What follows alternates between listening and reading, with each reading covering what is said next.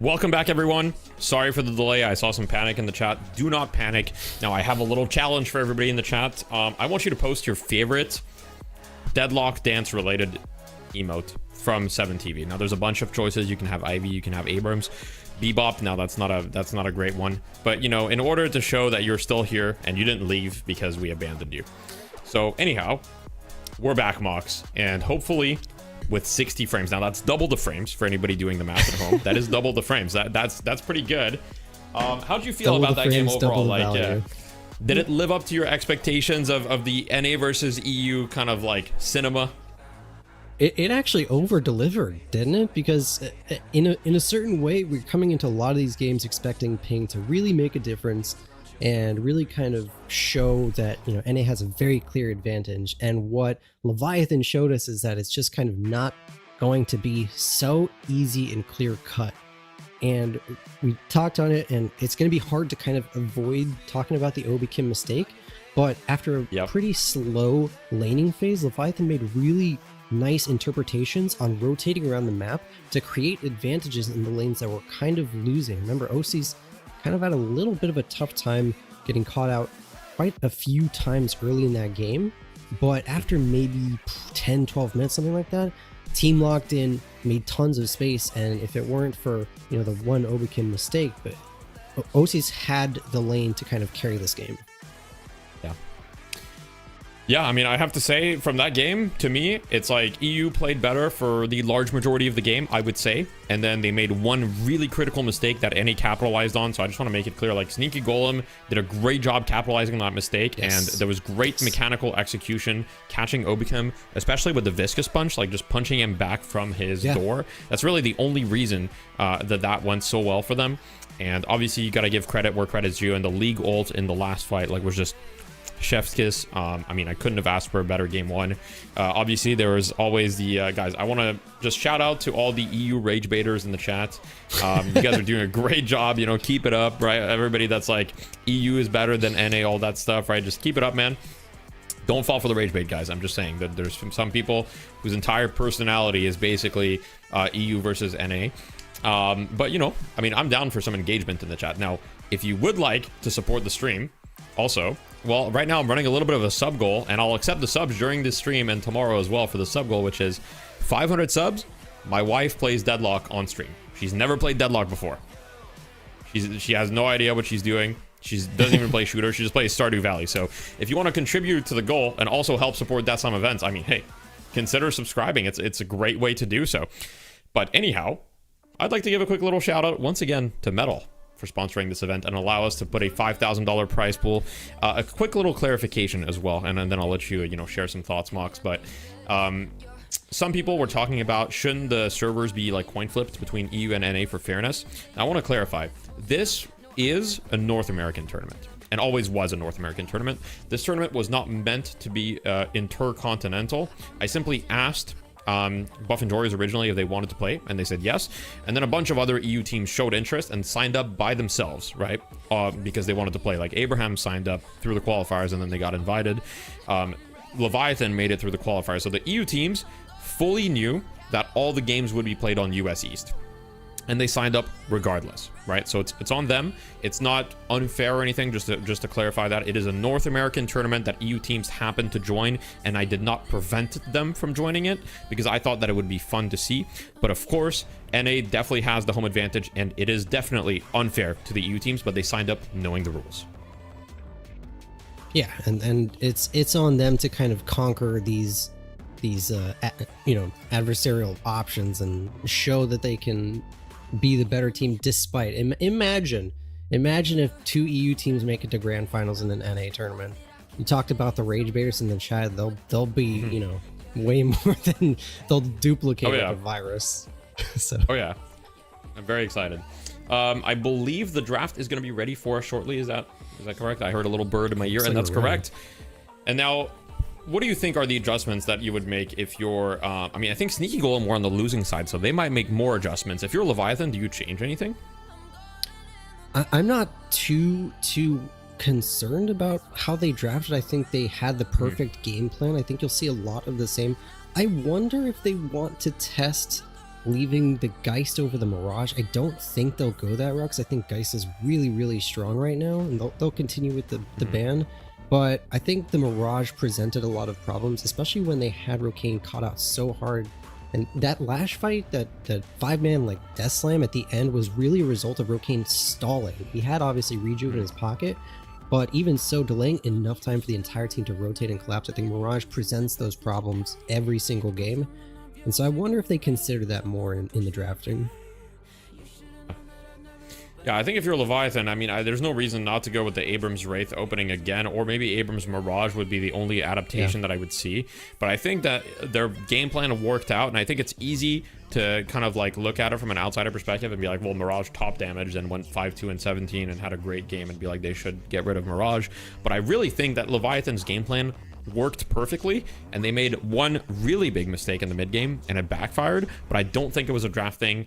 I think that there was just that one really crucial mistake that we can't, not mention, because it did lose them the entire game. And, that shows that sometimes in Deadlock, you can play well for 25 minutes, and if you don't play well for that 1 minute after, that can erase all the progress that you made. Already adaptation.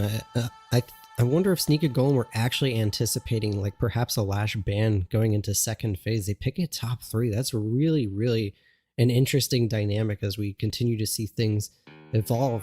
We don't even need Yoshi's patch for the meta to kind of change and adapt in the current state of things. It's kind of an incredible place that Deadlock has found itself in, to see such differences. Even, we'll probably see the John Doorman, perhaps Gun Doorman, that's come around as of late. Things just changing up all the time, despite. He is a little spiteful on me. Like, I've spoken a lot about why I think Gun Doorman is not good, and Melekus believe Gun Doorman is not only good, they believe it's overpowered, in fact. And, I spoke to John yesterday, and he said he was going to be running it today to spite me, because I angered him. And so I'm giving him motivation. I'm really doing something for the scene, really.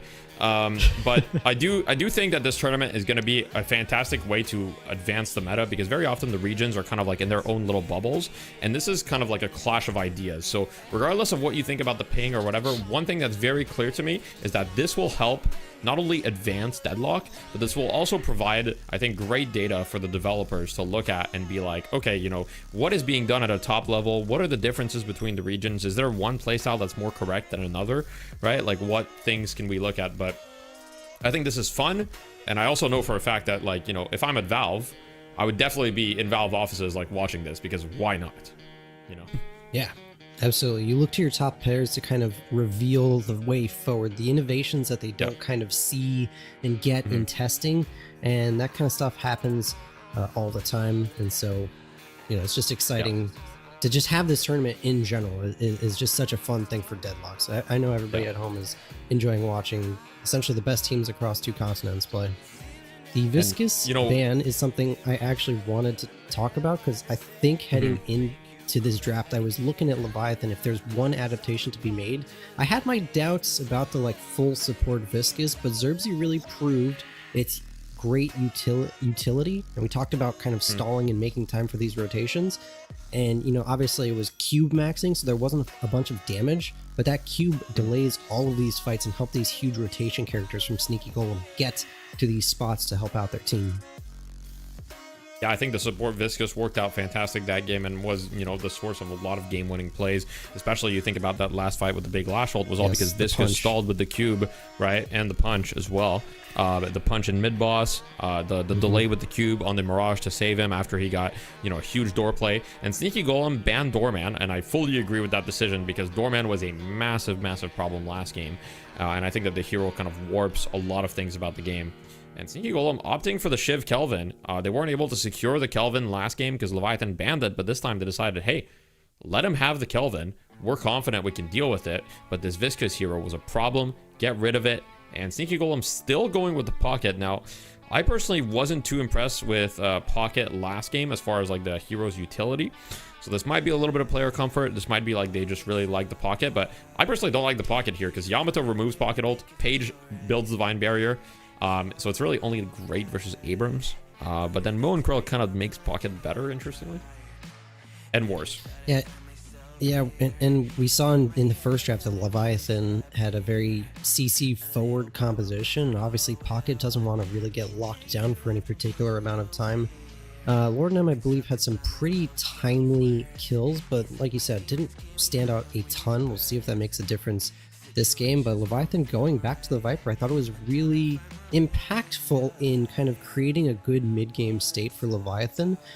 I said earlier that the lanes kind of started off poorly, not horrendously, but once they kind of got this Viper moving around the map, they really kind of created a lot of space for Leviathan to help OCs get back into the game and kind of take over with their composition. So I'm kind of glad to see the Viper back because it worked really well and provides a ton of crowd control again this game. They have so many options to kind of deal with Lash and kind of all of these tricky characters to lock down. Shiv's movement is great. Mirage's movement is pretty decent with Tornado, and obviously Pocket's tremendously hard to lock down at any point. Yep. And after we finish this draft, Dynamo as the last pick. Okay, now that's interesting. I don't know if I love the Dynamo here because Viper and Page both have easy ways of canceling Dynamo's ult. But at the same time, Dynamo has a tremendous amount of value outside of ult. And one thing to say is that now they have double knockups with Lash and Dynamo, which are great against Viper. And so in a way, it can help counter Viper.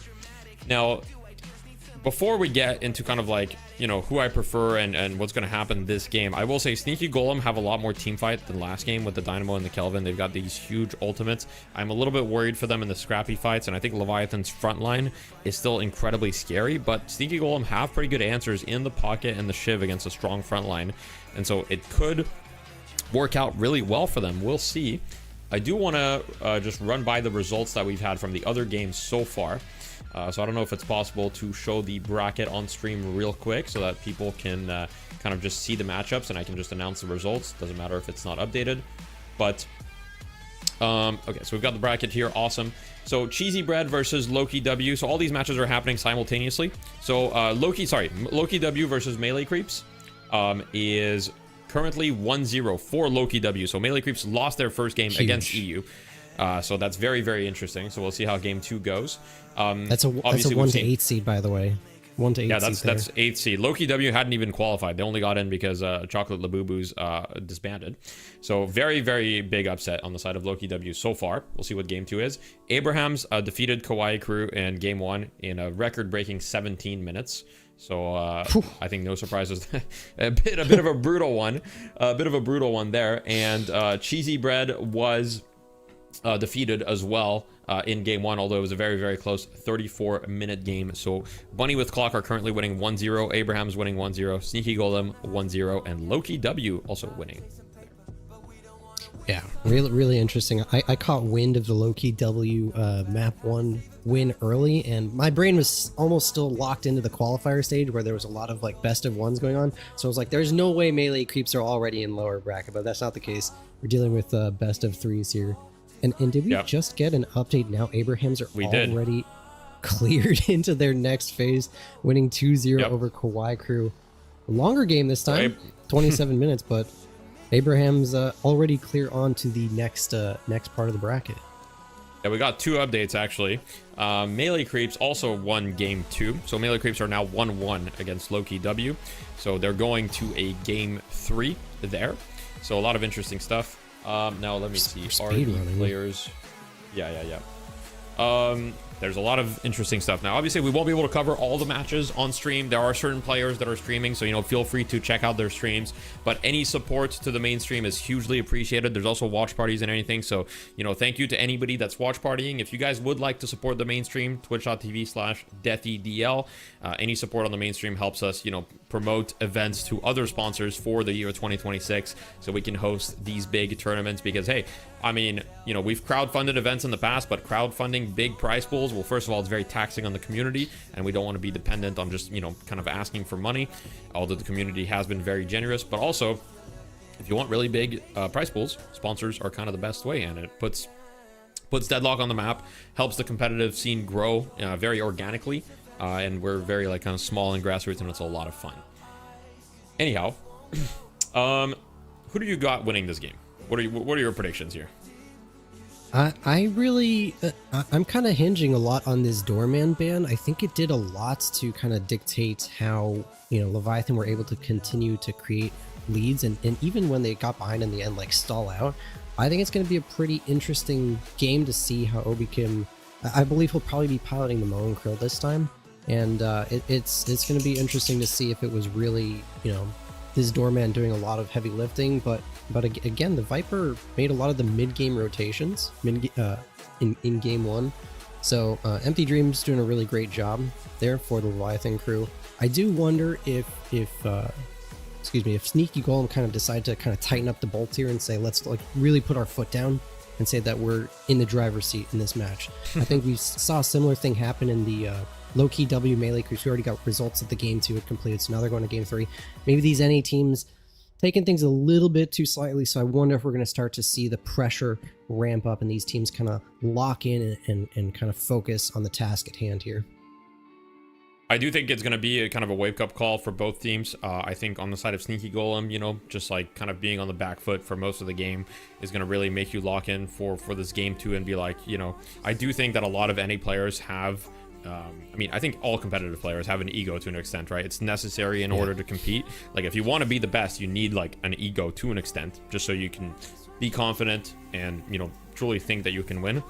But, it really, really pains the ego to lose to players that are on much higher ping and a considerable disadvantage to you.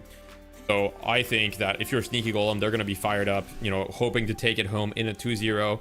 I will say, I'm going to put faith in my NA boys for this one. I think that they're going to be able to close it out 2-0. We'll see if it's true. I think that game 1 will have woken them up. I prefer their draft a little bit in game 2. I think the Kelvin Shiv is going to be hugely problematic, and I think that they all got heroes that they're pretty comfortable with, and hopefully the Lash takes it home.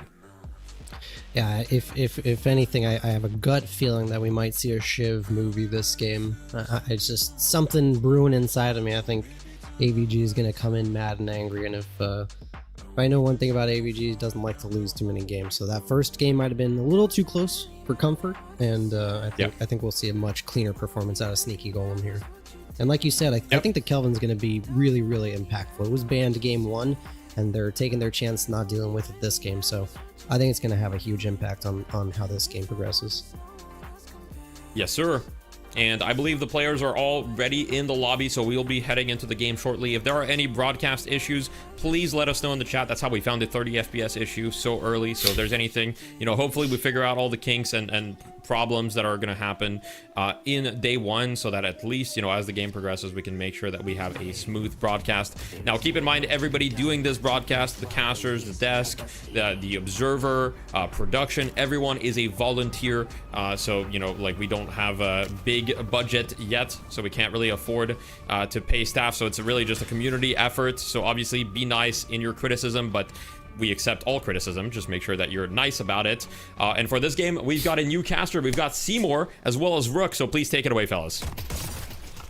Yeah, no, very happy to have Seymour joining me here, backing me up. As I said before, the cavalry's arriving, and they got a little bit more, but a lot of damage arriving onto the Abraham right now, going down to 150, but just about making it out.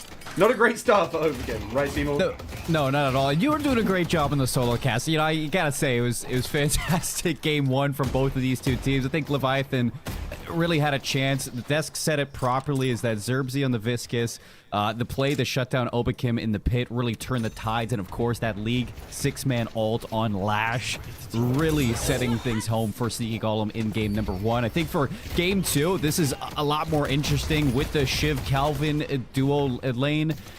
For Sneaky Golem, obviously something we're all going to be keeping our eyes on. A little bit of a change there for Zerbzi off of the Viscus onto the Calvin pick, but it's going to be interesting to see how Leviathan are going to deal with this.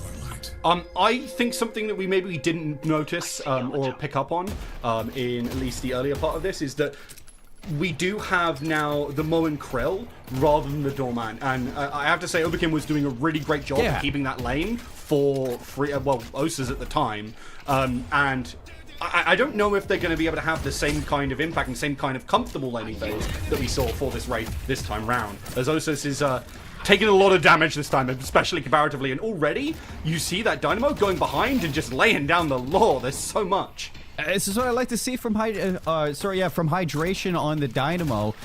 Just the early knockups, the pressure that you're going to get alongside League on this Lash. It's something that you need to put some pressure in lane against this Wraith to keep OCs behind, and they're already doing a fantastic job at that. I think that for Leviathan, one thing in Game 1 that really piqued my interest is the rotations, the way that they were able to stack lanes and pick up and catch players in the jungle. You still have some great consistent catch with Overseas on the Abrams and Obakim on the Mo and Krill, so I'd like to see them keep that up. I think that it's still very possible to force a game number 3. Yeah, no, it absolutely is. But this laning phase is going to be the chance for Sneaky Golem to find their chance to kind of, well, set the game in their pace. And I think Leviathan are very much looking to weather this early storm. They've got a lot of that health back on those players who'd lost a lot, and now they can start to settle in a little bit more. They need to make sure that they don't make any slip-ups that could easily set Sneaky Golem ahead, and then from there it becomes very hard to contest it. The issue is that when you're going in for targets here, especially with Hydration bringing out the Dynamo here in Game 2, you have so much to deal with and so much to be afraid of for these fights, especially with, now giving up the Yamato for Fremog. Yamato's something that was banned out by Sneaky Golems back in game number 1. You give it up this time, and that Shadow Transformation is definitely going to be something you have to play around with if you're Sneaky Golems going into this team fights. And it's when you deal with that Shadow Transformation, then you have, Flammable on this page, still have to worry about that Rallying Charge. So much that's going to shut down these big-time ultimates from Sneaky Golem and make it really hard to land against those iframes. Yeah, no, it certainly will. And again, those extended fights for Leviathan are just so good. I think that you've got to be very careful with only AVG being the one who can kind of really tank things up. As I think we saw in the last game, he was going down a lot, right? He was taking so much damage. And obviously, we know that Shiv can be a real menace, right? And difficult to take down. But when he's the only one taking that damage and when he's a little more comfortable doing so, it can get a little scary.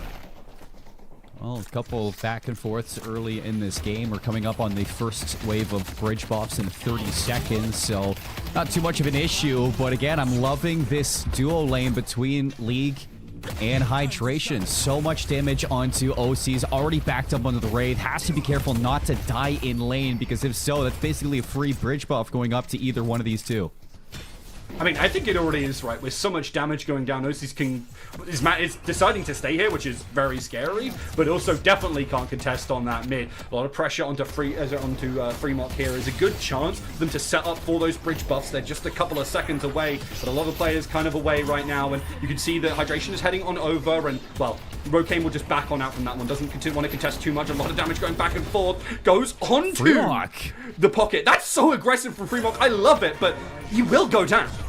Yeah, finally going down. I mean, this is another worry that you have to be thinking about if you're Leviathan, though, is Rokane on the Mirage again in game number 2. Already finding some kills in lane, already showing to be an issue against this Yamato. That's going to be pressure towards the Guardians, and it looks like they actually had Lord NM pick up the bridge buff for Sneaky Golem, so this is good. Fremog's going to get the trade. At least you're doing some damage mitigation inside that middle lane, but all my eyes are just glued to the right side of the minimap right now to see what is going to happen with this Mo and Krill Wraith against the Lash and the Dynamo. Yeah, it doesn't quite have the ult yet. It's taken a lot of damage in all of these exchanges, and Obakim has already gone down. As we kind of said, it's night and day, right, compared to the previous laning phase which they had, which was, I mean, it was a dream, right? Oz has just got to sit there, farm, do exactly what a Wraith wants to do. Well, a couple of these heroes, too, is starting to hit their spikes. I mean, as we reach the 6-minute mark, and for a couple of these players, yeah, they're going to start to look to get aggressive off of that, I'm sure. I mean, especially that Fremog versus Rokane is going to be fun to see how these two tussle through that mid lane, but it's been a lot more close-sided than I think some may have thought with the EU versus NA, and I'm not going to say that it's all NA. I'd like to see Leviathan show up here in game 2 and force a game 3. Prove the haters wrong. Yeah, they do get AVG there, so when they've got these ultimates, it is going to make a big difference right now. fighting away on that Kelvin, a lot of damage, but I don't think he's going to go down. With 300 HP to their name, they continue to dive, but I think the slow is just enough to keep them away, but continuing to dive, I really didn't expect that, but the parry on the Guardian is more than enough to buy them the space and the time. This is great. I mean, you're causing issues for the opponents. I'd say stacked lane between the Shiv Kelvin, showing that the duo not having as much success as, you know, they would have in the past, but AVG still not falling too far behind. 5.5k, Zerbzy, you know, 4.6k, but you're on the Kelvin. You don't need the most souls in lanes, so it's still not out of the realm of an even lane there for Sneaky Golems, even though you're losing some lives early on in this game number 2. But I think for OCs, you're taking a little bit of a bigger hit here on this Wraith. Yeah, no, it's down a little bit here. He's obviously very worried, especially when that Lash gets ahead. You might just pop. Overseas goes down as well as AVG gets a return kill after an initial engagement. And this Guardian going down so early is going to open up so much of the map. That's going to be really important for the minutes to come. It is. It is going to be important because now you have a chance for League to start assisting in different lanes. That's one thing that we saw in game number 1 for, I'd say, Leviathan, when you had Empty Dreams have that early rotation on the Viper. Now for Sneaky Golems, how are they going to be able to stack these lanes, keep this pressure up, keep the rotations to pick up these first Guardians going? And you have to be wondering also, how is Leviathan going to battle back from this deficit? Yeah, I think it's going to be very difficult for them, right? They won't be able to do, I think, very much for this kind of the rest of this laning phase, especially with OCs and Oberkim in particular. The rest of the players could certainly be fighting, but with a 6k deficit this early on, it's a little bit scary. But what I think is important is if they can weather that storm, again, they do have a very good late game team. League's looking to get steady in the jungle, so a little bit of aggression being shown from Sneaky Golems on the right side of the map to see if they can steal away a couple of these Sinner sacrifices. The Dynamo ult going to be utilized as well, picking up the kill onto Obakim. So good usage of the singularity that should give up the Sinner sacrifices, if not for OCs, maybe also looking to get into it. Yeah, it does look like League actually backs up from this one, so you're not going to get anything out of it except for the kill onto Obakim. But we look over to the left side, and you're in a little bit of trouble. The dome's going to be popped, and you've actually trapped both Overseas in with AVG. Can you finish off the Abrams? Not just yet. Battling under the Guardian, proving to be a little bit of an issue, and the knockdown as well. Going to force the combo from Obakim. Can you stay alive right now? The killing blow is going to turn things around onto Obakim, and AVG still somehow walking away with that. Oh my, oh my. Flammable gets oh so low, but unfortunately Affliction doesn't quite kill. No Spirit Burn at this moment in time, but what a play there from AVG to set that one up. I really thought, you know, getting pulled away by the Mo and Krill, that would have been exactly the opportunity that Leviathan needed to turn that one on its head, but it's just no dice. Sneaky Golems understanding how they're going to be able to win out in a lot of these fights, and I mean, obviously, dropping a lot of daggers on Shiv is always going to be good for you. It's just the idea there for AVG that even though you get hit by the knockdown, you break the line of sight against the numbers of Leviathan, and they're not able to follow up on that combo. It's just really good micro plays coming out from the Shiv Kelvin lane. That's going to go right back in towards the Guardian. They finish it off. They're looking for some kills. Not going to find them right away. Instead, value the pickup on the urn and see if they can rotate it fast. You know, I mean, I've been really impressed with Hydration over on this Dynamo. Constantly finding good opportunities, rotating well with AVG, and, I mean, finding a great dodge on Flammable's ultimate coming through there. Obviously, Paige can provide a great amount for their team, but it didn't actually lead to a pick because Hydration instantly made himself and AVG untargetable, and then it was just easy for them to get out from there. Good damage going down, but I don't think that's going to be a kill onto Rokane unless there's a little bit more, and, well, that Yamato certainly is, especially with the back up from the Mo and Krill. And now they're going to put all of that pressure back onto the Guardian, and if they can get mid here, well, obviously that opens up the map in a way that I think they desperately need at this point. Yeah, I mean, that's a smart trade from Leviathan. Instead of chasing down that urn, they give it up. They just continue to keep OCs in the solo lane farming on this Wraith. And instead of chasing down Lord NM, who is already way ahead of the rotation towards that urn, you force the trade into the objectives. You pick up both the left side Guardian and the middle Guardian, and that's just going to give you a little bit more chance to open up these jungles and just start farming away from these lanes. lanes. So I think an interesting thing that's happening here is when we talk about the fact that Leviathan and 9k souls down, there's not a big difference in terms of the carries, which is not normally how you see this coming through. But Sneaky Golem, because they won those lanes, because they got AVG and Hydration ahead so much, a lot of that advantage is sitting there, right, on these playmakers. And normally, you know, you're a little bit worried that maybe Rocane doesn't get enough souls, can't quite get to that power spike, but with AVG and Hydration playing to the pace that they need to, setting up the advantages that they need to, this is exactly what you want.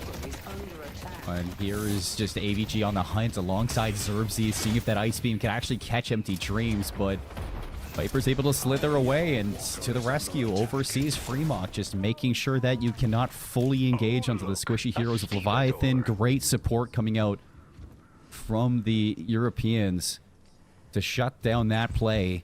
Look at this from League. He's going to be spotted by Obakim. Has to be careful not to get caught by the combo.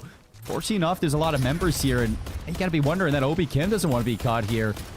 This is really aggressive from Sneaky Golem on the right side of the map.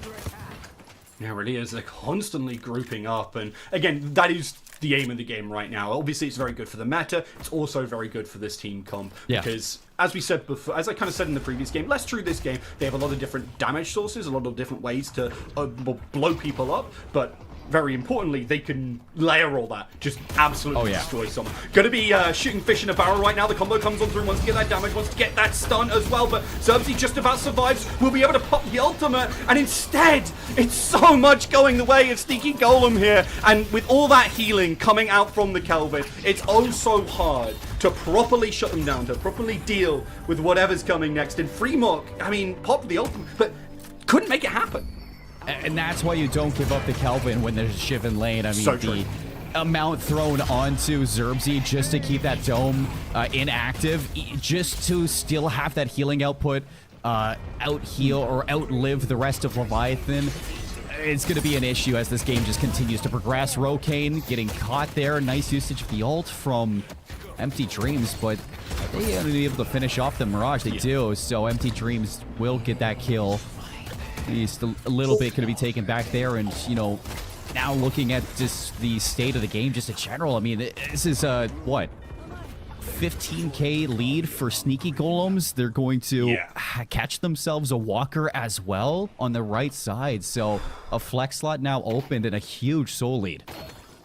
Yeah, and I mean, again, I want to highlight that this is off the back of some brilliant lane wins for Sneaky Golem, and they just have not let up on this pressure. And again, I want to point out how key that was, because when we saw that fight over in the shop, over in the lane shop, it was AVG, it was Zerbzy, it was Hydration, all making that fight happen, and very importantly, they're the ones who were fed. OVCs and Obikim were trying to put all that damage in, but unfortunately, this game is sometimes just fought with your wallet, and they could not properly contest. They couldn't kill Zerbzy in enough time because they just didn't have the souls to make it happen.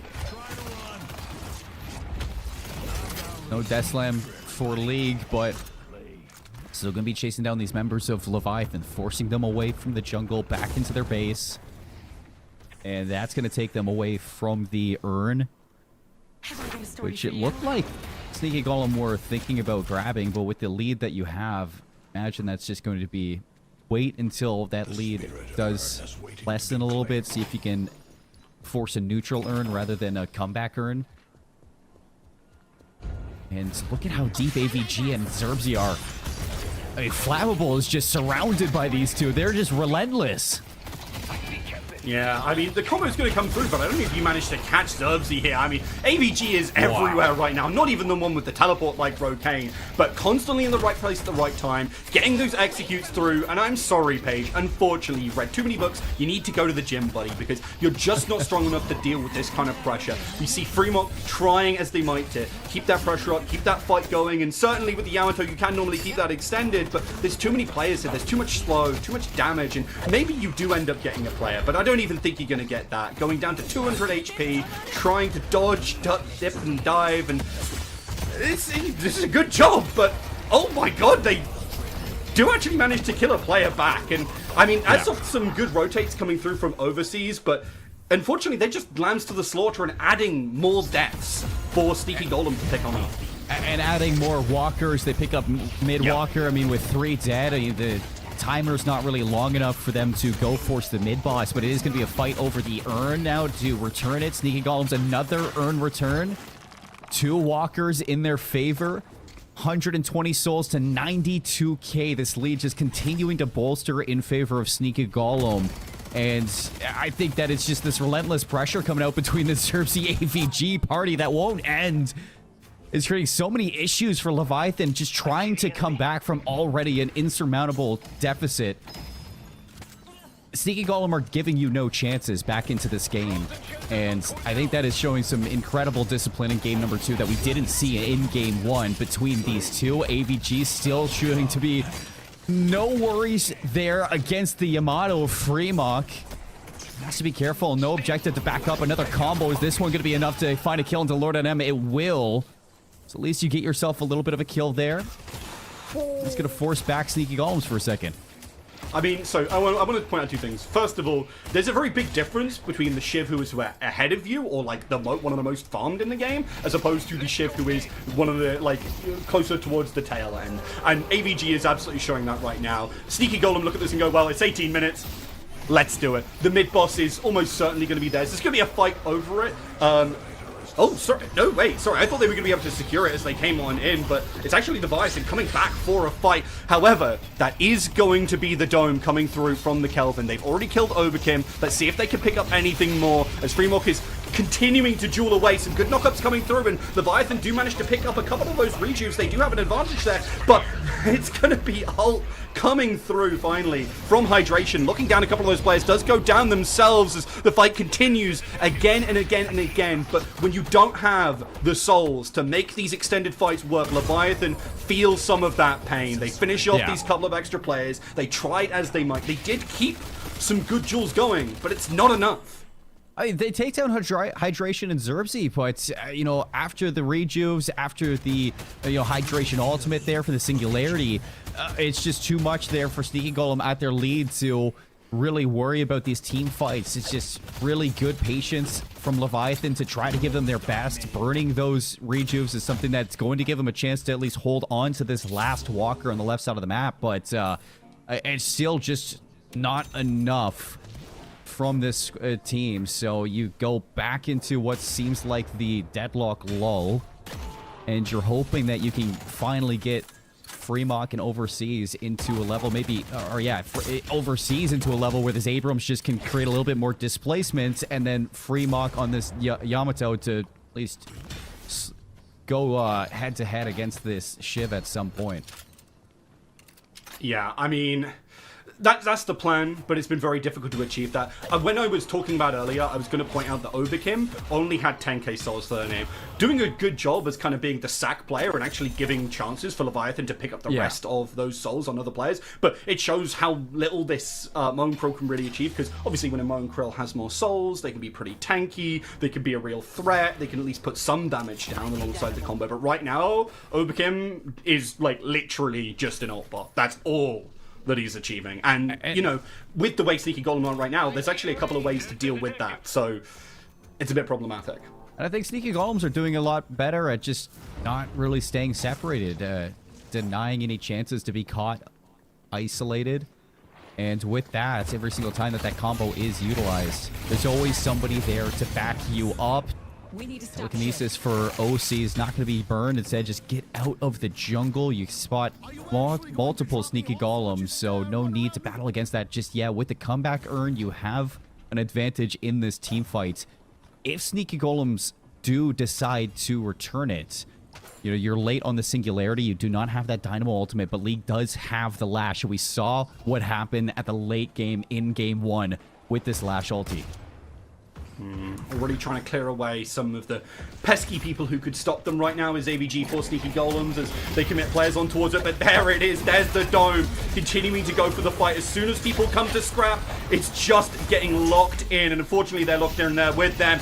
Tries to go for the combo, sets up for a root here as the Death Slam comes through on 5 players. That's a whole lot of damage. Let's see the capitalization as Overkim falls, and, well, many more too soon. As Flammable goes down, Osis is off the board, and that cash in hand for Sneaky Golem just gets higher and higher and higher.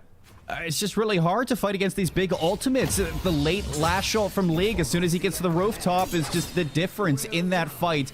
And no matter what Obitkim throws at Sneaky Golems or even Empty Dreams, just stalling with their ultimates, it's just not enough to find these kills one-on-one. Fremont now looking to escape against Rokane. The Mirage is going to melt you down.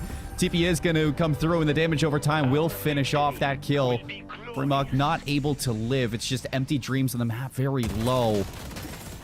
Might have a chance at this Walker, but no, Rokane right there to make sure that this Viper cannot pick up that objective and split the map.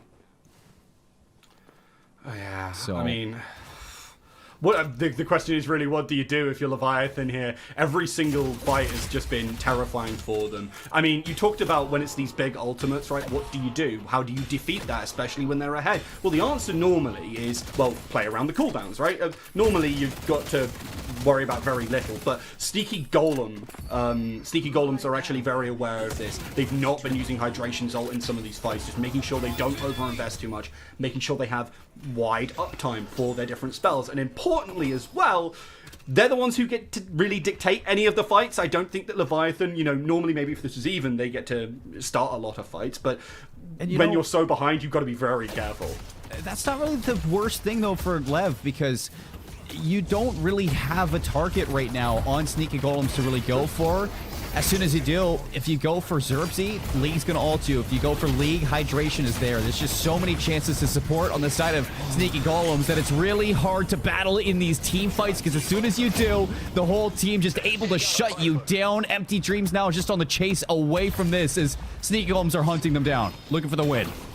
Or indeed tries to hide away as a couple of scuffles break out across the rest of this. As you can see, Empty Dreams gets taken down eventually, continuing to fight away. Fremont wanted to maybe find something onto the slash, but realizes that with the rest of the team in tow, it's just not going to happen. Maybe you make it out. That CC immunity is going to be very handy as you continue to fight away, but there's a whole lot of damage on the side of Sneaky Golem. They managed to, well, lose a Walker, yes, but it doesn't really matter so much when you're going to be taking one back, threatening the base as well, and we're only a minute away really from that mid-boss. And it's just that, I mean, it's CC immunity, but it's not damage immunity for Fremont, and no matter how well you're able to deal with that timing on the Shadow transformation, there's just no way to stay alive in that moment.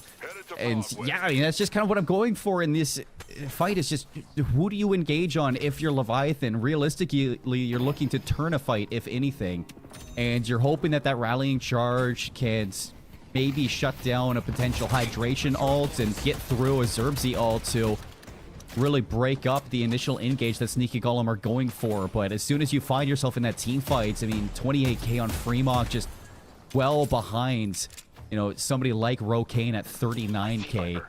I don't think OCs is enough to really turn this fight for Lev after all the ultimates do get used by Sneaky Golem. They just have so much more to layer through this fight over time.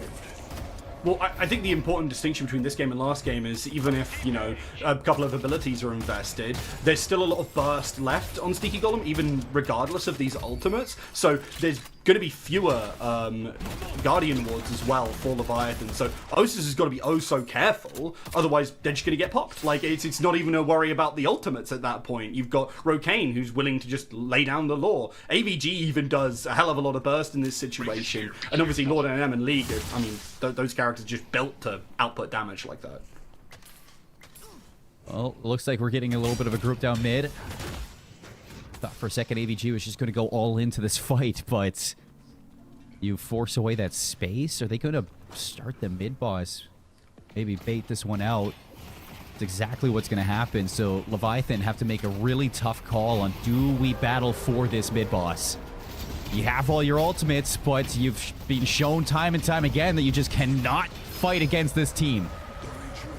Yeah, Yamato's sitting there, look for a power strike. There is going to be a combo, looking for a chance here. Good Affliction tries to come through, but instantly every single ult drop. But that's not going to be very long for the black hole here, unfortunately. It's not going to be very much at all. The dome will buy them the time, and in that time they're going to find a lot of damn damage. Just, well, instantly a second dome. Just no time, no respite, unfortunately, for Leviathan here. Is I think every single player apart from Flammable is going down, and that's only because Flammable is nowhere near this problem.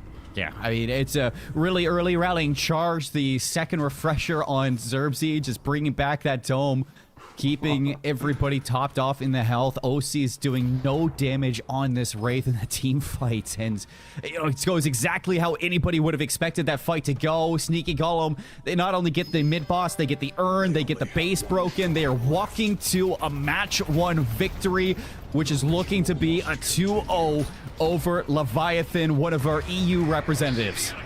Yeah, I mean, honestly, this game was nothing like the first, bar the picks, and bar, I guess, the ending with Sneaky Golem likely picking up the win here.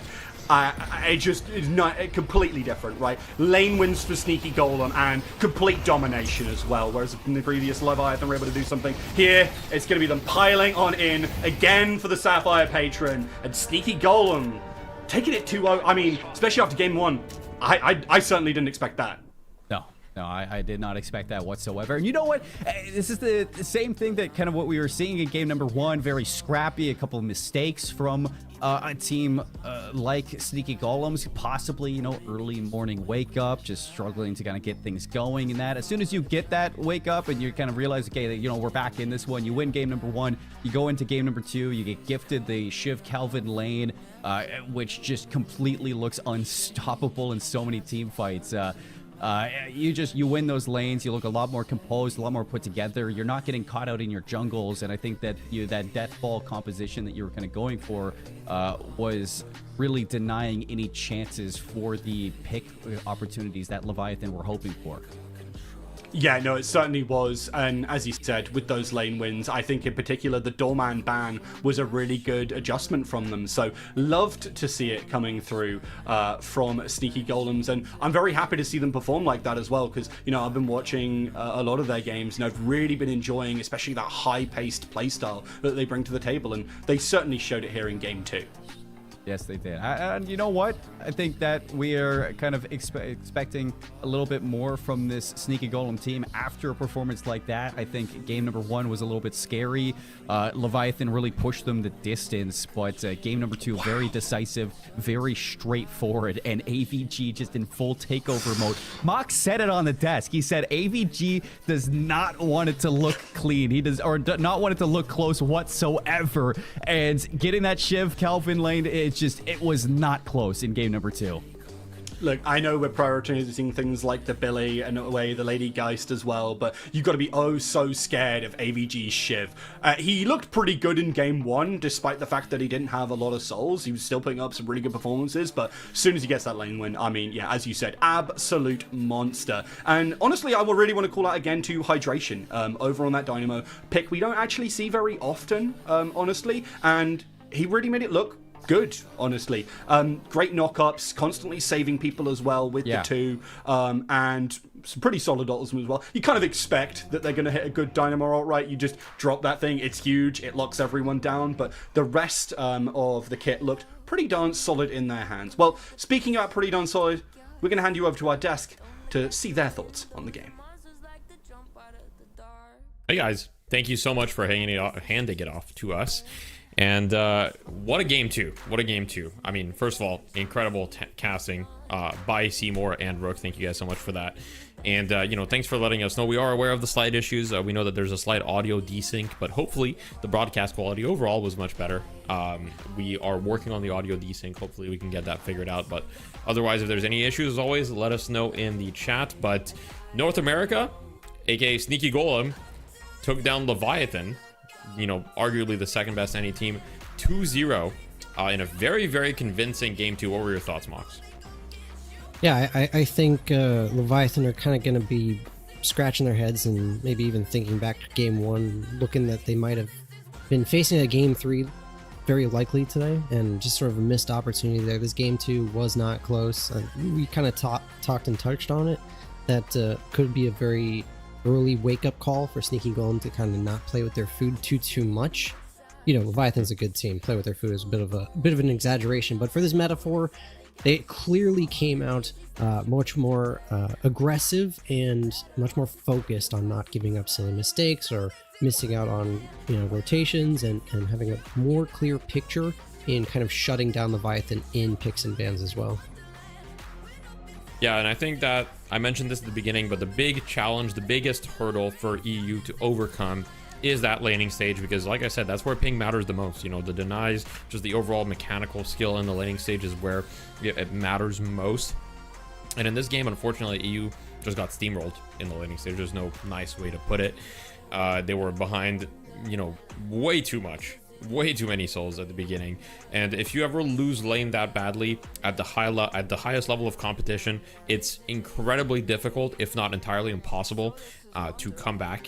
And we kind of just, that was basically most of the game. You know, we were looking for kind of things to analyze, parts of the game to perhaps play back and show you guys some strategical decision making, but really all that Sneaky Golem did with that game was they won the lanes really hard, and then they played on the enemy side of the map for pretty much the entirety of the game. They took the walkers, and then they just didn't give the enemy team any breathing room. And there was a couple close calls in the laning stage, as we can see here. Freemock just barely dying and not quite managing to catch Lord NM. And, you know, it was a little back and forth, but man, this Kelvin Shiv lane, even though they die here, was definitely a menace. And Obikim was, well, let's just say he was very poor, and that certainly didn't help to drop this bag. As you can see, at 9 minutes and a half, he was 4.7k. Now, if I was coaching someone that was 4.7k at that time, I'd be like, well, we got to get you some money. Luckily, you know, Moen Krill is kind of one of the best heroes to be poor on, but definitely not Obikim's next game. And I noticed something in the chat, a little bit less EU rage baiting this game. I don't know why. Curious. You know, I can't imagine in what world that EU would be loud and proud before, you know, throwing a game 1 and then losing game 2 in a stomp. I just, I'm as confused as you are in that position. This was just a very, very dominating game. Obikim, like you mentioned, very poor all game. Did not, you know, look like his best game at all. I wonder if Leviathan need to put a higher priority on making sure that they get a good Obikim hero a little bit earlier in the draft. I know the page has been doing very well, especially in the first game, or even they 6-pick Viper, but this game it really didn't show up very proficiently. So I wonder how they're going to consider their draft going forward. Obviously, we talked about maybe drafting particularly drafts to kind of benefit them in this ping environment they have to deal with. I'm not sure if that is or isn't the case, but I think there's some things that they can address going forward. Obviously, they're not out there going down to losers, but maybe just some different draft priorities to kind of put themselves in a better position. Obviously, the Doorman worked really well for them game 1, got banned out game 2, and we're just kind of looking around. Kelvin taken, Page gone, no Doorman. It's like, where do we put Obikim on the Moen Krill? And it's just tough to play Moen Krill, especially into like a pocket. Kelvin, Shiv, all these different factors make a really hard game for him. Yeah, I mean, very, very dominant from Sneaky Golem, and I think that shows that, I mean, NA's got the dog in them, and game 1 also showed that Leviathan have the potential to make it through a loser's bracket run. For sure. So, you know, we've got some updates. Perhaps it would be a good time to show the bracket. I do have some match results to share with everybody. So we have a few things. Now the bracket here on screen is updated to an extent. Low-Key W versus Melee Creeps is currently in game 3. Otherwise, it was all 2-0s in round 1. Now Bunny with Clock with Cheesy Bread, Bunny with Clock versus Cheesy Bread was fairly close, but Bunny with Clock took both games. Abrahams versus Kawaii Crew was not close. Abrahams very dominantly took both games. And Melee Crews versus Loki W is currently in game 3.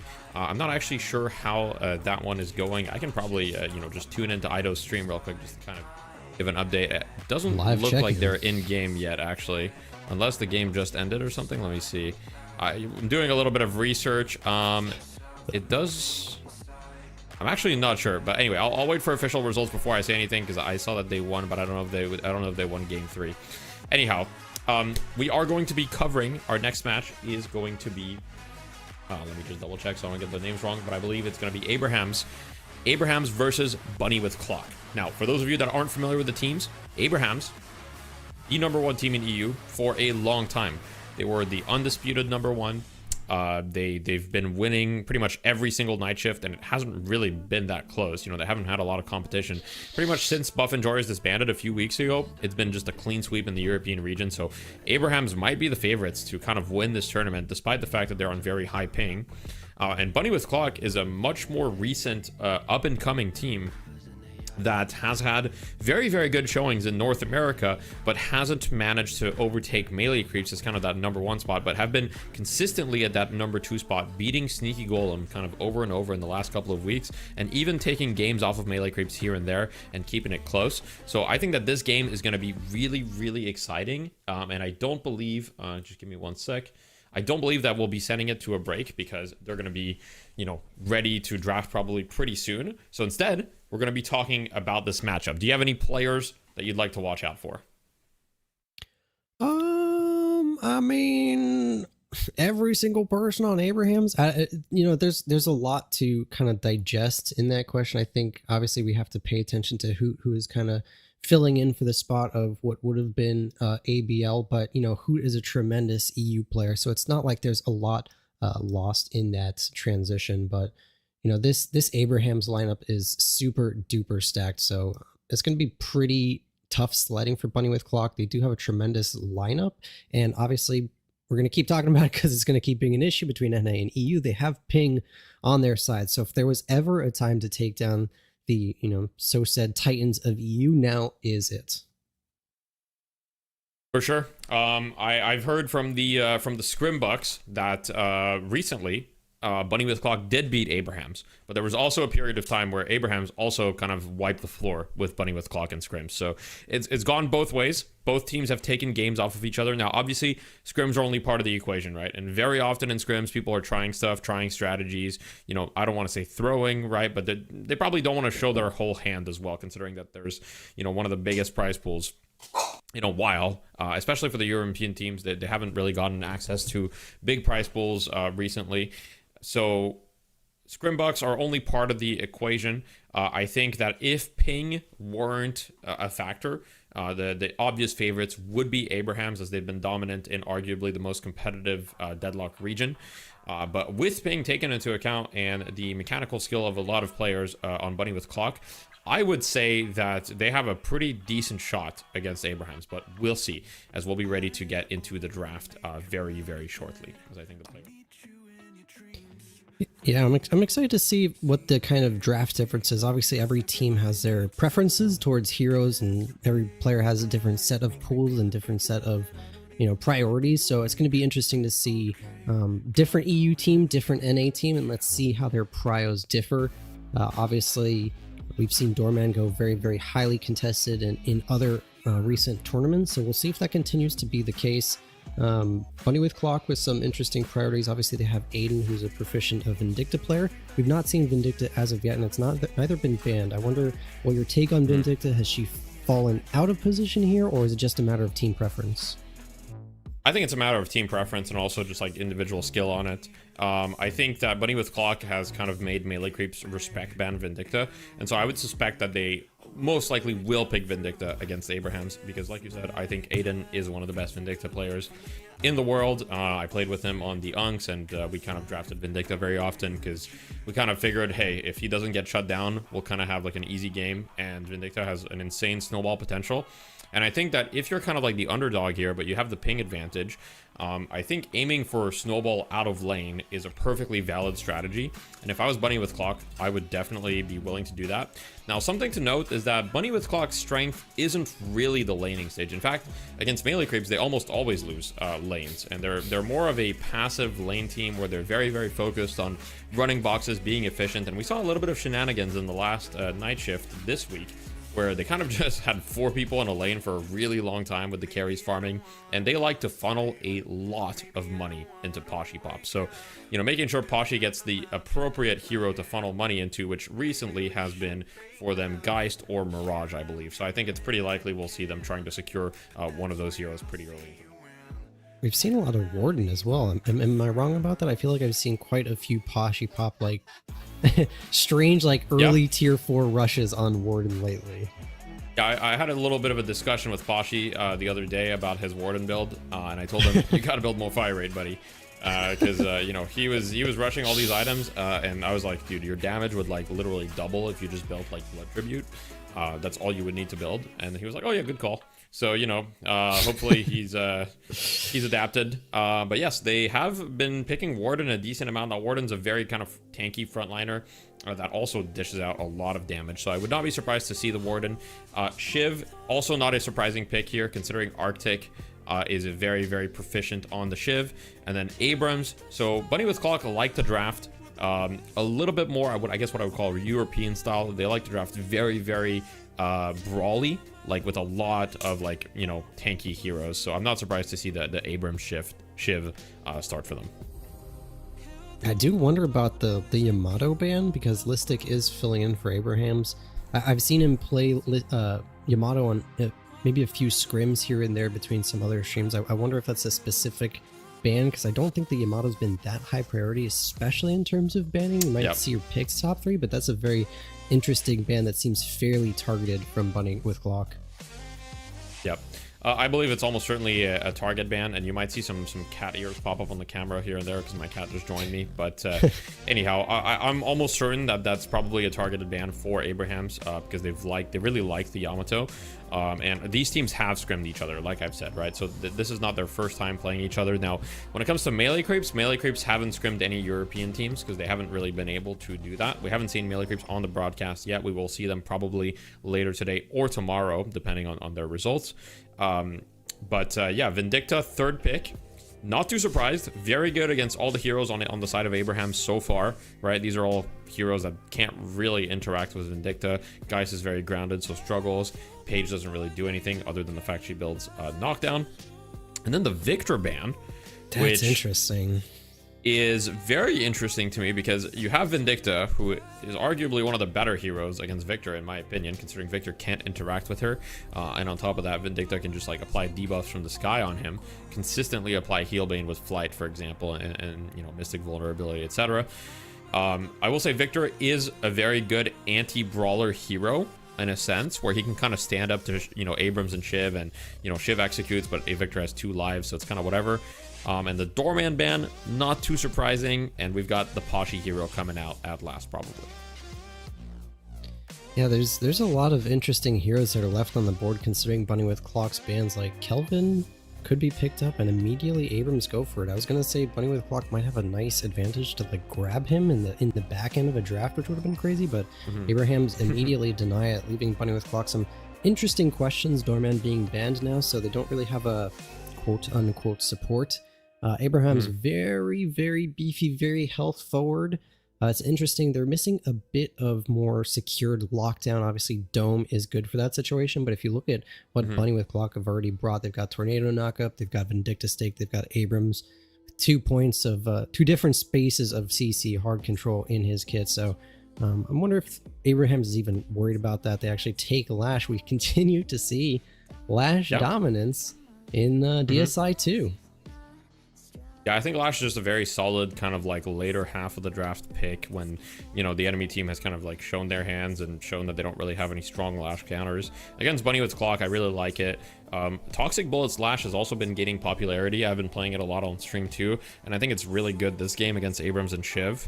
So we'll see if they opt for that. I'm guessing the Lash on Abrahams is going to be potentially Hoot. Now, it kind of depends.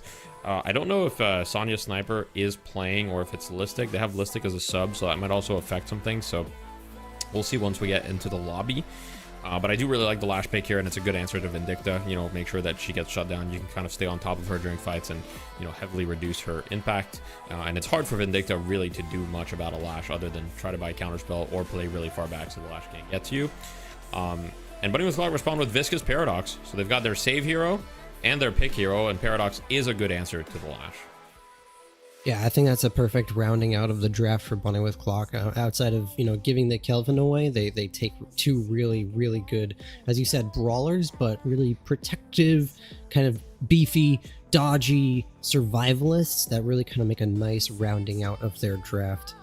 So I wonder what Abrahams is thinking of here. And last, they don't have a, you know, M1, so this might be the Wraith angle here. I imagine a pretty safe farming hero to kind of round things out. Lady Geist does sort of fill that as well. She's very much in a power position in terms of being a gun carry. I think they've already got kind of like their carries figured out. I think it's gonna be they're gonna put money on the guys, the pocket, the lash maybe.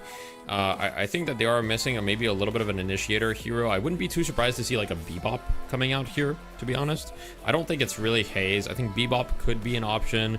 Doorman is banned, otherwise I would have said it's a really, really strong Doorman angle.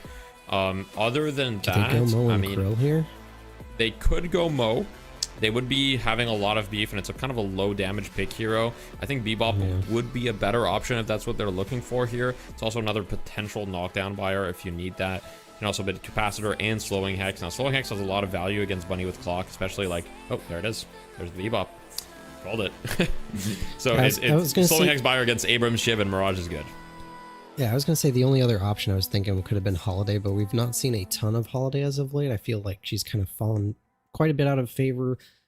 Does have the damage capabilities still, but slightly behind some of the other picks in the option, so I think Bebop's a really good answer. Also helps Lash kind of control the Vindicta situation. It's a little bit of a higher skill matchup there, the Bebop into the Vindicta, but definitely can make plays, and we're dealing with very good players on this side. So it's a nice little rounding out of the draft for Abrahams. These are actually two really nice looking drafts so far for both teams. I wonder what you might prefer if you had to play. Obviously there's a Lash on the side, so I know that you love that, but well, you know, I do like Lash. I do like Lash.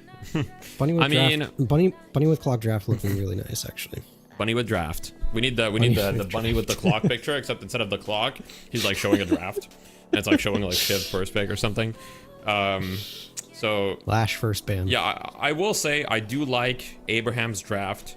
I really like the Viscous late pick. Sorry, not the Viscous, the Bebop late pick. I was going to say Viscous could be a problem for the Bebop with the cubes. Kind of depends on the lane matchups, right? And we'll see if we see a lot of lane swapping. We haven't really seen any lane swapping so far this tournament, but if you're like, you know, Bebop, running into Viscous is not great for you because anyone that you hook is just going to get cubed, and so it kind of shuts down like a big portion of your kit. Like I said, lane is the hardest part for EU to get through. If EU, aka Abrahams, get through the laning stage, I think that they've got a pretty good chance against Bunny with clock. I would say if I were to have the odds, I would give this one 60-40 based on draft in favor of Abrahams. I think Abrahams have a lot of responses to the threats on Bunny with clock. Specifically, I don't think Shiv and Abrahams are going to have a good time against this Abrahams comp. Like, I don't really see who you go on. You know, you go on the Kelvin. If he has any support, you're going to get domed as a brawler. You're going to get isolated from your Vindicta, who's not going to be able to support you. If you go on the Bebop, I mean, incredibly tanky. Once again, Kelvin and Paige, they've got the shields. You kind of have to try to get this Paige somehow, but she's got such a strong front line ahead of her.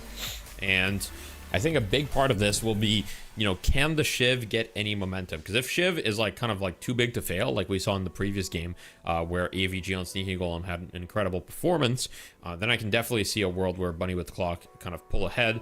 And Arctic is who I assume is playing Shiv, I'm not sure, but Arctic is very, very good on Shiv. I know that we were a little bit afraid of Arctic on Shiv when we played against him in the previous tournament. And so I wouldn't be surprised if we see a good individual performance there. Abrahams have a ton of save. Bunny with clock, it seems on paper to me that they have stronger lanes, and we talked about how they could take a lane win and kind of snowball it through the entirety of the mid game. So that could be one place where Abrahams has to kind of concede a couple of things in the early laning stage, maybe take a couple deaths here or there, a couple losses. But if you can stall out long enough and get Paige and Kelvin, like you said, to cover for your players, to make plays around the map, then you know there is an angle for this Abrahams draft to really scale and get to a point where Bunny with clock are going to be pretty unhappy playing into. Affliction is going to be doing a lot to kind of deter a huge amount of what Bunny with clock have drafted in the Abrams Shiv, kind of leading the charge into these fights. And they only really have the Viscous kind of cleanse potentially with the later cube investments to kind of clear off. You don't have a natural Divine Barrier builder like Vindicta can sometimes do it, but we know very likely that's the Aiden hero who's going to be playing a more carry forward Vindicta from what I imagine. Maybe not. Maybe Divine Barrier is an obvious pick here, so maybe we'll see him grab that, but it is a bit of an issue to deal with the Affliction on this Bunny with clock lineup. I hope Aiden's going to get a Divine Barrier. I think it makes a lot of sense here, especially against the pocket. I'm curious to see if we'll see kind of like a support Viscous as well. You know, with the cube, max cube, like that could be an option this game. I'm guessing that is at least in part the idea, and Bunny with Clock don't really have like a super traditional kind of support player, so to speak. Like for example, we saw in Sneaky Golem Zerbzi I would consider a very traditional support player. Like he's gonna play support Ivy, you know, Kelvin, like all of these heroes. But on Bunny with Clock, a lot of the time it ends up being Gibbs, and Gibbs is quite a flexible player who can play like the more damage dealing roles, even when he plays Viscous. So we'll kind of see exactly what type of Viscous he aims to play.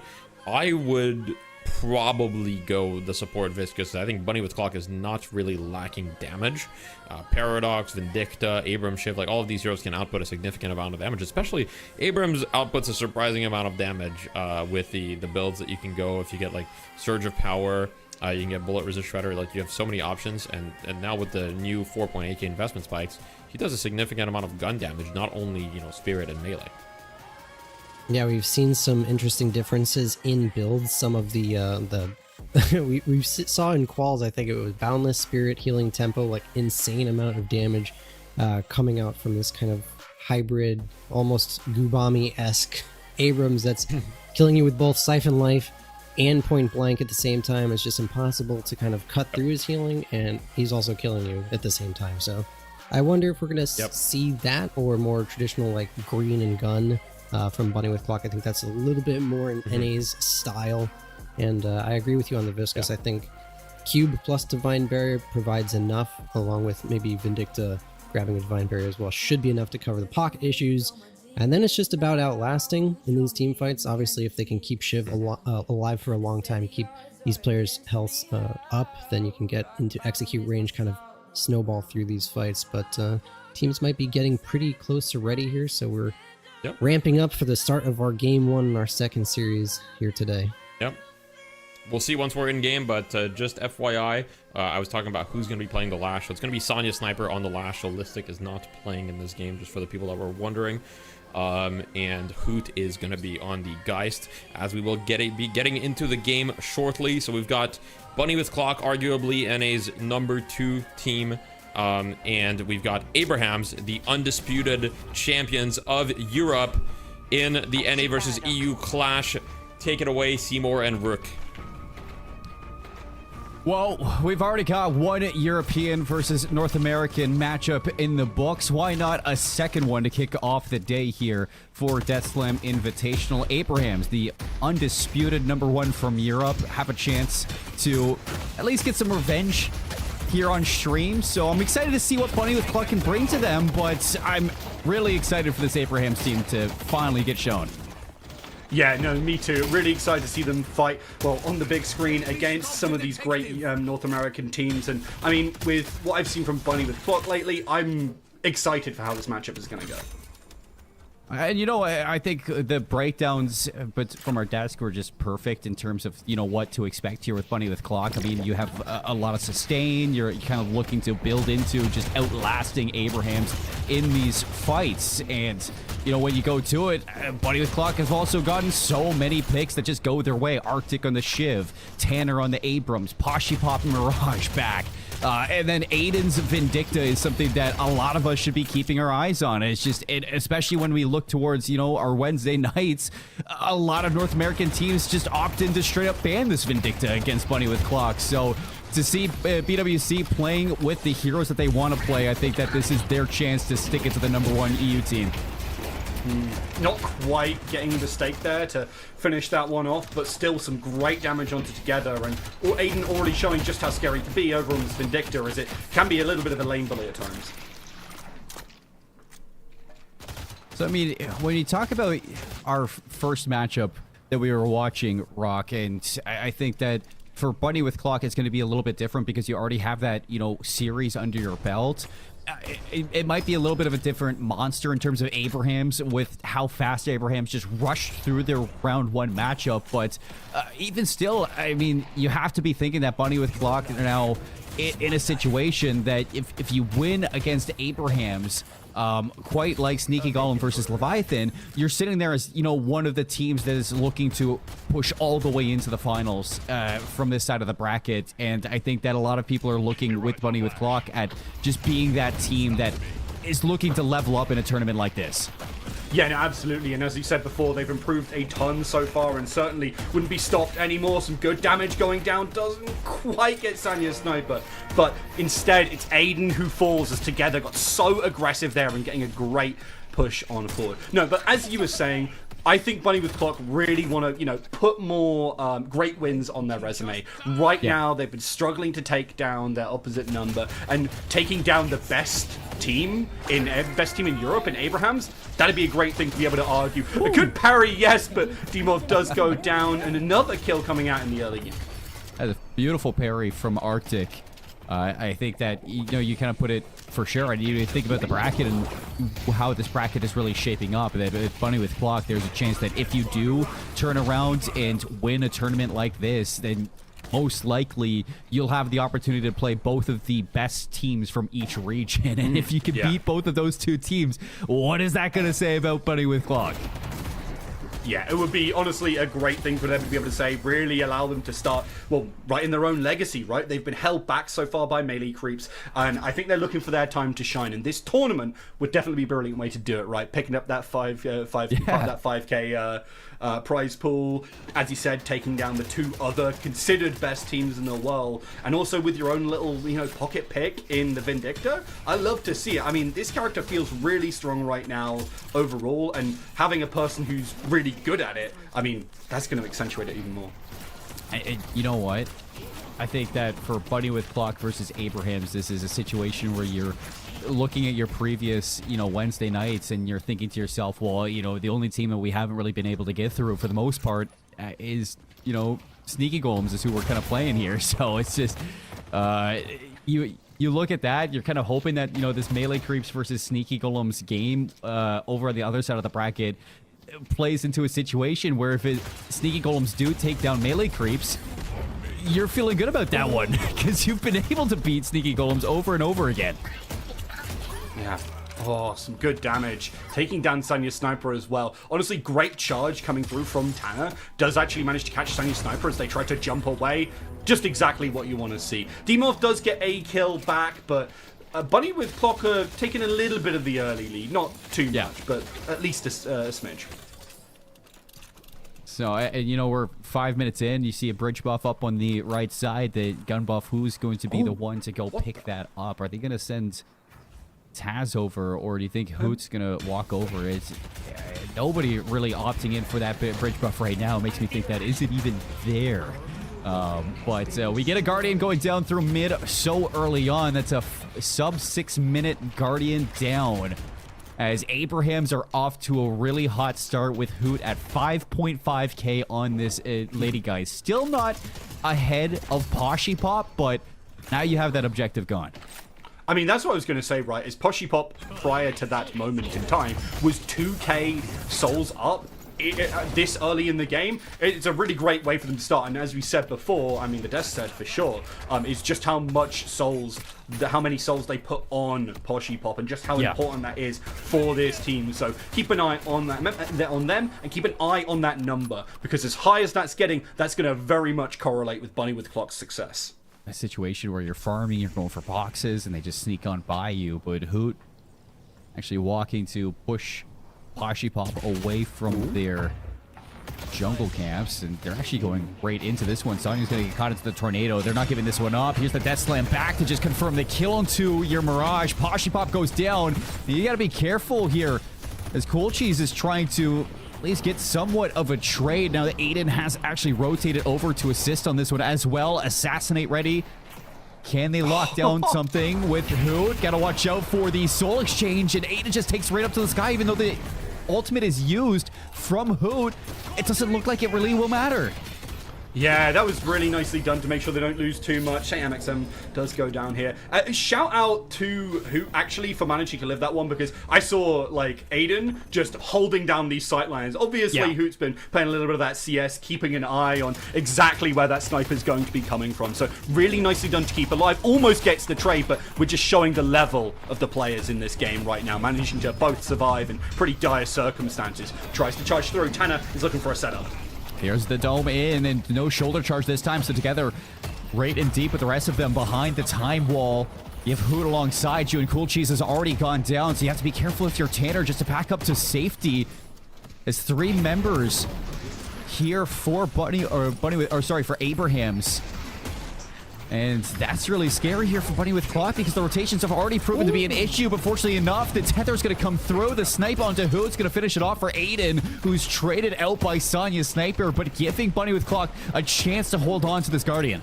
Oh, what a great swap coming through. Really nicely done by Cool Cheese. And Abraham's biting off a little bit more than they can chew there. Hoot dropped in at, like, no HP. Took way too much from the burst. A little bit, you know... Obviously, these Lady Geist players, sometimes they're like, oh yeah, I can live forever, but you got to be careful. With the burst that Bunny with Clock have available, you can go down in an instant. And Abraham get caught, lose a couple of players, hand that opportunity back on over, and another Guardian went down. I think it was the opposing mid. Yes, it was. Yeah, it was really smart from Pashi Pop to split down mid, at least trade out on that Guardian, and equalize everything on the map.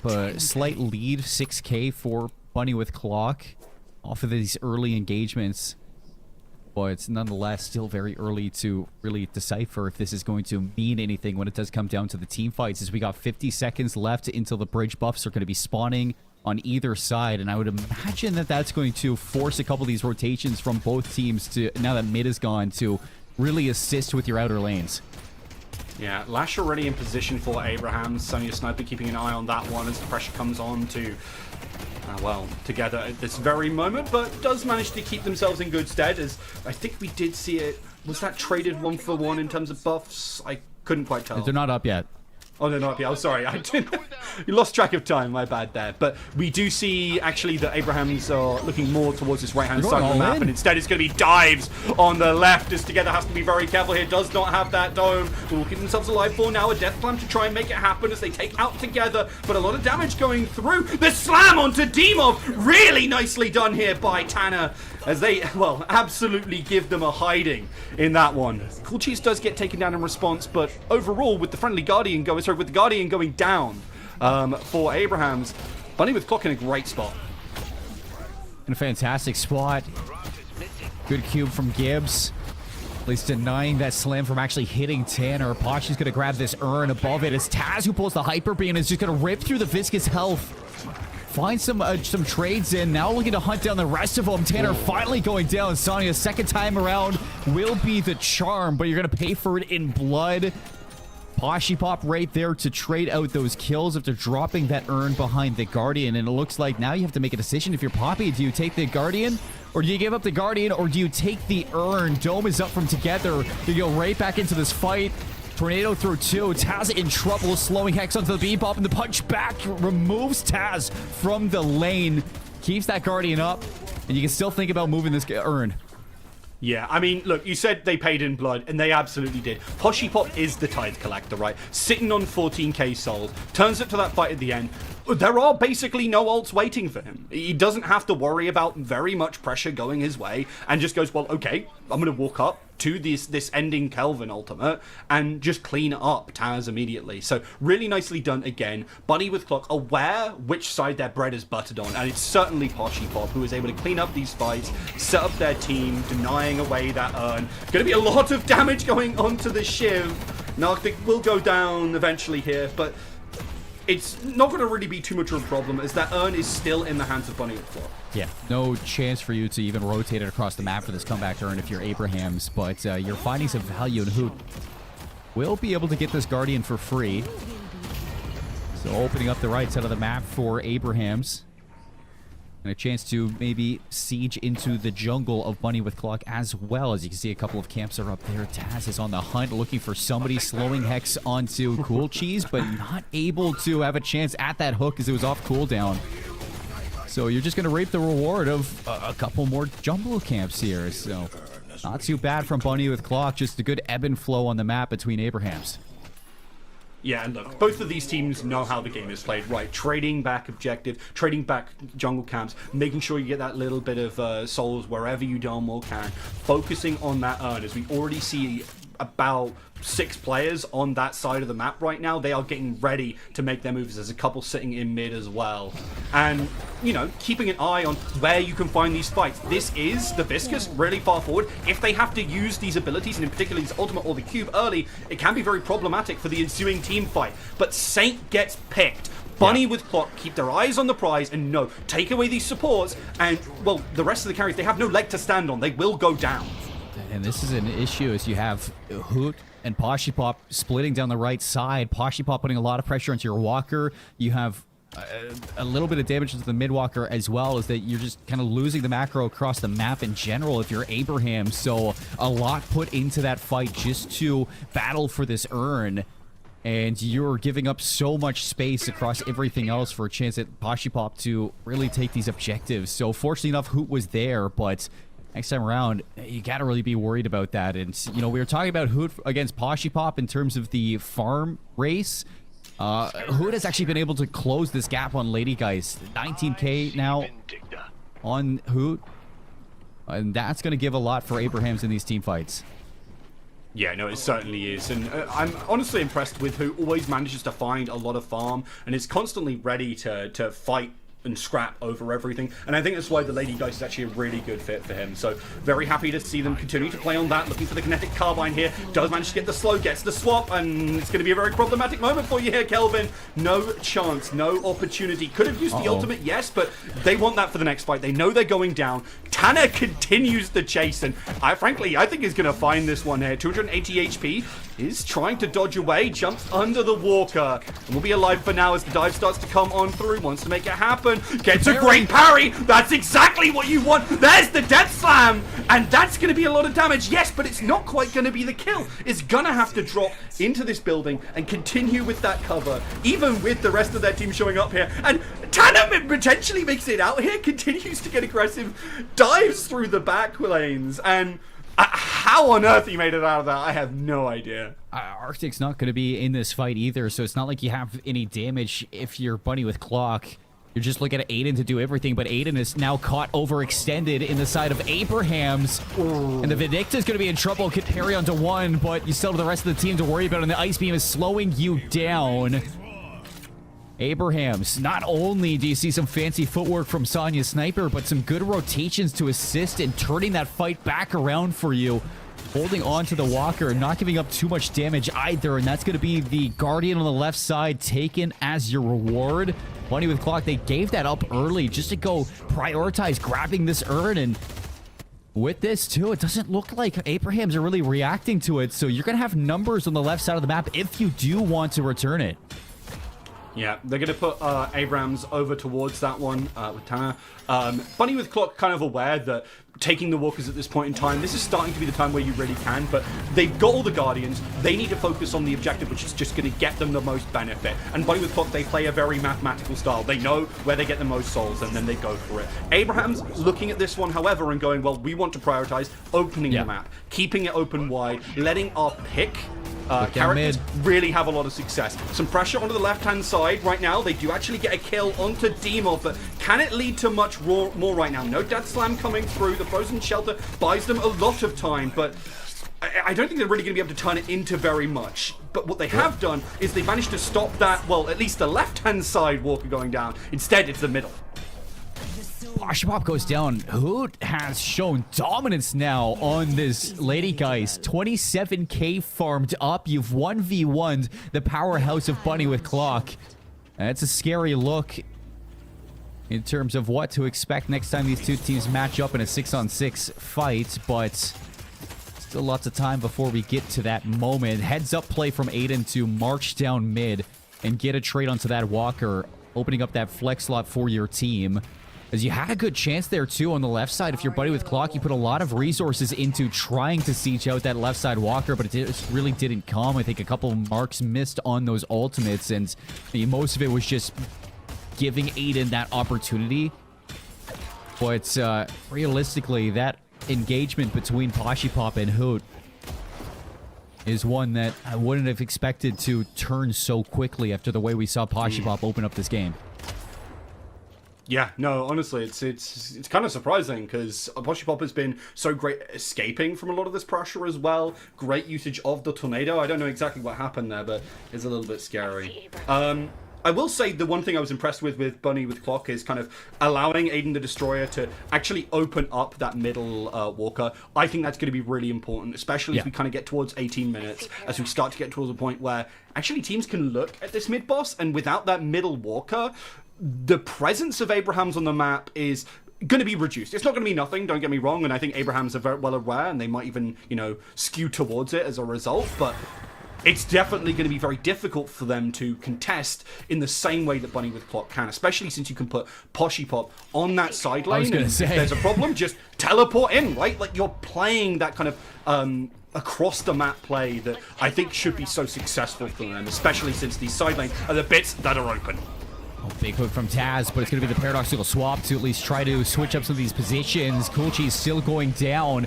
It's a trade, as Saint ended up falling just earlier than that. Hyper Beam's going to ward off the pressure from Buddy with Clock, but instead they're going to rotate over with a wave coming in.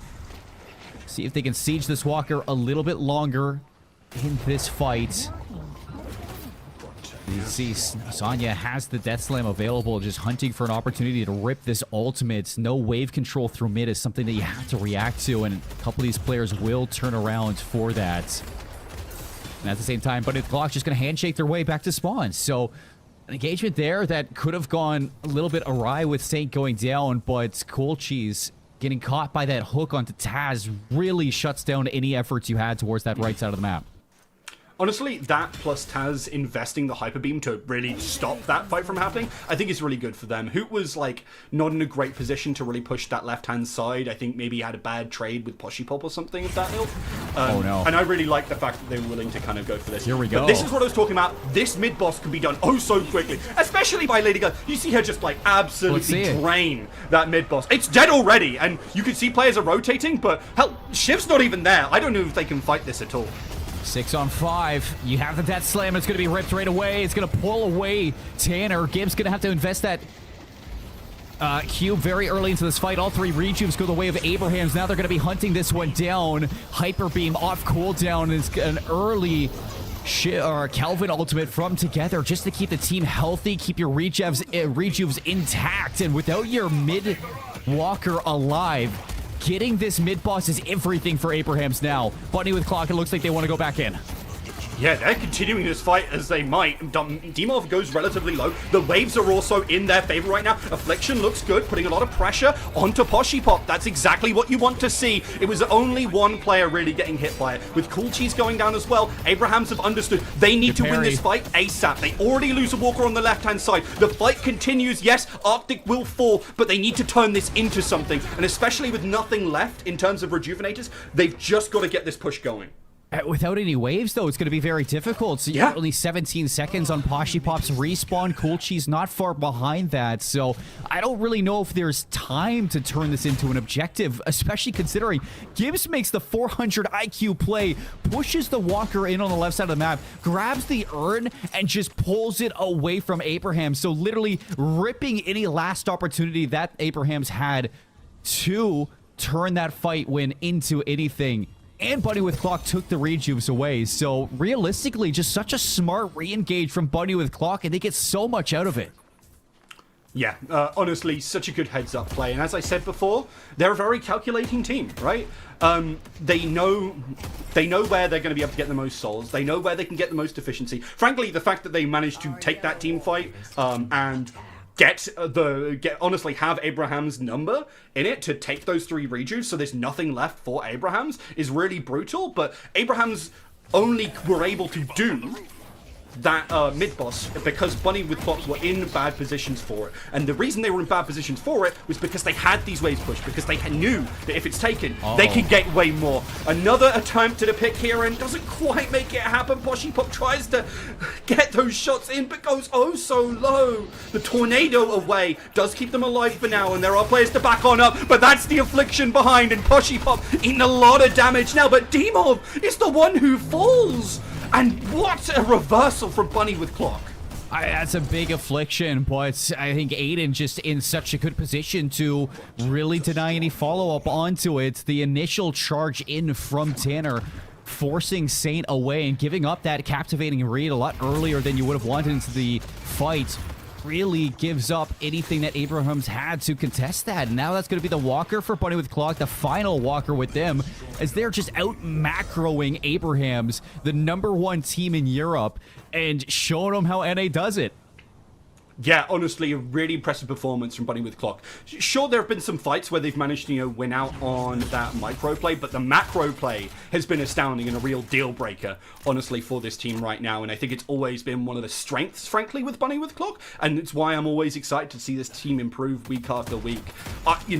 As a European guy, I'm always happy to see Abraham succeed, but Bunny with Clock have been really exciting to watch. Everybody's looking at you like traitor on the other team now. Honestly, it's a little bit sad. Who is one of my favorite players to watch, but Abrahams right now, I mean, they're getting outplayed, and that is what it is. Bunny with Clock making some really good choices, and I just think that right now the team fights aren't also going their way. With Hoot getting caught here, this is going to be really bad. The ultimate will be up in just a second if you can look for a chance. There's the death slam. It's going to be, I think, just one, but great usage of the dome to keep things alive. It trades 1-for-1 in the end. Sanya Sniper is on the outside. A shot comes through, rings true from Aiden here, and the players of Abrahams are just running away. They can't win these fights. They're losing so much. The Hyper Beam is trying to disengage, and sure, they get Tanner, but that brings it to an even trade, and it's not even going to lead to very much. With that left-hand side pushing in as well for Bunny with Clock, this is where they want to be. Yeah, Bunny with Clock still just keeping healthy in terms of their wave prio. And, I mean, it was a smart usage from Together onto that Kelvin Dome to keep your team alive, but really unfortunate that Sanya had Cool Chiefs dropped into it, blocking out that ground slam, really doing any follow-up from it. As the one saving grace that you do have in this fight is Hoot, and it looks like Bunny with Clock can recognize that. They're trying to chase down this lady, guys, but instead it might be a little overextension from Arctic on the other side. Arctic now having to run away. Sanya not going to be able to chase that down, as Gibbs is just around the corner with the cube. 13 seconds on the next death slam for Sanya Sniper. This could be an opportunity to look to catch somebody in your jungle, isolate a pick, and give some numbers over to Abrahams. And it is. Looking for a chance to pick up this urn, already in position, as you said, but lots of players ready and waiting. Gonna be able to put up that wall. Does get the... Oh no, gets knocked down, so doesn't manage to pick it up right now. Finally gets it in hand, and they're gonna start that rotate almost immediately, but this is an ultimate coming through. The death slam onto one, but there's a cube. A lot of damage going through. Can they finish it off? Poshipop taking so much, but remains alive. The support from the rest of their team comes in, but just a little too late. The orb rolling around. Gibbs is trying to find some space for their team right now. That Hyper Beam not going to lead to too much. There is a plethora of kills coming through from Bunny with Clock, as the overextension from Abrahams to try and make that one happen was just no dice. The snipe shot coming through. Together goes oh so low, but the last one doesn't quite make it there. It'll be Tanner who finishes it off. It's a good call from Abrahams there for Sanya Sniper to engage with that ultimate. Unfortunately, the only target you do grab is Gibbs, and as soon as he puts that cube up, he is fully safe behind enemy lines. He's got a ghoul ball as well to escape any pressure. And once Hoot goes down, I mean, there's not really much damage to do in that fight. Hoot falling pretty early in that fight is devastating for Abrahams in what could have been a good turnaround there for game number 1 of this best of 3. But Bunny with Clock still dominating in terms of the macro. You got wave presence down mid and the right side. You got mid boss spawning up. You just secured the urn. And with these 3 rejuves, you can look to end the game. Yeah, you really can. Bunny with Clock have really found their stride. They're 20 to 30, sorry, they're nearly 30k up right now, and with this rejuve, it's almost certainly going to hit there. I'm interested to see what Poshipop's build is, because I feel like he should have been dead to rights there, man. But one of the great strengths of Mirage is obviously that great range, so you can play it a very safe position, but also the fact that you have a tornado to get out of any pressure at any time, as long as you're not CC'd. So making good usage of that, keeping alive, providing providing the space and having trust in their teammates to keep them alive was a key part of that. Well, I was going to say, you know, as soon as you get inhibitor on Pashi Pop at the end there with Ricochet, it doesn't seem like you're going to die. 9 and 4, 5 assists. Tanner alongside him, 9 and 3 on this Abrams, just providing so much displacement to these fights. Really good at catching out Saint. Overextended oftentimes as well, giving up those captivating reads way earlier in the fights than I'm sure Abrahams wanted to. And I hate to really put everything on one person, but I feel like the only way that Abrahams can really bring this one back is off of a major lash ultimate out of Sonya Sniper catching some targets. If you can grab Aiden, if you can grab Cool Cheese at the same time and eliminate both of those threats early on Abrahams, then yeah, I'd 100% give Hoot a chance at 1v1ing Pashi Pop in these fights. I think that's the problem, is that Buddy with Clock are well aware that Aiden knows exactly where he wants to be. They let him sit there. They let him be comfortable on Vindicta in particular. And Abrahams haven't really been able to touch Aiden, it feels like, for the majority of this game. In the early game, yeah, they certainly got some work done and actually got a couple of kills on him, but Aiden's just been kind of sitting at arm's reach, just sniping away, constantly providing CC, providing some of that damage, and it's been really great for them. And as soon as you can get picked like this as well, it means that they have that advantage, that even though they're a player down in, bodies in the fight, it doesn't matter. And Bunny with Clock will not let that go. The Hyper Beam is coming on through to try and deny the fight, but they're still losing so much. These shrines are falling apart, and Abrahams, they're mounting a last-ditch defense, but unfortunately, I don't think those ditches are deep enough. Well, Sonya's waiting for a chance to rip this ultimate. See if he can catch anybody. Here's one rejuve gone. As 4 players going to be targeted in right back down towards your base. Is this going to be enough to start it? No, the dome from Together keeping the team alive. A couple, though, going still low. Pashi Pop down to a nice edge from that Affliction of Demov that actually hasn't even been alive yet. Demov going to be coming up, and that Affliction's going to be here very, very soon as all the Rejuves are going to be gone. This is the last chance for Buddy with Clock to put down game number 1. Abraham's not going to get there in time to shut down that objective. And game 1 goes to NA once again.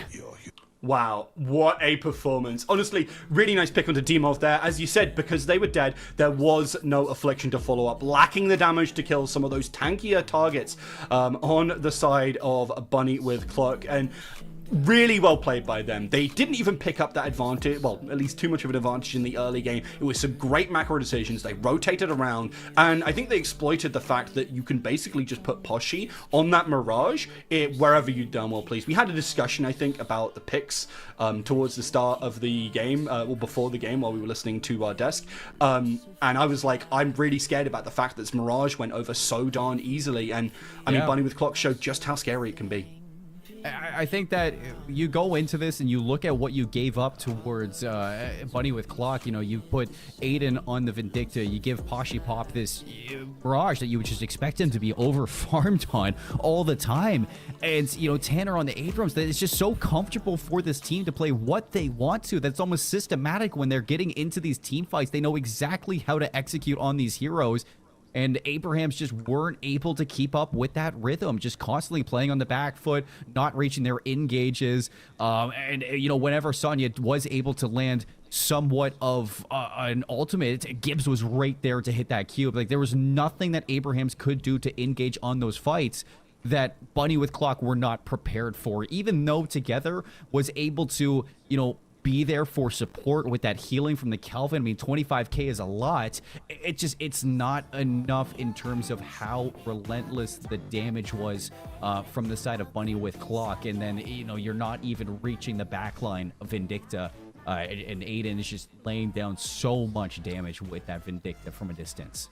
Yeah, I think there is a little bit of copium here, though, for my fellow EU fans, right? Like, Abrahams, they had a little bit of a disjointed engage. I mean, in particular, right, I think we were talking about Sanya Sniper and Together. They were not together, right? There were multiple times where they were looking for a chance to get a lot of damage off the back of a Death Slam, and the Kelvin ult was just that little bit too early. Like, I'm sure, you know, not on 130 ping, those guys are hitting that every single time. And it's not quite coming together in the same way that I'd like to see from them and normally their team fights are very, very good, and they felt a little bit lackluster at times. I think the other thing about it is I think they maybe need to look at what they're doing for pick and ban. I think that could maybe lead them to some pretty great success. Well, I definitely think that there's some targets that you need to look at going into this game number 2. Something that you're fortunately enough going to have another opportunity to go back to the drawing board and figure out. And I can't wait to see how it's broken down. And, you know, 2 people who've been watching this entire thing, I want to hear what they have to say. We got the desk ready to break everything down on game 1.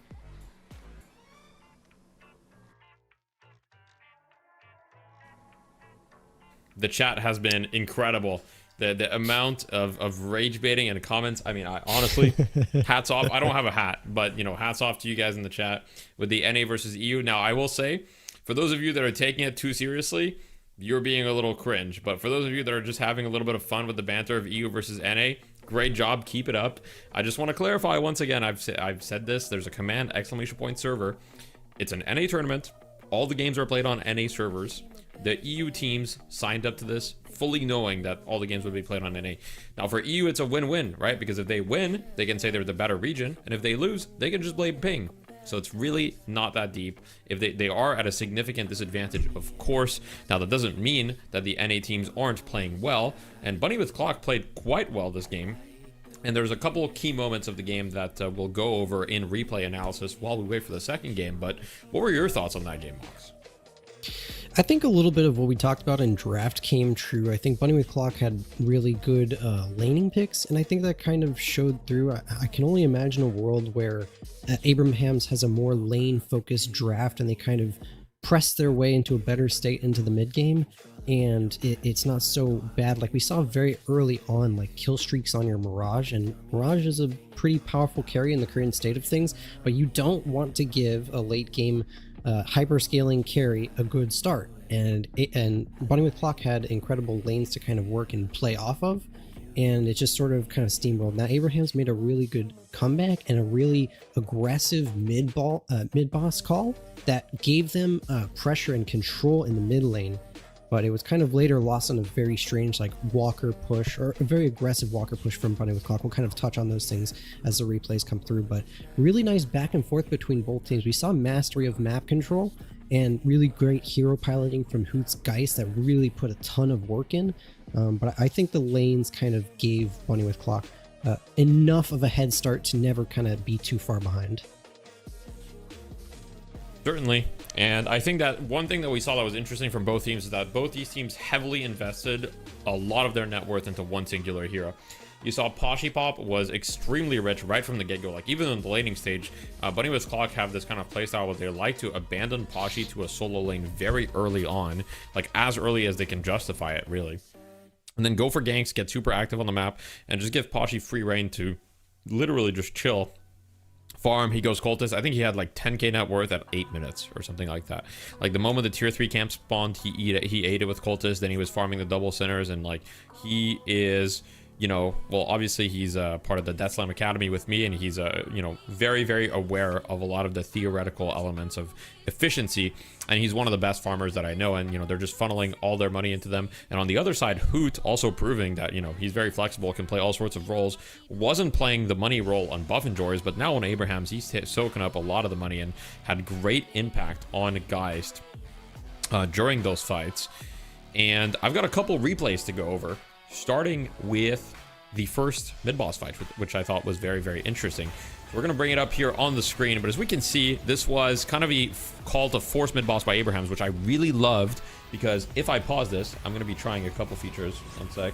Am I able to pause it? Oh man, my mouse is not working. But anyhow, what I was going to say is that the Kelvin Dome and the page... Oh, it worked, sort of. Sorry, give us one second. Here, let me see. Can I just... Oh, all right, okay. Okay, it should work now. Let me just... Okay. All right, sorry about that, guys.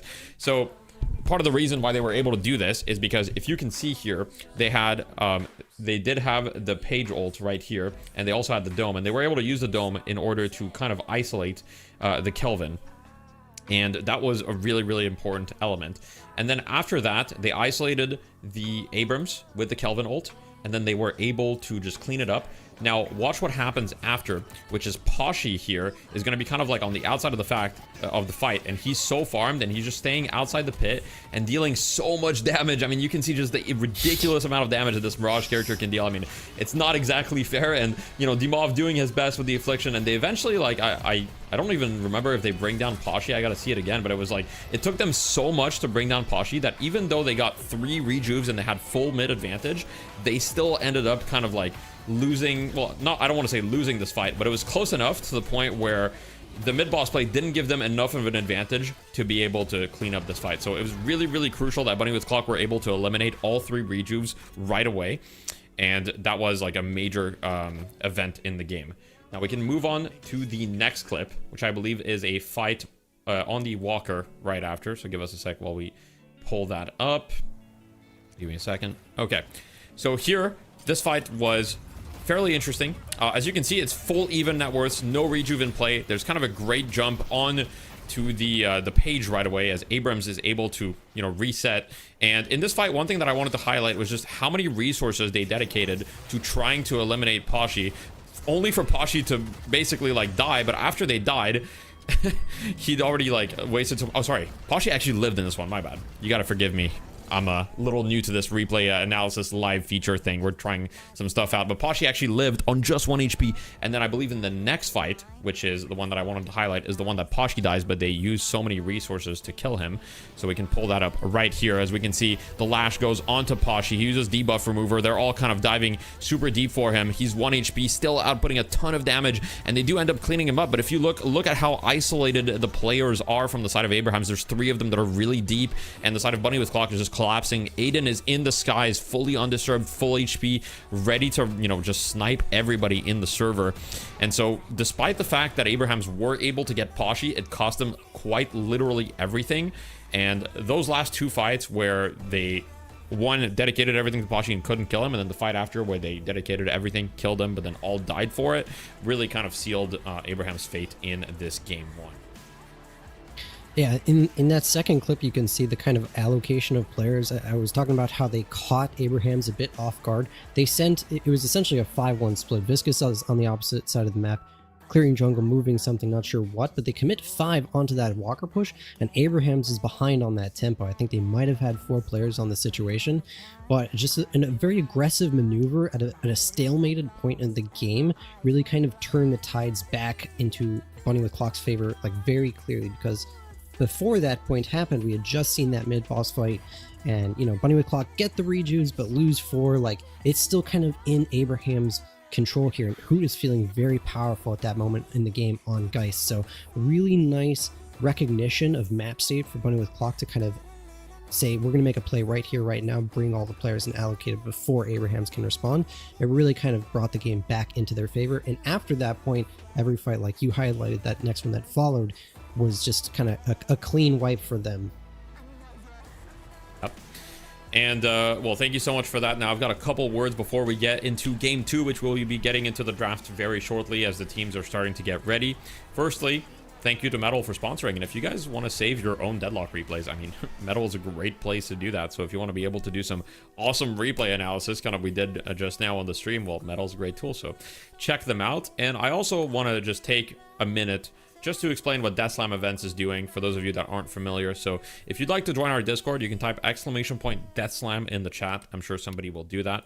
But essentially, what we do is we're on a mission to declare war against solo queue. So we think solo queue is a extremely toxic environment for most people to play in, especially if you've just, you know, you come home after work, you just got a couple games and you play, and you know, everybody's saying slurs, or they're just not trying, or people disconnect right away. And you know, we believe that we can create a community where you don't have to deal with that as much. So we run pugs. In this tournament, this is a pro tournament, but we've run many tournaments as well with just your average players, where we create the teams for you. You just have to sign up as an individual. We give you free coaching. We're kind of aiming to just create, you know, a safe space for anybody that wants to enjoy Deadlock with other people who feel the same, who feel like, you know, dealing with slurs, toxic teammates, etc. is not something that you should have to put up with just to enjoy your favorite game. And so if you're interested in that kind of stuff, join the Discord, and any support is appreciated. And as always, if you want to support, well, you know, subscribing is an easy way, and then you're contributing to the sub goal as well of my wife playing Deadlock. So quick little hashtag ad. But for game 2, I think Abraham's, it's going to be a little bit of a wake-up call, because I believe that the scrimbucks were largely in their favor. Like, I think they'd won more scrims against Bunny with Clock. Now, Pashi did tell me that it was kind of a 50-50 matchup, according to him. So he was like, yeah, I think it's 50-50, so it could go either way. I think in game 2, if you're Abrahams, you really don't want to go to the losers bracket right now, because it's going to be kind of a long journey down there, right? You're going to have to play a lot of games, and you're going to have to stay up really late, especially considering they're European. It's already pretty late for them. I'm guessing for a lot of them, it's already like, 11 p.m. or midnight. Now, most gamers are degenerates. Let's just get that out of the way. I don't think that it's that late for them. Like, a lot of them probably go to bed like very often at like 4 or 5 a.m. So I don't think it's too much of a concern, but it is something to keep in mind for sure. But yeah, I would expect for game 2, Abrahams on the draft, you might see a couple adjustments. I do think that overall their draft was mostly solid, and the mid-boss fight, like, they just failed to shut down Pashi, so they might consider either picking the Mirage or banning the Mirage themselves, because it's true that Pashi was kind of a huge issue for them this game. Yeah, I agree with you. I think the way that Bunny with Clock wound up with Mirage as well will kind of not happen in the same manner. They got it after their first 2 picks on Sapphire side, so I think Abrahams can very easily address that by either the ban, or if they go Sapphire, then they can pick it up 1-2 with something that I thought, the Abrams and Shiv was a really good opener, and Abrams had opportunities to get other power picks, and I think what was it they opted for? I think they got like Paige and who else was I'm forgetting right now, but either way, I think they can address that. Oh, Paige Pocket, excuse me. I think they can reassign where that pocket gets selected if it's even that important to kind of pry out in this draft. And I do think that they probably need a little bit more in the way of some damage. They were behind for majority of the game, and obviously we talked about how so much of the souls were funneled onto Hoot. I think there needs to be a little bit more punch from these other sources, and we saw in the post-game scoreboard a lot of low damage numbers from their side. Obviously operating with a Paige Kelvin is going to be a little bit in that direction, especially since latest changes, but I think they can address those changes very quickly, and like you said, it's going to be a bit of a wake-up call. Like, it's kind of now or never if you want to stay in this upper side of the bracket, which certainly all these teams want to. I believe draft is ready for us to go, or will be ready very shortly. So we've got game 2 of Bunny with Clock versus Abrahams. If you're just tuning in, I would highly recommend that you check out the previous game. The VOD is available on Twitch for 30 days, and it'll be available on YouTube indefinitely on my channel. So make sure to check it out. But Bunny with Clock took game 1. And, they're like, if it ain't broke, don't fix it. Let's just ban Yamato again. It worked out great for them game 1. So why change anything? And now we'll see if Abrahams have an adaptation in the first ban. Do they target something like the Mirage that did so much work? Do they target Geist, which they first banned? Or is it just Billy again? It looks like these teams are pretty much handshaking. No Billy today. Yeah, we haven't seen one quite yet. I do have one note. Speaking of the game 1 draft, Mirage went second phase. So he's the first pick out of bans. So he went through first set of bans, through first set of picks, and into second phase. So I think there's going to be a lot different priority. The Yamato had an interesting thought last game. Isn't this character quite good in dealing against Vindictas? Could this be a way of Bunny with Clock securing one of the easy entrances to kind of deal with this hero? Obviously, they had to fight into a Lash, but last game it wasn't too much of a problem for them to deal with. I wonder if there's any other insight on the Yamato ban that we've seen 2 games in a row. Yeah. I think for Yamato, it's really just an extremely strong frontliner, and they have great Yamato players on the side of Abrahams. Hoot and Dimov are both incredible Yamato players. So I think it's just kind of a preference thing. And we've got Abraham striking with Geist Abrams. So once again, they're saying, hey, we think Geist is super high priority. We don't want to give it to Bunny with Clock now. I would be surprised if the side of Bunny with Clock would not pick Mirage here, considering how much work it did last game. So I think you go for the Mirage again. Now, I don't know what the third pick will be. I wouldn't be surprised to just see Mirage Vindicta, gives you your damage. Vindicta gives you a little bit of utility and is really good against these tanky heroes on the side of Geist and Abrams. So I think it would make sense. Other approaches that I could see would be perhaps taking the Pocket, because Pocket is great against Shiv, but it's also pretty decent against Abrams Geist. So if you take it, not only do you get the counter to Shiv out of the window, but you're also getting a counter to some of Abraham's early picks. So I could also see that, but I think, you know, Vin is very high comfort for Aiden, so I don't see why they wouldn't just, you know, stick with what worked in game 1. But they're going to go with the Kelvin early. The Shiv-Kelvin combo, tried and true.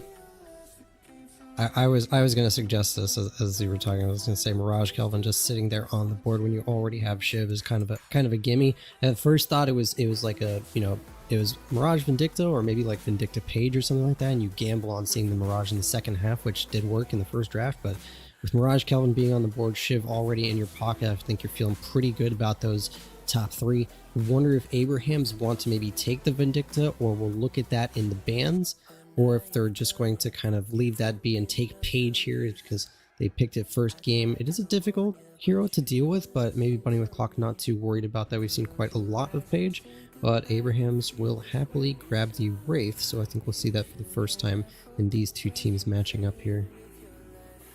That is an interesting Wraith pickup. Now, that goes a little bit against the idea of funneling all the net worth into the Geist, because you're getting another kind of fairly greedy hero. It's not like low econ Wraith is like a play. Like, you can't play Wraith without money. You need a lot of money on the hero for it to work. And so a different approach slightly from Abraham's, perhaps looking to spread their net worth on 2 different carries, the Geist and the Wraith, to make it a little harder to shut down. I don't know how Wraith is going to fare into these carries. Now, in a pure 1v1 matchup, Wraith is probably the highest damaging output carry in the game right now, and it's very hard to itemize against her damage because she does very like hybrid, right? She does about 40% gun, 60% spirit in most builds, and so you can't really buy one resistance or the other, because then you're just going to get kind of owned by the other type of damage. Metal Skin doesn't work against most of her abilities. Plated Armor doesn't work against full auto, by the way. Full auto does not count as an on-hit, for anybody wondering. I actually don't even know if it works against Mercurial. I think it might be bugged or something. So there's not a lot of great itemization answers to Wraith. The Pocket ban and the Viscous ban coming out. So on one side, Abraham's, they're like, hey, we're going to get rid of your supporting cube shenanigans. And on the other side, Bunny with Clock is like, well, you don't get to afflict us. Yeah, I think Abraham is actually not too offended by seeing the Pocket gone, to be fair. So I think they're not tremendously worried about that. I wonder if they were thinking about picking it, but that will go away. We'll see what Abrahams wants to take here. Probably going to look for maybe a support-ish type character. Kelvin Viscous gone. I think Doorman, I would not be surprised. Like, if it was Doorman, I think EU, first of all, really liked Doorman, and Bunny with Clock also really liked Doorman, and they probably know this from scrims. Yep, there it is. I think this hero just warps the game quite literally, like just portals you into a different plane of gameplay where you just are not playing the same game anymore. So I really, really like the Doorman pick here for Abrahams. I think it's really strong.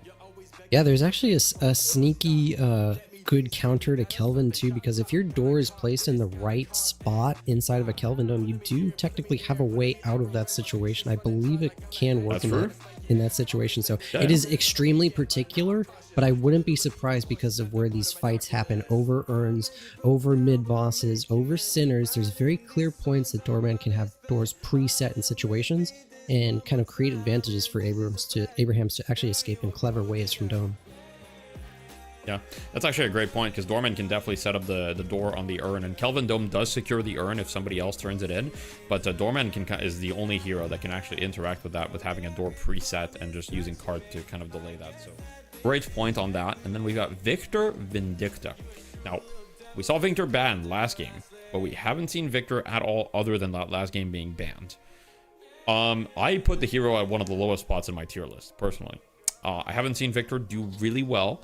I think that Victor takes time to get online. I think that Victor gets kind of owned by Curse, Crippling, Inhibitor, a lot of items that are, pretty strong once you get to the late game. So even when he does come online, I kind of feel like he's not that strong.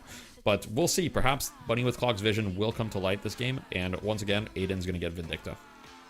I wonder if they're going to try something cheeky. I mean, there's a world where we're currently living in that the full potential of all of these heroes hasn't really been understood quite yet. Like, what if this is just a straight green items torment pulse victor? Like, what if his entire purpose is just to exist Irma? You know, like obviously there's other tremendous tools and lots of great builds, and the hero's fallen out of favor, but there is some interesting experimentation potential. You say, ooh, we see Dynamo last pick along with Bebop. There's a lot of interesting pick from this Abraham's draft, and there's a ton of AoE team fight. I love the Dynamo last pick. I love it because if you look at Bunny with Clock, they don't have a consistent way of shutting down the ults. They have no stuns. They have 0 stuns. The only stun they have is Victor ult. Other than that, correct me if I'm wrong, but they don't have any interrupts. In fact, I'm 100% confident they don't have any interrupts. So this last hero probably needs to be an answer to the Dynamo in some way, or they need to itemize against it, because, I mean, this ult is really, really problematic. And I think that I don't think Bunny with Clock expected the Dynamo last pick at all here. I think definitely fully is catching them by surprise. I'm very curious. It looks like they're going to go the Paradox, which once again cannot interrupt Black Hole. And so we're going to need to see a curse, or they're going to need to be incredibly careful of giving a lot of value. If Abraham's kind of gets, you know, ran over in the mid game, it's fine. But these late game fights with, you know, the Dynamo ult are going to be incredibly scary for the side of Bunny with Clock, considering that a lot of their heroes kind of just like to get in people's faces. Yeah, Gibbs' positioning on Kelvin's going to be really, really key, because you might not be able to stop the Black Hole, but if you have a well-timed Ice Dome, then you could at least stall it out and negate a lot of the purpose of it. I think the Victor is actually going to be an interesting play here, because you almost want to get stuck in the Black Hole as Victor. Does that make sense in a strange way? Like, if you become this kind of monster that they have to kind of deal with and assign the Dynamo to, like, make sure you get XYZ inside of this Black Hole, like, Victor's going to want to make sure that he's inside of that at all times, but it's going to be a little bit of tough sledding. That being said, these are good players who know how to play around these cooldowns, so it's going to be on Abrahams to really, like, force fights into these type places. It's going to be forcing mid bosses. It's going to be forcing fights in and around the urns, and you know, pairing that with Doorman, they've got great tools to manage those expectations. Bunny with Clock, though, have a lot of similar characters that they had from the first game. They've got the Vindicta, they got the Mirage again, they got the Shiv, so they're feeling pretty comfortable. I do like how Abrahams has assigned their draft this time. There's a lot more damage potential, and they really haven't given too much up in the way of control. So I kind of like what both teams have done addressing this game too. The Victor is a very interesting change up here, though, so we'll see what Bunny with Clock actually have planned with that. Very interesting to see what happens in this game too. My personal take, I think Abrahams is going to take this one home, and I hope that we will go to a game 3, because the games have been incredible today. Now, if you guys would like to support the channel, consider subscribing. Thank you guys so much for watching so far. We will be heading into game 2 very shortly. Who do you have winning with this one, Mox? I'm going to beg Abrahams to win, because I want a game 3, because this is my last series of the day. So I'm going to say we go game 3 between Bunny with Clock and Abrahams. I also think that Abrahams are just a really good team. And much like we saw in the first series, I think there's a time to kind of like tighten the bolts and say, this is it, like lock in, let's get this shit done. Yep, we're going to be ready to get into the game in just a couple of seconds. Very excited to see the potential of Dynamo. I think a lot of it is going to be kind of dependent on, you know, can we get some big Dynamo ults, and how much value can you also get out of Dynamo outside of these ults, right? The quantum entanglement. Yeah.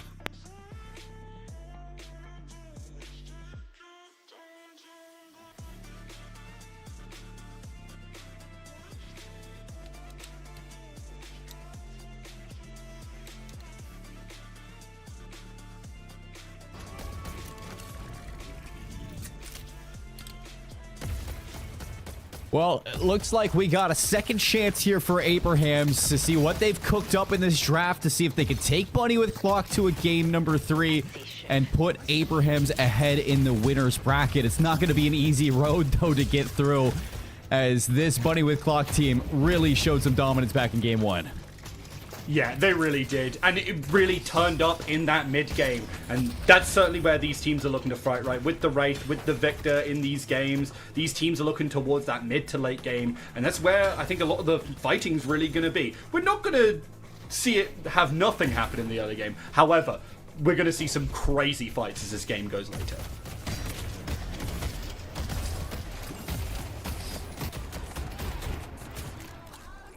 You know, it's kind of curious to me that they've given up this Vindicta again to Bunny with Clock, because although Aiden wasn't the main issue for that game, I think they had still a good chance at denying this Vindicta from getting picked up. When you obviously know it's a very comfort place for this Bunny with Clock team to kind of play around.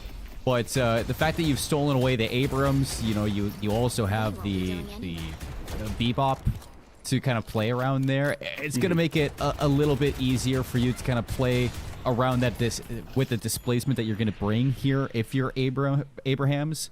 And if Say can start landing these hooks onto Aiden, I think that's going to make this Vindicta's life a whole lot harder.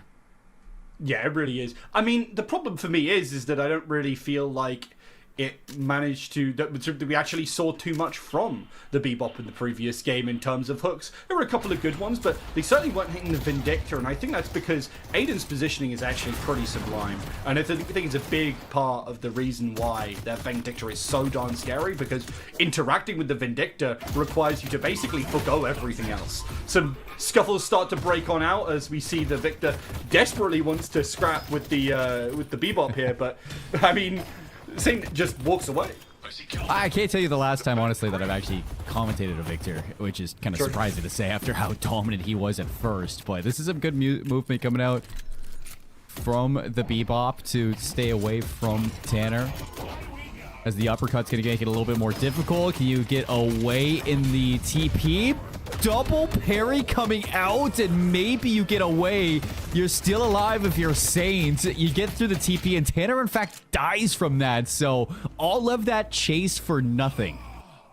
Yeah, what a messy little fight. I mean, honestly, I love that Tanner was willing to just, you know, absolutely go for those fights, but doesn't work out in the end. Really good timing from Together as well. Heads up play from them, and Abrahams, they do trade 1-for-1. But this is going to kind of be pretty good for people like Poshipop, who's already getting a decent amount of souls in hand and focusing those souls, again, as usual, for Bunny with Clock. It's just such a fun little engagement to start the game. I mean, it's still so early and it doesn't really have much impact to it. We'll wait to see how these lanes do kind of unfold. Is again, Hoot on this Lady Geist just dominating this mid Guardian so early on. Game number 1, it was a sub 6 minute Guardian take for Hoot, and they're looking to beat that time in game 2.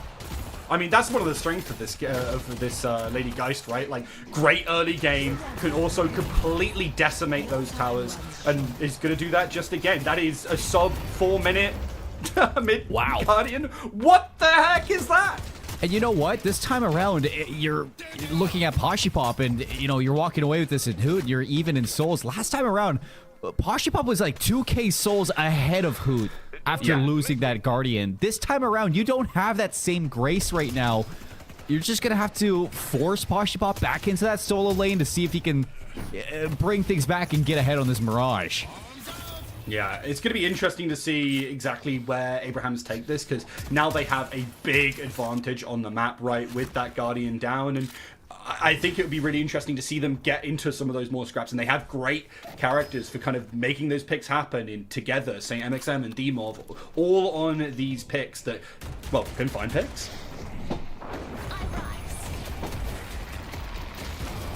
I think I may have cursed Together a little bit, unfortunately. There. Maybe just a tiny bit. Yeah.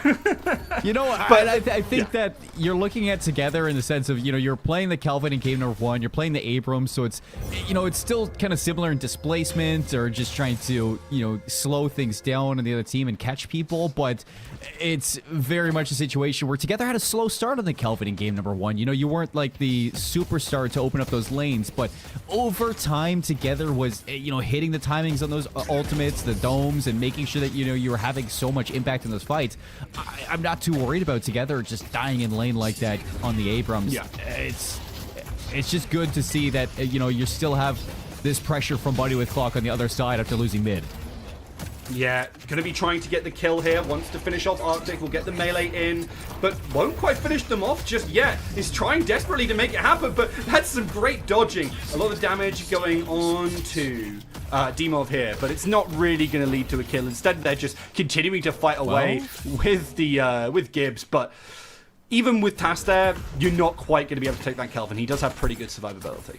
Yeah, it's good for Gibbs just to stay alive with this Calvin. You know, you're able to at least force away these waves, but it's a rotation in from Sonya Sniper to triple stack on the left side of the map with the Wraith here. Is this going to be an early take on yet another Guardian? Well, it's the doorman to TP behind the Curiosity Shop. You force the Baroness onto Gibbs. The Demov Singularity now, and you are just in hell. How the hell did he not die there? I cannot believe Gibbs, well, lives a little bit longer. Really nicely used on the grenade there to keep themselves alive. And honestly, really nice movement from Taz as well to get themselves the hell out of dodge when you got that Shiv chasing you. But honestly, just in the nick of time. I thought even without the ultimate, there would have been, you know, the cart to slam against the wall to get a bunch of damage. But I guess not got the points in it yet. And also that ultimate just doesn't do that much damage in the earlier part of the game. Still fun, though, to see all the diving that we're getting out of Abrahams, even on the ping that they have. They're still hitting their marks, landing their timings, and not really showing fear against Bunny with Clock, which, you know, I'm not going to say in game number 1 we saw much fear either, but it's just after losing, you know, they're not faltering, they're not withering away, they're still steadfast into game 2 to see if they can push this game the distance, but we do have a rotation in towards this. Mercurial Magnum going to be invested early there from Sonya Sniper, just trying to force away these waves, see if he can do some damage in and catch them, but the triple stack in from Bunny with Clock is providing a lot of issues here on the left side of the map, and it's actually going to force a rotation out from Saint to stack this. Yeah, it was looking for a chance to maybe land a hook, but the rest of their team is just sitting out, chilling out, pushing that wave and making sure that they have control over this one. Seems to be a similar story across the map, and, well, no picks just happening yet. Seems to be, again, coalescing towards making sure you get those sinners on spawn.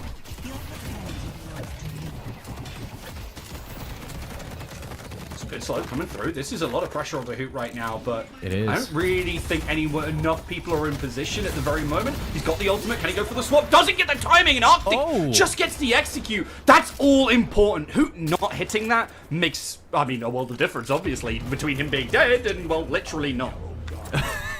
And, I mean, that's a different step for Bunny with Clock that we didn't see back in game 1, is Hoot getting caught out of position, where his lady guys just seemed like a tank for so long, solo farming in lane. This time around, Bunny with Clock nearly hunting down this lady guys and denying Hoot for some timings into the jungle, and that's going to give more chances for Poshipop to start to climb ahead on this heavily farmed Mirage.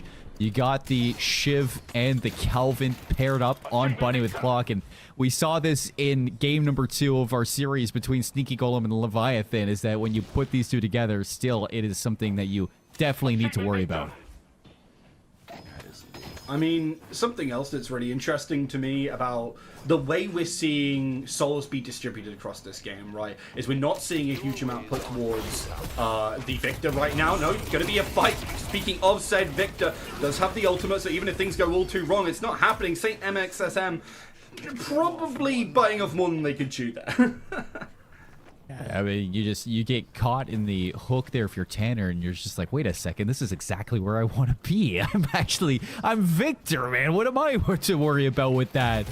But you can see that, you know, Abrahams still forcing in some wave pressure onto the left side of the map with that Guardian still active, looking to see if Hoot can still stay even with Poshipop, who is just 1k soul ahead on the right side. Hoot just going to be moving around inside that jungle, soaking up some of those camps. It's an urn that's looking to be grabbed. Doorman does have a door on that urn grab, but it doesn't seem like that's going to be getting him away from it. It's just getting him onto it. Telekinesis does lift up the Shiv, and I mean, that Shiv will be locked down for a hell of a lot longer. The Hyper Beam is on, but they're in the dome, man. Unfortunately, you can't get beyond this one. And instead, it's Saint MXSM who goes down. It's Demov who goes down. And you see Abrams running away from that fight. I mean, it's just a disaster right now for Abrahams. The fact that they invested so much and got literally nothing. In fact, they got net negative by a mile. It's almost deja vu from game number 1. You just invest so much for so little. Next to nothing this time around, as the chase for Cool Cheese is trying to get to Taz as fast as he can, but Taz quick as ever, just to keep that urn away from Bunny with Clock for now, even after those initial couple of kills. Everybody from Abraham's off the spawn now, back into it to fight. Saint's gonna grab that urn now, and it seems like they're still looking to push it to the right side. But look at the left, you're also getting a split push from Poshipop at the same time. There is a race to match them in Sanya Sniper, which is interesting to see. They are going to make sure not too much pressure on that Walker. But as you said, Poshipop over on this Mirage does not have the ult, so will not be here. But that is one hell of a scuffle going on right now, as it seems to be an all-out brawl to try and just catch some sort of kill. But again, it's Saint who falls. Maybe overestimating the tankiness of this Bebop right now, as he just feels like he's falling left, right, and center. Tanner will go down. Did not have the ultimate remaining, but Arctic and Cool Cheese look like they've gotten out. And Bunny with Clock, I mean, that might have just been daylight robbery, man. It could have been. You know, you get that urn, you get a couple of ultimates out, at least for the most of it, but Abraham's... They do well to at least shut down Tanner in that moment. And it's unfortunate you do not get that urn, but you also stop Poshipop from getting too much damage on that left side walker. So, you know, all is all. You kind of handshake that one after it, and you're not down in souls whatsoever. So, it's not the end of the world.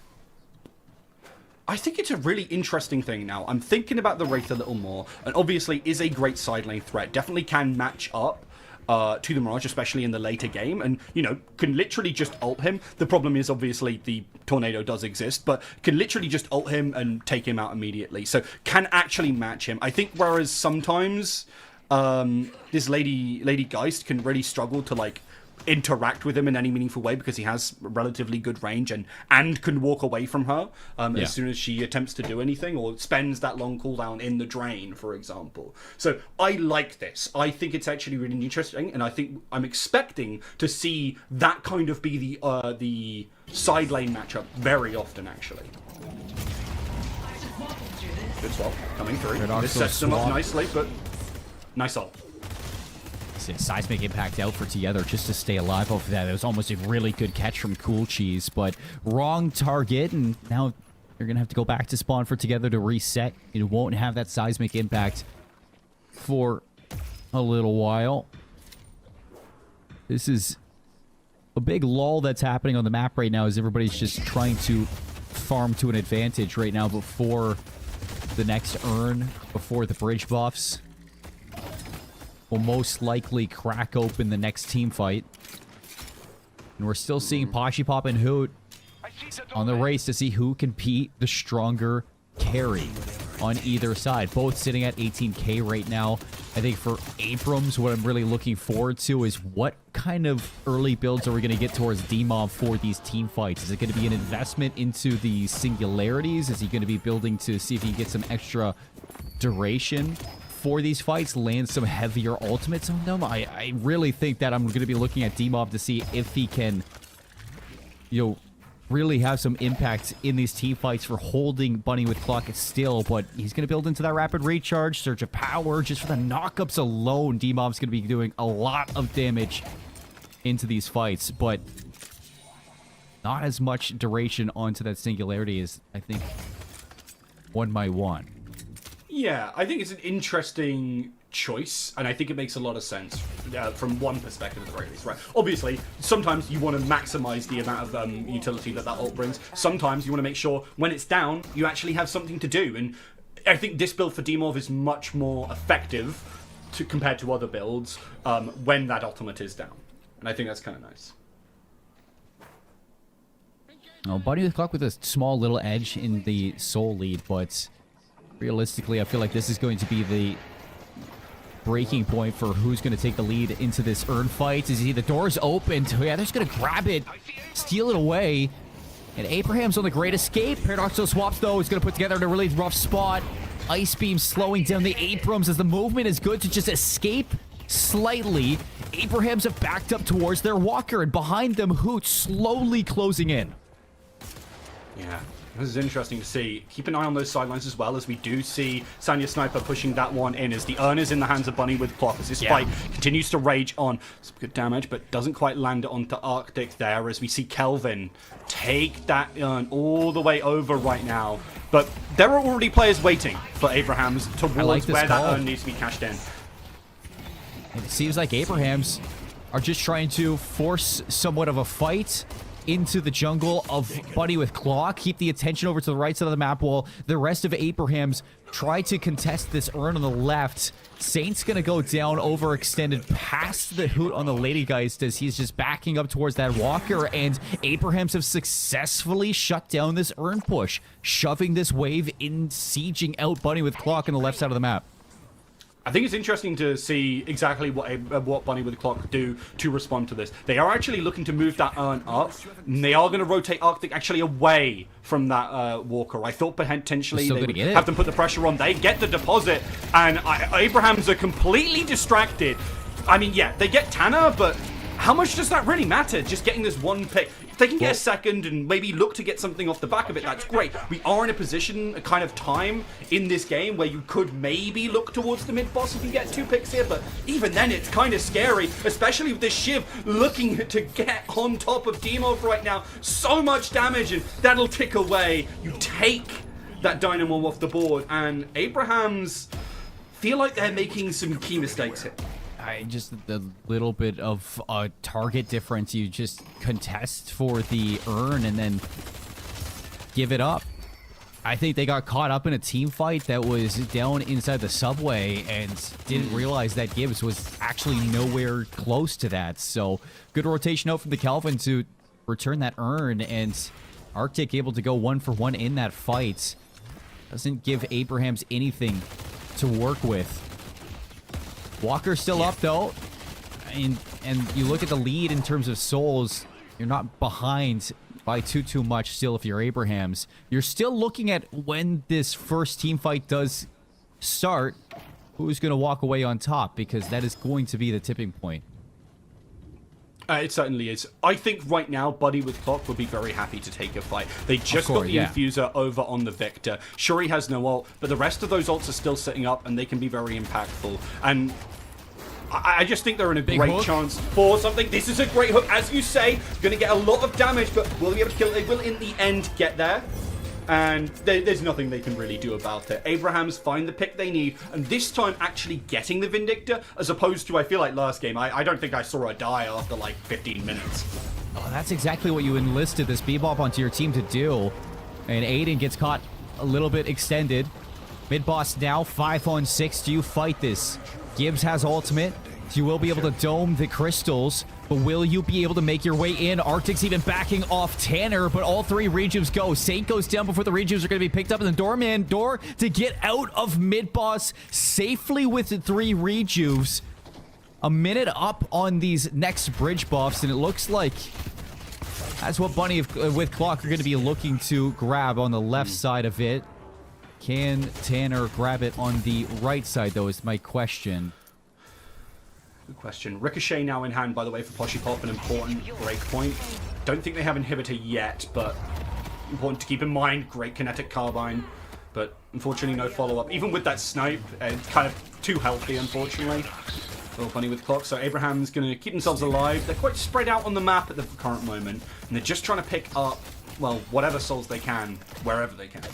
And man, that is just a moment where Abraham shows some veteran decision making. As soon as you get that pick onto Aiden, you immediately start that mid boss. That was something that happened back in game number 1, that Abrahams wins the fight, goes for the mid boss, and the only difference is that Bunny with Clock were able to neutralize those rejuvenators immediately. This time around, Abrahams actually hold on to those rejuvenators, so this is a moment that we didn't get to see from Abrahams back in game 1. Let's see if they can capitalize. They can indeed. A lot of damage going with the Hoot right now. Does manage to get the swap, but I don't think it's going to be a kill even remotely here. Will pop the Rejuvenator. There's no one anywhere near, so they've got to make this happen in other ways. They've got the urn, yes, but there's going to be a whole ton of players waiting there. Hoot will go down. That was kind of a foregone conclusion. The question is, will they get this left Walker? Yes, they do. I mean, Abrahams do exactly what they need to in the split. 3 members dedicated to the Walker. You have the urn in your hands, and it's Bunny with Clock now. Do they get the right side? They're going to send 3 members to see if they can trade it. Yeah, and I mean, look, Abrahams, they're sending players over there as quick as they can. It's going to go below half. I think they're not going to commit to it, and I think this is a good call why from would Bunny you? with Clock. Especially with the fact that 2 players went off the map almost immediately from Abrahams as soon as that was happening. I think it was Together and Tass. Really good call. They don't want to get caught. They know that if they lose too much, they could get cracked wide open. Tanner going to be sent to the Baroness. You do still have Kelvin Dome.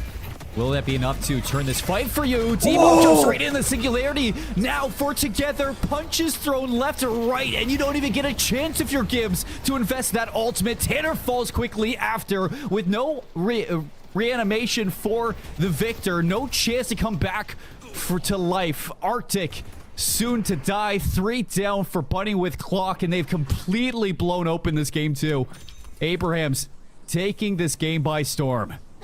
I mean, this is an important thing to note, right? Like, obviously, if Gibbs lives that, you're just going to see the ultimate come out right away. The dome is going to make such a huge difference. He might not even die off that initial exchange. And Abrahams really looked like they wasted a lot of their ults. Great play here coming out from Abrahams to make sure they lock him down completely, kill him, and then move on to everything else. They've got their order of operations correct this time. I think the one saving grace that you do have there if you're Bunny with Clock is that you look at the health on both of your outside walkers if you're Abrahams. I mean, one good push and that is the walker down. So you still have a chance to maybe react to this in sending Poshipop to one side, forcing some stacks onto the other side and seeing if you can open up these walkers, grab some flex slots here. Still very much a chance for Bunny with Clock to react to this one accordingly. A lot of players towards the left right now. A very low health Walker, actually on both sides.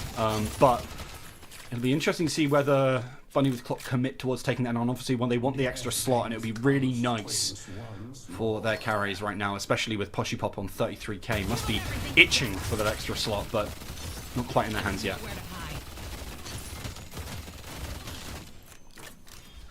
One thing that we haven't really talked about that I think you brought up, or the desk brought up a really good point for, and Deathy was saying that, you know, you have not just Hoot that's going to be an issue in that late game, but eventually Sonya Sniper is going to catch up on this Wraith, and you get a Walker down on the right side. That's going to be some great initiation from Bunny with Clock to just try to keep up with the macro. They're going to force, though, a fight inside the jungle, and Hoot is going to be ready to take this one.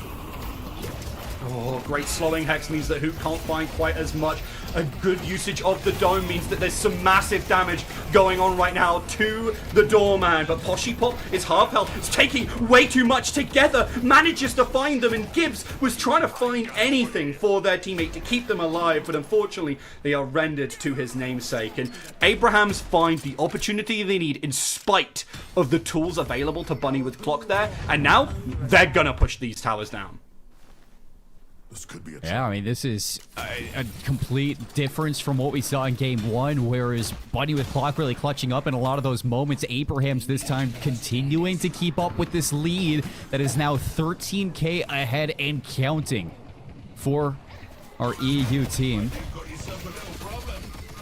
A real chance here to push to a Game 3 that I'm excited to see Abrahams really take over. So Yeah, me too. Bunny with Clock coming back off this respawn. You have limited time to really decide what you need to do in these next fights and really how to get around them. I mean, Poshipop hasn't been as effective, but realistically, I'm looking at everybody just working around Tanner, who is just up front in these fights, always being that front line and, you know, at least keeping Hoot's attention for a while, but you pair that with Arctic and Poshipop, and that's got to be your way into the team fights. I just feel like Bunny with Clock, unlike Game 1, they're playing a little bit more loose. I think a big thing about it is, well, certainly that, but also they can actually kill Arctic very quickly this time. Hoot doesn't have to focus on keeping themselves alive or anything else because there's 2 threats for Abrahams to really work with. The Victor does make it out, and no one else really seems to be doing anything else. Okay, was just keeping an eye on exactly what was going on there. This Victor build is interesting. interested to see how it's going to kind of scale into the late game in comparison to other Victor builds, but this Infuser is very powerful, it's a very tanky focus, but you don't really have the CC to keep anyone near you. You're relying on your team to do that, and I think other than Gibbs and, you know, occasionally Cool Cheese, that's one of the big problems with the Bunny with the Clock, is that they don't really have a huge amount of lockdown. Well, mid-boss going to be started with Bunny with Clock. This is going to be their way back in. 6-on-6. Only ultimate you're really missing is going to be the Baroness onto Taz. So this is definitely something that Abrahams want to fight. So they're going to be coming at this at different angles, and as soon as it rings, it looks like they're just trying to bait this one to see if they can catch any timings against them, but everybody from Abrahams is just hunting down Poshy Pop, and that's going to force the Mirage so deep behind the rest of the team, and Bunny with Clock are now very disconnected. Yeah, doesn't look like they're committing on to all too much. Sanya Sniper makes it out of position.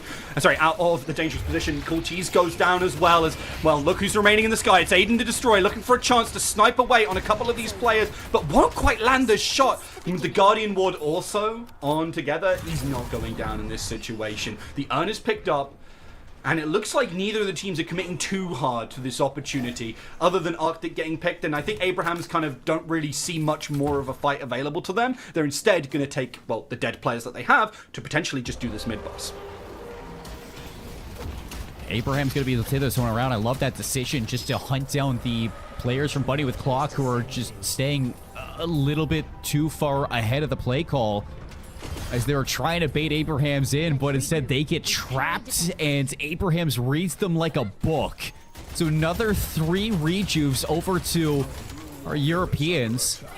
Now a chance to go siege this middle walker, and that's what they're going to do. Push down the mid wave, have Demoff shove a wave over to the right side, see if you can knock down these last couple walkers, and march your way to a game 3.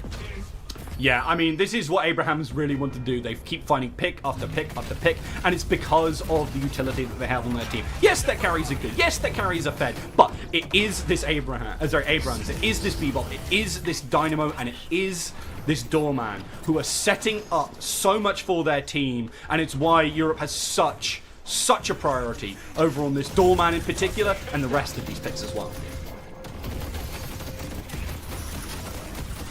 Going to be a continuing fight here. Looking for a chance. The ultimate is in hand, but he's taken so much damage. And Tanner just going to be hunting the rest of them down. As even inside the aura, it's just not enough to keep this Victor alive. No reanimation as well, so you don't want to get caught out. Arctic on the escape together burns the first reju. So down to 2. It looks like Abrahams are just going to back off. They... Look at Bunny with Clock. They actually have a full wave pushed up on the left side of the map. Do the minions knock this walker down? Is it going to be enough? That would be a big moment for Bunny with Clock, at least, to get something out of it. But no, it looks like there's another wave there from Abrahams, and Demoff is going to get there quickly. Yeah, it's hard to sometimes see the wave underneath the walker, so it will be able to be there. And obviously, Demov was there in position as well, making sure this one is pushed out. And then again, I want to point out that's a really strong asset of Bunny with the Clock. They have great wave management, and it means that some of the times, even though they're losing fights, they're winning more than they would otherwise let on, even without winning a fight. Yeah, exactly. It's just the winions at that point, just keeping you in this game. But Abrahams have everything in their pocket right now. Every tool that they need to go to a game 3. 2 rejuves with just under 2 minutes left. I'd like to see them use this time to force a fight. And unfortunately, they don't have an urn up to make that happen. But they do have wave control. And possibly if Bunny with Clock catch themselves a little bit too far out trying to grab some of these waves, that might be Abraham's moment to strike, but they just have a limited window to get this done. Yeah, they don't feel comfortable really committing too hard for any of these objectives, so instead, what they're funny doing is putting Bunny with Clock in the base and going, say, okay, well, come out, see what happens, we will fight you, we will take the fight, and we have 2 rejuvenators even if you manage to find something, so you're not getting any souls off the back of that. Instead, what they're doing is starving them out, and, you know, it's a pretty traditional strategy here in MOBAs, but it's one that always works a treat. Abrahams, they don't want to, you know, even give a chance to Bunny with Clock, especially the fact they're on 130 ping. They're taking no chances, and they're doing it by the book.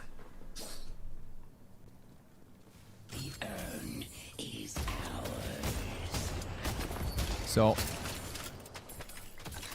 as the rejuve is going to slowly bleed away, Bunny with Clock have a lifeline into this game. I mean, you are down a ton of souls, but you've seen in the past that Bunny with Clock have been able to put together some strong team fights. Aiden's been great, 30k on the Vindicta. I think the biggest difference has been the lack of Poshy Pop in a lot of these fights. And one might say, well, it's like, well, you got Hood on the other side who's 50k just matching Poshy Pop in terms of the soul farming. I mean, Hood hasn't really been the difference either. It's just been together, landing so many melees onto Bunny with Clock. I think Hood is the least of your problem right now. 40k on the Abrams, 47k on Sonya Sniper, D-Mov at 40k as well. Just getting unstoppable as well now on the Dynamo. You have so many issues to deal with if you're Bunny with Clock. You have to ask yourself, just who do we even go in on at this point?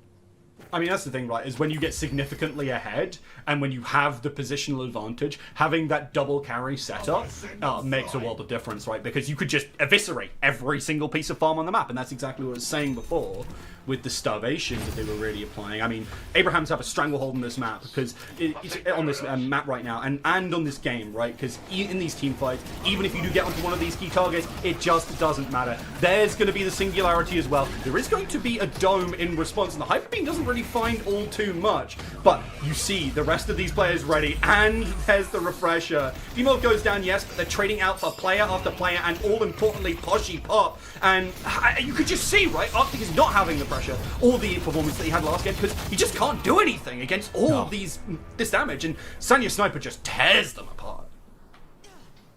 Well, if 6 goes down, surely this is going to be enough to topple this game, you think. As all the waves you do want just being pushed into it, it looks like Abrahams have weathered the storm inside of the Death Slam Invitational so far.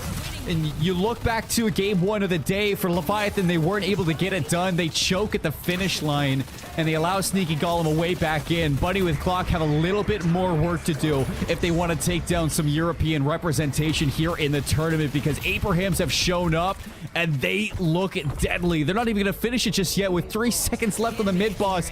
They're just going to get the cherry on top and confirm this.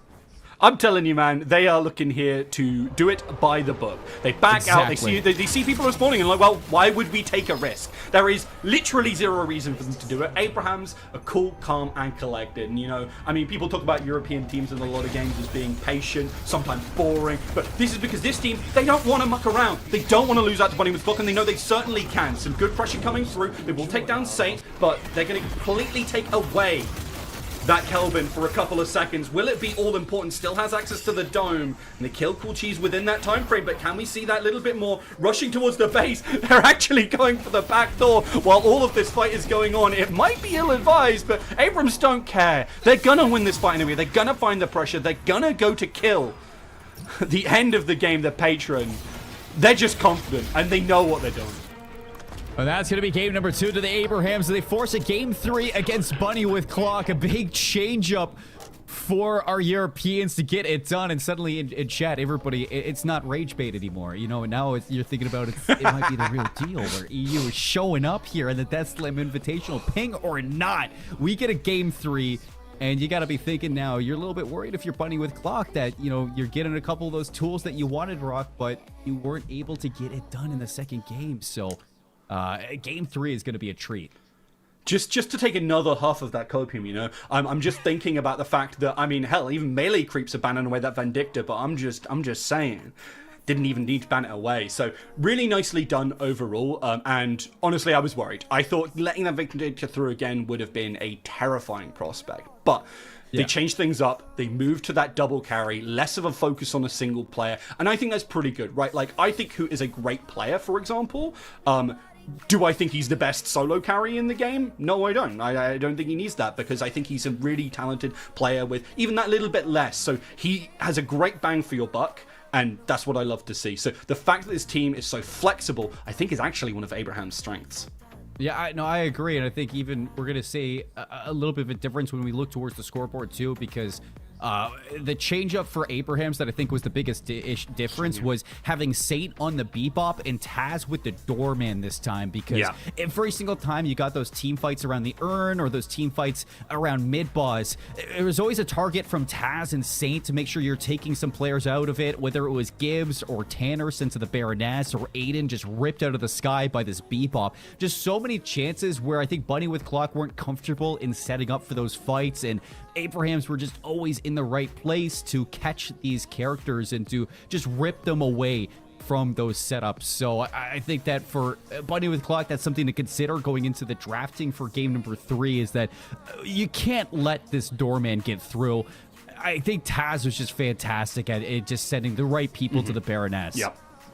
Yeah, great target selection overall, and honestly, shout out to Saint Sanya for a great performance yet again. Speaking of great performance, I'm looking forward to hearing a little bit more from our desk. Hey guys, welcome back. EU takes game 2 on 150 ping. They're late, they're dehydrated.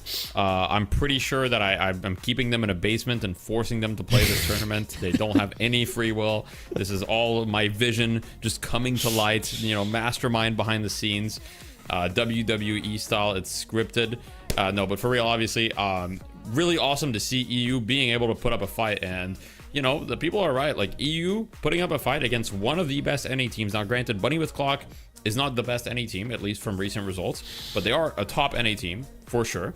And Abraham's being able to even take one game off of them is a very, very significant achievement on their side. And so, you know, great performance from Abraham's. We're going to have a couple of clips to break down to kind of show, but I think that what won them this game is really a lot of smart, kind of gimmicky plays, not in a bad way, in a good way, around their heroes. Like the Doorman and the Dynamo really coming in clutch from a lot of those plays, and you'll really see that in the replays, as I'll be showing kind of like multiple what I think are the most pivotal moments in the game and what was happening in those, and why that worked in favor of Abraham. So I think in this situation, perhaps a little bit of a draft differential. Yeah, I completely agree with you. At the end of the game, we were kind of scratching our heads, asking ourselves, what is this Victor doing outside of just kind of walking in and dying? But as you alluded to, like this Doorman was really making some interesting plays around the map. It was kind of every time we were looking around, it was a doorway leading into a situation. 3 or 4 of Abraham's players pop out, find a pick, you know, isolate the Gibbs Kelvin, send him off to the Baroness Hotel, win the fight, and then you can just collapse on this Kelvin who's got nobody left to heal. After that point, it was really just a really good masterclass by Toss, and even shout out to Saint MXS on the Bebop, which had some really impressive hooks to keep Aiden clear out of the sky, itemizing very defensively, obviously Majestic Leap to make some really easy rotations, and really good teamwork and team drafting by Abrahams there. And it would be no surprise if they win this series in this 3rd game and continue on through the winner's bracket. So Bunny with Clock will have to address some of those draft questions. Not a huge bunch of problems to deal with, but definitely some things to contest. Yep. And with that being said, I would like to move on to the clips, and we've got this first clip here, and I should be a little bit more used to the controls now, which is, let me just pause it because I want to talk about the setup here. Okay, so first thing is we've got this first kind of urn fight at 11 minutes, and right here, if you look at the souls, it's pretty even right now, right? We've got Bunny with Clock, which is actually in a very slight 4,000 soul lead, so by all means they should want to fight this urn. However, there's a small little problem for them, which is, hey, Mirage, their richest player by far, does not have his ultimate up, right? So there's no possible way for Mirage to join this fight. And if you look here, you see the Wraith. Now, I believe the Wraith is considering to TP. I can't actually remember if she does, but, you know, worst case, this is a 5 versus 5 for Abrahams. And Abrahams have a lot of kind of cheese potential. And on top of that, their strongest player, which is Hoot, as you can see, is right on top of the urn. He's right here, ready to fight. Right, so right away, the setup is kind of really good for the side of Abrahams, and they have Doorman, who's just kind of like the ultimate cheese. So we're going to play and kind of see how it happens as Shiv kind of engages. Hoot already just like trying to create a little bit of space. We've got Dimov on the side, and we can see there's kind of a fight on the side lane as we've got the Wraith keeping away the Mirage. So we've got the 1v1, and Sonya Sniper's doing a great job. And here the skirmish where they kind of overextend right into a Doorman, just through the door. They're like really trying to put the pressure. They do manage to take down Saint Maxim, and the health on the side of Abrahams is not looking good, but Hoot gets the first kill on Tanner as well here, as they look to just go through the door, try to see if they can get the urn, and unfortunately Bunny with Clock fails to contest that. And right off of that, it pretty much eliminates a big portion of Bunny with Clock's initial lead, as Sonya is just on the side lane holding back Mirage just barely, but that's all he needs, and all of a sudden the game was pretty much even from that clip. So we can move on to the next one, which is the first mid boss. So give me a sec while we prepare that clip, and let us know what you think of these little replay analysis. So I'm going to pause right here just to talk about the setup. So here, fully even game, and Abrahams have 1 kill. Okay, so they have 1 kill on Aiden right here. Just a 1-man advantage, but that's really all they need, because if you look at their draft, they have a lot of great answers in the mid boss, right? They've got the Abrams charge, they've got the Doorman, ultimate, and cart. They've got the black hole, and so there's a lot of really, really great answers they have, and it's very difficult for Bunny with Clock to fight in the pit, considering their only real tool they have available at this time is the Kelvin ultimate. Now, of course, Mirage can deal a ton of damage, and we've seen it time and time again, but in this situation, all Abrahams have to kind of do is just hide, and Bunny with Clock don't have any way to interrupt this Dynamo ult, as we see. So here, all that's going to happen is Abraham's going to force it. Great call by them, beautiful macro decision, and then they're going to move forward, get the mid boss. You see Pashi here is trying to get some damage on the side. Whoops, sorry about that. And then they rush forward, make sure they don't get it, and the Bunny with Clock players make the smart decision not to contest. They do get the same Maxim kill, but kind of luckily, he died right before the rejuve dropped, and so they didn't actually lose a single rejuvenator off this, and they're going to use this kind of advantage here with the 3 rejuves to then take over the map and build a lead from there. So that was a really, really pivotal moment, which leads us into the next fight, which is 3 minutes later, roughly. We see a beautiful Dynamo ult from the side of Dimov here in this fight on the side lane, as Dimov gets a beautiful black hole, and as you can see, he's got some key members, including Kelvin. So Kelvin can't even use Dome defensively. Tanner doesn't have ult, and so this fight is just completely disastrous for the side of Bunny with Clock. And that's, if you look, the souls are still fairly even, but that's really where the game started to go downhill in this situation. And you know, just a really, really beautiful play from Dimov is especially impressive, considering that he's on high ping and all the players on Abraham's are, as Tanner goes down without ult, Gibbs goes down without being able to use his dome, and you can kind of see that this fight ends up going really poorly, unfortunately, for the side of Bunny with Clock, as they lose, I think, 3 or 4 players without getting anything in return other than 2 rejuves, which obviously doesn't give you any money or pressure on the map. And the rejuves were about to time out anyway. There's only 1 minute left on that. Now, finally, we have 2 more clips. So we've got another one here for a Kelvin initiation here on the urn. Around the urn area, Kelvin here gets a beautiful dome, and this was really, really well played from Gibbs, kind of keeping Pashi up alive through almost everything, but it doesn't matter. Despite the fact that they killed Taz, they use their ultimate, and then Abrahams just kind of cleans up, and then it's really disastrous here. What I want to highlight is that there's also another fight happening on the side lane here, you can see, and it's kind of a 2 versus 2. And unfortunately for Bunny with Clock, they lose both the main fight here and the side fight. So I'm going to let it play out so you guys can see. But this, once again, was another moment where, you know, the kind of overall macro fights went in favor of Abrahams. But it was really a nail-biter through the game, right? Like, if you ignore these small little moments, which really could have gone either way just with some small individual adjustments or, you know, different team compositions, it really could have gone either way. And then we've got the last clip, which is just kind of Abraham's domination.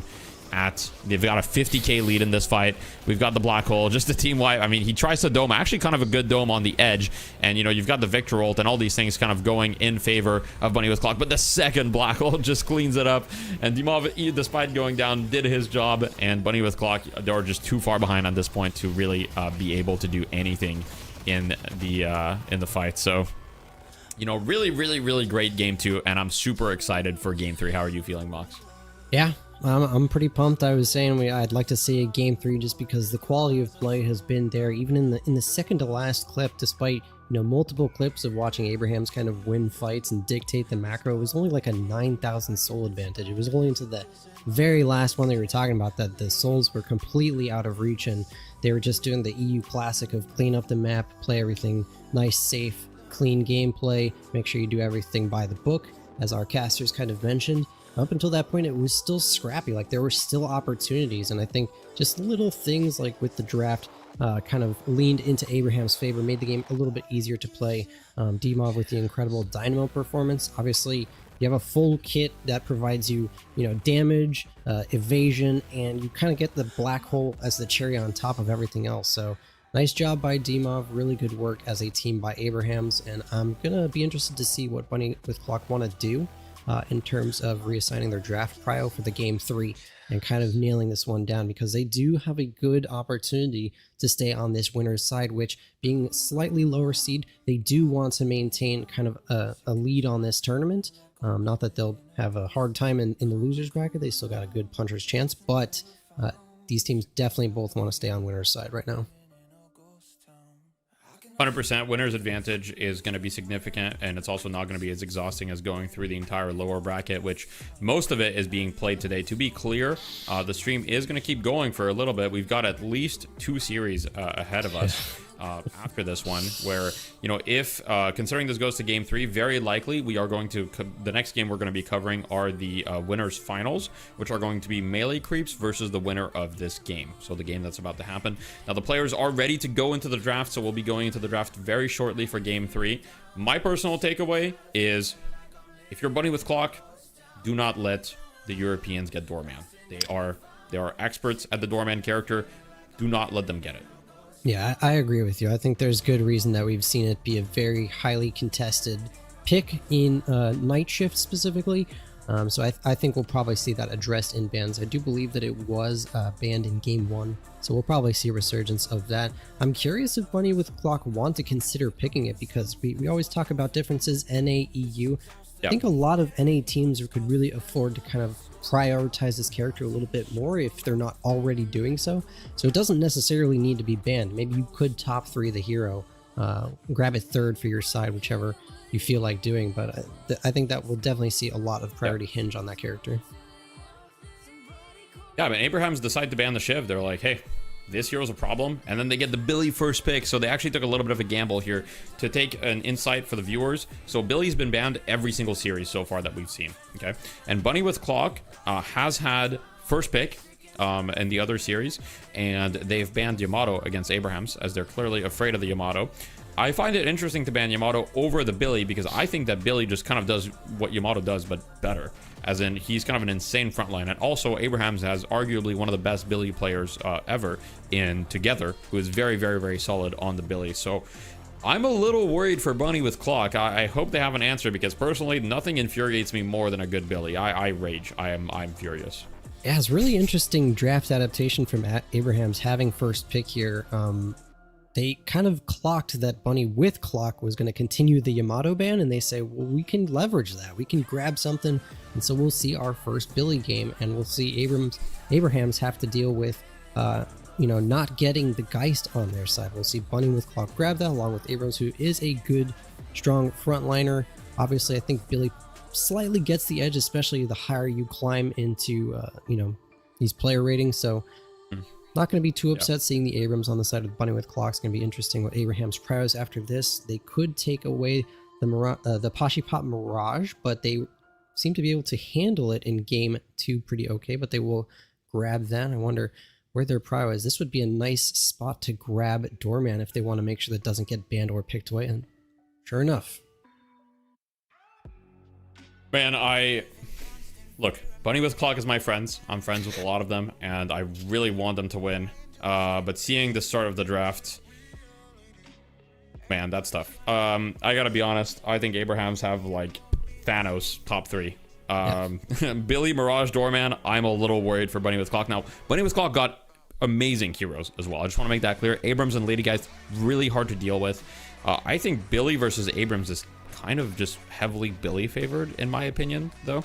So, and we've got the Mina top 3 coming out with Bunny with Clock. I really don't like the Mina top 3 here, because I don't think that it's been contested at all.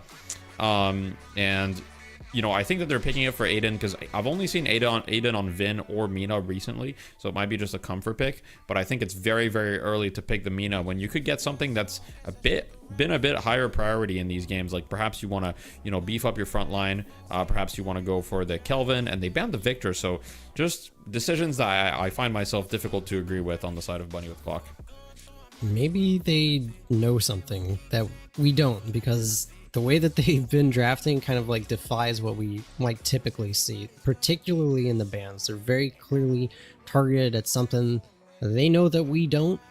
Obviously, the Mina is not going to be too happy playing into a Billy as well, so I agree with you. They could have delayed that. They grabbed something else, maybe, you know, denied like a Wraith pickup, although I don't know that Abrahams would want to put that on top of their draft already. They got quite a few farm-heavy heroes already. Bunny with Clock needs to pick Page here. There's literally no other pick. If you don't pick Page and you give Abraham's Page, I think you just... I don't want to be dramatic, but I'm pretty sure you lose on draft right there. Because... Okay, they pick Wraith. Uh-oh. I am a little worried because I think, first of all, Page Billy is like ultimate... just like... How do you deal with that in lane? It's so annoying, and just in the game in general. I think it's almost guaranteed Abrahams are going to pick Page here. It's a really strong pick. Now, don't get me wrong. Wraith is a good hero, but I'm looking at Bunny with Clock's roster, and I'm like, man, that is like greed incarnate, right? You've got Geist, Mina, and Wraith, all heroes that need a good amount of net worth to be effective. And then Abrahams can play kind of low econ, but, you know, the amount of greed on Abrahams and the lack of a strong amount of utility does concern me. Okay, so we see the pocket.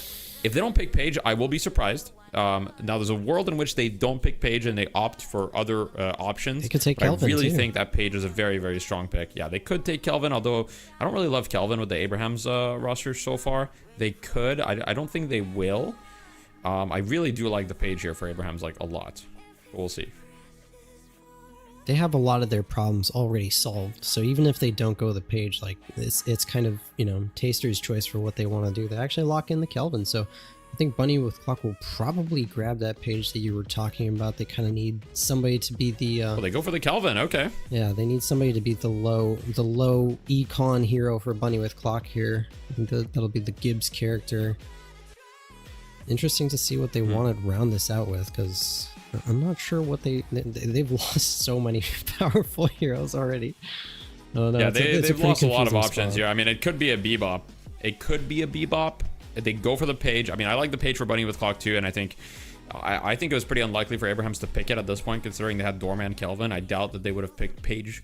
I am quite surprised to see they don't pick Page. You know, one thing that may come to mind is perhaps they're afraid of playing Page on ping, because it's already kind of hard to secure your orbs on Page. Yeah. If you're on like high ping, it's like gotta be literally impossible. So that might be a factor into why they didn't pick Page there. But Bunny with Clock rounded out with Page Paradox. I quite like the way that they finished this draft, but I don't know if I'm a big fan of the kind of like middle picks.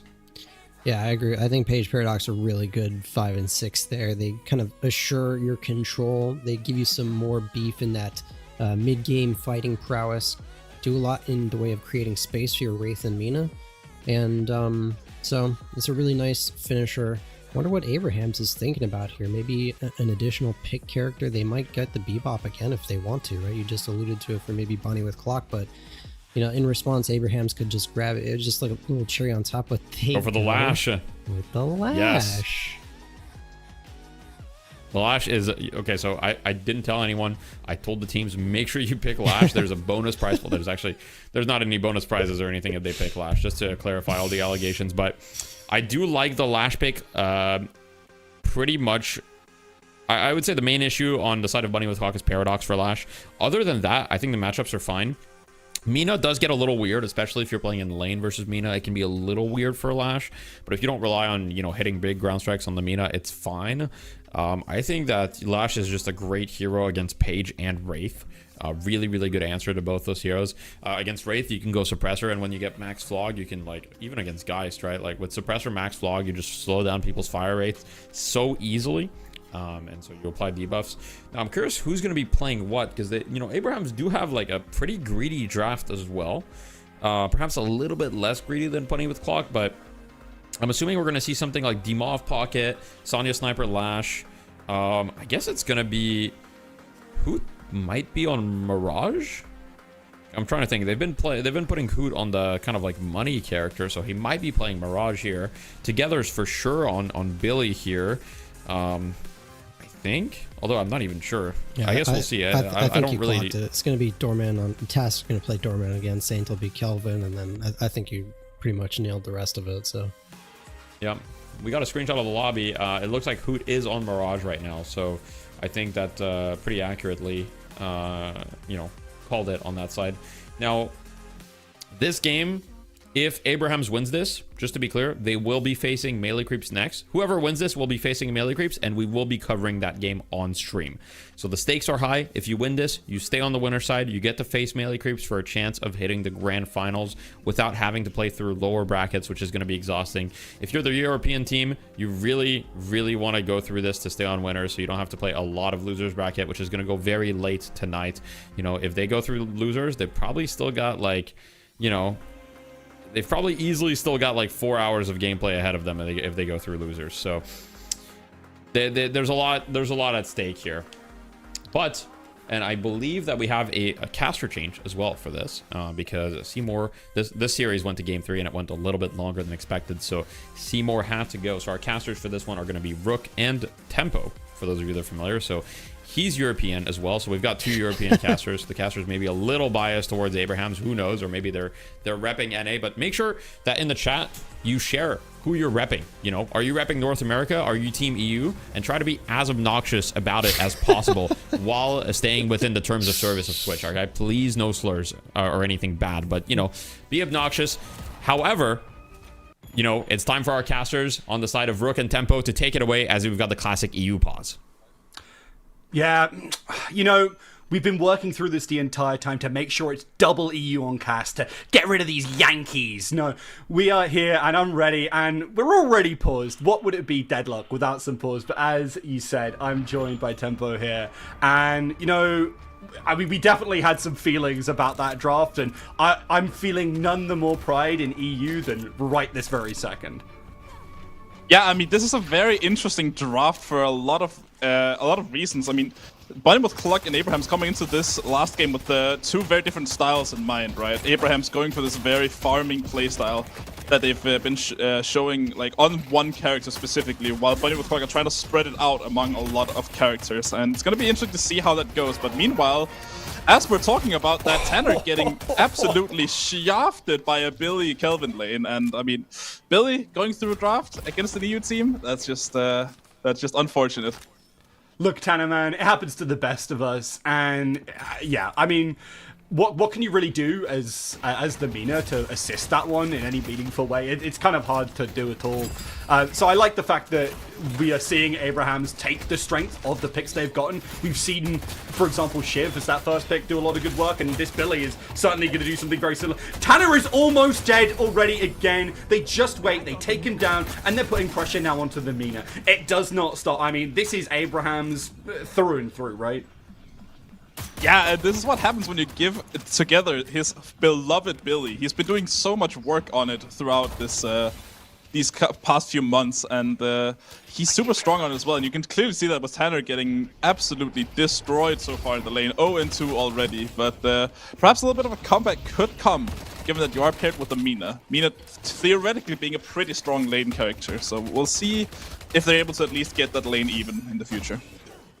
Yeah, no, certainly could make that comeback happen. It will be interesting to see. But overall, I mean, it seems like Abraham's, you know, a kind of speedrunners of a sort, right? Last game, we saw a sub 4-minute tier 1 Walker coming through. This time, we've already got a player 2-0. Abraham's, I mean, look, getting off to a good start is a great way to set you up to win a game. And, you know, I don't blame them at all. Getting aggressive, getting into these fights all the time is going to be really good for them in this game, because they have so many tools to work with, a lot of utility sitting on this team, and I'm absolutely here for it. No, perhaps this is a bit of a big brain play here, noticing that this Amina is a super strong character in that, you know, early game to the 10 to 15 minute range, and just giving her that extra bit of souls. I mean, what's the Abrams going to do with it anyways, right?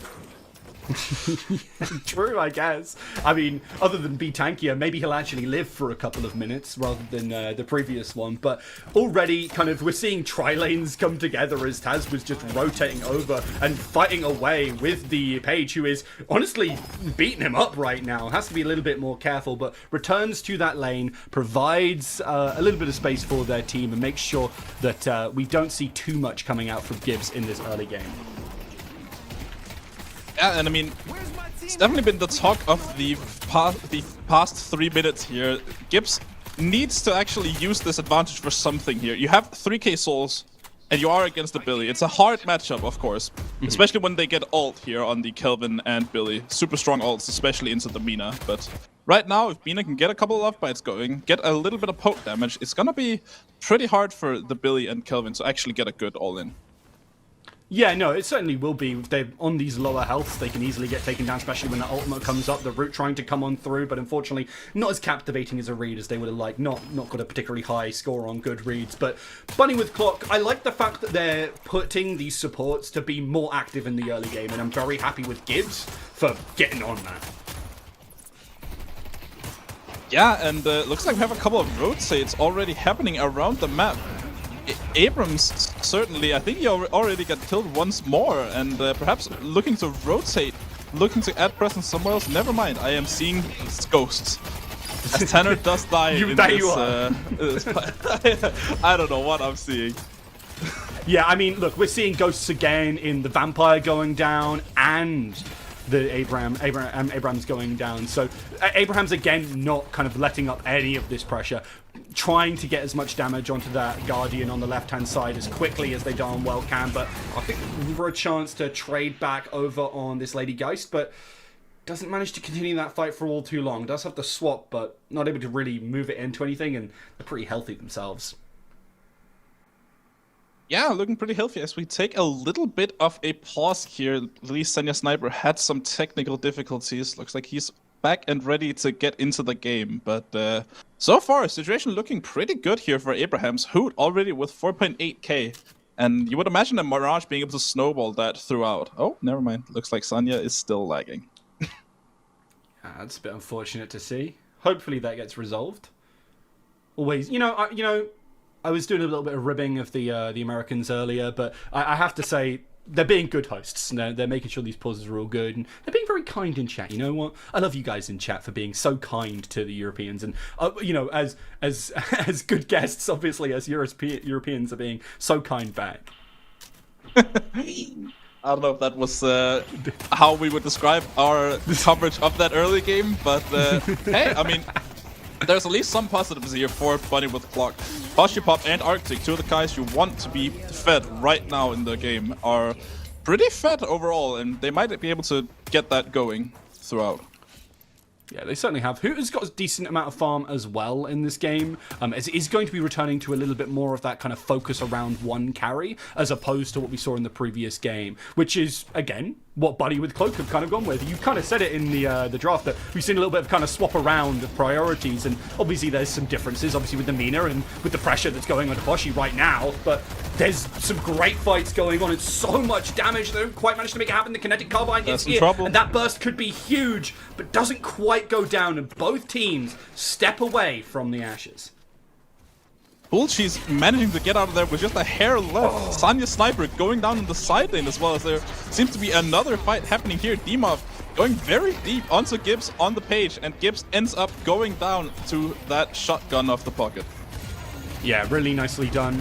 They do manage to get a lot there and almost get Hoot, but so aggressive here from Hoot. Doesn't quite manage to make it happen. The Lady Geist does not go down, but you could see he was looking for it. Such an excellent early game here, coming out of Abraham's, really just trying to use the advantage that they've already accumulated and get some of these Guardians down before Bunny with Clock have a chance to use them to buy items. Yeah. Poshipop right now getting pressured off. Again, love the fact that they've gone for both Arctic and Poshipop on these two threats, and I think it might be the saving grace of this team. The worry I have for them is, I mean, look at that team fight from Abraham's, right? Isn't it so good?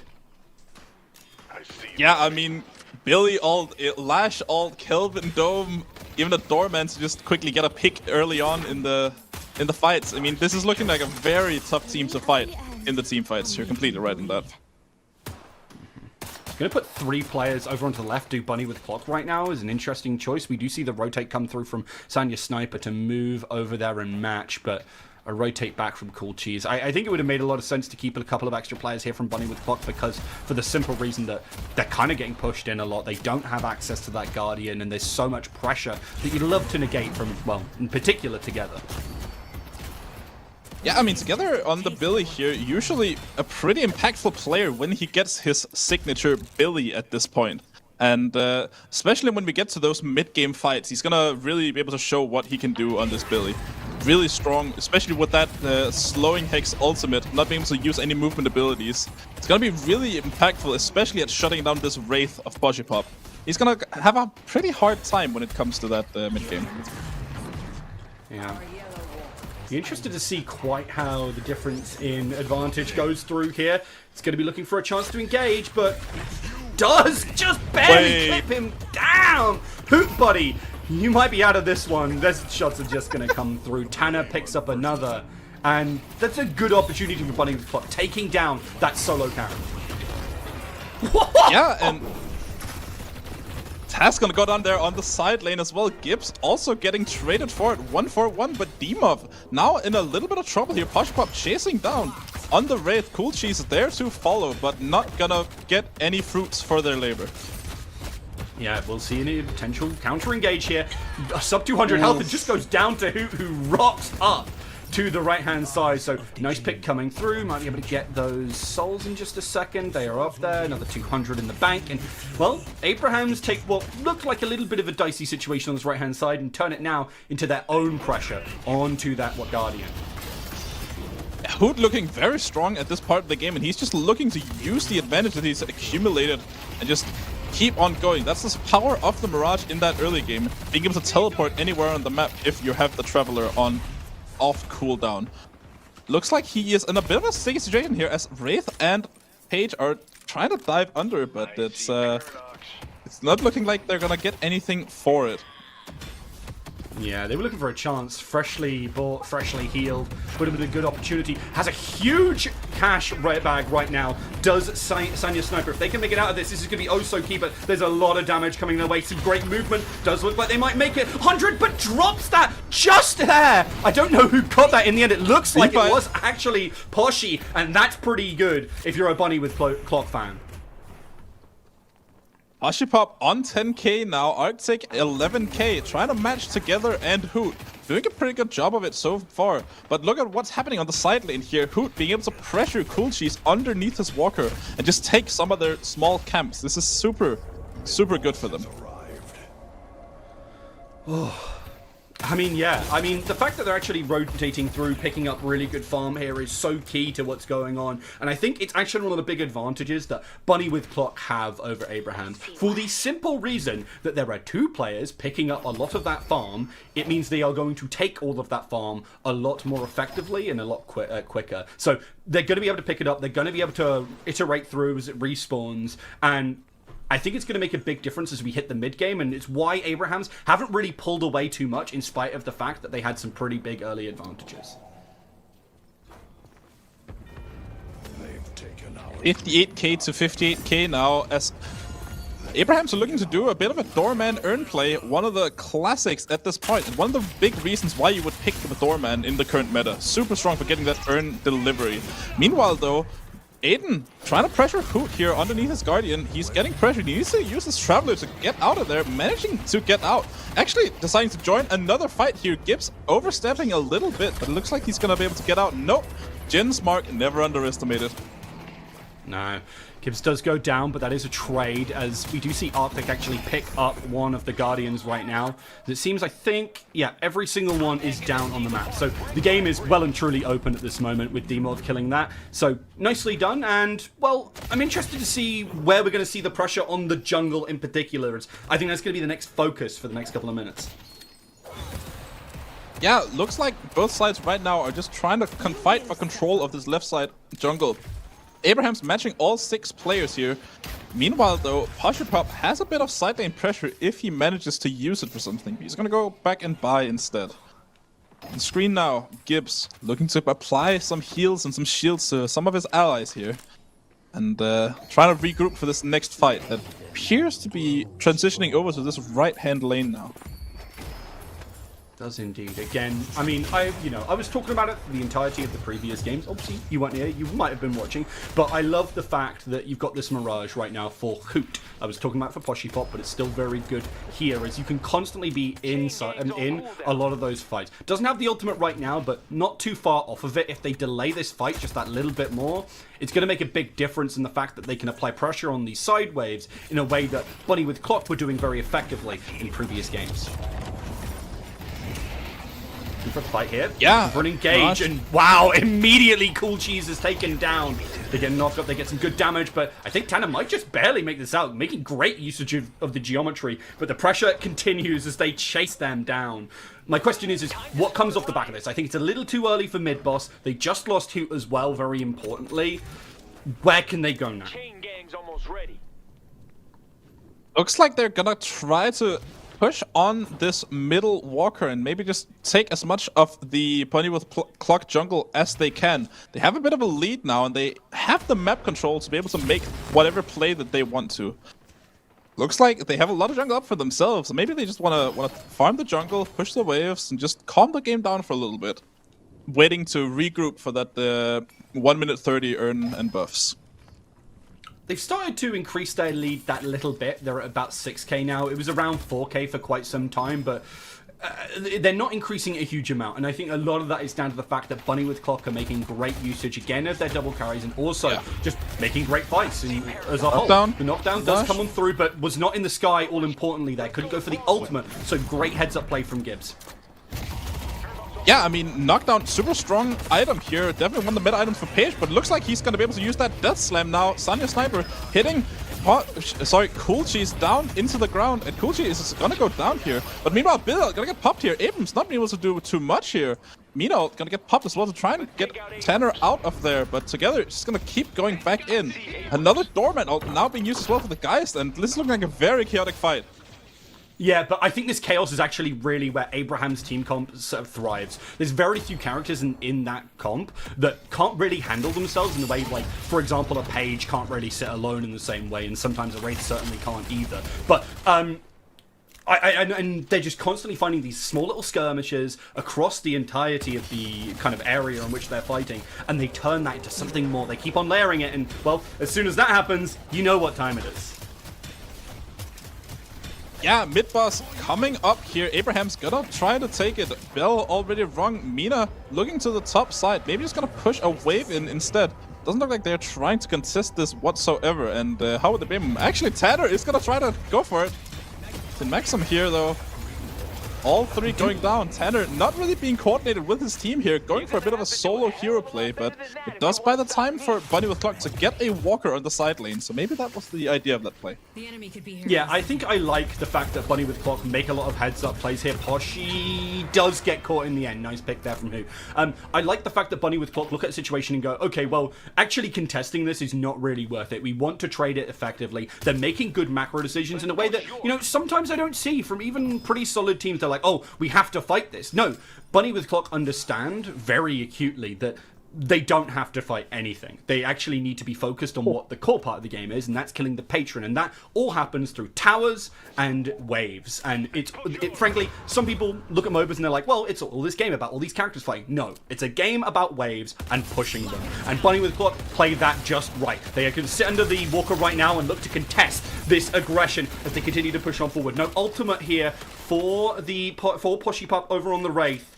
And Abrahams, they choose not to commit towards anything. Instead, they're looking at this urn potentially if it comes back out. Yeah, but Dimap has a bit of a side angle here, pushing in the wave, needing Arctic to match on the Geist, and this might be a bit of trouble now coming Poshipop and Gibbs' way here, as they're kind of alone here with 4 people coming in. Tanner now gonna go and help, but judging by his track record of this game so far, not gonna be too much of a help here. Dying 7 times already in this match. It's so sad to see, man. Like, I think Tanner's been playing pretty well for the majority of the games we've been seeing, but just got caught in a lane with Together's Billy, and I think you can't really blame him for that one. There's going to be a focus on towards this Walker, and Bunny with Clock, they looked at the situation, they tried to invest some ultimates and some pressure, just like, I mean, half a minute earlier, and then they lost their resources. They didn't have much to work with, and this lead from Abrahams continues to balloon. Yeah, it looks like they're grouping up here for a bit of a mid-fight here. Abraham's gonna use the ultimate of Senior Sniper already down. Dome getting forced out early. Billy ult too. Abrams actually being in a little bit of trouble here in that Dome, but managing to survive for a long time. Takes them a while. No ults left almost for Abrahams, but they're gonna try to get the sidewalk here. Hoot gonna teleport onto Dimov as well as there's Doorman play. There's so much happening right now. This is wild.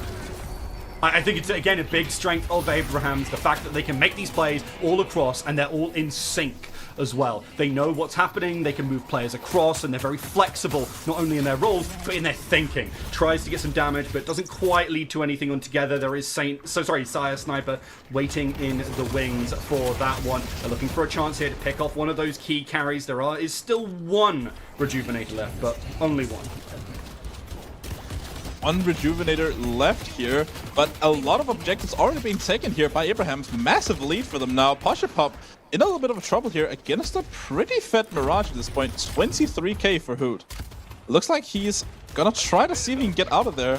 He had trouble doing so though, but seems like he is he's gonna get out of there basically unscathed at the end of the day. Nicely done.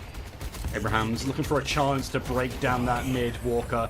They kill Cool Cheese, and well, that's a pretty good signal to do so. Again, Bunny with Clock kind of take all these disparate fights that Abraham's are forcing, and now they really don't have a lot of resources to work with. They don't have great health bars. They've got a couple of ultimates coming, an ultimate coming up in Poshipop and Aiden's, but I mean, they're just not in great positions to really contest all too much. Instead, we see some pushes towards the right-hand side. Again, these waves are setting going. A telekinesis onto the Billy could lead to some kind of success, but, I mean, he's so tanky, right? It's actually hard to kill him in any way, shape, or form. Tanner attempts to dive on forward. It takes a lot in the midst of it together, keeps on healing from all this combat, and you look at this Poshipop, maybe focused a little bit too much on together, but manages to keep themselves alive. Not too much of a threat coming out from Dimov.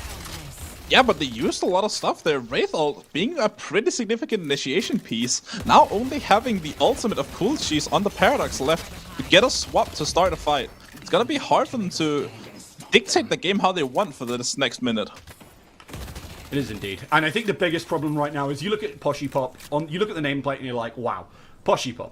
I want Poshipop to have a bunch of money. And it's a very simple plan that Bunny with Clock often use.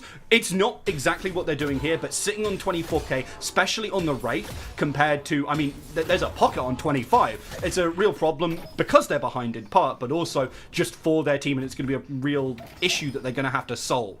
Doing so is not going to be simple, especially with the pressure that Abrahams have put onto that jungle, and it's not going to abate anytime soon. I had an interesting build here from Tanner, going for an Arcane Surge Torment Pulse, you know, Death Ball Survive build. Very interesting interpretation of this newer hybrid build that we've seen being played on Abrams, but do you think that's because he's so far behind that he's had to go for something like that? I'm just interested. I'm not sure. A lot of people nowadays actually like to draft, like to build Abrams in this very Siphon Life heavy way, and just play for like your massive healing, especially when you're playing against the Kelvin, where people are going to be in a dome and naturally just be inside your Siphon Life. Yeah, entirely fair. Might be a nice way for them to keep alive in spite of all the damage that's coming out from Abrahams right now as well. But there's a decent amount of burst, that's the biggest problem, and sometimes even Tanner can't stand all of the damage that's coming their way. A lot of players with Bunny Clock on the left-hand side, still aware of it, and also aware that, first of all, this urn is up. It is in the hands of Abrahams, I think in particular Saint. And that mid Walker is their big saving grace right now. Without that, Bunny with Clock would be pushed back. Everything they do would really struggle to be effective. They wouldn't be able to get very many souls at all. Yeah, but really good control here by a Bunny with Clock. Really good control of where they can push these waves in, and actually are getting a little bit of this lead back here, being able to take all the jungle.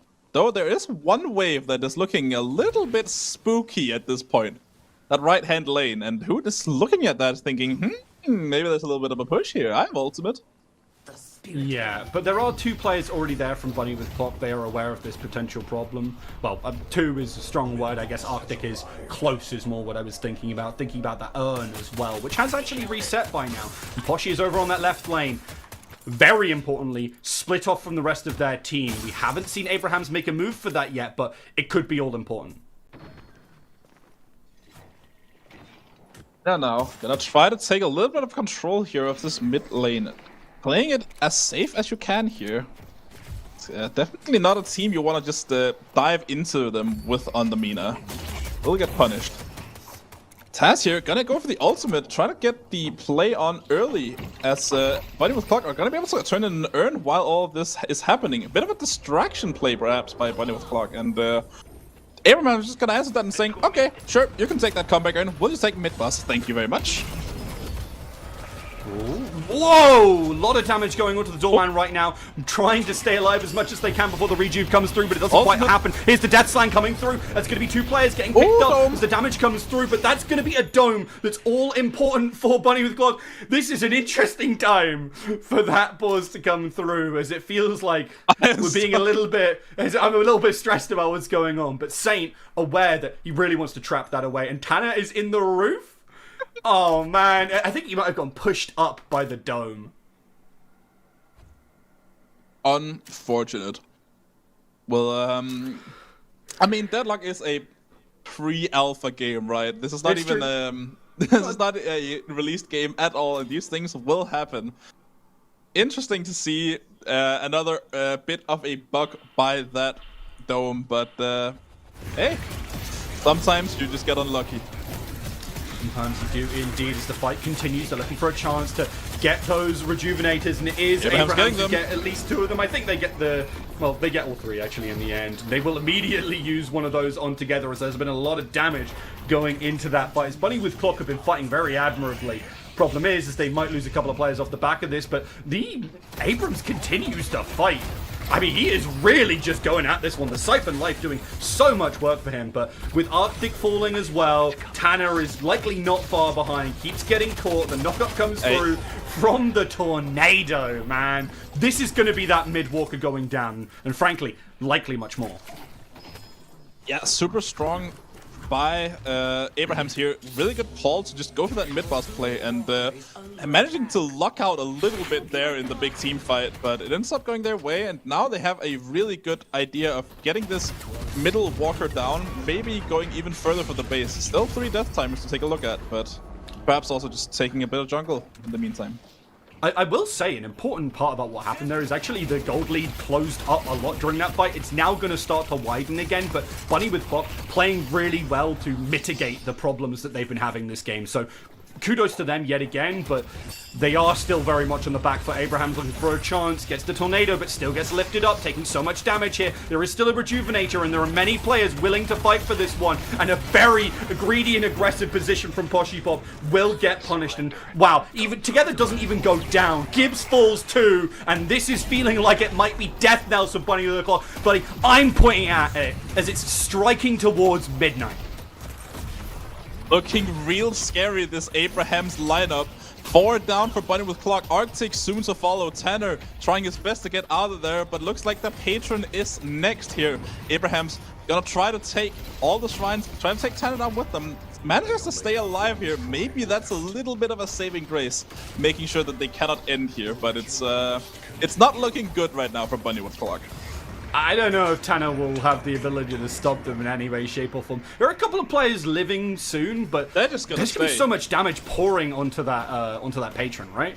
They're just going for it. A bit of a greedy play here by Abrahams. Saint Maxim already going down here. What happened there since he got into He jumped in and domed in their base to try and keep them there. You know what? That's all I'm saying. I love to see it come through. But Abrahams do take the series 2-1 with an emphatic performance here in Game 2. And you know what? As a European, I love to see it, man. Hey, hats off to Bunny with Clock, though. They did really well throughout that game, going for a lot of counter plays here in general. But Abrahams managing to win it out in the end here with some very good macro and very good farm prioritization, especially on Hoot on that Mirage, being a really important player, as well as together on that Billy. Yeah, I mean, you said it yourself. That pick is absolutely brilliant for him. Obviously, in EU, we consider it to be very strong as is. There's a reason why. I mean, NA has been banning it as well, so don't get it twisted. They think it's strong too, but giving it over to Together, I mean, that's why we saw Tanner die like 2 times in under 2 minutes. It was brutal, and a great way to set the pace for Abrahams to get them the success they oh so sorely needed. Honestly, wow. Dimov did so much work this game, more than I thought. That's the power of that affliction on Pocket. True. Still a really strong ability and a lot of objective damage as well. You saw him a lot of the time playing for those side waves and playing for just shredding the Guardian and Walkers down. Really impressive play getting all that objective damage. Player damage is expected, but objective damage is actually very impressive on a Pocket. Yeah, it didn't go down as well, but we saw some really stunning performances from across the board from Abrahams. I mean, very few deaths at all. And I mean, again, shout out to Bunny with Clock. They did put up a really good performance, especially in game 1. I mean, honestly, it made me worried a little bit. I was quaking in my boots. Great team to watch, really interesting, and so heads up about the game, honestly. Yeah, and I mean, it's a very hard team for melee creeps to go through in this next round, semi-finals. Abraham's moving on, of course, to face them in a little bit. Meanwhile, Bunny with Clock going down to that losers bracket. Not quite sure which team they're going to match up against, but should be pretty strong matchup whatsoever. That it should indeed. We're going to go to the desk now as they'll wrap up this, well, frankly, astounding series. Hello, everyone. I'm joined with a new desk host. I've got Blazy Bard. That's me. Love your background, by the way. Very festive. Thank you. You know, how long did it take you to set that up? Honestly, I set this up all last year. I think I spent like an hour and a half, 2 hours, just walking around. I have not gone for the tinsel yet. There's normally tinsel all around this banister, but haven't quite gone around to that yet. That's fair. Cool. Well, I think you caught most of that game, and that was kind of the culmination of EU's best team against NA's arguably second best team, with Abrahams coming out on top in this game 3, kind of just, you know, snowballing from the laning stage. And we do have some clips that we'll look at in just a second. But did you have any initial thoughts about this game before we get into the clip analysis? Yeah, you know, I think it's difficult to talk too much beyond the start of the game, right? This is I mean, you guys called it pretty early on. The draft was really, really strong for Abrahams. They, as you said, they got the Infinity Stones of characters, right? They dropped probably some of the best picks in role. They walk it forward. Meanwhile, it didn't really feel like we had a great identity from Bunny with Clock. It didn't really feel like we knew what they wanted to do with their draft, and even then, early losses in lane, big lead for Billy, it kind of fell apart for them. Yeah, for sure. And speaking of that, we'll get into the clips to kind of help explore how that game truly became so disastrous for Bunny with Clock, starting with the first clip, which is just the laning stage. So here in the lane, I just want to highlight that unfortunately this lane did not go very well for the side of Tanner here. Yeah. As you can see, if you look at the soul disparity here, and you know, forgive me as I get a little bit more used to these, but just looking at the souls, you've got Tanner. Whoop, that's not what I meant to do. 5. Interesting. Whoops.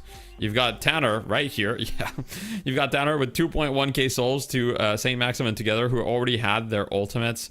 And you know, we spoke about Billy being such a huge you know, impactful character, that giving the Billy Kelvin lane, especially like when you're on ping, giving them such an incredible start, it's just really, really hard to come back from. And to me, that's kind of the story as we'll move through the clips. And here we'll go kind of through a mid-game clip after this one. But the story for me was just Abrahams gets an overwhelming lead in the lane, and then they transition this into an early mid boss. Yeah. Which we can look at the lead in a sec here, where they had an 8k lead. We've got this mid boss. Now, once again, one thing I want to highlight is throughout the series, Abrahams drafted consistently better mid boss fighting comps. Now, on the side of Bunny with Clock, they do have a few tools. They've got Abrams, who doesn't have ult, and they've got here Gibbs with ult on Page. But Abrahams have Billy, they have Doorman, they have Pocket, they have the Dome. Dome is kind of like one of those, you know, very universal things. And so I think Abrahams has been doing a really great job at drafting these really strong mid-fight compositions, and they've been able to just consistently force mid and get the upper hand. And we'll see that when we look at another clip as well, which is the second mid-boss fight, which we have 2 clips of, but I'll let this one play out just so you guys can see. I think... But here, from this situation... No, it's fine. I was just going to pile on to what you were talking about. You know, you have a draft which kind of has it all. You know, you've got great mobility around the map. Yeah. You've got really great objective lockdown potential. You know, you can't mess with the Calvin who's locking down mid-boss, right? Yeah. You've got so much damage coming out of this team. Abraham's... They kind of got absolutely everything that they wanted, and it's... I mean, it's difficult for them to kind of fumble the ball. Yeah, and we can take a look at the second mid-boss, which was unfortunate as Tanner got bugged in the ceiling, and that's why we kind of saw that. So this one is kind of broken down into 2 clips, but once again, if you look at kind of like the map state and everything, everything is in favor of Abrahams. However, Taz does go down right away, which, you know, could have been really, really great for the side of Bunny with Clock. And here, I'm going to pause, even though there's going to be a pause in-game, but in this position, it would have been not that crazy to assume that, hey, Bunny with Clock have a real shot at winning this fight because they got the first rejuve, right? Like, Gibbs is about to die here, sure. But if Abrams' ult, like, hits right on this kind of, like, dome area... Whoa. Interesting. I'm still learning the tools, but yeah, right on this dome area as we've got a circle. If we've got an Abrams ult in this area, that could have been really, really scary for the side of Abrahams, but he kind of gets stuck in the ceiling, as I think this clip will play out in 2 parts because the pause was fairly long. So here we've got kind of the second part. We see Gibbs goes down, and then they get all on top of it. The Abrams ult would have been so massive as he could have ulted there and then charged, and that could have completely changed the game. So I think Bunny with Clock, you know, pulled a great showing, but this is the last clip we'll look at, because after this, in my opinion, the game was basically over. As you can see, the players are going to get kind of cleaned up. They're going to lose their last walker. They're down rejuves, and it's just incredibly difficult to fight into the kind of Kelvin Billy comp at that point. Yeah, I mean, you're looking at a team that's already really ahead. I think you're absolutely right. If Tanner doesn't get stuck in the ceiling, maybe things play out, but I think it's important to highlight, even if that ult does go off, this is a Abrams who is still super behind. It still relies on them finding the stuff after the stuff, finding the follow-up, finding the opportunity to win that fight against a team that is so massively ahead of them. So a window for sure. I think the tech difficulties aside, it would have still been a very difficult one for the Clocks to come through. I keep wanting to shorten the name in my mind, and then I'm like, wait, that's a really bad idea. Yes, be very careful about the Bunny with Clock name, as they have been devious with their naming strategies. And for everybody in the chat that wants to abbreviate it, feel free, but we must be very careful. So, yeah. For everybody in the chat just tuning in, there is still much more Deadlock to be played. So we're going to be moving on to the winners finals. Now, today, everything is getting played today except the losers finals and the grand finals, which will be played tomorrow. So we can have a quick look at the bracket and update everybody with the results. So let's talk about, are there any significant upsets? Now, Melee Creeps 2-0 Sneaky Golem. I don't think anybody's surprised there. That's what's been happening in Night Shift. They've been losing to even Bunny with Clock. So Melee Creeps moves forward, no surprises. In the lower bracket, Leviathan eliminates Loki W, a bit of friendly fire, 2 EU teams facing each other. Unfortunately for Loki W, they get eliminated right there. And then we've got Bunny with Clock versus Leviathan, which will be off stream, as well as Sneaky Golem versus Cheesy Bread. Both of these games will be played off stream, and so what we'll be covering is Melee Creeps versus Abrahams, and then after that we'll be covering the lower bracket match, so the winner of Bunny with Clog versus Leviathan and Sneaky Golem versus Cheesy Bread. But that's just to update you guys on the bracket. So there's still 2 more series to be covered today, so don't go anywhere, right, as we've got a lot of very, very exciting Deadlock ahead of us. And up next will be Melee Creeps and Abraham. So I hope you're excited about that, Blazy. I really am. Status. I mean, what we've got here, that the people at home might be able to look at the bracket and see that the tournament has worked out kind of exactly how the seeding should dictate. Right now, 7th and 8th seed at the bottom of the table are the only teams eliminated out of the lower brackets. Meanwhile, we are here in the winners finals with the 1st and 2nd seed coming out of their respective regions. Now, Melee Creeps, Abrahams, these 2 teams, I don't think it's a secret, are probably the best in region. I'm not sure that anyone's really contesting that. One thing that chat might argue about us with, though, Deathy, is how are we going to compensate Abrahams for the ping difference? Well, we're not.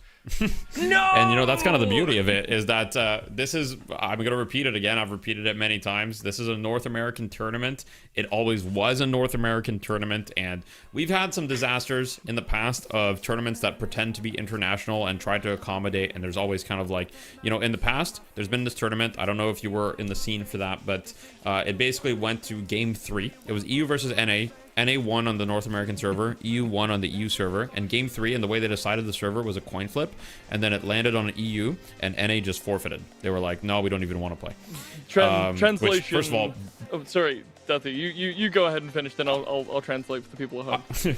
I was just going to say, first of all, very disrespectful to the tournament organizers, but I was watching on the sidelines, and I've learned from all the mistakes that other tournament organizers have made, and it's very important for your tournament to have a region, because right now there is no way to accommodate for ping, so we're not going to pretend like we can make something fair. It's not possible, and if you do a best of 3 or a best of 5, these are uneven numbers of games. You cannot make it truly fair unless you do LAN, and right now, it's not possible to do LAN yet. The budgets are too small. Although if you want to sponsor us and do a LAN, hey, 2026, my DMs are open. If you've got money and you want to throw a deadlock LAN, hit me up. We're more than happy to make it happen. We'll take care of everything. You just got to give us the funds. But otherwise, you can't make it fair. So it's an NA tournament. The EU team signed up. So I'm reading my notebook here, and it says the translation for that statement to those in chat is that Deathy is currently keeping the EU players hostage, and they're not allowed to eat. So make sure that you keep spamming that in the chat. Justice for EU. Moving on from that, though, let's talk about these two teams. Now, Deathy, it's no secret. Wait, I'm waiting. Before you move on, I just have to say, if someone, I do have a sandwich. I could feed the European players now. There is, unfortunately, there is a lock on the sandwich. I'm hungry, and I cannot access the sandwich unless somebody gifts 10 subs. So if you're a European supporter, you gift 10 subs, they will get a sandwich. Now, I promise, you have my word, and I would never lie. Everybody knows that. That's, no, sorry, carry on. There we go. Just today, 10 subs to feed a hungry EU player. So speaking about the differences between EU and NA, some of the things that we were talking about before was the level of flexibility in these teams, in these players. And I want to move you on to this conversation surrounding melee creeps. We were talking a little bit about their character pools, how flexible the players on Abrahams are, how deep into their pockets they can reach. Pun intended. Let's talk about the other side of that. Melee creeps. Tell me a little bit about this team, what they like to play. What kind of things should Abrahams be looking to ban out if they want to really punish that lack of flexibility? Yeah, so melee creeps, I want to give them credit. They've done great work on kind of expanding their hero pools. Now, previously, a few of the players on melee creeps were kind of known as like one tricks or like very small hero pools who would historically get heavily targeted. Now, the main players that come to mind are Ido and John. Ido kind of being known for being mostly like a pocket Mina player, and then John mostly being known for Bebop, and then Geist. Now I think John's hero pool is deep enough at this point where it's a little bit harder to target ban him, but he definitely has his comfort picks. Now I want to say something, which is John's been playing Gun Doorman, and I told him it's bad. And that infuriated him, and now he's very angry, and he must prove that it's good. And so this is his chance to do it against the best EU team. Maybe he can finally prove Gun Doorman is really good, and he's going to have that in the back of his mind. So I'm kind of like manipulating the draft when you think about it. Not even just proving whether or not he can make Gun Doorman work. Making Gun Doorman work against a team that we've already seen have a very strong game on Doorman. Taz really pulling it out there and showing us what he can do on that character. So let's move on to speaking about some of these players. We've just seen some of these. There we go. I can have a sandwich, Deathy, please. Yep. One sandwich coming up. It's 60 seconds delayed, but we see it. Amazing. Also, I will say that the draft is ready for us shortly, and so we're probably going to be able to, get into it very quickly. Actually, it's right here. Very quickly. We're already here. Immediately. So it's just, yeah. So, we can keep talking about these players then while we are waiting for this this draft to come through. Is there anything that we're expecting to see from these guys? I know we already mentioned a little bit about Dorman. We saw Abrams really work on that Billy in the last game. Obviously, the second pick this time around, expecting it to be first banned. Yeah, well, Melee Creep's first ban Doorman. There you go. I mean, they didn't want to give John the Doorman. They had first pick, by the way. They could have first picked Doorman, but they prefer not to. So hey, I'm just saying, maybe John's afraid of playing the gun Doorman. But, you know, they ban it. Abraham's banning Billy. No surprises there. I think the Doorman first ban is a little surprising. In the other series, we haven't seen him be top 3. We've seen him be kind of like first round of the second half of the draft, if that makes sense, like fourth pick, like very highly, or like banned in the second draft. But Guy's first pick does not surprise me at all. Yeah, I think it's a strong pick. We've seen it have a lot of high impact. If the Melee Creeps can get this going, I think it'll work out well for them. Abrahams, though, have a very strong early game. Shiv coming through, I think, kind of reflects that, gives them a lot of options to potentially deal with this guy if she gets too out of hand. Shiv Abrams. Sorry, Shiv Mirage. I don't know why I said Abrams. I saw Abrahams. I got Abrahams, saying Abrams, they're in there. Yeah. Mandatory yeah, exactly. pick. Shiv Mirage.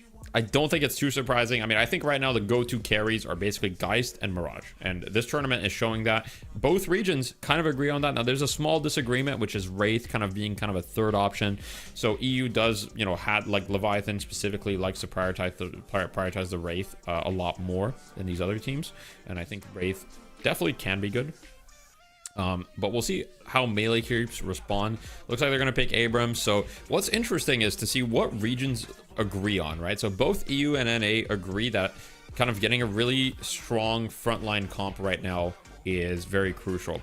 Now, one thing that we didn't see from last series is Yamato was pretty much always banned for Abraham. So they weren't able to pick it. But Melee Creeps doesn't seem to care too much. Maybe that'll come into play. Yeah, potentially. Abrahams and Kelvin picked up for Melee Creeps. They want a little bit more objective secure, a little bit of frontline, really works in well for them. I think Abrahams now want to try and find something of a similar vein before the back end of the draft. Talking a little bit about that perma-banned character, I think another character that we saw really targeted out was Viscous, not allowed in the back end of any of these drafts, not quite prioritized for the first half. Maybe something we could see in this back end. Pocket locked in for Abrahams, though. They heard me. They heard about reaching into their pockets. There we go. It's full circle. Yeah. I mean, Dimov has been having really, really strong performances on the pocket, which is honestly, I want to highlight that's incredibly impressive. So I've played on European servers a decent amount. I probably have somewhere between 50 to 100 games on European servers. And if you're on the like 130 ping, pocket is not fun to play on that high ping. Like there's definitely, like especially with Satchel, like dodging abilities on 130 ping is not an easy feat at all. Now of course you can get a lot of value just through affliction, which that is pretty much unaffected by ping. Like getting a big affliction is about the same degree of difficulty, but just playing pocket on, he's probably on 130 ping or maybe even higher, maybe he's on 140, 150. That's incredibly impressive. So props to Dimov for that. We will highlight this actually though with interesting Sinclair banned out from Melee Creeps here in the second half. But you know, touching on ping a little bit here, Deathy, some of the players from Melee Creeps are from kind of West NA server side. Yeah. So this isn't necessarily going to be only Abrahams are dealing with ping issues. Both sides of the table are going to be struggling. Yeah, of course, Abrahams is struggling significantly more, but you are correct. Like, for example, Ido is West Coast, so Ido is probably going to be on 80 to 90 ping, depending. So, you know, it does affect both sides, but I will say Melee Creeps definitely have a strong home advantage despite that.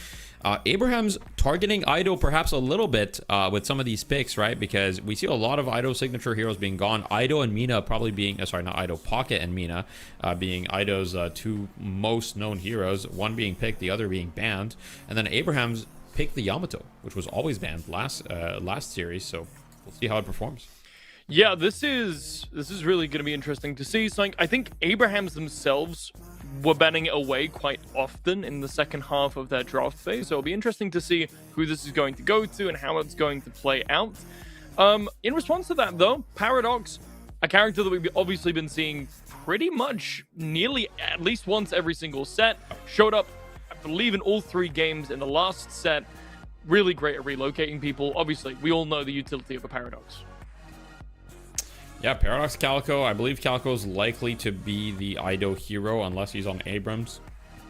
Paradox will probably be given to Scout, And we've got Saya, I would guess, on the Kelvin, and then John would be on the Lady Geist. So as you can tell, I'm fairly familiar with these players' hero pools. I play them in matchmaking every day. So, you know, and I've played against them competitively. And I think Abrahams are drafting just a really, really hard to kill comp. Now, Paige is a really strong pick here for a few reasons. The first reason is that a lot of people don't realize this, or maybe don't think about it, but Yamato ult gives you resistances, right? But shields, ever since the item rework, benefit from resistances as well. And so when you put like Page Barrier and Divine Barrier, for example, on a Yamato, the amount of effective HP that she has is just like unbelievable. It's just unreal. Oh, wait, did you steal Hoot's sandwich? My delivery came. I got the sandwich. Thank you, Chen, for feeding a hungry EU caster. Now I can do my desk segment with even more. Now I can lock in. Paige, very strong, great supportive pick. Tell me more. Gotta chew this bread. Well, you know, I'll let you eat, and you know, I'm gonna have to think about that, which is Bebop last pick. Abraham's, the EU teams in general quite like Bebop. And if you pick Bebop and you win against John, it's kind of like you're stealing his hero and then beating him with it. It kind of like adds insult to injury. I mean, honestly, if John loses this game versus Bebop versus the European players playing on ping, I mean, NA is never going to live this one down. I'm going to be honest, guys. If NA loses this series, you know, NA is going to hear about it for a very long time. Like, there's a lot at stake here. Bunny with Clock losing can be acceptable, okay? But like, if Melee Creeps loses, we are never going to hear the end of it. So please, Melee Creeps, I need you guys to win, because if you lose, it's going to be bad. If I shill for NA, will you put something in the sandwich, or do I still just get plain bread? I need clarification. I don't know. It depends. Okay. What do you have access to in Europe? Do you guys have condiments over there? We have condiments over here, okay. mostly ketchup flavored. From where we're at. Chat, I'm sure you can go absolutely buck wild. Tell us your favorite sandwich condiment to feed to EU players or something. Last pick still on the board here for the Melee Creeps. Yeah. Couple strong options here. Could we maybe be looking at something with a bit more mobility? Maybe a Vindicta, something that could really pop heads? Is this maybe a too niche of a pick for this position? So it's almost certainly going to be a DMB hero here. I think that they are a little bit low on heroes for DMB, unless he's playing Abrams, which he could be. I could see him play Infernus or Wraith. I'm actually not sure what they're going to opt for. So DMB traditionally plays with a lot of like M1 heroes for them. Like he'll play Mirage, he'll play Infernus, he'll play Wraith, he'll play heroes like that. So I wouldn't be too surprised to see him on that, unless he's on Abrams, which would be possible. So I think given the players, I wouldn't be surprised to see like maybe a Wraith last pick come out. Although I don't love Wraith into the Abrahams comp. I'm trying to think what would fit with their kind of like hero pool, because you know. Oh yeah, Warden. That makes a lot of sense. That's another hero that DMB plays. Strong frontliner. I do think he's going to be on the Warden here, very likely. I don't know if I love the Warden into the Abrahams comp. I think Warden struggles into a lot of these heroes that can kind of shut him down. I'm curious to see if it's going to be more of an ult Warden or more of a gun Warden. So we'll see how that kind of plays out in the game. But I don't dislike it. It does make them beefy. It's decent with the Kelvin. I mean, Melee Creeps is just really hard to kill altogether, but at the same time, they can be quite vulnerable to things like Decay. Yeah, this is feeling like a very tanky roster for Melee Creeps. All told, Abrams, Kelvin, Warden potentially, depending on how they decide to build him, could be a pretty formidable front line. That being said, though, Abrams not really too squishy themselves. Bebop, you know, is gonna kind of be the primary frontliner for this squad. You know, questioning the validity of kind of having Bebop as your kind of main tank, right? Yamato, a little bit difficult to kill, not necessarily going to be super tanky. Same with Shiv, more of a kind of hybrid aggressive composition. So I'm very interesting. I'm very interesting. Thank you for the self-compliment, random lamps in English language. But I'm very interested in how this kind of more aggressive style is going to work towards it's almost reminiscent of like a GOATS style comp, if you're familiar with Overwatch meta. Unfortunately, I am. Yeah, I'm so sorry. Unfortunately, I am. No, it's okay. I mean, look, it was a traumatic experience. It was a difficult part of my life, you know. But we've all overcome Overwatch, and now we're here, you know, playing the good game, Deadlock, which we all love. And, you know, thank you guys for tuning in with us and enjoying the show. Now, huge shout out to our sponsor, Metal. Also, we are running a giveaway through Corsair, who's giving away, you know, your choice of a keyboard, headset, etc. So exclamation point giveaway in the chat to enter that. Should be fairly easy. And then I just want to do a quick little plug as well, which is if you want to support us, now there's lots of ways, right? But, you know, obviously you can join the Discord, which I will put in the chat right now. So exclamation point Death Slam to join the Discord. But if you are interested in getting yourself some Deadlock themed merch, we have merch at Death Slam events, and all the proceeds go to events like these, right? I don't take any of the money. It all goes to prize pool or you know, giving stuff to casters, maybe a sandwich for the caster if we have money. Some condiments, please, for the some butter, sir. I mean, please. We've got like you know, a mug that you can see right here. So it's got the Death Slam, and then on the other side you have a choice of a couple things. It can either have the cat or the slam. So I have the slam one because I love Lash. My camera doesn't autofocus, so you can't see it very well, but it's kind of cool art of someone getting ulted by Lash. But yeah, we really appreciate all the support, and thank you guys so much for tuning in. It really means a lot. Just tuning in is a great way to support us, by the way. Just watching. And where can I find all this delicious merch drinkable merch? I mean, merch that I can drink things from. Where can I find it? Exclamation point merch, and then it'll take you right to the website. Exclamation mark. Take you right to the website. Yep. And we've got hoodies, t-shirts, stuff like that, and obviously all the art has been commissioned, and you know, we're also not we're not going against any kind of, like, you know, let's say copyright infringement using Valve stuff. We've all made sure that, you know, it's based on Valve stuff, but it's not actually using, you know, the character designs themselves, and Valve are okay with it. You know, they were like, yeah, it's cool, you know. So we're good. We're good on that. So Deathy, yeah. So I think to pull us back just while we are waiting to get into game, one thing I do want to highlight here, Abrams has just come off the back of a very long set, very difficult set for them to finish up in the end, whereas Melee Creeps, they got to finish early, they 1-2, they had a good half hour before even drafts in this map. We're looking at a team that's maybe a little bit tired, but, you know, also maybe a bit warmed up. Where do you sit on this side? Melee Creeps, you know these players a little bit better than I do.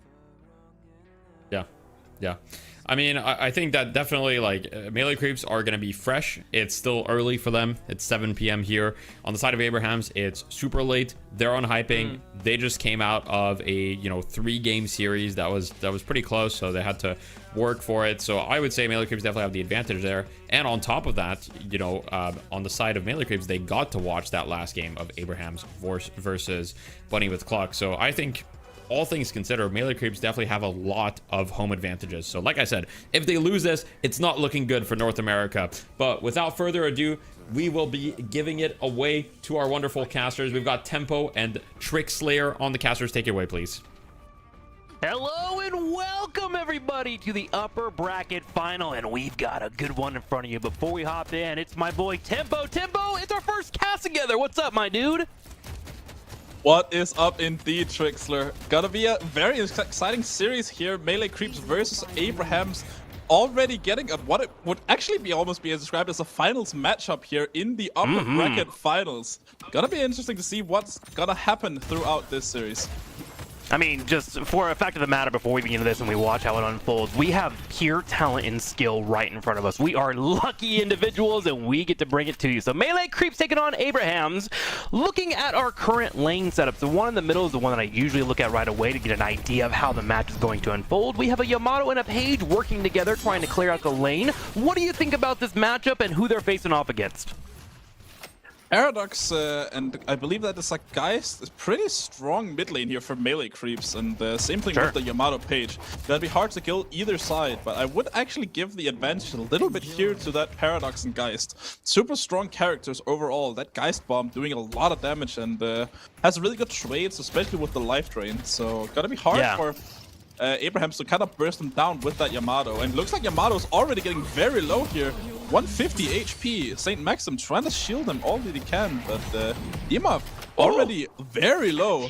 Gotta get the resto shot to get a little bit of HP, but we're looking at 2 digits right now.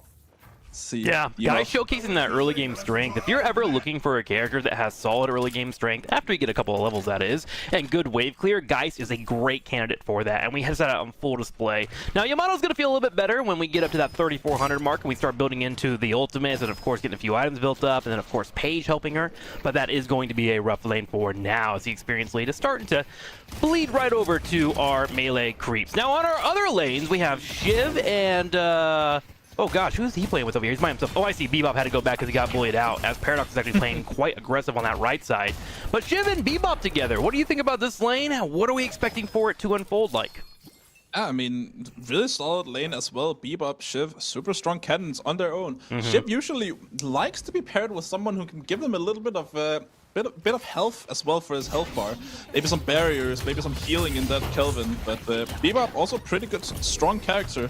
Looks like there's actually been a little bit of a swap here in the middle lane. Got Calico coming in, trying to do some damage here. Ido already roaming around, and 3-minute roam is kind of wild. Yeah, so what happened is Paradox actually tried to find Bebop when he had to go back, didn't quite get the kill, and then he had Calico rotate over, and Calico, when she has her Ava form, of course, has that movement speed, and she's able to show up just in time. But hang on, some more brawls happening here. Both teams really bringing the aggression early. Shiv and crew fighting over that area, trying to go for the boxes, attempting to steal them away from their opponent. But with a minute and a half away until buffs show up, you gotta have to be careful here, try not to get picked off, and they're gonna have to sustain through, as those buffs are gonna be pretty quite important. Yeah, very important buffs here coming up in a minute. So far, melee creeps taking a little bit of an advantage in this early game. Mirage here gonna dive in a little bit into them. Abram's gonna try to take Senya Sniper with him with a charge maybe 10 seconds before it's up. He's looking to just do as much damage as he can with that shotgun, with that Siphon life, but looks like he's not gonna be able to do much here. Sanya Sniper gonna get the trade on Ido, but look, massive charge coming in here. Sanya Sniper taking a lot of damage. Almost out here, I think. Paradox trying to get the last few remnants of damage.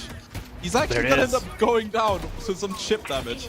Really very close in the pick there. They're hoping to find a little bit more here, as actually there's another trade trying to happen as they're trying to get that Pocket, who was low, and it is going to be a kill, so Scout will be going down. And 1-for-1 trade on that far left lane as we had the aggression really unfold. Man, are you used to this type of laning phases where both teams are just really bringing it this aggressively, or is this just like a showcase of the talent we have on our board?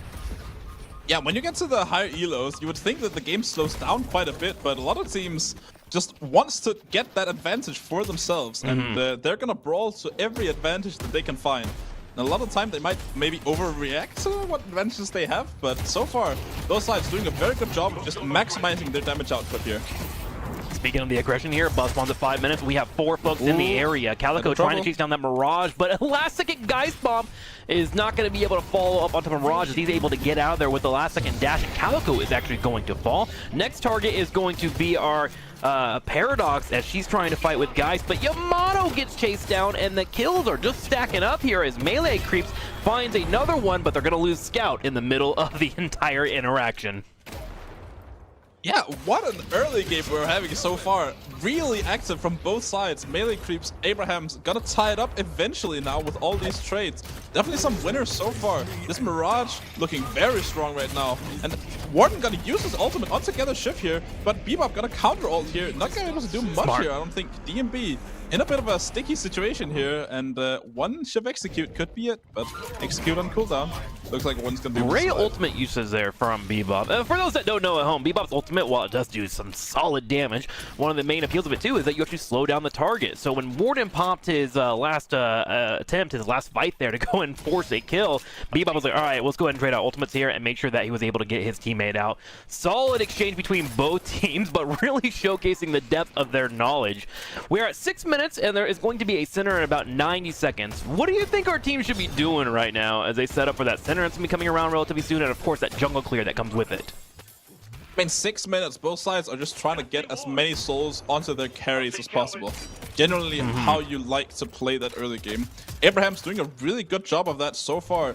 Hoot being very farmed, and same thing with John on the other side though. Definitely both sides having stuff to play for here. Scout now, though, in a little bit of a sticky situation now. Again, Bebop gonna have to use that Yamato ultimate after a good paradoxical swap. Looks like Scout is gonna go down here. Bebop getting that kill early on.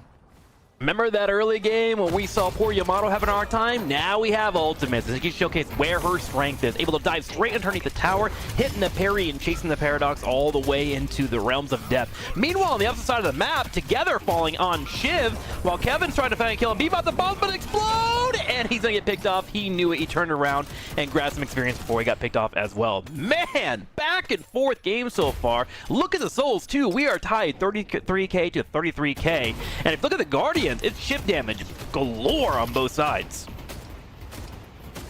Yeah, I mean, good damage here so far from both sides. Good Guardian damage, actually, especially in that left side lane. Looks like a lot of members are trying to get at this. Abrahams and Calico being challenged a lot by this Mirage here, who has a pretty good start here. Should be pretty hard to challenge him, but looks like they're starting to get their spirit spikes up. Sanya's sniper on the pocket, at least, already having it, and it's just going to be harder and harder to fight these guys with their spirit investment spikes. Calico did a cool little maneuver there. Actually went around the fight after seeing one of her teammates get picked off and tried to push out the mini wave to make it harder for the Guardian to get picked off. And then she, of course, used her mobility to escape. But with that all said and done, you're completely correct here. Abrahams are able to push that far left lane, and they're getting it close on the fort. Meanwhile, with another Bebop laser here on the next lane, which is all the way to the far right side, a hook comes out. There goes a knockup, pushing him into the corner. A parry over the wall survived, but the burst damage is just too much. Melee Creep loses Scout once again. Really good play here so far by DMB actually on that Warden. Going down now, but it's doing well to utilize his ultimates. Well, John now though in this middle lane, getting challenged once again. Kelvin now in here onto Demob, just playing very aggressively. John though still having the ult online if they manage to go down, but Kelvin gonna go down for it. John trying to do damage, but not gonna be able to do enough right now. The mob is insane, man. You saw guys constantly trying to weave in front, trying to set up for a parry, but Demob was constantly using his movement to get an advantage on top of Kelvin, eventually picked him off, and not getting low enough to make it worth the lady guys. I've never actually seen a player just straight up ignore guys like that, but the Demob, knowing his abilities and with the page there to back him up, was being a complete menace. Now Demob currently in trouble, and Calico's trying to go for a chase. In a second, she will have her 2, which will be the major cooldown. She needs to go for this pick. Around the corner they go, and finally they get the Yamato. Jeez Louise, Calico's low and bruised down and gonna be able to take those souls and move forward and expand her lead. Meanwhile, let's take a look at the mini-map in the bottom right, Tempo. We have a yellow Guardian down on the far left and a yellow Guardian down on the far right. The map is starting to be opened up here by Abrahams. Yeah, super open map here so far. Hoot on that Mirage, just being able to take that side Guardian, getting basically a free lane for himself now. And buffs now coming up online. John gonna be able to get the casting buff. Looks like Shift got the right-hand side buff. Didn't quite get to see what that was, but guy's in a lot of trouble here. Needs to try to play for the ultimate maybe. Hoot gonna just trying to chase her down, but Sanya's sniper gonna get the kill on John, and that's one buff already gone. Better me in charge of this power than A good time for that too, as melee creeps were able to grab the urn, so with John going down, they're gonna have to play a little bit on the passive side. And meanwhile, during that, jeez, it's such a bloodbath right now. Melee Creep's able to find a kill on Pocket, and now you see Kelvin moving across the map, trying to set up for that urn turn-in. However, this can be a bit of a difficult task, despite them having a great front line between Kelvin, Abrams, and the Warden. Bebop on an urn turn-in can be difficult to play around. His laser and his hooks are terrifying, so they're gonna have to make sure they play pretty coordinated here. Meanwhile, while that urn is on its way to the right side, the middle Guardian will be taken by Melee Creeps as they open up the middle of the map. And let's go over to Kelvin here if we can get a chance from the observers and see if we can get this turn in. He jumps in, goes for the drop off, he's focusing, and he gets it just in time, turns around and pops his ultimate. I got a lot of healing off, but Affliction from Pocket stopping anything that they would get here together. Now chasing this Kelvin down very low. Gonna get the lane heal.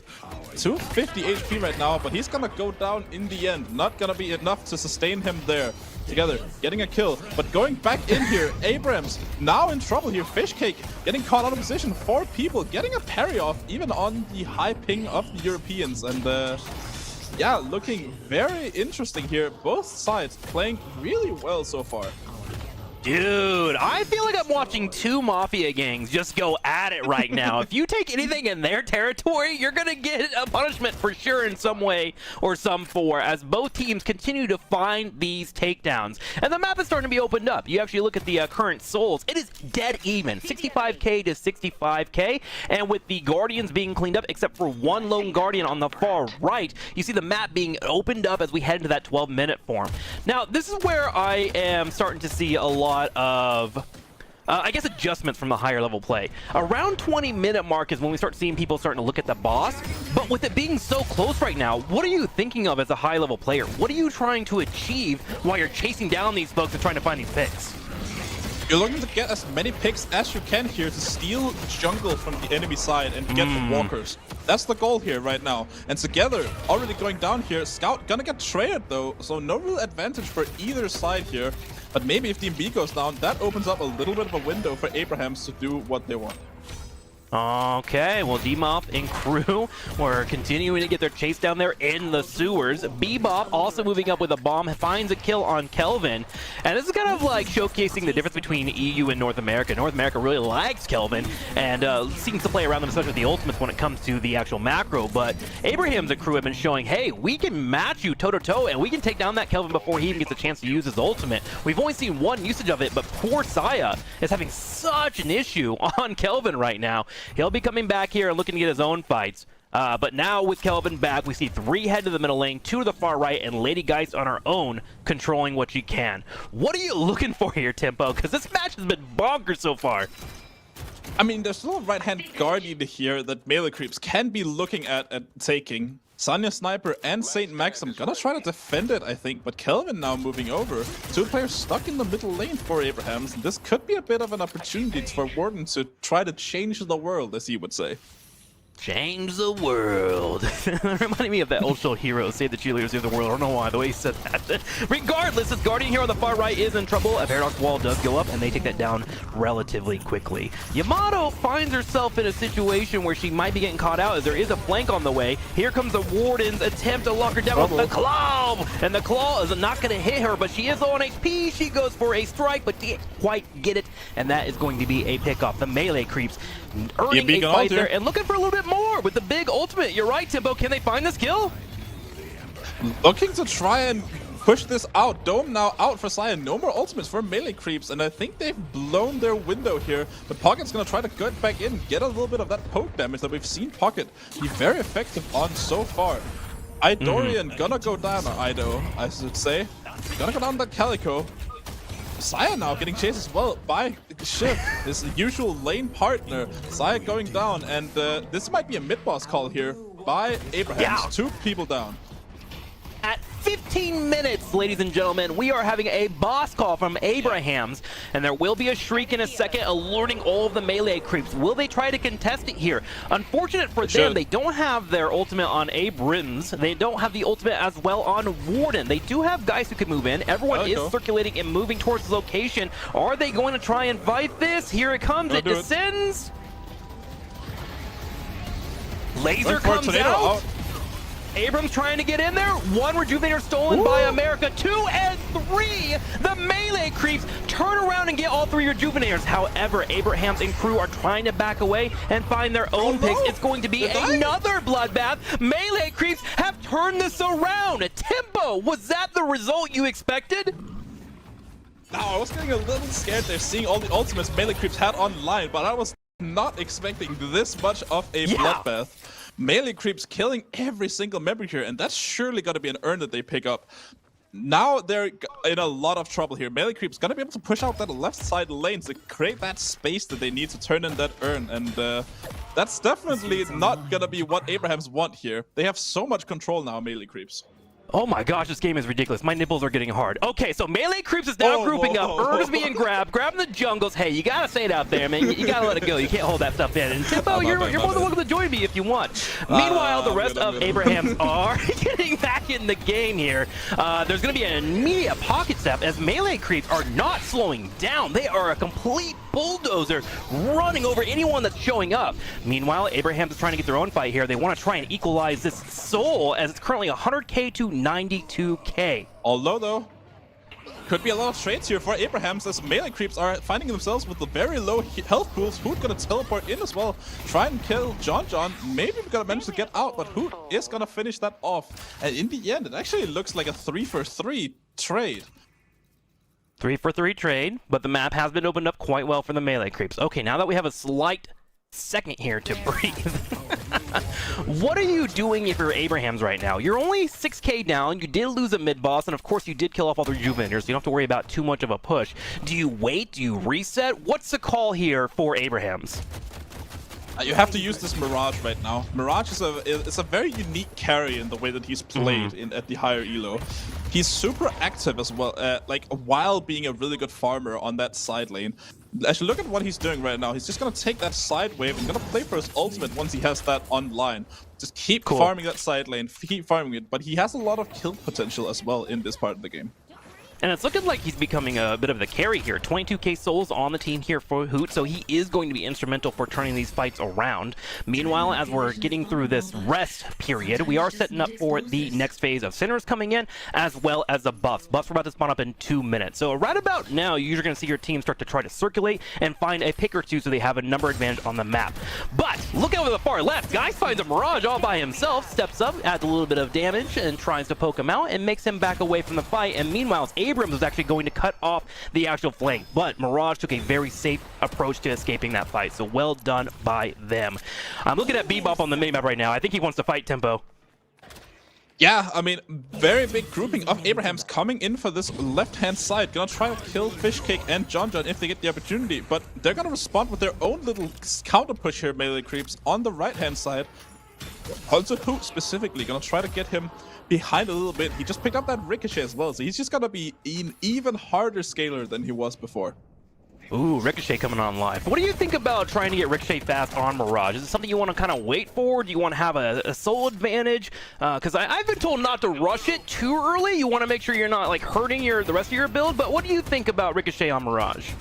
Around where the Mirage is at currently in his build, it makes a lot of sense, because Mirage's farming is not as good as the other carries, especially if you're playing it as kind of a solo carry way that Hood is playing it here. It makes a lot of sense to get it around this, 20k mark at least. Okay, opening my notepad and writing that down. Around 25k, Ricochet is okay. And I'm going to sign it, and I'm going to have Tempo next to it, 2025. All right, our buffs are coming up in about 40 seconds, Tempo. What are we looking for? No, it's official. Tempo says 25k, I can have Ricochet, and you can't take it back. It's okay. We'll see if the meta devolves further. I mean, there's definitely some different schools of Mirage. Some people like to go for an Siphon Bullets or an Inhibitor or something like that instead. But makes a lot of sense for the solo carry. And meanwhile here, while we're talking about this, melee creeps going for a little bit of a grouping here on the mid lane. Looks like they're getting ready to brawl here as they're sending DMB and John out for these side waves. Just gonna push them out. They're having a lot of control. And Demov maybe in trouble here. Okay, going over to Demov here, playing the Yamato. He's got 4 dudes on him, and that's a great Friday night. We do see him dancing around. There goes the barrier up. Calico comes over, gets the damage, and oh my golly. You called it, Tempo. Demov just caught in a weird spot. Yeah, I mean, you just see 4 people around you there. Demov just standing still, not really sure what he's doing. Looks a little bit tired, maybe. Could be a bit late for him, but we'll see what ends up happening further on. They still have a little bit of a match to play here. Hoot now in trouble here with DMB. A lot of damage here from that Warden. Really strong character at this point in the game as well. But Hoot using that Traveler just to get out of there, get to safety land, and regroup. Yeah, Hoot looks like he agreed with you, just aimlessly tried to escape there. I like the idea of DMB trying to jump straight on top of the target and take the headshots to try and pick him off, but could not quite do that. Melee creeps now will be fighting in a full 6v6 against the Abrahams. Never mind, it's 65 as poor Paige gets picked off as well, and I'm starting to feel like momentum, which is a very real thing in a game like Deadlock, is starting to swing heavily over to the melee creeps. How does Abrahams stop this from happening? Well, one thing that they're doing right now, Taz is buying that lightning scroll on the Bebop. But what they're also doing is that they're trying to kill John here, but massive swap here together going down. Hoot almost going down as well. Dome gonna get popped here. Hoot down, together down, and what looked like a really good fight for them there inside of that veil just turned into an absolute worst case scenario with John getting that swap. Yeah, could be almost apocalyptic, if you will. I'm looking over the melee creeps right now, and typically when I'm playing Deadlock, if I look at the mini-map and it's my color, which it's yellow for melee creeps, I'm feeling pretty good. I keep saying creeps. I guess I'm hungry, dude. I want some breakfast, I'm not sure. But melee creeps right now are looking to be in a pretty substantial lead. Yeah, I love food too, Tempo. Guys just going for an engage, looking for Bebop, and Bebop is down. Melee creeps, you think they can take a walker soon? I mean, they're definitely strong enough to do so. John, 33k is absolutely massive. A lot of money still unspent, though, and he's gonna get challenged here by Demoff on that Yamato. But that Yamato's not looking that scary right now. Only 19k, and has been kind of bullied all game. John, though, gonna get pressured here as Demoff seems to have friends. But mid-boss gonna be the call here by melee creeps. Mid-boss a call. John just went down, though, and Abraham's going to have a Bebop up sooner. Is anyone going to be able to get down here? Here comes a pocket flying in. He drops down the Affliction. Here's some damage across the board. Arctic Blast is going to be popped. Here comes the last stand. It's going to be a fight here. One Rejuvenator going over all three now for Melee Creeps, and now 3 members down for Abraham's. Melee Creeps has taken their 6th Rejuvenator of the game. My god, these melee creeps, guys, sure have hands. Abraham's losing a lot of members here. EU really getting dominated by these North American heroes in melee Why'd creeps. you say North American like that, Tempo? I mean, you know, some of us are North American. I heard some judgment in that North American. I heard a bald eagle flew over my house right now, okay? North America deserves to have your hand on your heart. And no disrespect, I'm just saying they're doing a really good job of actually putting Abrahams in their place right now. 30k up, gonna get another walker, and I mean, this is looking really good. Well, with the crowd chanting USA, USA, America takes the lead, 173k souls to 139. Abraham's on the back foot. Mirage looking pretty good on souls, 28k, but then you look over to the left and Melee Creeps right now have 1, 2, 3, 4 people over 30,000 souls, and that lead, if you look at the top, is 177 to 144. They're gonna need a pick or two, and luckily they do have one person that can do that well, and that's Bebop. So my question is, do you start looking to Bebop to make the plays? Like, who is the character here that starts the comeback for Abraham's? To me, I mean, Bebop is one choice, but if you're looking at what he's building right now, he's playing for that Lightning Scroll ultimate build that we've seen a lot of EU teams especially run to pretty high standards. And he's going for a very different variation of it, though. Basically, no green items whatsoever, just playing off of that maximum damage, but I don't know if that's going to be enough for them right now. I would be looking more at the Captivating Rend of St. Maxim or a Tornado from Hoot or something like that. Okay, Tornado, possible hooks being available, and then of course there's always the element of Shiv getting those executes, so we'll see if a pick can go their way. Meanwhile, I'm looking at melee creeps. I'm trying to think, okay, how are you extending your lead? You know, I went to the school of Artosis, and you know, maybe that kind of dates me a little bit, but one of the things is, like, when you're ahead, get further ahead, and that continues to happen here. The entire jungle is being stolen, but hang on, a big fight about to happen here on the top right side of the map. We do have a Warden on the way trying to rotate over, and they're going to make a decision whether or not they want to go for this engage. There is going to be a massive laser hitting on side, but look at this massive fight here on the bottom portion. We're gonna see a few people trying to escape. Yamato's in a one-on-one with Paradox. Her friends show up. That's a Bebop and a Tornado, and they do find a pick on Abrams. Okay, so Abraham's able to find their first turnaround, but here comes the last stand. Will it be enough, Tempo, to turn this fight? Trying their best here. St. Maxim gonna pop that Captivating Rend to try and get this team out of dodge here. Idorian, though, going in with that Calico ultimate. Really strong pick. Really strong ultimate to just do a lot of harassment. 2 for 2 so far. One read you've still left for melee creeps if they want to take this even further, and could be a mid-boss, but together now, gonna go down in this tunnel here. Not really a good situation for him. Oof. So at the moment, Abraham's, well, they have 3 people down for more than 50 seconds, actually. We are getting past that 25-minute mark where the death timers start to incline to a pretty ridiculous pace. It's looking like they're in a situation where we're going to have to be a miracle defense. But there's also the other element of like, how do you type GG and get ready for game number 2? So my question for you is do you like sit here in this game and you go, all right, how do we make this comeback? What's the play here? Or do you start thinking about game number 2 and what you want to take away from your opponent? Like for you right now, what was like one of the biggest plays here for Melee Creeps to take this lead?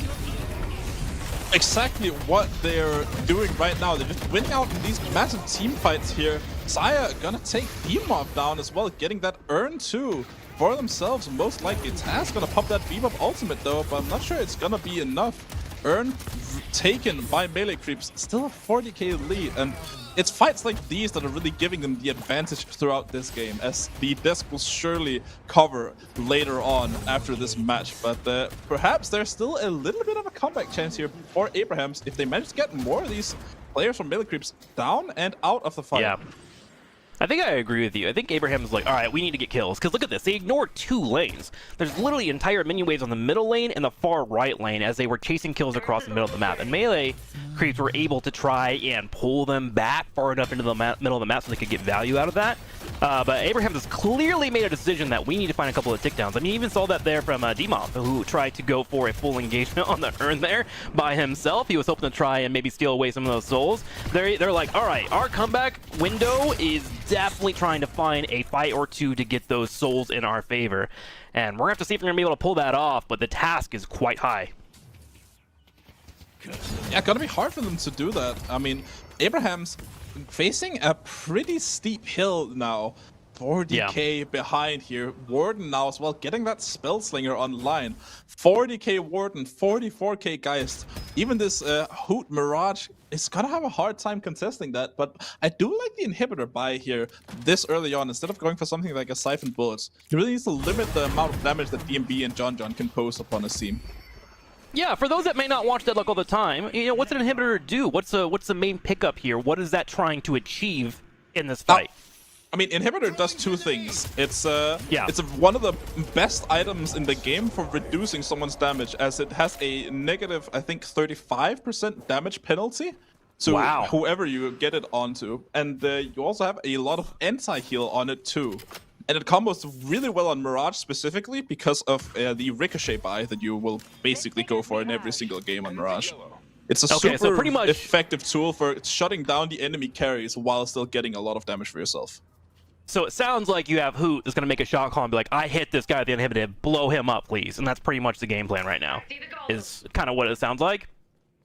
Basically, he's gonna try to apply this in every single fight that you're gonna see. I mean, he's still relying on his front line to start the engagements here, as you're gonna see here.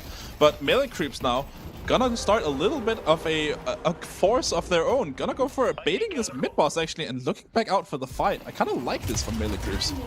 Ooh, Paradox going in, finds a swamp here in the middle. There's going to be a fight around the center here. Melee Creeps trying to find it, and they find a Mirage. Mirage has now been picked off, and remember, that's the guy with all of the souls currently on Team Abrahams. Yamato tries to put down a sword sheath as well and says, hey, maybe I can take this fight, but she ain't no Kill Bill, man. She gets picked off, and that's going to be 2 down for Abrahams. Melee Creeps have a massive lead here. Now, what will they do? Looks like they decide to go for the safe play and turn around for the mid boss. Yeah, and I mean, they already dropped the bell here. That's a one-time effect, so Abrahams have to be very, very wary of what they're doing right now. DMB popping the ultimate early on. Gonna get a lot of this. Abraham's gonna try to secure it, but together, already going down here, a little bit of insecurity. Sonya's Sniper gonna steal one. They got really well played by him, but yeah, I think it's a little bit of a consolation prize at this point. Hey, I like consolation prizes, man. I like that. I like white elephants. I'm all into gifts, man. I'll take any of them whenever I can, especially if they're burrito form. Well, Abrahams has lost all 5 members and lost the one respawn that they have available to them. There is only 1 here available for Melee Creeps. So Melee Creeps, with this slight push, start to head forward. There is a lone Bebop by himself for defense. I don't know if he's going to be able to handle too much here, but the Guardians at the front door are definitely going down. Left side in trouble as well. And then, of course, we got a few more pieces of infrastructure to pick off. Tons of damage here, though. Who's gonna use that Ricochet inhibitor combo, as you're seeing here, to just deny all the damage that Melee Creeps are gonna put onto him. Saya, DMB, Fishcake, all low now. Taz gonna use that ultimate to try and snipe someone. Saya going down, actually. 1 region left now for Melee Creeps, and I mean, they get the drop, but at what cost? Yeah, I feel like the last 5 minutes for Abraham has been they've got one. You know, they got one rejuvenator, they got one pick on Kelvin. The problem is that numbers aren't looking too good for them. While they do get one kill, they lost, what, 2 Guardians, 2 Shrines, and half of their Patron? Not the greatest traits for them, but at least it's something on the board. A 249k soul lead to 198k. It's looking like Melee Creeps is going to have to try and find another pick or two and then maybe go for the killing blow. A full combo on Yamato, forcing it to pro to ultimate out, and then you're going to see the cat lady leave away with her cat Ava as she tries to get away as a pocket, attempts to get some damage on them. Yeah, but I'm not sure it's gonna do very much here. Abraham's, though, taking a bit of control on the map and looking for this walker here. They have a 6-on-5, even with that rejuve. It's gonna be hard for Melee Creeps to do much about this, but they do have that soul advantage, and Hoot getting caught out now by the cage of the Warden. That's a dead Hoot right now, and surely this is the opportunity. Have you ever seen Toy Story? The Claw! That's all I think every time I see one. In fact, I hope that becomes an official sound effect at some point. But I hear more sound effects in my ear as death upon death occurs. Oh my golly gee. 4 now down, potentially a 5th. Shift trying to escape away from this paradox, as well as that Calico, but it's not going to matter. 5 is down, and Alone Yamato, if you look at the mini-map, is actually on the far left portion of the map. She escaped with her pride, but I don't know if she has any dignity left, as her team is going to have to deal with the L as Melee Creeps run straight for the Sapphire Patron, and it looks like North America is going to go up 1-0 in this best of 3 series in the upper bracket finals. Tempo! That was bonkers, dude. EU bros, this is not looking good for us, okay? We gotta stay strong for this game too, you know, but good start here though for Melee Creeps. They were playing the hell out of Abrahams throughout that whole game, honestly. They were doing pretty well in that early game, trading objective for objective, kill for kill, but at one point Melee Creeps just wins this massive team fight, and suddenly game is kind of over from that point. Dude, the early game 15 minutes was so aggressive. It was constant jab and constant jab and a constant jab. I felt like we had 2 Mike Tysons fighting each other. That was wild, man. And then suddenly someone's ear got ripped off and it just blew up from there. That was some bonker gameplay. Let's go ahead and look over at the stats right now. Pocket over here doing 53k damage for our blue team, but if we run over to the yellow team, Melee Creeps, while their damage numbers might not be as impressive, they were incredibly efficient. Yeah, I mean, John, a lot of damage here for him. 50k, 14k to the objectives as well. DMB doing a good job as well. Ido on that Calico, super impressive performance by him. And overall, like, really good numbers all around for Melee Creeps. Jeez Louise. Meow, man. I love seeing Ido on that Calico. Calico was one of my first loves actually here in Deadlock, so it's cool to see her being played. Fantastic gameplay overall, but now of course we're in a best of 3 series, right? And when you're playing an esport tournament or any tournament whatsoever, when you get stomped in game number 1, it feels kind of bad, right? You're like, oof. How do you keep the mentals up, man? Do you think our European team is going to be having conversations about it? Do you think they just go next? Like, what is the best mindset going into this game? I think they're gonna think about what they did wrong in that matchup and maybe try to calm the game down a little bit. I felt like a lot of their mid game was very forced and very much just taking fights that they had no business taking. It was very unfortunate with some of the mid-boss play that happened, but we'll see a lot more of what they did wrong, what they did right later on the desk segment coming up here. But, I mean, coach of Abrahams here is definitely not going to be happy with their performance. Yeah, and you gotta wonder a little bit, like, you always have that little bit of doubt of that ping diff, right? Especially on the boss. When they lost all 3 of the rejuvenators when they were up 6-4 on the mid-boss, like, you have to kind of assume it's there a little bit. That's why we need a LAN, man, right? So you people in chat, I'm calling upon you guys. You gotta be supportive, you gotta be ready to go. Let's get this game played in front of a bigger audience and actually on a LAN so you can represent you well. Let's go over to the caster desk, or the analyst desk, and find out what exactly they thought about that game. Chat, I have to say I'm so sorry for stealing Hoot's sandwich. It was wrong. It caused them to lose. And as an EU resident and supporter, I promise that I will not steal the next sandwich that gets unlocked in chat for Hoot. Thank you, casters, for bringing us that game. Deathy! It was super close up until it wasn't. That first mid-boss attempt from Abraham's a little bit overzealous, and it ended up costing them in a slippery slope. Of course. I mean, all the EU players know that if it wasn't for the 150 ping, Abrahams would have never called that play. I mean, the ping affected their mental, and then they called for the play. It is ping, so EU believers keep believing. It was just but honestly, it was actually really close until that point. And big props to Abrahams for keeping it extremely competitive. And that mid boss was kind of unlucky. We will review the clip to kind of look at everything that happened, because I genuinely believe there was a lot of good plays from both teams in that mid boss pit. So we'll get into it very shortly, but I just want to say that was an incredible game 1, and I'm really excited for game 2 and maybe even game 3. Who knows? Maybe we'll get there. Abrahams lost game 1 against Bunny with Clock, and then they reverse swept, so maybe they can do it again. Maybe they just need to have like a 1 game period adaptation into the NA burger way. We'll see, but let's get into the clip, starting with the first mid boss. So give me a second as we pull that up. We've got it right here. So first of all, I'm going to pause right at the beginning just to talk about this mid boss, because I saw a lot of questions in the chat, and I know that the chat is full of Eterna 6 players, right? So I do not want to question you guys too much, or educate too much, because the Eterna 6 players in the chat, they do know what's going on. But this mid boss call was generally not that bad of a call. Okay, the main problem with this call is how long mid boss took. So I think they just underestimated how much damage overestimated how much damage they would do to the mid boss, because it took so long to die. But if you look at the criteria here, there's no Kelvin, there's no Warden ult, there's no Abrams ult for a little bit at least, right? So they had this window of opportunity where it was a good chance for them to get a significant lead. And the EU likes this very aggressive play to win style, where they'll make very risky plays that also have very high rewards. Like if they got mid boss in this situation, they would have been able to get a free earn. They probably would have been able to apply lots of pressure, because there's 3 walkers remaining on the map. So if they got mid boss, would have been a great chance for them to win. But let's see how it played out with the replay, brought to you by Metal, by the way, our event sponsor, so make sure to check them out. But mid boss drops. At this point, I was still like, okay, it's looking pretty good. And here we're about to see something that's really good, which is this tornado on the Abrams. Now, watching this live, I was like, okay, that was a really good tornado by Hoot, keeping the Abrams out of the pit. And since he doesn't have his ult, the only tool that he has is charge. But unfortunately, he's not able to get the charge right away.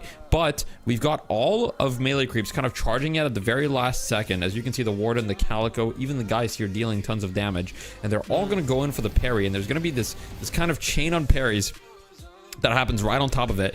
Ido somehow gets a punch. Now, that's just got to be a mistake from the side of Abrahams. I don't know why no one was there to parry early.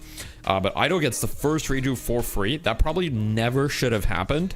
And then it's basically just kind of like a fiesta on top of the rejuve, where everybody is parrying or getting parried. And melee creeps just come out on top of it, getting every single rejuve. And that's where the NA sweep kind of began. Yeah, and from here, it was kind of a dismantling of pretty much the entire team. We see this lead just massively escalate from melee creeps, going all the way up to, I think it was a 50k soul lead at one point, towards the 20-30 minute mark. But yeah, this is definitely where it went downhill. I mean, look, we're at a 2k difference here when Abrahams go for this play. I think it's disingenuous to say that this is a team that is not stacking up in general, pound for pound. This decision, whether we, I know you made the joke about the ping affecting the decision making, but there might genuinely be something in that, in going, okay, well, when we are not on ping, we know the timings on these parries, we know that we can out-secure the rejuvenators when people come in to try and steal them. It's a whole different beast when you're dealing with that extra ping. Maybe that's what threw them off. Still a very aggressive play, very high risk, as you mentioned. And obviously they could have done a lot more to recover from it post-hoc. Which brings us to the second mid-boss. I think we should look at that clip as well, because as you guys know in the chat, everybody knows that mid-boss is incredibly powerful. And in this one, the game was already kind of like heavily in favor of melee creeps. Now, the only downside they had going into this was the fact that John was dead, which is their highest net worth. But they had Abrams ult, they had, they have the Warden ult, the Abrams ult, and everything here. But Abrahams also have a lot of tools at their disposal. Pocket, Page, Yamato. And I would say that this time, what Melee Creeps have done different with their drafts compared to some of the other teams is that they got a mid-boss comp that could rival Abrahams. All right, with the Warden ult, with the Kelvin Dome, and all these other tools that they can use in the pit. Whereas I think Bunny with Clock's drafts were never really able to rival Abrahams in the pit. And that's why they would kind of always lose these fights. Now, with the fact that it's even numbers, and I think both teams have ultimates and things to play with, we kind of see this really, really close fight. Huge Page ult. Everybody's parrying on top of the tornado. Like, everything is being used. Parry after parry. And they managed to, you know, once again secure all of the rejuves there. And Abrahams, unfortunately, gets nothing in return. And this is really where the game ended, in my opinion. After this point, it was all kind of a Hail Mary for Abrahams, just trying to get anything to recover into the game. But at this level of play, I mean, these are the best players in the world. Like, let's not put it lightly. These are some of the best players, arguably the best players right now in the world, the best team at the very least. And if you're down, you know, 20, 30K and the other team has rejuve, chances are you're probably not going to come back. Yeah, you know, back in my Smite days, we would equivalate the Rejuvenator equivalent objective in Smite to something like a 20k lead, right? You pick it up and it itself isn't worth that money, but the stuff that you can get after the stuff is the big winner. Looking a little bit forward, I know we got some more clips to go through, but in the meantime, Death, I think that's the last one we'll go through for this one, because after that, the game is pretty much over, you know? Yeah, perfect. I was going to ask a little bit about the draft phase. Now, are there any adaptations that you're expecting to see from Abrahams? Obviously, some things weren't working. I want to maybe highlight the Page, which is something that Saint has been kind of leaning on the last few games, this one, and then also the last 2 games at the back end of their last set. Is this a character that we are feeling is getting a lot of value? Because it looked like that ultimate, even right on top of Rejuvenate, was not doing anything to dissuade melee creeps. You know, in that one specific instance, it didn't, but I still think the hero is really strong. But I guess we'll see. I do think the players are almost ready for draft, if not ready right now, in fact. And so we'll see kind of live. Yeah, if I'm Abrahams, I think that the draft worked out for the most part. I really think Abrahams, if I'm their coach, I'm like, okay, guys, like, first rejuve, we were too slow. Why were we too slow? Was it like an itemization thing? Was it a bad call? And they do have a coach. I mean, both teams have a coach, to be fair. On the side of Abrahams, they're coached by Parzival. I believe on the side of Melee Creeps, they are coached by Athurgic. So both teams have coaches, and they're probably, you know, communicating to them in between games. That's not against the rules. It's only against the rules to have the coach be in their voice chat during the game. So in between games, they're allowed to talk about draft. They're allowed to talk about strategy, etc. So I'm sure that Parzival had a little chat with Abrahams and was like, guys, what happened at this mid-boss? Was it just a bad call? Were we just too slow? Was it a draft difference? And so we'll see kind of what adaptation they go through. I think Abrahams did a really good job of kind of like hanging on for the early part of the game, which is a little bit what I was worried about against Melee Creeps, because they're, you know, some of the strongest laners in North America, and they just go ahead and ban the Geist. They're like, hey, get this Geist hero out of here. Yeah, that's fair. 50,000 player damage on Seer on that character last game. Don't disagree with the decision to take it away, whether it was the strongest pick or just a gameplay error, we'll never know. But the response is Billy is taken away. We've seen how strong Abrams is on it. Absolutely no surprise from me there. Gotta completely agree with you, Deathy. I think this is definitely more of an execution error rather than a draft error. I think the draft from Abrams overall was relatively strong. In fact, so strong that they're deciding to run back the Shiv first pick again. Yep, they're like, give Together his Shiv. I mean, Together is either getting Shiv or Billy. I mean, Melee Creeps are kind of banning the Billy every game. I think it's a smart idea. If we saw what Together did in the last game against, you know, Bunny with Clock, I would also be banning that Billy. Even, I mean, it's just such a strong hero. Now, Kelvin, this early, is a little surprising for Melee Creeps, going straight with the Abrams Kelvin, the big Chungai hero, if you will. You know, just very tanky, very healing oriented. It's interesting, a lot of really high value picks left open. Calico is on the table. You've got Mirage on the table as well. Seems like an interesting one for Melee Creeps. Definitely 2 picks that worked really well for them in the last game. Kelvin, obviously, we're talking about this ability to fight into Abrams' mid-boss control. Kelvin is one of them. Very excitingly, though, Deathy, this time around, No Doorman ban at the top, which lets Taz in to essentially run this one back. We saw how strong this was for Abrams last time around. That mobility is unmatched, and the pocket back to put on probably to Dimmy here as well. Yeah, I think Dimov is going to be on the pocket, most likely Taz on the Doorman. I mean, I think that Doorman has been historically an incredibly crucial pick for the EU players. I do think that that is one part of the game where EU is kind of objectively ahead of North America, is how to abuse Doorman, abusing the doors. They're all better at it. Yeah, and everything else, Well, just I would say the Doorman doors, they are definitely better at. Other things, I mean, we'll argue. I mean, who knows, right? Maybe in the future we could host a tournament in EU where any teams could join and they could play on ping, and we'll kind of see. I mean, who knows? I mean, if you guys show us enough support and we're able to secure another sponsorship, I mean, why wouldn't we do the reverse? And then all the kind of EU copers can keep coping when NA wins on ping. That's, I mean, we'll see. But hey, there's still time. North America drew first blood, but Mirage finally picked up here for Melee Creeps. Third pick seems late. Yeah, I think Mirage has been always picked top 3 this tournament. Like, it's either he's getting top 2 or top 3.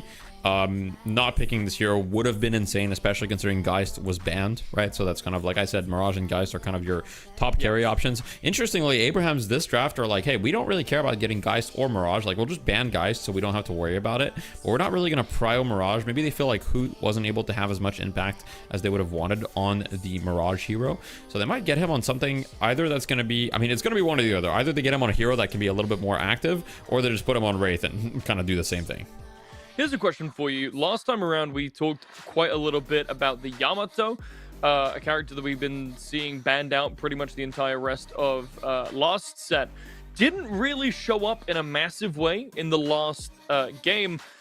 Curious on your thoughts on that. Is that just due to the deficit that formed? Was it a gameplay error? What's going on with Yamato? Are we expecting to see it back here? Yep, sorry, I got a little distracted by chat with some audio issues. We know we've been having audio issues, by the way. Something is going weird with our production setup where audio is like getting delayed randomly in certain scenes, and then it'll catch back up, and we're not really sure what's happening. Like, we can fix it when we see it happen, but sometimes we'll fix it, we'll add kind of a delay on purpose, or like put it ahead, and then who knows. As far as the Yamato, yeah, we'll kind of figure it out. So we're really sorry for any issues. It's we do appreciate the support.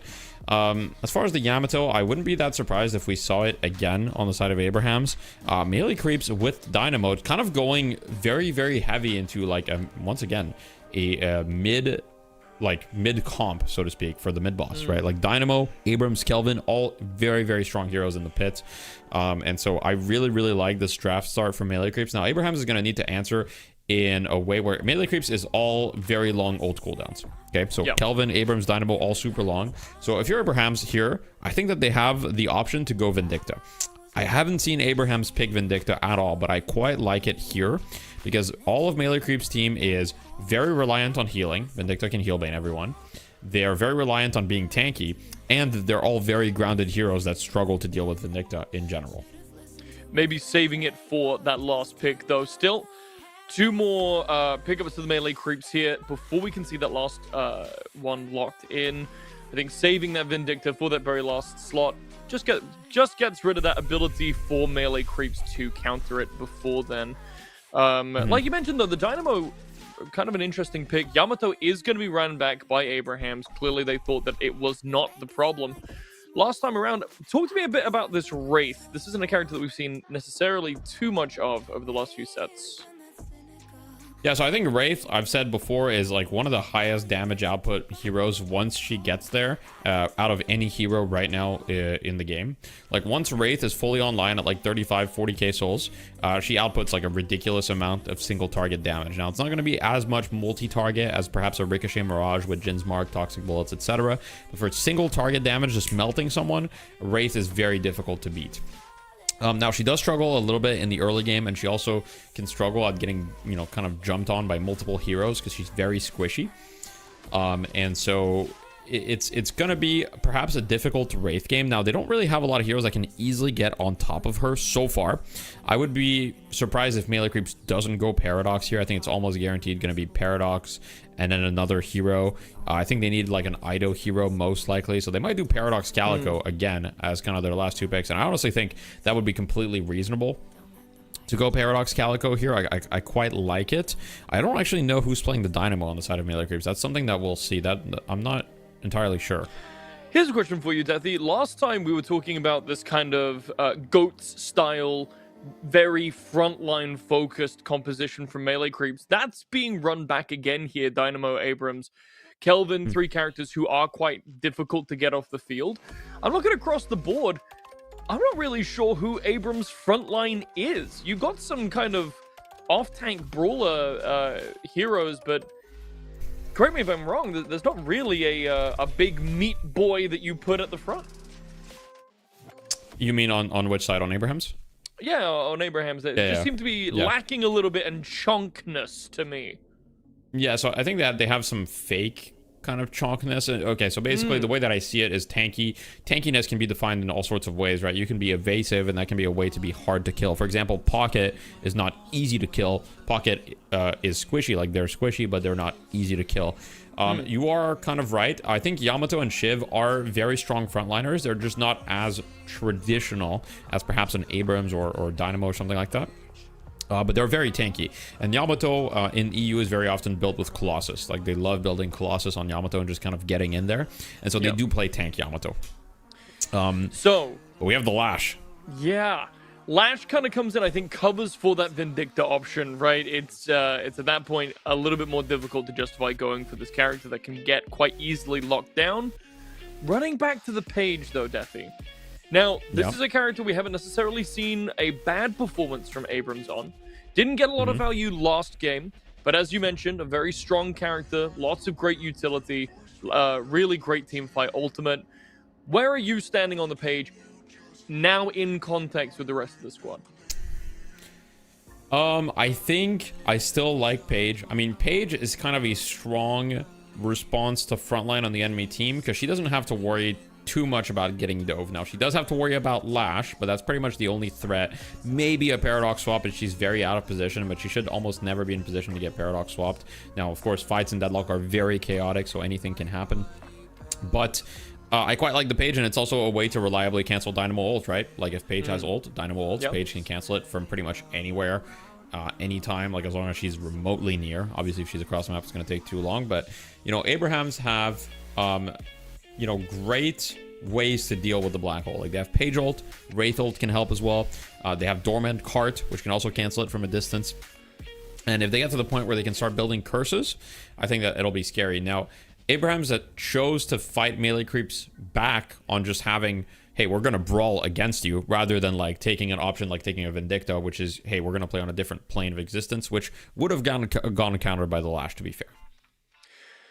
So, both of these two squads now fully locked in. Melee Creeps in a dominant position here, ready and on the precipice of winning the argument, not necessarily once and for all. The losing team will go down into the loser's bracket and get another chance at redemption, playing against the winners of the loser side there to come back up and face the winner of this match. Deathy, pound for pound, looking at these two squads here, what are your overall thoughts? Where are you giving this edge? Melee Creeps with their a little bit more tanky pit-style fighting, or Abrahams with this... I'm not really sure how you would define this team comp. Yeah. I would say that from my predictions, I think Melee Creeps is going to take this one home. I really like their draft. I think that it's really good. Sorry? NA bias? Well, you know, I mean, perhaps we did see game one was pretty good, and a lot of these games are coming down to mid-boss, and I think Melee Creeps in the mid-boss pit is going to be really, really scary to deal with. But regardless, let us know if there's any audio issues. Please say in the chat and say exactly what the issue is so that we can fix it promptly. Let us know if the audio is ahead, if it's behind. But without further ado, let's get into the game. Take it away, Tempo and Trickslayer. Hello and welcome back to game number 2. Tempo, we had an electric game in game number 1. Do we expect the same amount of aggression that we saw in our first match? I don't know about you, but if I'm looking at the Melee Creeps roster right now, I'm seeing John on a Dynamo, and I'm thinking this is gonna be a gun Dynamo. So I am so excited to watch this match. John potentially with a gun Dynamo, that would be interesting. Do you think it would face off against a gun Doorman or nah, bruh? It could always be bugged. The first little time, it takes a little bit of time for these for the nameplates to be correct, but if that is the case, then this would be a very interesting match. So far, though, pretty standard lanes. I mean, if you're looking at this left side lane here, Mirage and Kelvin being paired up together is a call I wouldn't expect to go. Yeah, very, very passive here, but I guess when you do have the laser available for Kelvin, he'll be able to try and like push back so Mirage and go for the last hit. I thought it was really cool how Yamato was on the far left in the middle lane, baiting out any aggression her way, and then Paige just threw a barrier on her and then went and last hit all the minions. It looks like Abrahams is having to change the way they last hit to make sure that they're getting this experience, and they're using Yamato as bait to do that. What a clever adjustment for the match so far. Now, on the far right, let's go ahead and see. We got a Wraith here with Pocket against a Lash as well as an Abrams. What do you think about that matchup? Lash Abrams is a pretty good lane this patch. Lash really being a big beneficiary of those spirit investment, vitality investment, those kinds of things. Very strong once he gets that 4.8k spirit spike. And same thing with Abrams. His gun just absolutely chunks you early game. It's hang really, on. strong. You might have some new players here watching. What are you talking about when you talk about this 4,800 spike? What are you alluding to with that? Let's make sure we're educating the people that are, hanging out. Maybe the casters that don't know everything. That's fair. I mean, this is a recent change that they've done in one of the latest updates. I think actually the latest update to the game, where there's a very big benefit of getting to 4.8k souls spent in a category. So for spirit investment is what you're gonna see most likely for a lot of characters, and Lash being a very good part of that, because you get a very big spirit power spike, which enables you to heal a lot of your flog and stuff like that. Yeah, I mean, the Spirit Spikes are always good because, just like for a blanket discussion, Spirit going up makes your ability stronger, right? And of course, you have Lash, who wants to come from literally the heavens itself and slam his body onto the ground and do damage to you. So that is always nice to have. Yamato right now currently in a fight here in the middle of the map here with a Paige to help her out, able to get some decent damage off, but after using her cooldowns, decides to back away from the full engagement. Oh my gosh, just kidding. Moves in, goes for Elastic, gets it, goes straight for this damage on top of the Dynamo, follows up with a Power Strike, and with a little bit of damage from Paige, tries to find the kill on John, does not quite get it, down to 130 HP, but with the movement, oh my god, he's so smooth. He's able to escape away from that fight as he surged from the engage. Wow, that was gorgeous. Emov, really good movement player overall. We saw it last series actually, not this one, on the Pocket, being a very impactful player there. Yeah. Even this series so far, doing a really impressive job on the character that he played, and so far doing the exact same thing on his Yamato. Yeah, I mean, God, I'm going to ask you a question, man. When you watch these players move, do you feel inadequate? Because I kind of have that feeling. These guys are so good at using the movement abilities. Like I'm a mobile player, so like I think about like builds and like movement and resource trading, and then they just add this like element of being able to just glide across the map, and it's just like, man, that is so cool and inspiring. I mean, I think it's a really cool game, a part of Deadlock as a whole, and if you're a guy who likes movement shooters in general, Deadlock definitely a really good game for that, and these pros are just doing it better than anyone else. As you can clearly see here, Scout trying to use said movement, but both sides have it, and Abrahams managing to get him in that side lane. Well, big pick happened here recently. There was actually a 1-for-1 train, it looked like. And one thing in particular, too, that's really fun to watch here is I'm going to keep an eye on Taz, who is playing Doorman. Doorman's evolution as he has come out, where players have figured out how to maximize his ability to open up portals around the map. The CC that he brings has been phenomenal. And that's one of the things, too, that a lot of players have been using against Kelvin. They try to make sure that they jump on top of him and drop an ultimate before Kelvin can get off that amazing dome. And that was used a lot, actually, in the first series of today, and I'm hoping to see more of that in the future. But hang on, another Paige pick off here in the middle of the map here, as we actually see Dynamo and Pocket working together in tandem to find that takedown. Emov taking a lot of damage here by Scout, and John gonna use that kinetic pulse to go around, and my prayers have been answered. This is a Gun Dynamo in the upper bracket finals. What am I watching? Just for the people at home, how, like, rare is this, you know? Now, is it because he's just, like, so hard to pull off? Is like, you never see this in tournaments? Like, I'll be honest, I haven't seen every tournament that's in Deadlock. How rare is it? I have been advocating for Gun Dynamo on a personal level, like this whole patch. It's such a strong pick if you know how to play it right, and a player like John is gonna know how to get the most out of it. Super tanky option once you get to the late game with a lot of resists natively built into the items that he wants. And this gun is very strong as well. I thought I liked you, but you with now being a hipster for builds, I'm all about that. Here's a full engage for Lash underneath the tower. He takes a big chunk of damage, bringing him down to 120. Dynamo trying to keep him alive. He tries to escape, but the fight does not go his way, as Abrahams are able to turn the fight with a Page engage and a Page ultimate and find the kill on the Lash. Ash going a little bit overstepping there, and John now in a lot of trouble as well here. Dimov doing a lot of damage, but Saint Maxim gonna be the first one to go down, and Dimov is actually gonna get traded here by Scout and John. Okay, looking over these items here. Are these items lighting up for you? Is this the gun build we're thinking about? What are you thinking so far, Mr. Dynamo? I have ladies and gentlemen at home, you know. that got 6 yeahs for tempo. He's kind of excited, man. You want to give it a 7th yeah? Go ahead, man. Feel free. Yeah, man. This is gonna be a sick match. Look, I'll try to keep my fanboying down because I have been wanting someone to try this in a comp game for a long time, and it's cool that I get the opportunity to cast the game that it happens. Meanwhile, though, I mean, if you look at what's happening on the map, though, 33k both sides, Fishcake in a little bit of trouble, and it's gonna be very interesting to see what's gonna happen further on as we go on into this game.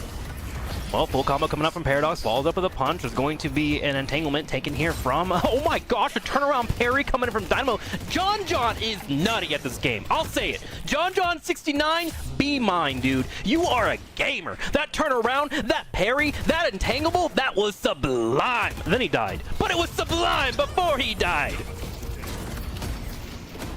Sublime indeed. Dimov gonna go down here once again, having a little bit of a rough start to his Yamato games in this middle lane.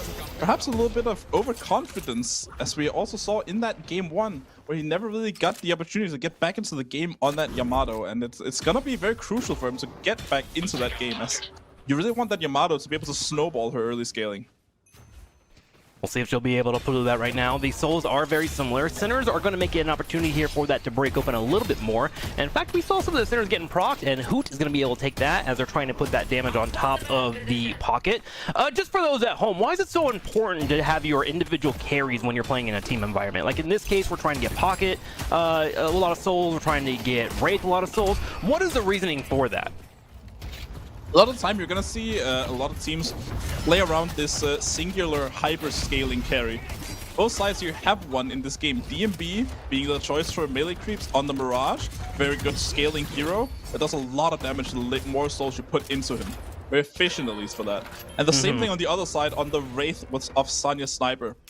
But I mean, you also need to get to that late game, which can be a bit of a problem for some of these comps, which is why you usually will see the rest of the team just play together, play for picks, play for their own, play for like their carry survival while they're trying to get the souls ahead.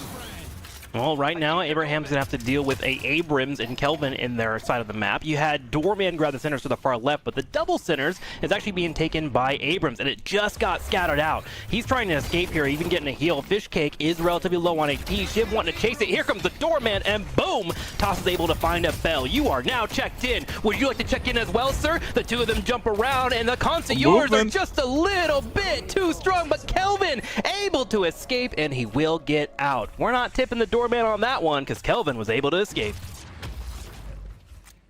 I mean, well played to Saya there for getting out of that situation, but he is falling very much behind right now. But luckily, he's playing Kelvin, and as we're talking about these characters that scale very well, like the Wraith and the Mirage, Kelvin is kind of the opposite. He does very well with very few souls a lot of the time, since he's not like a very good damage dealer. Sure. Yeah, very utility-based. So if you have utility characters, usually they're going to be useful no matter what. even if they're not the richest in the lobby, so you want to make sure you give it to the people that need the damage. Good points there coming in from Tempo, but another point happening here as we have Sonya Sniper coming in with the Wraith. Still has the ultimate as well as they're trying to find one more. They can use that if they need to. Don't even need it. 2 more picks coming in. Abraham's now feels a little vindictive right now. I feel like they're trying to make up from game number 1, because game number 1, man, it was neck to neck, and then suddenly we got to mid-boss and they started to fall behind. This time, they're showcasing, hey, we're here, we're some of the best players in the world, and we are gonna not go out without a fight. Toxic Bullets online on the Mirage here as he looks to play on the side lane here, keep his tower alive so he can get to buying. Paradox gonna come in here to help here, but Shiv and Paige doing their best to keep pressure up. Meanwhile in this mid lane, Emov doing something similar here. Abrams charge gonna miss here. Yamato gonna use that Shadow Transformation, and looks like she's gonna be able to escape unscathed as Lashalt gets pulled as well. Looking for more of a fight though. Steps up, goes for the grappling hook. At the same time, Pocket coming in and try and finish that off. Pocket looking for a lash. He is low on HP. Here's an Abrams. The parry timing though, phenomenal from Hoot. Trying to find a couple of picks as well. Will have to escape here with underneath 250 HP. Luckily, Yamato was able to heal up a little bit and get her cooldown, so they're looking to find their own fight. But this has basically been a 3v4 in the middle of the map, and finally it results in Abrahams getting multiple kills. Both Abrams and Lash have died, and there goes the Guardian as well. And would you look at that? There's an urn in the middle of the map ready for a turn in. 68k now for Abrahams as they're looking to play off that early game. What ended up starting very well for Melee Creeps have turned into Abrahams showing you how to play the macro in this game. Doing a really good job of keeping their edges, keeping their advantages all the time. But Dynamo here, it's not something that you want to discount right now in this part of the game. Very strong currently, and Kinetic Pulse is going to do a lot of damage together here. Gonna see if he can get out. I mean, together going down here. John gonna try to keep up the pressure maybe for this tower, but it looks like it's gonna be a bigger team fight. They're stepping up here, trying to go for the damage. Knockdown will come out to slow that down. There is going to be a Doorman portal behind it as well. Full engagement coming in from Pocket. Drops down the Affliction. Dynamo trying to back away and find the heal, but the bells keep dinging. There's another pick there, and the Guardian did not fall for the record. So Melee Creeps losing out on 2 members there and didn't get the objective they were looking for. A lot of damage there. 3 members of Melee Creeps going down. A bit of a misread situation from them. Think they could defend that Guardian, but looks like the dice didn't roll their way this time. Next time, maybe so. We'll see if they can get back into this game. And it's not looking good right now, though. Very split souls right now for Melee Creeps, which is usually not a very good sign. I mean, while we're on the subject of souls right now, 81k to 66k right now, what does that equate to in terms of power level? 3, 4 items? How does that feel to be about 10 to 12k above your opponents here? I like to think of the soul counts more in basis of percentages a lot of the time.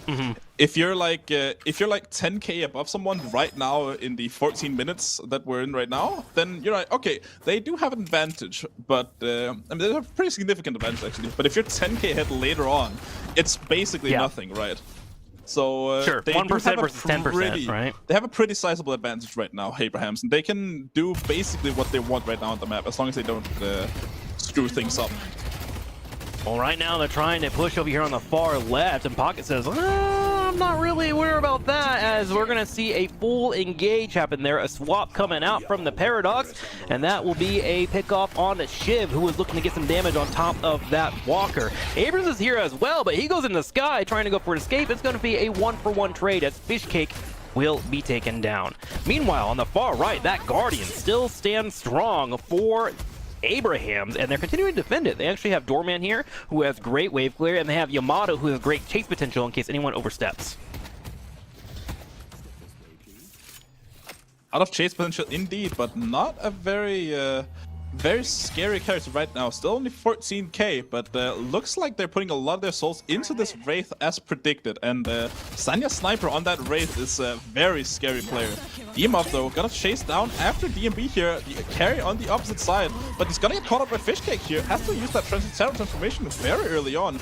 Fishcake in a lot of trouble now as well. DMB going down, but maybe it's gonna be pretty good for them actually. Scout now gonna be able to trade down together, and looks like they're turning this fight back to themselves. I think it's a case there to show why that soul lead can be so important, right? That was a great bait by DMB, you know? He had Yamato come on the grappling hook, he turned around the tornado. Oh, hang on, Lash going for a pick, and there's going to be another pick. Melee Creeps finding 2. Checked in the hotel for now. Kelvin coming over here on the side. He will have the ultimate if he can lock down a target. Drops down his laser, trying to burn down his opponent as he moves into this area. There goes the ultimate, going straight for the doorman. And he which door am I behind? Door number 1, door number 2, ding, I'm out! He actually escapes with like about 100 HP. Meanwhile, Lash was in the middle of a brawl on the other side of the map. To confuse the enemy, you must first confuse yourself. Doorman doors being used to absolute meme levels of, you know, efficiency, and it actually ended up working for him, which is the crazy part. Aito as well going down for that, and let's take a look at the replay here presented by Metal. Where am I? I'm nowhere there. I'm not here. I'm on the other side. Would you look at me? Kelvin's like, I'm out, dude. I can't take this. All I got is snowballs. Timbo, you have to cast. I'm laughing. I'm dying too, man. That was amazing to see. Oh gosh, love to watch it, love to see it. Okay, let's take a breathe here, take some oxygen into our lungs and try to get through this. We're back into the middle of the map here, 108k to 90k currently right now. There is a urn being run by Pocket in the middle of the map here, and there are a couple of doors being put down. And you know, earlier I heard one of our analysts say, you should not give EU Doorman. And I'm getting to that point where I'm inclined to agree with them. Yeah, Taz is a really, really good doorman player in general, and knows how to play the doorman into a lot of these situations here. You saw him using the doors here to maximum efficiency before, and he's just gonna keep doing that. Super strong pick player in general, and kind of like a little bit of our own like Saya, or old Saya, you know, on the Paradox and stuff. Speaking of a possible chase here, Yamato trying to find that pick. Looks like they won't be able to move off fully on. Ooh, nice little movement here using that heavy punch to get around the corner. Paradox trying to lock down the area. Slide down into the bottom basement, and it looks like she is out. But during all of that, there was actually a push in the middle lane there from Shiv and Pocket to try and get some damage on top of that Walker. And with one Walker being down right now, Melee Creeps doesn't want to lose too many more. You lose map control, and eventually you're going to lose the game. NTK up now for Abrahams, basically a 20% lead, a little bit less, but Demov now in a little bit of trouble here. John and Ido trying to get the best of him, but this champ situation just lasting for such a long time. What a parry though from Ido. Great play by him there. Auto parry accusations on full swing. Joking of course, but Saya gonna go down here as well. Demov, Saya, fish kick now going down as well. This is gonna be a tough one. Okay, PTSD gonna be kicking in here because there is a mid-boss fight occurring over here. And there was a situation where we did have Abrahams ahead in the game. They went to the mid-boss and couldn't quite get the Rejuvenators, and Melee Creeps were able to run forward and take over the map. So with a few people around that boss, we had to think about what happened in game number 1. Doorman does come down though and finds a Paradox by herself. She is low on HP, and he can definitely set up a bell for that kill. There it will be. 4 are now down. Abrahams now has to make a decision. Will they go for the mid-boss, or are they gonna try and play it safe because of that ping diff they've been having to deal with? I mean, if you look at what the Melee Creeps has online, they might have 2 members down, but they do still have Dynamo ult in that dome. Good point. And Abrams, as Deathy was pointing out on the desk there. And meanwhile, Demov gonna try and take 1 more down with him, but he's gonna go down instead. And this just really shows the power of Mirage. And he's out. Doses. Able to get the teleport across to his teammates, and Melee Creeps are finding multiple kills for sure and trying to close this gap in souls. 132k to 108. I gotta say, something a little critical here right now. I feel like Demov, we see him consistently in fights. In the last 3 fights, he has been getting locked down. Ooh. Do you think Melee Creeps is trying to bait him into engagements and get these picks? A little bit, yeah. I mean, Demov is a very aggressive player, known to be, and you can see his aggression on full display here. Melee Creeps just abusing that fact over and over and over again. I mean, if the Observer holds tab, you're going to see a lot of deaths here on Demov. But, I mean... It's got to be around 3 or 4 right now, right? Like, I feel like it's closer to 6 or 7. No. Oh my gosh. 6, brother? 6? Okay, so this is the point where it comes, one of the teammates just has to be like, hey, man, love your energy. Hell yeah. But maybe we go soak some experience up for a little bit and kind of get back in the game. Now, on the other side of the coin here, this has allowed for Wraith to farm up and swoop in and find multiple kills. And that 31k souls is starting to really show itself here. Look at that poke damage as she's throwing card left and right, left and right. She might get hired in Vegas later on, and they're going to continue holding that side lane for now. Meanwhile, the rest of Abraham's is in the middle of the map grabbing an urn and starting a turn-in. And this is a comeback turn-in, by the way, which means that they would have to go into the opposing side of the map. Looks like they decide, maybe you don't want to quite do that, and instead they turn their attention over to the boss. Yeah, but no damage yet. Sonya Sniper, 31k, not there yet. Gonna close in on it now. I think they're using it to kind of bait here a little bit. I don't know really what's going on, but Kelvin and Dynamo getting ready here. No Dynamo ult, but Norman in trouble already. Here comes the swamp, straight into the combo. Here goes the Kelvin ult. Gonna lock down the corner. That mid boss cannot be grabbed. Full Abrams slamming on top of the ground, doing some decent damage. Shift trying to stay alive, but building up that rage is gonna help out. There goes one, there goes two of the Rejuvenators over to Abrahams. There is going to be another parry involved, and Abrahams EU has been able to secure 3 of the Rejuvenators. That is 3 times the amount they had last game. Game number 2, man, they have cleaned up their mistakes and are looking solid. Looking super solid indeed. 3 rejuves still online, but Ido, where can he go? He can go nowhere. Has he popped a death slam? Maybe get someone with him. Actually, Tess very low. Gonna get Tess with him, and that's kind of worth it, actually. Did find a Rejuvenator, so that's helpful. I do worry about 6 of the melee creeps being dead. that might not be so good for their walkers, and I think that's where we're going to see the real payoff for Abrahams and the rest of their crew here. They get one walker in the middle, and they're already set up for the one on the far right. You see Paige and Wraith rotating over there, and we see an urn being grabbed behind that too. Abrahams is trying to be a waterfall in souls right now. They are trying to wash their opponents away. I mean, Abraham's playing exactly like melee creeps played this game 1, perhaps even more dominant. I think even at this point, Abrahams was a little bit with them on game 1, but definitely playing to their advantages right now. Dynamo not really able to dish out all that gun damage as I was expecting him to. Not really looking like the best pick here for melee creeps, sadly. Well, with them being down 40 souls, I'm afraid I don't know if anyone would look good in this situation, to be honest with you, Mr. Tempo. So we talked about Abrahams and crew last game and what they had to do to come back. Now we have the flip side of that. What does melee creeps need to be doing? What is their best attempt here? Is it play Mirage and have them split push, soak the rest of the map? What would you tell them to do?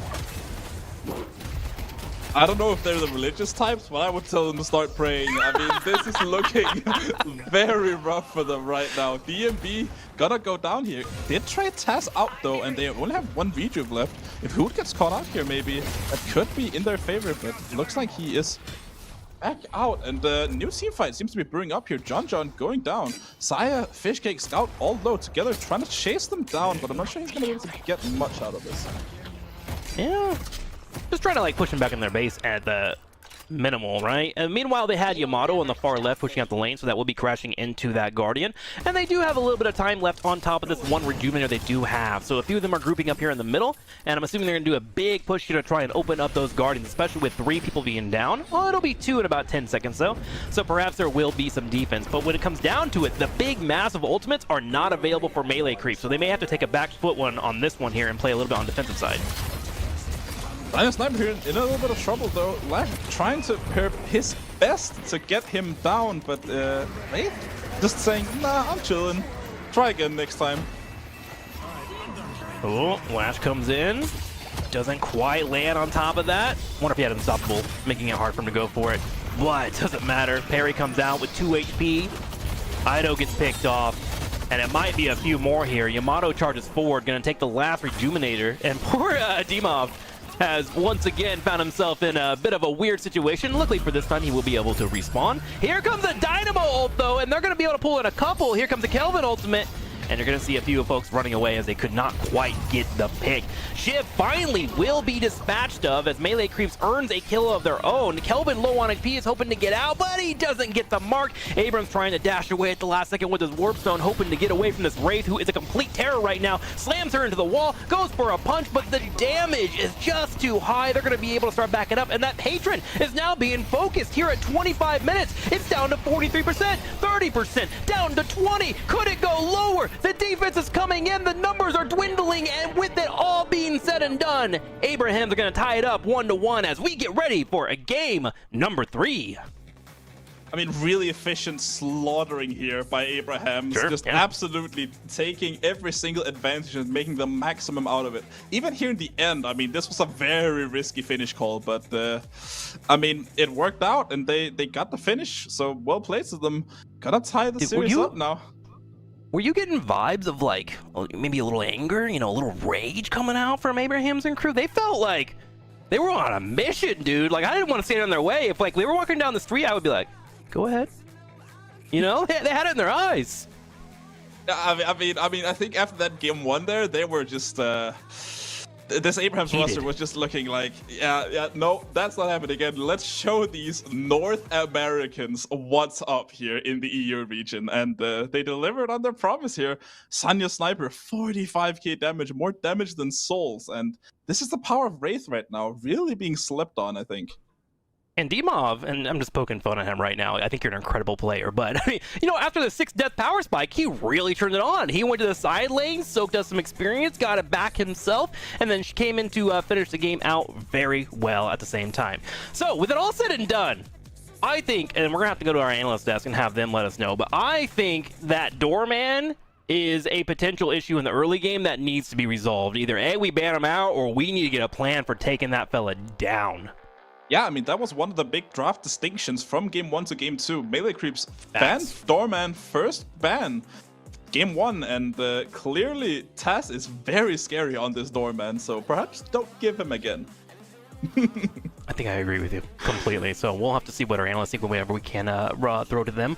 But for now, man, what a series for us. Like, this is our first cast together. This is some good stuff. Hopefully you at home are enjoying. If you're enjoying the cast, do me a favor and drop a W in the chat. You know, keep that engagement coming up. Hope you're loving what we have here going on for Deadlock. I mean, shout out to Deathy, man. I haven't actually had a conversation with the guy yet, but I love what he is doing, man. Like, helping build up grassroots, building up tournaments. He has an incredible crew around him, you know. Like, every time that I come around to these Death Slam events, I'm just so impressed at what is being built here. And this game's not even out yet, man. We're still in early access. So just want to give him a shout out. And if you enjoy it as well at home, drop some support. You know, I think it's really important for your content creators, the ones that you guys care about, that you sub to them and give them the love that they deserve. And the best way to do it, of course, is give them your primes. If you got those primes, man, drop them right now on Deathy. He deserves it. Timbo, you got anything to add to that? I mean, yeah, I mean, there's also lots of other things you can support. Make sure to check out the merch here from Death Slam events. Check out the server here. We do pucks very often here, even EU. I mean, NA, EU, both sides can join these pucks and join up with the competitive environment that Death Slam events are trying to create here. But looks like for now, we're going to send it back over to the desk here to analyze the few remnants that they can find to analyze in that game. I mean, I'm so happy to say that I fed Hoot. No longer hungry. It shows in the game. I'm so sorry for taking his sandwich the first time around. Chat, I apologize. We needed to give the NA something so that they would, you know, give us the engagement, chat, put messages in, you know, get all of that good stuff in there. Yeah, we're sad, you know. In North America, that I'm gonna be honest, that's not a good look for NA. I mean, that was not a close game. That was not a close game, and you know, we're gonna look at the clips, and I'm gonna, you know, put on my Sniper fan #1. You know, he would review his replays and all that stuff to improve his Wraith. And Sonya Sniper was kind of not on the quote-unquote carry role in the previous games, and Hoot was, and all of a sudden they just put Hoot on Pocket. Like I said, I mentioned, hey, they're putting Hoot on something that you can get a bit more active on, and they put Sonya on the Wraith, and it really worked out for them. Also, they got the Doorman. Like, please, I mean, Melee Crepes, if you're watching, please don't let EU get Doorman. Like, that's the one thing that they have over NA objectively. Like, they're way better at using Doorman. Like, do not let them get the Doorman. Please just ban it. It worked great for you in game 1. Why switch it up? I gotta bring up the clip.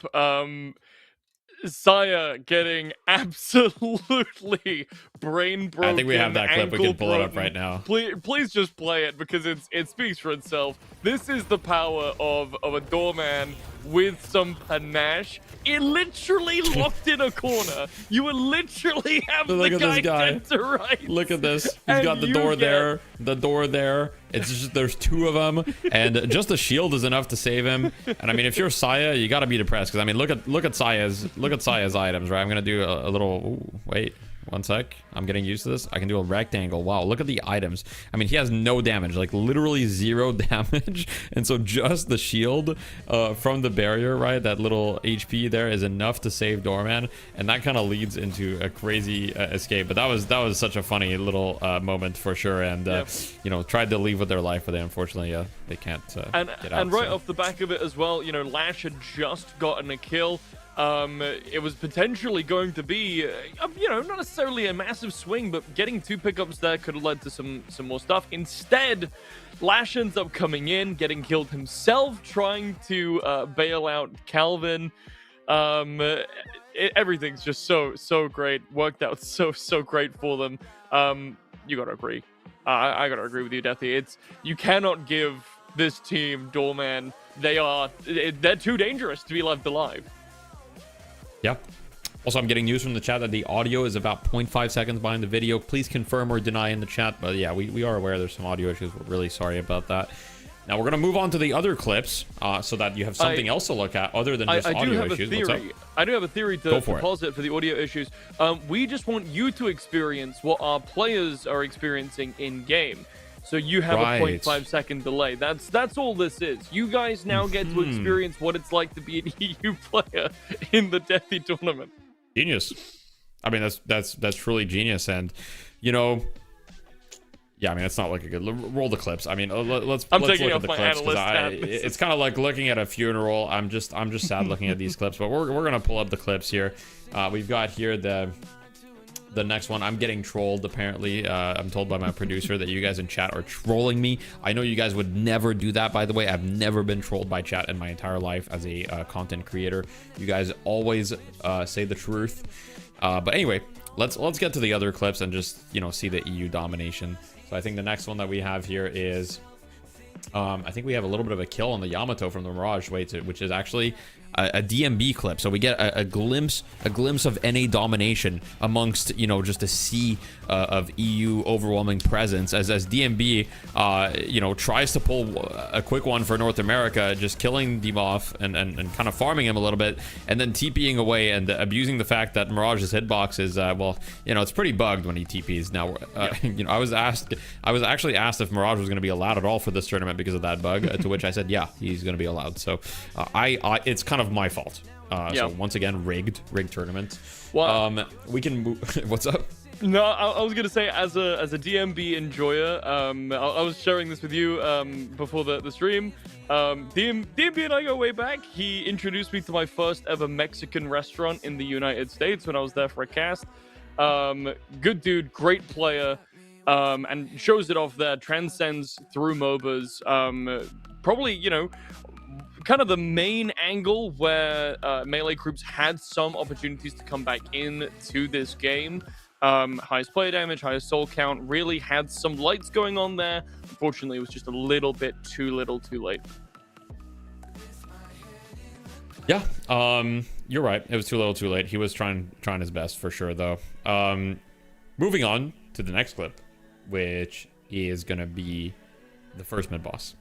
And I think that the EU viewers were real sweaty on this one because everyone was like, oh my god, are they going to throw this mid-boss? Are they going to throw this mid-boss? Now, right at this moment, you can see this is kind of the moment where everybody got real nervous as all the Melee Creeps players are kind of, you know, converging and hoping their best. But you know, we can see that, well, I don't know why actually in this clip, for some reason, the team names are wrong. So we're just going to ignore that. Like, this is not Melee Creeps and this is not Abraham's. But anyway, just pretend that the team names are reversed, right? It confused me a little bit here, but we're just going to play that. And Scout going for the swap right away, but it's not quite enough. And at this point, when the dome was here, I think everyone got a little nervous. Big pocket ult, though, hits everyone in the dome, and then they're able to just kind of do the parry fest right on top of it. John tries to get in there with a delayed parry, and it's not quite enough for them to get any rejuve. So all 3 rejuves go to Abraham's, and the game was pretty much over at that point. Yeah, to highlight what the casters were saying, I think the biggest difference here, looking at game 1 versus game 2, game 1 there was a 1 or 2k soul difference between these two teams before Abraham's tried to go for this mid objective. It was a lot riskier. This time around, they are a full 20k up before they step foot in that pit. And even then, it almost looked like to me that they were slowballing it to try and pull some people in. Didn't see that Melee Creeps were really committing to coming into the pit themselves, so then, only then, decided to go for it. Yeah. I think overall felt very much like a team that was a lot more in control over the situation, wasn't being rash. This was not a, guys, we got a window, let's go get the objective. This was very much cool, calm, and calculated.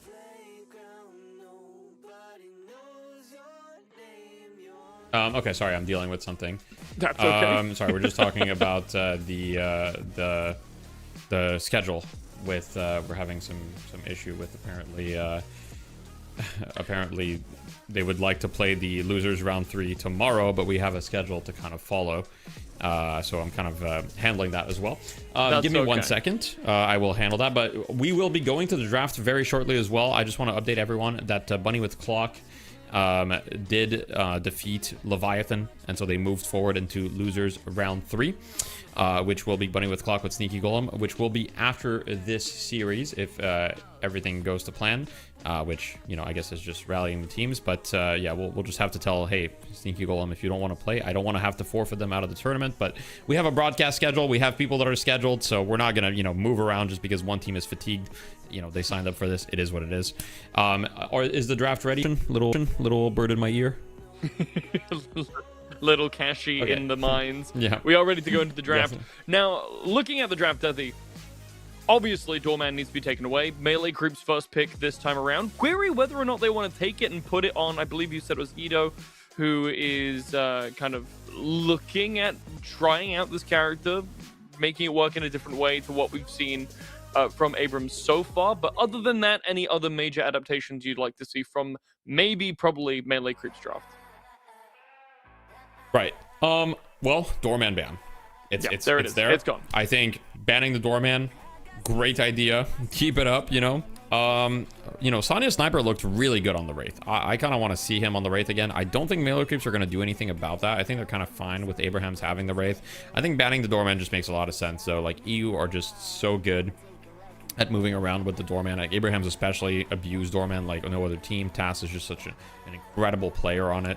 Billy ban, still kind of same scenario. I wouldn't be surprised to see just a traditional John pick here, like a Geist, right? I think you go with what worked, put John on the Geist, see what happens. But other than that, I don't think Melee Creeps need to reinvent the wheel. Game 1 went really well for them. They just need to kind of channel that energy again. Yeah, absolutely agree. And, you know, another EU player gets to eat. Thank you, chat. Going for an early Geist, I think works out well. Abrams, here's my question, Deathy. Abrams did not work out great with the Mirage last time around in game number 1. I'm a little bit worried that if we see an exact beat-for-beat salty run back from game 1, it's not necessarily going to work out for the Abrams, whereas I really did enjoy the comp that they were able to draw out of that second game, not necessarily going for these big meta-heavy hitters. The Wraith definitely looked a lot more powerful in terms of what's been working for them. Do you think they'll run back to Mirage, or could we see something different, like a Yamato first pick? Okay. Yamato crazy. first pick. A lot of value being put on the Yamato. Oh, wait, that's wrong. I mean, that's wrong. We got baited. Never mind. Thanks, caching. Actually, Genius Bait. There's a lot of, you know, a lot of kind of NA players, EU players trying to hack the stream. If you guys ever see any delays, it's because one side is trying to convince everyone that their region is the better region objectively, and that's what happened there with you know, NA players manipulating the draft screen so that we would think Abraham's kind of fell on their head and first picked Yamato. Although honestly, I could see it in some kind of weird world where they think Melee Creeps is going to super prio Yamato. I'm not surprised with Shiv. That makes sense. I'm down for that. I think Shiv Abrams could make sense too. Shiv Pocket, I can see it. They're going to put Hoot on the Pocket again. I'm down. Hoot kind of popped off. He did. He's all fed. He's ready. Warmed up, I think, is a nice way to say it. There's one thing going from game to game. You know, it wasn't a massive delay between that last set and this one, but it still does take a little bit of time to readjust yourself to the person in front of you, right? Which team am I playing now? Not which team was I playing before, and adjusting and being able to beat the last opponents doesn't necessarily mean it's going to work this time around. Now that he's more adjusted, the Pocket seemed really good, and this does really just look like a run back from game number 1 for Melee Creep so far. Melee Creeps are like, give us the tanks, and Abrahams are like, give us what worked last game, which is the Pocket and the Wraith. And you know, despite not having Doorman, I do like Abraham's top 3 opener here. I would like for Abrahams to... Okay, so I think that they should probably try to target maybe DMB or a pick hero with this. It could be interesting to take Scout out of his comfort zone and ban the Paradox. I could see that. I could also see just like a standard, like... Oh, okay. They're just going to target Ido here and ban the Mina. And I think that they were happy with Ido on Lash. I think perhaps they want to encourage that again. We'll see. Yeah, that worked. I could have imagined maybe seeing a Warden ban, or even maybe banning the Mirage. I mean, definitely a character my camera that just had a slight issue. By Deathy. Deathy has exited the building. I think Mirage was a character that DMB looked so good on in the last game, even from really behind. So I think taking that away could have been solid. We'll wait for Deathy to get back. Guys, the audio issue is fixed. Guys, the audio issue is fixed. There's no delay anymore. As you can see, the no signal is moving at the same time as my speech. Like, there is truly, there's no problem. Okay, everything's great. Everything's great. In solid, we work together. Give me 1 second. It should be fixed in a second. Page finally taken away. This is going to be really interesting, Deathy. Leaving Page, second ban here, taking it away from Abrams after Saint has basically exclusively played this character all day. I think it's going to be very interesting to see what that is adapted to from Abrams. Yeah. So it's actually going to take, like, I think my camera like overheated or something. It's going to take a minute probably for it to come back. So we're just going to have to roll with the no signal sponsored by Elgato. Elgato, feel free to reach out to us if you want to sponsor a Deadlock tournament. My DMs are open. I do think the Page ban is a little interesting. I think Melee Creeps is trying to remove, you know, tanky options. I do like taking away the Paradox from Abrahams. It's from Melee Creeps. It's something that they've been kind of playing with pretty much every game. I think Melee Creeps have always gotten the Paradox on Scout. So it's going to take Scout out of his comfort zone, at least for today, right? Like, he's been playing Paradox almost exclusively. So, yeah, I do like that pick on the side of Abrahams. Yeah, and it works, like you mentioned, it works as a secondary ban, right? You not only get to pick it for yourself, but you take it away from Scout. You force Scout into a position where maybe they're not as comfortable. So I like it. It's a smart use of the ban. Very interesting. Welcome back, Deathy. He is now no longer Deathy. Alivey. Do what you want with that. Alivey. Do what you want with that Shen pop off. Wait on the second half. Warden. I was going to be that. Well, this was going to be my next question. Barrage or Warden for DMB. Looks like he's going to go back to the Warden. I'm pretty sure right now what's happening on the side of Melee Creeps is they have a spreadsheet on their left monitor, right? And they're looking at, okay, what are the heroes with the highest HP gain per boon in the game? And they're just going down the list. They're literally just going down the list because they have all of the highest HP boons, except like maybe Mo and Krill and stuff. But they have so many heroes that are just like super tanky, gain a lot of HP through the game. And to be fair, like the current item system does favor those heroes a little bit. Vindicta. I love this from Abrahams. I called it the other time. Like, if they're going to play these super grounded comps, the late Vindicta pick is great. And also the fact that they've picked Calico. I would love Lash last pick here for Abrahams, because you're not only taking out one of the counters for Vindicta, you're also kind of like getting a hero that plays in the sky. And these heroes on the side of Melee Creeps really have no answer for heroes that play in the air. at all. Yeah, that's a really good point. What do they do if this is a Lash? It's a Yamato, which, you know, to be fair, another character that has an easier time at dealing with Vindicta in some ways. Will be interesting. I mean, this is almost certainly going to be Lash, right, from melee creeps. It fills the slot. It does things to Vindicta. I'm very interested because, you know, deja vu here, Deathy. Well, we had Yamato first pick, right? We had it in the first pick, and then it moved to the last pick. So now it explains a lot of things. And then Viper. Okay, look, we need to talk for a second, okay? Like, we need to talk. We need to have a serious conversation. I want to get close and personal with the camera. Like, guys, every time melee creeps, they do well, and then they do a little troll pick, okay? And every time we see Viper picked, okay, it looks decent for like 5 seconds, and then it loses the game every single time. Now, I'm gonna go ahead and say melee creeps have cursed themselves with this Viper pick. And look, I will go on record, if they win this game, fantastic. But I'm gonna have to go with Abrahams for the draft on this one. Noted. I'll put that in my notes. Thank you. Thank you for the. Thanks for coming to my TED Talk. Yeah, of course. You're super welcome. Thank you for that. That was beautiful. Looking at the drafts then, Deathy, we are looking at a really strong melee creep squad minus the Viper. Basically a run back, exactly a run back of game 1, again minus the Viper. Meanwhile, Abrahams, they've mixed some things up. They've got the Paradox on the side now. Wraith is stepping in for the Mirage in this game 1 Redux, and then the Vindicta. Tell me a little bit about this comp. How do you expect it to work? What are your vibes? Right. I mean, I do like Abraham's comp a lot. I think that I've never seen a game where Affliction could get more value, to be honest. Like, this looks like the dream Affliction game, and they have zero catch. Okay, they don't have zero catch. That's not true. They have some catch for pocket, especially Abrams can potentially catch the pocket if you get a good charge. And like I said, on ping, it's hard to dodge. Now, they're very smart. They're putting Hoot on the pocket, probably, although we'll see, but I would guess that it's Hoot. And Hoot most likely has the lowest ping out of all of them, because I think that he is Swedish. Correct me if I'm wrong. I believe he's Swedish. I mean, well, I don't think you would know, but maybe someone in the chat will correct me. We'll leave that to the future, but I believe he probably has lower ping than all of the rest of them, which everyone else on Abrahams, as far as I'm aware, is Russian, right? Or most of them. We'll be ready to get into the game in just a second. My prediction is that Abraham's comp is very hard to interact with for some of Melee Creep's comp, and I think if Hoot can have a good game on the pocket, then it's gonna look good. It's gonna look good for them. And if not, then Melee Creeps do have a really, really tanky comp, but I think Abrahams have the answer. Well, the question's going to be, right, how good are Abrahams at clicking heads on ping?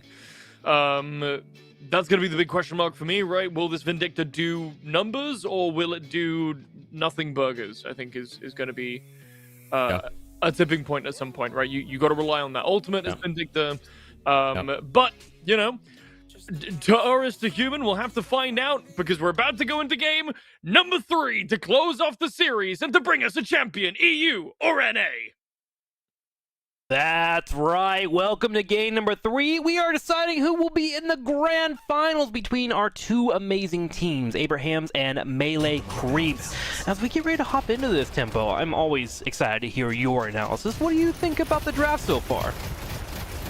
Listen, Deathy is out here saying that this Viper pick is gonna absolutely curse Melee Creep's whole draft, and I'm sitting here thinking, this Viper is so good though. They have so many squishy characters that you can just absolutely one-shot with that early game power of Viper. Yeah. I mean, interesting to see how they're gonna, how it's gonna pan out in the game at least. If Deathy's right or I'm right, you never know. I've oddly been a Viper main as of late, so I also had my...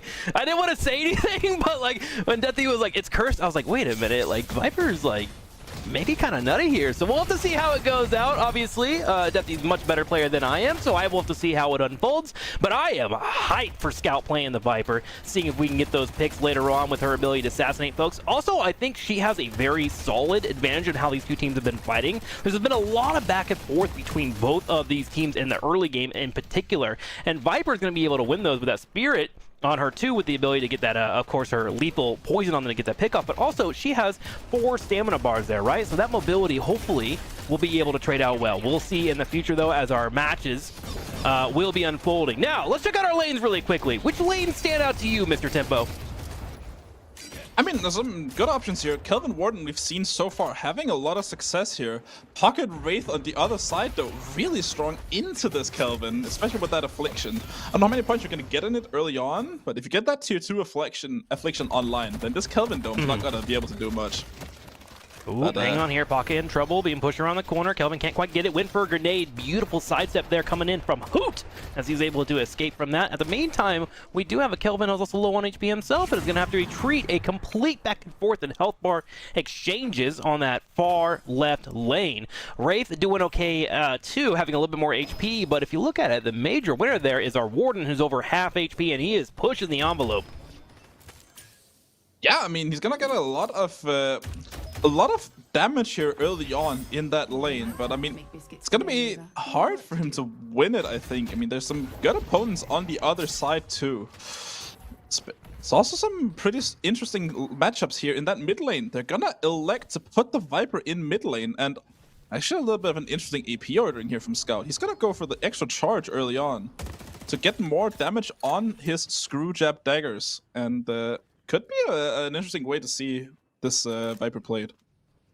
He's down here trying to grab those barrels and whatnot, trying to grab the extra resources, but Yamato and Paradox are going for a chase, running into the corner here. Scout trying to stay alive, and oh my gosh, the Deathy Curse is legitimate. It is Halloween already, as Melee Creeps lose 2 members in half a second. Abrahams able to find their picks and take a slight soul lead in the early game. My bad, Scout. That one's on me. My bad for the caster curse. But we'll see if he's gonna end up bouncing back later on. Scout is, I mean, Viper is a very strong early game character, especially once you get to that Spirit Spike. You're just gonna absolute one-shot people. But sure, I would assume that people in this, like these Eternus players, the Eternus 6 players, would have some sort of solution to it at this point. It's been a pretty strong pick throughout this patch, so perhaps having a couple answers here. John, though, unfortunately, not really having the answers to Demov's playstyle. Looks like he's finally refined his early game and is sitting on 3.8k right now. Shadow Transformation online to stop that Viper's, what's it called, Lethal Venom, and he's now just chilling.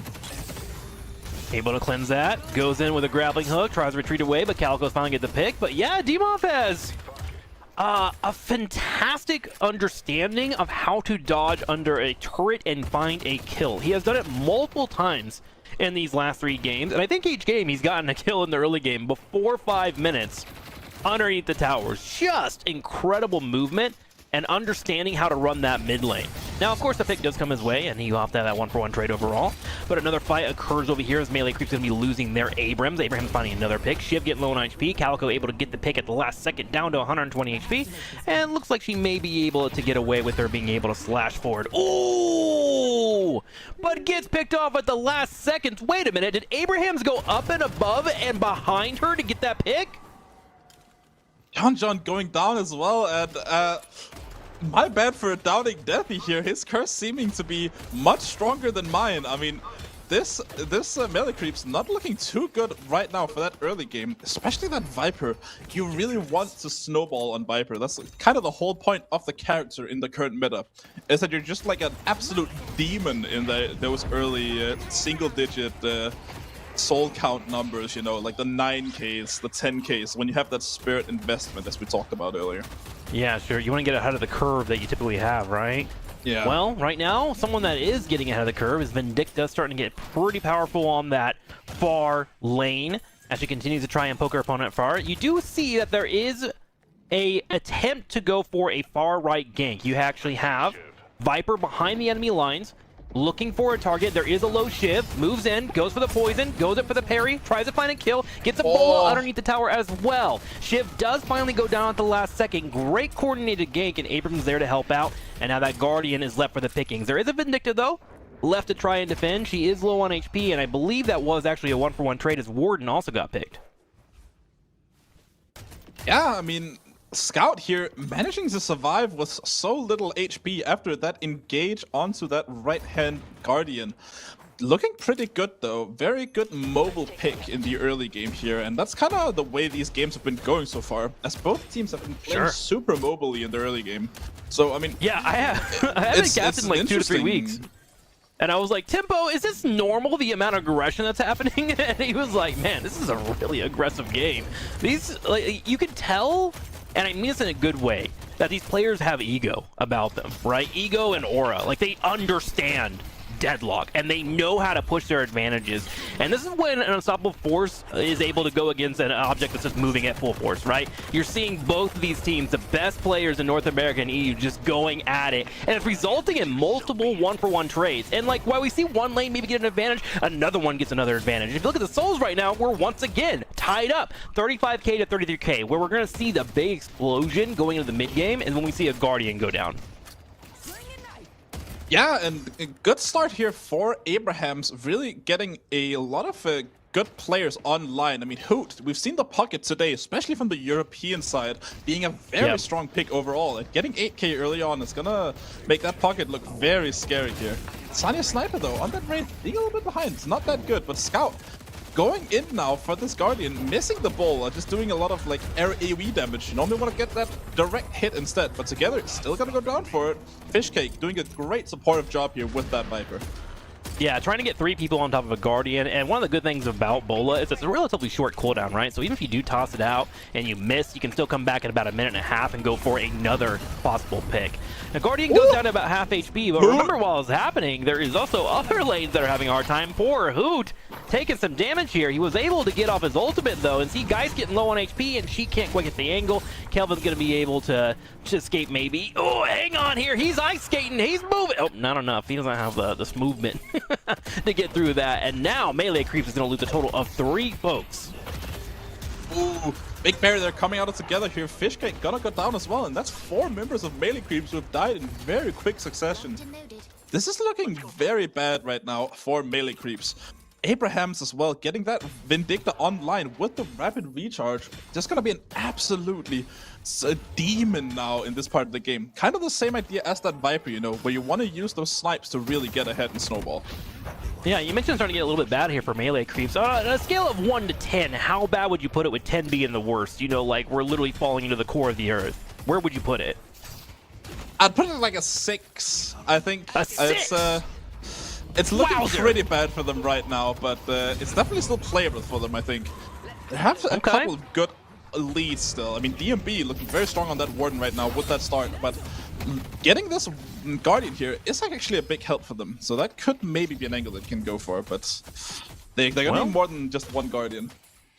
Melee Creeps able to turn that 6 into maybe a 5.5. They do get the Guardian in the middle of the map there, and they have left Warden to the far left, who has been soaking up a lot of experience. You can see right now he's already hit the 10k mark when it comes to souls, so he's only about 3 to 4k behind his opponent. So it looks like they're doing okay in that regard, and they are making attempts to turn this around. But yeah, it feels like Abraham has realized the strategy. Okay, they're trying to take Viper and take 2 to 3 people per an objective and have Viper get picks. Let's bring our own members, and now they're going for a full fight over the buff here in the top right corner. Shiv low on HP, eating that poison, trying to escape, trying to smooth around the corner, putting out the shots. The Calico trying to chase. Here comes a Hoot to try and help out, and the Hoot gets off his ultimate, and Shiv able to escape as Calico will fall. And there's still an Abrams chasing. He doesn't care, dude. He's doing back. Okay, he cares a little bit. He did a backflip into his grave, but it was still cool looking.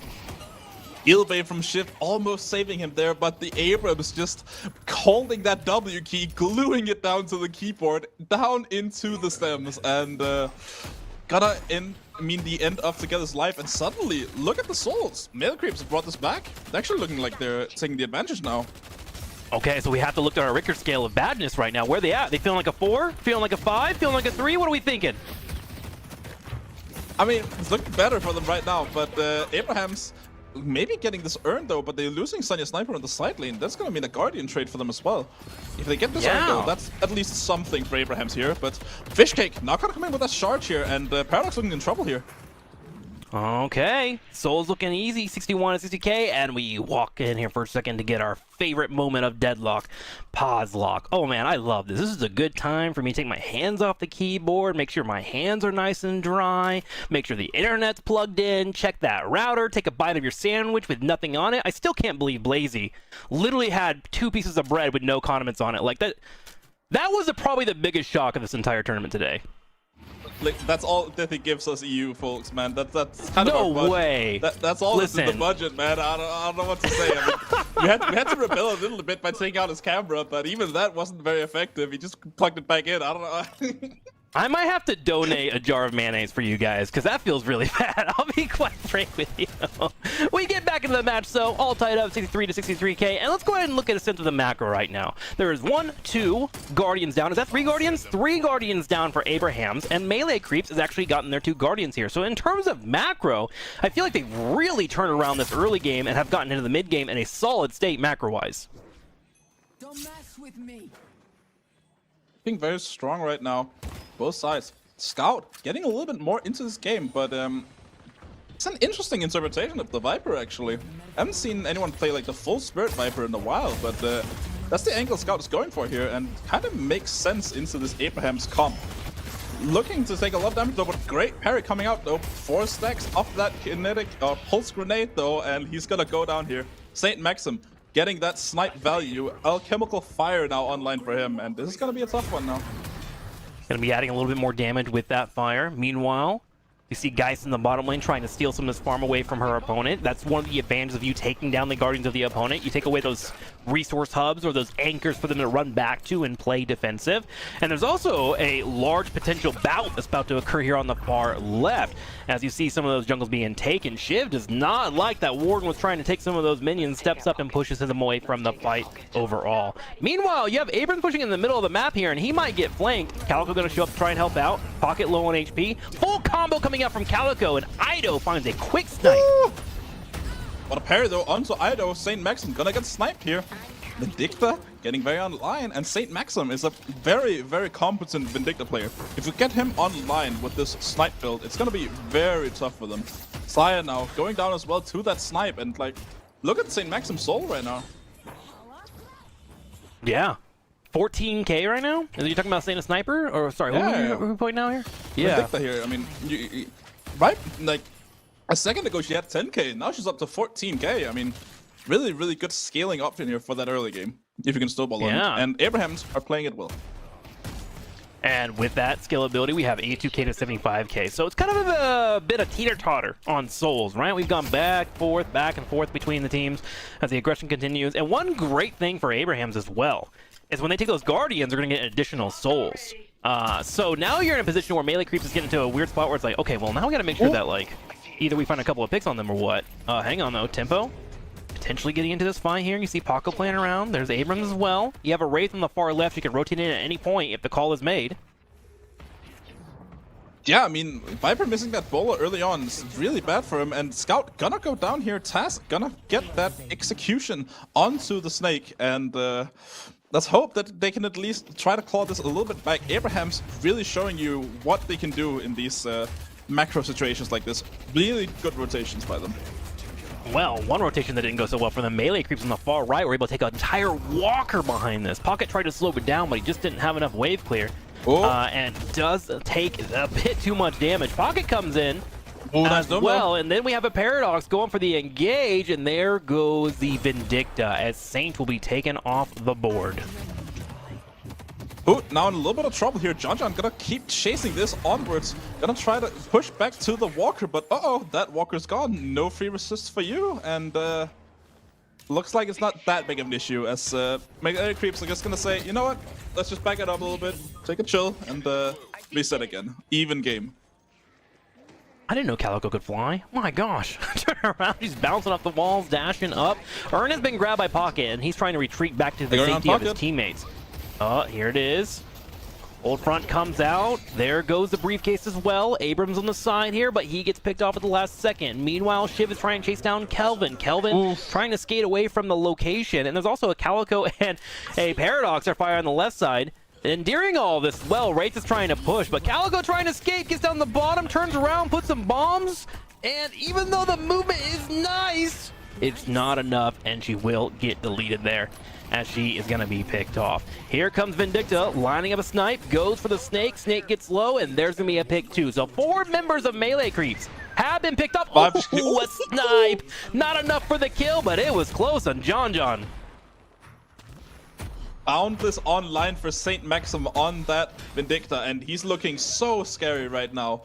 All that snipe damage, that's on at least 700 or 800, I think, right now as it stands, and it's gonna be super hard to deal with this Vindicta when you can just get sniped by like half your HP all the time. But Sanya now gonna get answered on his own here, and it's not over yet for them at least. Abrahams do have the advantage. Saya getting caught out as well here together, gonna be able to finish that one off, but in the meantime, Taz getting the urn while this is happening. Fishcake gonna go down as well, together now getting traded as well. 2 for 3 and an urn. Wow, everyone's just falling like dominoes right now. One person on one team, another on the other, two on the next. The fights continue to unfold, and Dima finally gets picked off on the Yamato, and I think with that all said and done, Melee Creeps won that exchange in fights. I think it was a 3-for-4 with it all being said and done, but they are still behind in souls, 108k to 99k. We also have Wraith on the far right of the map right now, looking to potentially move in and work on that Guardian, but it sounds like there might be a mid-boss, and everyone's starting to rotate in, and here we go. This has been one of the most scary places in Deadlock this weekend. Let's see who's going to be able to grab these Rejuvenators, Tempo. Has some interesting mid-boss fights so far, but Pulse Grenade gonna get popped early on. Taz gonna use that Paradoxical Swap. Dome now getting popped already by Saya. Scout ready. Saya, Ido, and DMB getting all of the buffs together now in a bit of a pickle, but one of them already down for Ido. Saya in a bit of trouble as well. Might be going down as well. Ido and DMB gonna chase down Hoot here, but no more rejuves left. DMB is one-shottable. This is looking really good for them. Yeah, that's right. A bit of a pickle, as you mentioned, but Abraham has been cool as a cucumber, turning around and getting a total of 5 kills, because remember the 3 Rejuvenators were also popped, and they are looking for a little bit more. Wraith here just chewing through the health bars. Nom, nom, nom. Finds another pick. That's going to be 4 picked off here, and Abraham, despite losing the mid-boss and 3 Rejuvenators, turns around, wins a team fight, and now can take map control. Abraham's losing all 3 rejuves, but does it look like it? No! Every single member of Melee Creeps getting brought down on their own, and map is now back in Abraham's corner. Melee Creeps in a weird position now, where suddenly that lead is starting to really gap in here, as Abrahams goes up 124k to 110k. And they do have some time to grab a little bit more of the jungle as well. Now, the good news here for Melee Creeps is although that boss fight did not go well for them, it is we're at 18-minute marks in the game. So our death timers aren't as high as it would be if we lost at around 30 minutes. So they're able to get back on the field pretty quickly, but you definitely know that they are licking their wounds from that one. Abraham's 15k up right now. Sanya Sniper gonna get dove though by Ido. Scout also one shot in this trade. Sanya Sniper maybe unable to go down. Sanya down. Maxim gonna miss the snipe to the perfectly timed return to shadows. Well played by Ido, but he is gonna get sniped in the end. Yeah, Shiv coming in there and helping finish the job there. So they are going to get a couple of kills. We do have poor Viper low on HP. And my issue with Viper here is look at the souls right now. Is she the lowest in the lobby right now? 15k? When you're an assassin, in general, in any MOBA or any competitive game, when you are behind in souls, generally you are hurting. So I'm really kind of curious how she's going to be able to turn that around. Right now, though, Geist is looking to eat this pocket for breakfast. Steps up, drops down a nice little bomb there, and that will be a takedown on Hoot. So these kills, as they happen for Melee Creeps, whenever you're the team that's behind, you usually get a little more value, have 1-for-1 trades. That's what they're constantly looking for by turning these, getting these fights and turning them around. My question is, like, who is going to be their carry and who needs to keep the souls? It's looking like Warden and Geist are those candidates. Are those the right people here to be putting the souls on? Yes, ideally, because they are the ones that are going to scale very well into the late game. Warden and Geist especially are like really, really good when they're scaled up and strong. But before that, they're... Okay. Some of them are a little weak. I mean, Geist is just a really strong character because she's strong in lane, strong in late game, unkillable, has a whole new health bar if you play it badly, and strong in fashion sense, all things you need to play Deadlock. Well, there is an Urn comeback about to come in. This is actually a very important moment, Tempo, so we need to focus up here. Urn about to be turning here on the far right. This is a comeback Urn for Melee Creep. Will give them a decent amount of souls. Abrahams is fully aware of it and has stationed some members outside on the right side. Paradox trying to go for a pick on the Viper here on the far left. and it looks like those urns is going to be turned in, and the souls are going to get a little bit closer. 134k to 142k, and Viper was able to double soak both the far left and the middle lane, grabbing 3 to 4k on her own, so she's able to start coming back as well. In getting pushed out here, maybe by them. Melee creeps looking to defend their middle walker here. Scout on a little bit of a spree here, looking to find anyone he can with that bowler once it is online. I think he's really trying to transition into playing full bowler, just saying, you know what, I'm just gonna play like a traditional pick character. I'm gonna play like a Paradox or like a Lash, all that. But he's also just gonna get met like by a Paradox and lose his life over it. Yeah, kind of looking like they're playing like a Victor right now with the ending. Just don't get to come back right now, as poor Viper is gonna get picked off.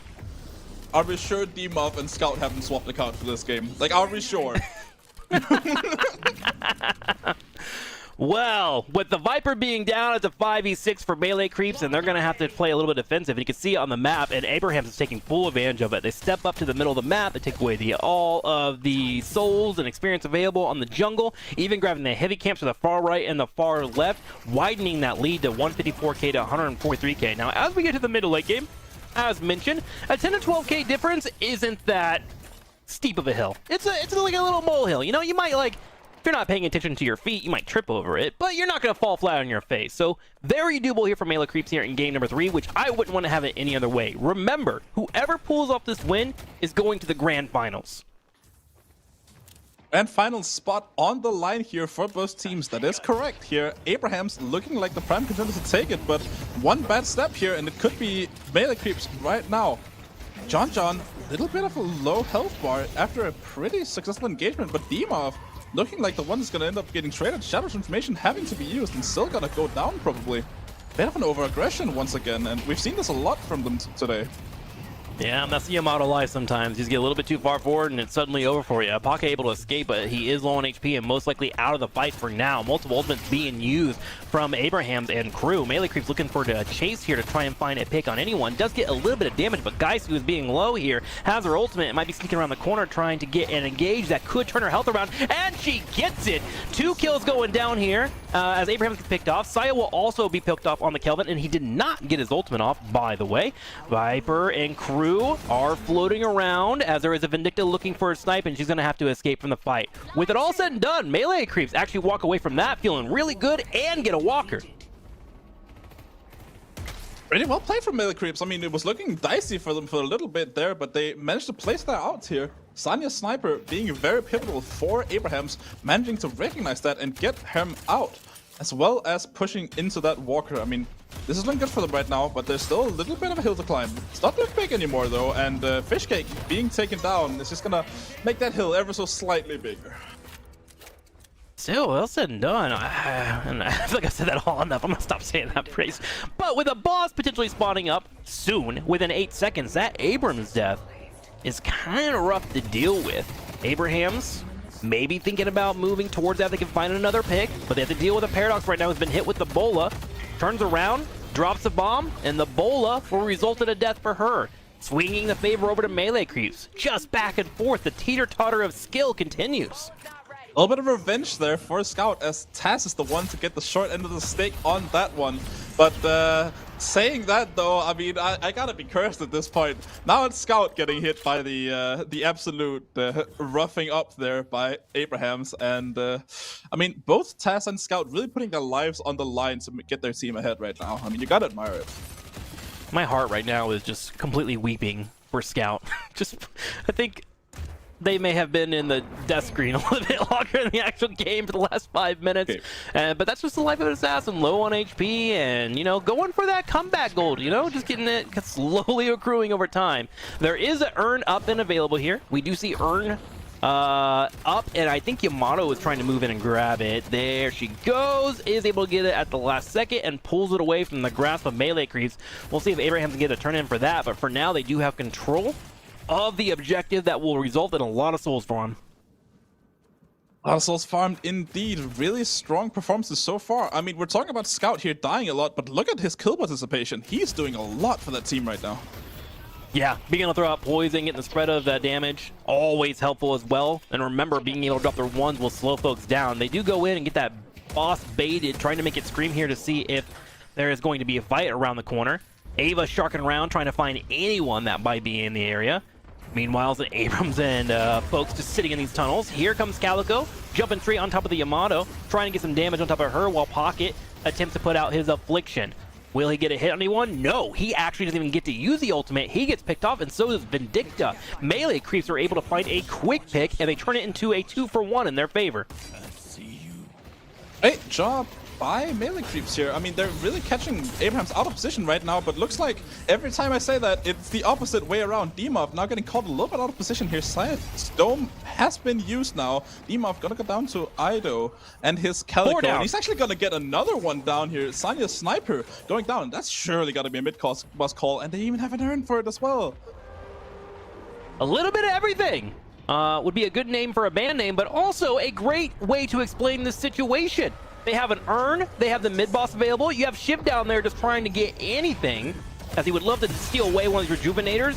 Maybe get a pick, if that would be great. Does he find a Rejuvenator on all? Nope. All three go straight over to melee creeps, and suddenly, Abrahams had all of their team dead. And now with an urn being turned in, the soul lead is about to explode in favor of melee creeps. They have a walker to the far left to take down. That will be the third of Abrahams that is going to be deleted, and from there can they set up a push to move forward in the middle of the map. And guess what? They have about 5 minutes to do that here. No, excuse me, 3 minutes and a half to do that while they have their 3 Rejuvenators. Melee creeps really needs to make the best of this, but so far doing a good job of it. Affliction now down for Hoot, but down for his life in trade.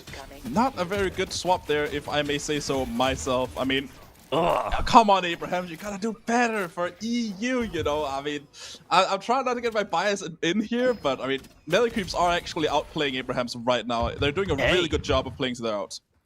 You're welcome to have your bias, man. I'm sure there are people at home that are putting an American flag right now. Eagles be screeching, fireworks are going off, USA chants are beginning across the 50 states. Biasedness is like we're all here, man. We're all to have fun and enjoy our video games. And, you know, honestly, like Hoot, I might have to appeal to him a little bit. He might have to change his name to Oop, because he's been having a hard time these last couple of fights. And I'm hoping that when he responds back here, he can get off that Affliction and maybe turn these fight around. But look at this, 208k to 185. Jungle is being taken. Melee creeps are buying their items, and they're going to get ready for another siege. They have 2.5 minutes to pull it off. Yeah, I mean, pretty strong performances so far here. I mean, melee creeps looking very strong right now. And they have to make a little bit more of this, maybe. Scout finally not as homeless as we have seen him so far. And maybe that's the reason why they're doing well. I mean, this Viper pick, we talked about how pivotal it was going to be for melee creeps here, and it's clearly doing its job. Yeah, the Bola's been helpful, and then of course maybe some overextensions to try and chase her down has allowed for the team to turn it around. Melee creeps now, moving forward. We have a 2-4 setup with one lane on the far right pushing in. Trying to start working on those Guardians here. They still have 2 minutes with the Rejuvenator. They can start playing aggressive soon. Guardians to the far left finally will get picked off by Warden. There they go. Here comes the fight in the middle. Calico jumps in, finds the kill on Vindicta, looking for another one here. She's able to dash away at the last second. You see a huge biome going down to keep everyone alive and healthy.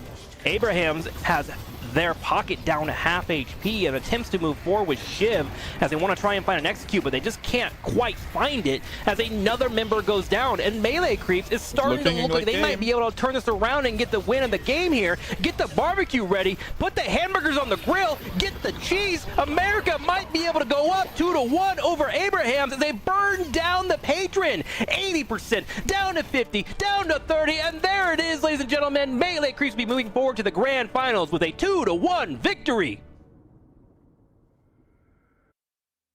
All right, cue Star Wars Revenge of the Sith Obi-Wan Kenobi speech. You were the chosen one, Abrahams. I mean, come on.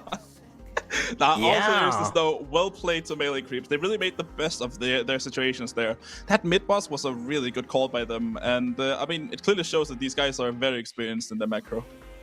And honestly, in the first 10 minutes, I think you and I both agreed that it started looking really bad for Melee Creeps. We're like, oh no, what's going on? And then they started changing their strategy up where they took Viper out of the middle lane, have her go to the right, and she just did constant spam ganking over and over again. Didn't work out the first time, but the third time it started coming together and they were able to grab a Guardian and they started to open the map with macro and get all the Guardians first. Like, that ability to be able to leave someone in the middle lane and let them soak up the experience, and then of course just wave clear over and over again and get a Guardian first, paid off for them in dividends. Yeah, and I mean, they're really just playing to the outs here. You saw how strong Abrahams were getting in that early game, especially with that Vindicta really coming online with those snipes. But Sure. I mean, the later the game goes, the Vindicta kind of falls off in the current meta. I mean, you're still gonna hit that damage, but everyone's just gonna get tankier and tankier as the game goes on. So your snipes are gonna be less and less valuable, realistically. And I think that's also why we saw them go for the kill on the Patreon and then go straight for the kill of the game, right? They were like, all right, we realize we have a couple of heroes that are probably going to start falling off soon. We have Viper, we have Vindicta. Let's go for the kill now. They found a couple of picks. They used the Kelvin to be able to get a couple of his ultimates off, and that was just enough to segue it into a victory. I mean, if that game goes for 10 more minutes, there is a situation there where, you know, with the skill that we have from Abrahams, they could turn it around and start to come back. So great idea. I think one of the skills in competitive esports is realizing when you have to go for the throat, right, on your opponent. And that was the time for melee creeps, and they pulled it off. So kudos to them. Yeah, I mean, impressive stuff by them. They really played to their outs. They made their Viper pick actually work out pretty well. I mean, it looked a bit dicey there in the early game, but once you get later on and you get that Viper tier 3 ultimate going, where you're just petrifying everyone in the area, it does so much damage, and it also just stun locks people for forever. But I mean, real MVP here for this last game, it has to be Ido. That Calico was doing so much. That was what my next point was going to be, as I was wondering how many kills Calico had, because many times we would see Calico go in and somebody was deleted, right? And that was Ido. 17 kills, 40k damage for his team, able to really land on that character, bringing the double assassin combination together, and just beautifully done, you know? And that will earn them a grand final showing. Now, they haven't won the tournament yet. Remember, there's $5,000 and, of course, pride on the line with this tournament. So we will have them play in the grand finals tomorrow. Now, with that all said and done, Abraham's not done. There's a loser bracket, right? We can have them come up that route. Indeed, there is, and I believe the next stop on our to-do list today is to cover the losers bracket matchup between, I believe, Bunny with Clock and Sneaky Golem, which is, I mean, that's an absolute heater of a matchup right there in a best of 3, and it's gonna be exciting to see who's gonna win out in that one as well. I mean, give me some context, man. I'm not someone that has seen too many of these tournaments. I'm getting used to these teams. You know, I'm still relatively new. Why is it a heater? What am I getting excited for, you know? Like, oil me up. I mean, Sneaky Golem has been one of the stronger teams in NA for quite some time.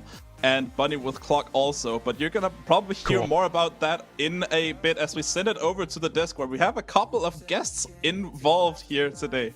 Take it away, guys. Oh, that's weird. Wait, are we at Deadlock Night Shift, or what's going on here? I don't know. You tell Looks me. like we've crossed the streams. It's you guys been have really... stream. Well, welcome, Jake. Yeah, it's good to be here. I'm excited to see some of these matchups, you know, like with having NA versus EU as separate regions in DLNS. It's awesome to see these like big matchups between some of the top teams from both regions. And I mean, that matchup we just saw, like that could easily be a grand finals rematch, right? I mean, Abraham is playing so well, but I mean, Melee Creep's fighting back, and you know, even with some soul deficits here and there, still making the plays to like bring that game back. Yeah, I mean, yeah, for sure.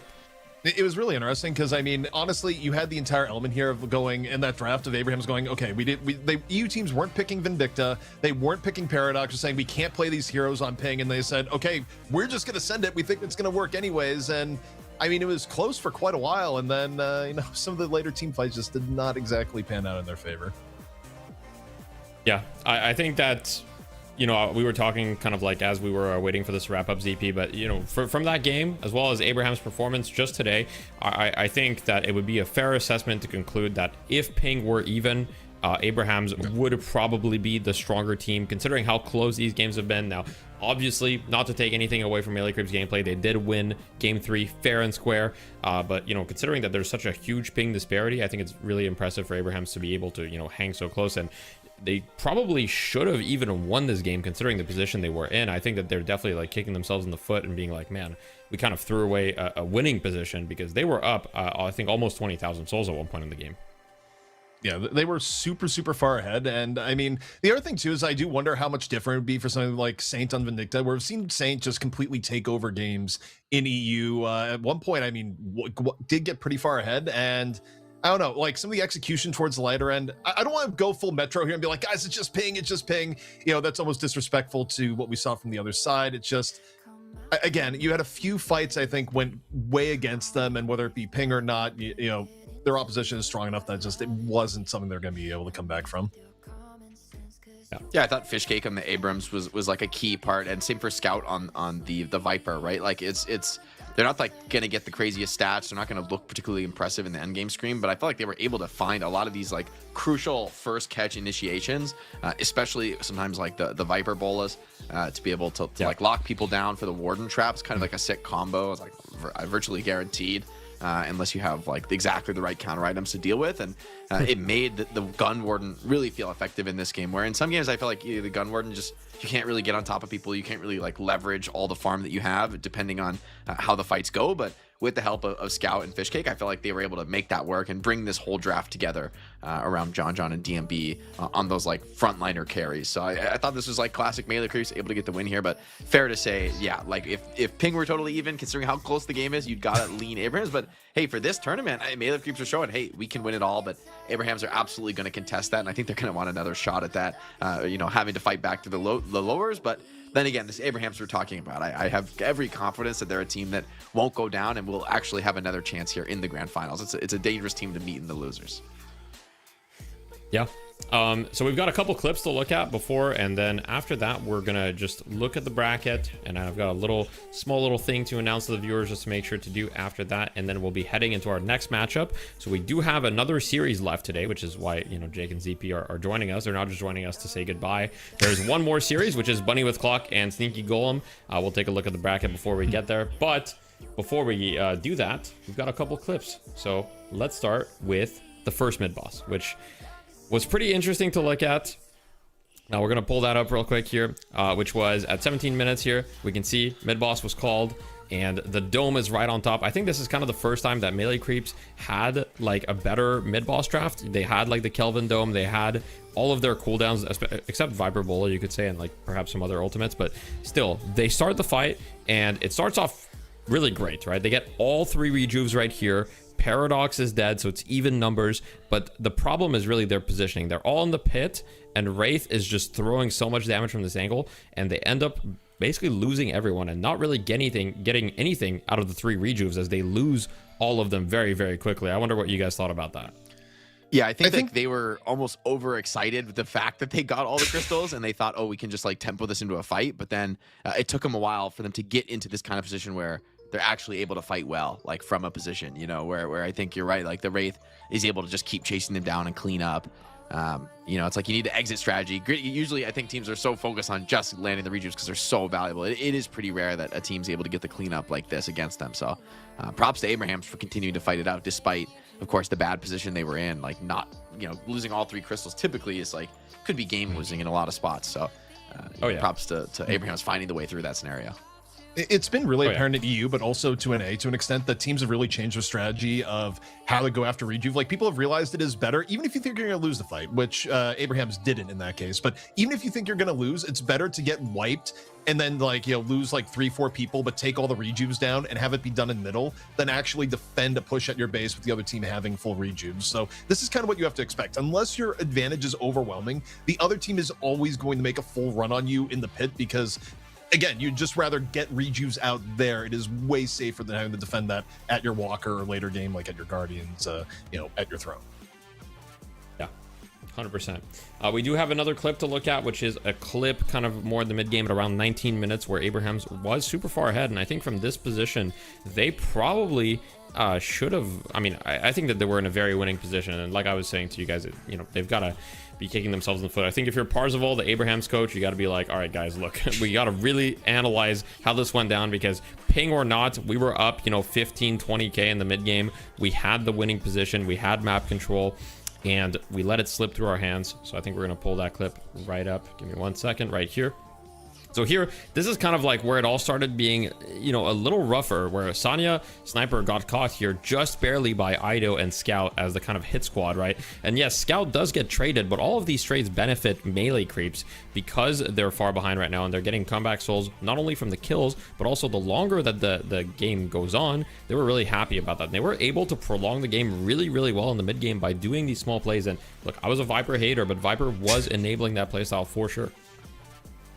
Yeah, I think especially when you're able to kill the Wraith. I mean, that's the nature of these Wraith comps, where so much rides on the Wraith being able to snowball, stay ahead of the game, and like be just an unstoppable force that everyone is running from. But if you're able to just find a couple key pickups, like even if you have to trade, like you said, like even if it's 2 for 1, if you're getting that Wraith kill and you're throwing some like low eco guys down in exchange for that, and meanwhile DMB is just like full farming on the other side of the map, that's probably a net positive soul swing in a pretty significant way given that game state. So I think that's one thing I saw from Melee Creeps is you know, we talk a lot about teams playing from ahead and like how clean they are playing with an advantage and expanding it. But I thought Melee Creeps in this game in particular, in this entire series overall, they showed really great play from behind, like knowing also how, when the advantage is against them, how to make a comeback play and how to, you know, restabilize the game. And in some ways, by doing some very chaotic stuff, like forcing, I mean, they're forcing a fight way past the wave, which is like from a fundamentals perspective is not good deadlock, but they punish the Wraith, they like catch her, maybe she's overconfident based on the wave position, and it ends up being like hugely valuable, pulling a ton of rotations. You're killing the main carry, and it's like even almost no matter how much you lose for that, the enemy's not really going to be able to take core objectives with Wraith down. So I thought that was a great read for Melee Creeps, and you know, really impressed me for them. Like I don't think if they weren't willing to take those kind of risks, they would not have won this series. Also, in terms of trades, like you think about what they gave away there, like you're out of Viper's power spec at that point. Like Viper's way more scary pre 10 minutes, but at that point, you know, in the coast, we were just calling it homeless Viper for how she was playing, roaming, staying out of lane. But if you're trading a homeless Viper, you know, for the Bugatti of Wraith at that point in the game, like you are over the moon. I mean, that should never happen from the case of Abraham's in the sense of, you know, underestimating what's coming in. But like for Melee Creeps, as far as, you know, making plays that, you know, enable things, you know, in the macro play and, you know, giving yourself an advantage. If you could trade like Viper for Wraith, that's what you take that any day of the week at that point, especially given their respective farms. Yeah. We're going to move on to the last clip, which is the final mid-boss of that game. And then after that, I've got to, you know, wrap things up so we can get ready for the next series.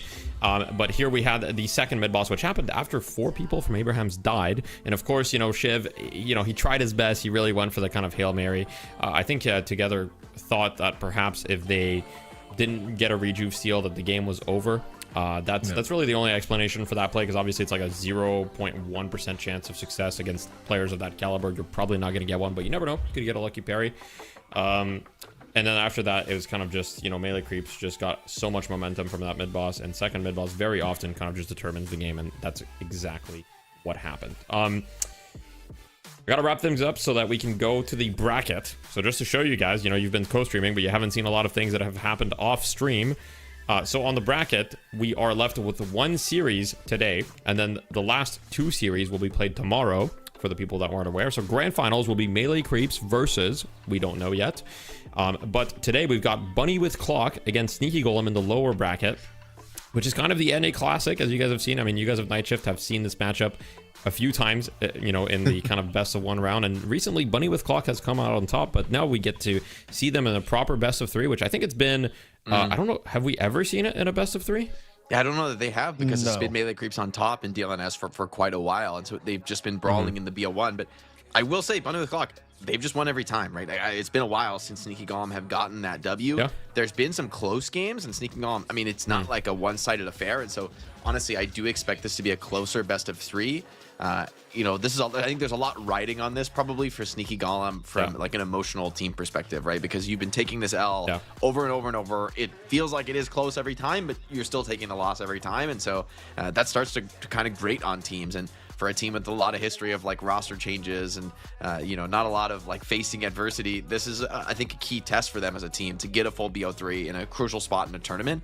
If they can win this here, I feel like that kind of resets the tone for the team in their ability to beat BWC. But Bunny with Clock, I mean, it'd be hard to bet against them. Like the record is really clear. They look like the stronger team in recent history. As I look at this, I think it's a really big test. I know we're about to get in draft, but I think to me, this is a little bit different because these teams never played each other with money directly on the line. And Bunny with Clock is still a team that's a little bit newer. So this is like a new level of nerves coming in. I also think they've had so much exposure between these two teams that some of the draft strategy here, I think Sneaky Golem should know some pain points. I mean, number one is that we'll see what they go with here. Okay, they go first ban Billy, they have first pick in general. I think you don't let Pashy get the Geist. They've had so many bad experiences like Pashy get Geist that I think you hard prio that here and you start your draft on that and force them to get Mirage in the next set of picks. Take away some things that Bunny with Clock likes to play with. With Geist, let me pick your brain a little bit, Jake, for 1 second here, which is, so we had a little bit of additional information. Obviously, you've played competitive games for a long time. You were a pro before, and previously, earlier, I had to deal with a situation where Sneaky Golem told us they would prefer to play tomorrow because they were drained and it had been a long day. Now, how does that information make you feel about this potential matchup here? I mean, not great, to be honest, for Sneaky Golem, but honestly, Bunny with Clock have also been playing a long day, right? So, I mean, it's like... That's true. I feel like that's one of those things, you don't really... You can't always get what you want. Like, the tournament's the tournament, right? The schedule's the schedule, and everyone's got to deal with it together. Everyone could have known it beforehand if they wanted to look, and could have anticipated a long day. And I think that's, in tournament play, I think that's kind of like part of your skill as a team, is your ability to endure a long, not just play one series out, but right, to be able to play back-to-back games, to be able to win a match, have a tough lower round match, and then go to the grand final and still compete and still, show your best self. So I think that's, I won't write them off, like these are also a lot of experienced competitive players on Sneaky Golem, so I won't write them off, but I do think they're going to be the underdogs for me in this series. Well, ZP, we've got Mirage, Abrams, Shiv. Any surprises so far? No surprises, but I think taking the Shiv is smart because you stop and think about it. Like, Bunny with Clock, they've liked, as far as hero pools go, in an ideal world, they run like Pashy Geist and then they run Arctic on Mirage. But, in this instance here, or if they have Shiv, they can run Arctic Shiv and then Pashy on Mirage, right? Like, those are their two combinations. Arctic has to go a little bit further off his hero pool here. If you end up giving the Mirage to Pashy, or Pashy has to go to something like Warden. So in terms of the opening picks, I think this is pretty good. I also think from how Sneaky Golem has looked today, when they've done really well when they've prioritized the Lash. Like, League on Lash has been really good. So for Bunny with Clock, in terms of the bans coming in on the other side, I would like to see them ban the Lash. Like, it may seem like an overban, but League is probably going to play for Sneaky Golem if it comes his way after the mid-stage bans. Yeah, one thing that's interesting on the side of Sneaky Golem is, they've kind of had roster mania in the last 24, 48 hours. In fact, they actually asked me if they could rebrand their team before the tournament. I said, look, I mean, we've already got the name and the logo, so we're going to stick with this one. But they don't really view themselves as the same team anymore. So they don't even view themselves. They don't associate with Sneaky Golem anymore. They don't have Xeno anymore. They don't have Rocker. There was like Goober that was like a last week change or something. And then League's back in, but League was the carry. But now Rokane's playing carry. So like, it's got to be quite a confusing time, and they probably had like less than 24 to 48 hours to prep with this roster. So all these like hero things that you mentioned, I think getting comfort right now is really important. And Lord has been playing Pocket almost all day, so I do like the Pocket pick, and it's good against Abrams, it's good against Kelvin, so I feel good about that. I do like the Kelvin, nonetheless, for Bunny with Clock. I feel like this gives them like a really sick position on the Rejuve right now. Sneaky Golem essentially have nothing for the Rejuve, really, for like the mid-boss fight. And I mean, obviously you can sort of play away where you don't have to deal with it, but banning the Victor, I think, further doubles down on like this like overwhelming, frontline presence for Bunny with Clock. I really hope Sneaky Golem, I think like grabbing a Page here might be nice, just to have something for mid-boss, maybe the Yamato, just to have some tools that like let you outlast. But honestly, with Kelvin Dome, it's like you really need to invest heavily. They banned the Warden away, which maybe they want to double down on the front line now with like Warden, Geist, Billy all out of the game. I kind of could see the Yamato Shiv type of a front line really looking effective, right? With maybe it's just hard to stop them without your like close range damage carries. I look at this and I actually feel like this is a little bit targeted towards Arctic, because when you've banned this here, what you think about Pashy's top 3 heroes in recent time, right? Pashy has been playing a lot of Geist, a lot of Warden, and then Mirage in the world where they get Shiv. All those are off the table now, and also Pashy, when it comes down to it, can also play a Pocket. Pocket is also off the table. So either you're putting Arctic or Pashy in like a really ugly position in this draft in theory. And meanwhile, when I think about Pixar maybe coming in, I think Sneaky Golem is still completely free to grab, whether it be a Page for support, like you were mentioning, Jake, to grab Lash for League later on. Like, I really like Sneaky Golem's spot here. Yeah, then I see the draft. I think Viscous could be really solid here for Sneaky Golem. I think they have a couple. Like, I like the Viscous Shiv a lot. I think it's like a really nice lane to just like survive and also put a ton of like harassment pressure on. They go Doorman, which also I think offers a lot of that like early laning potential. And actually, now that I think about it, the Doorman's so crucial here. You need to have the Doorman so that you don't just give like the impossible urns to Kelvin, right? So like Doorman plus Kelvin, we've seen that before. It's absolutely heinous on the urns. It's just like free urn. There's like nothing you can really do about it. So grabbing the Lash, maybe comfortable, but a little surprising, right? Like Kelvin historically was like a good hero against Lash, just doming him out of the fight or doming him inside a room where he can't escape. Yeah, I think that as a Lash player, I think the Kelvin matchup has kind of been, I don't want to say figured out, but I think it's been overblown out of proportion, where I think people have kind of historically seen like, oh, Kelvin is a counter to Lash because you dome the ult, but it's like Lash is a lot more than his ult, and at a high level of play, all you need is for one good Lash ult to like kind of swing the tides, right? You don't need to hit consistent Lash ults. If you just get one good one for the whole game, that's basically good enough, and all the other Lash ults can be kind of one-man Lash ults, and you'll be all right. Now, luckily, Jason's not here. Otherwise, this discussion would be going differently. Ivy. But whoa, Ivy's a crazy pick. No, I feel like Ivy. That's for Pashi, probably. Yeah. We hit the depths of Pashi's pool. Like, we were actually at the very bottom of the pool. Pashi's like, "Come out, Stone Gargoyle, save me!" But which also means Arctic is probably on the Mirage. But this feels like a win to me for Sneaky Golem. Like, Sneaky Golem by banning the Warden. This is, I think, what they were angling for. I do like the double global draft, like with the cores, right? Like Ivy and Mirage can both, rotate a lot early. I think that gives them some nice tempo, but I think they're really going to need it because, to be honest, Sneaky Golem playing a lot of like high tempo characters. The Wraith, I actually see Wraith as relatively high tempo right now in terms of like the carry role, since if the rest of your team are snowballing, you kind of just keep showing up and kicking people with your ult.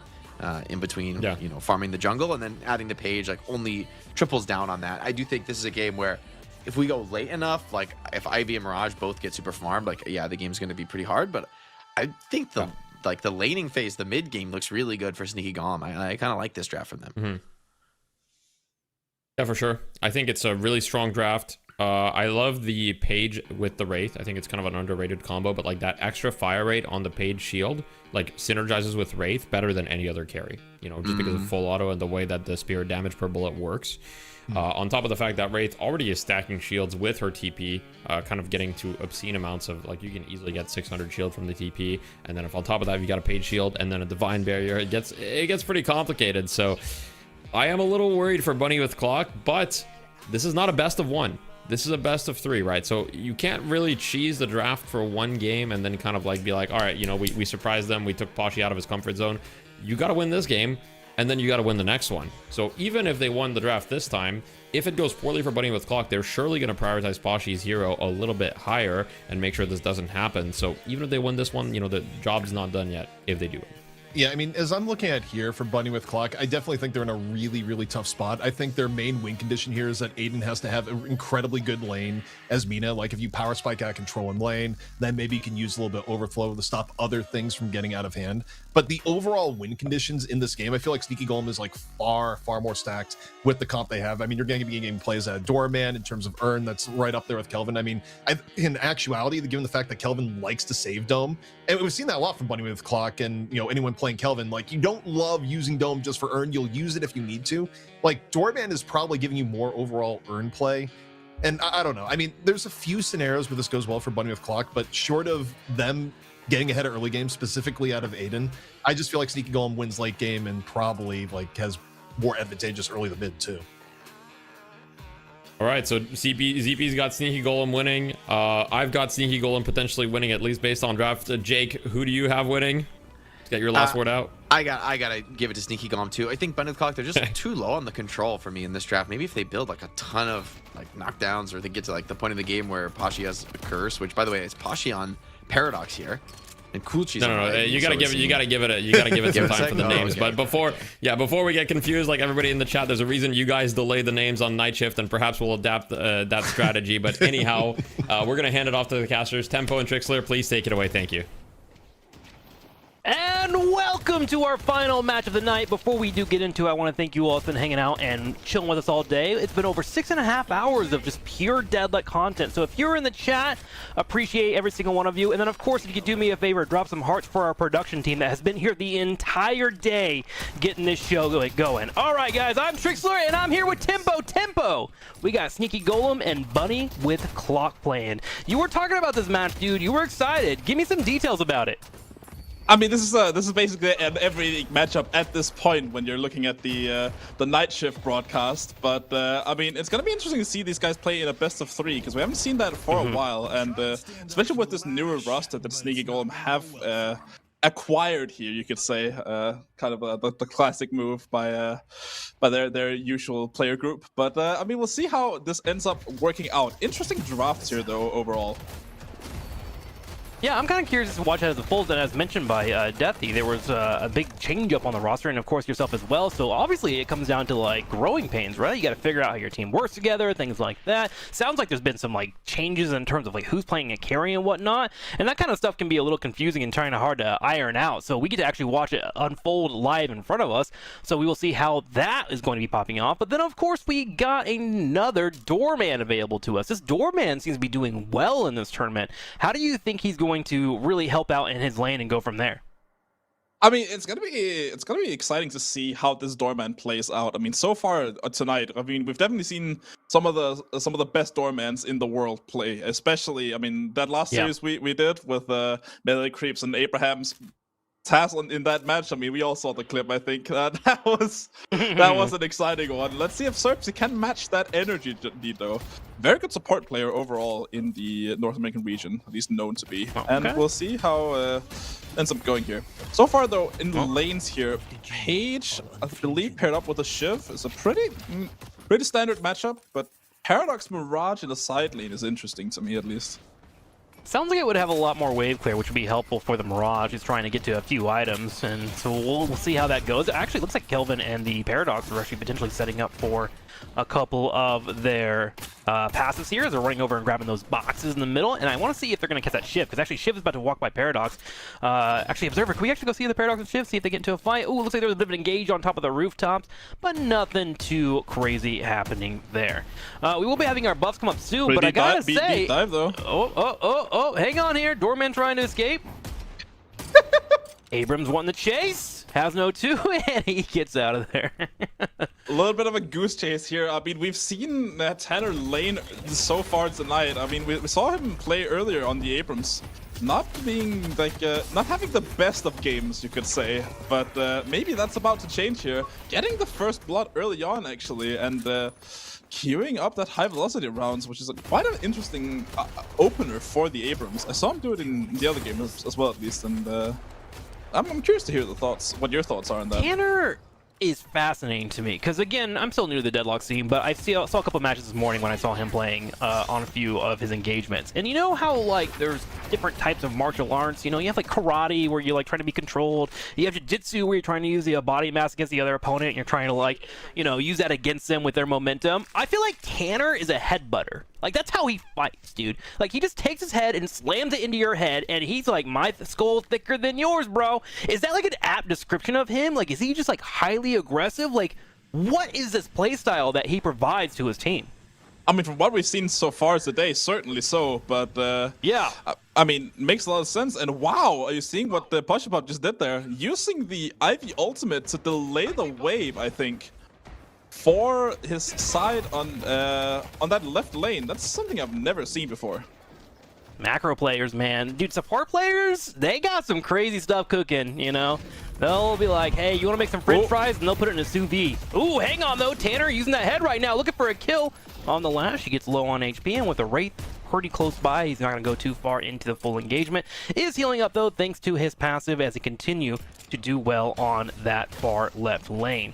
Wraith and Lash, though, should be able to clear this up and not take too much Guardian pressure. We do have buff spawning in about 15 seconds, so I'm looking at the minimap to see who's going to make a play. Yep, Kelvin already on the far right, and it looks like with Tanner pushing up on that far left, he might be able to move in and grab his own.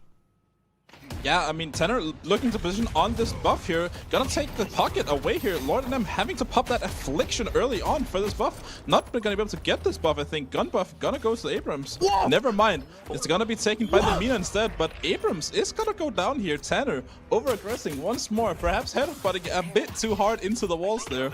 League as well. Dude, gonna take a lot of damage by this Mina, who just got the gun buff as well. And I don't know if League's gonna be able to get out of this. I was actually wondering if he was just straight up steal that buff, but there goes Amina coming in and getting the pick at the last second. Tanner decided to go past the buff and just straight up run down his opponent instead. To be fair, he was afflicted and going down to 1 HP, so perhaps he's like, maybe I can get a trade here as people are rotating in. But a full scuffle in the middle of the map there results in a couple of picks so far. Now, we haven't seen too much Mina, you and I, as we watched one best of 3 series and no Mina showed up. What do you think about Mina being mixed into these compositions, and what is her appeal on that far left with Abrams? It makes a lot of sense here for Bunny with Clock. They have Aiden, who is quite a bit known as a little bit of like a one-trick. He has a very limited hero pool, but the heroes he does play, he actually plays really well. Especially his Vindicta and Mina have been like key standouts for him so far. But I mean, Mina is a very strong character here. Having that silence built in, having a lot of one-shot ability, and that rake for sustain is very good in like the mid-game. Hang on here, Perry comes in from Ivy on Doorman. Doorman gets low, but able to continue that fight. Ivy trying to escape here, low on HP, 180, and able to pop that healing right at the last second to sustain away from the fight with the help of Kelvin. But they did lose the Guardian, the yellow team, Sneaky Golem, losing the first Guardian of the game in the middle of the map. And usually when you take down the first Guardian in the middle of the map, it opens up a lot of macro decisions. Now you can go to other lanes, try to gank them, start to get those numbers rolling your way, which is going to be great for Kelvin and Ivy in particular, who have those pseudo globals available to them, you know, with the ability to ice skate, of course, by Kelvin, and then of course Ivy, who can fly around. It's very interesting the way that these teams are playing the early game. I mean, traditionally when we've seen higher elo teams, they've played a little bit slower, a bit more on their own lanes, at least for these past for the first 5 minutes or so. But even this game, you're seeing the Ivy go very early on out and roaming, and a lot of the other characters as well. I mean, no one's staying in the lane that they were starting in, and it's looking very interesting here. I mean, the double global ultimates of Poshipop and Arctic are definitely a factor of it, and we're gonna see the Ivy go in here, maybe to help the Mirage. Able to hit the hit there, goes for the Stone Golem, locking down the Shiv. Shiv low on HP, and Shiv will be picked off. Then immediately turns around, grips the parry on top of the Guardian. Look at this play from Pashi as he swings the middle lane all the way to the far right lane, able to grab 2 Guardians now for Bunny with Clock. Really strong start here by Bunny with Clock. Tanner in a bit of trouble though. Needs to be watchful of Lord NM on this pocket. Pretty well played early game for him so far, but they're just getting completely outclassed by Poshipop on this Ivy. Clearly a bit of a comfort pick for him. 10k already on the board. That's 3k more than anyone on Sneaky Golem. This is looking hard to stop. Yeah, he seems pretty confident on that. Now, there is good news for Sneaky Golem. Of course, you have the Doorman available too, so you can get that ultimate, put people into the hotel, and then, of course, you have your Lash playthrough. Now, it's talked about by the analysts a little bit how Lash is trying to find those 1 or 2 ultimates throughout the entire game to definitely turn the swing of things.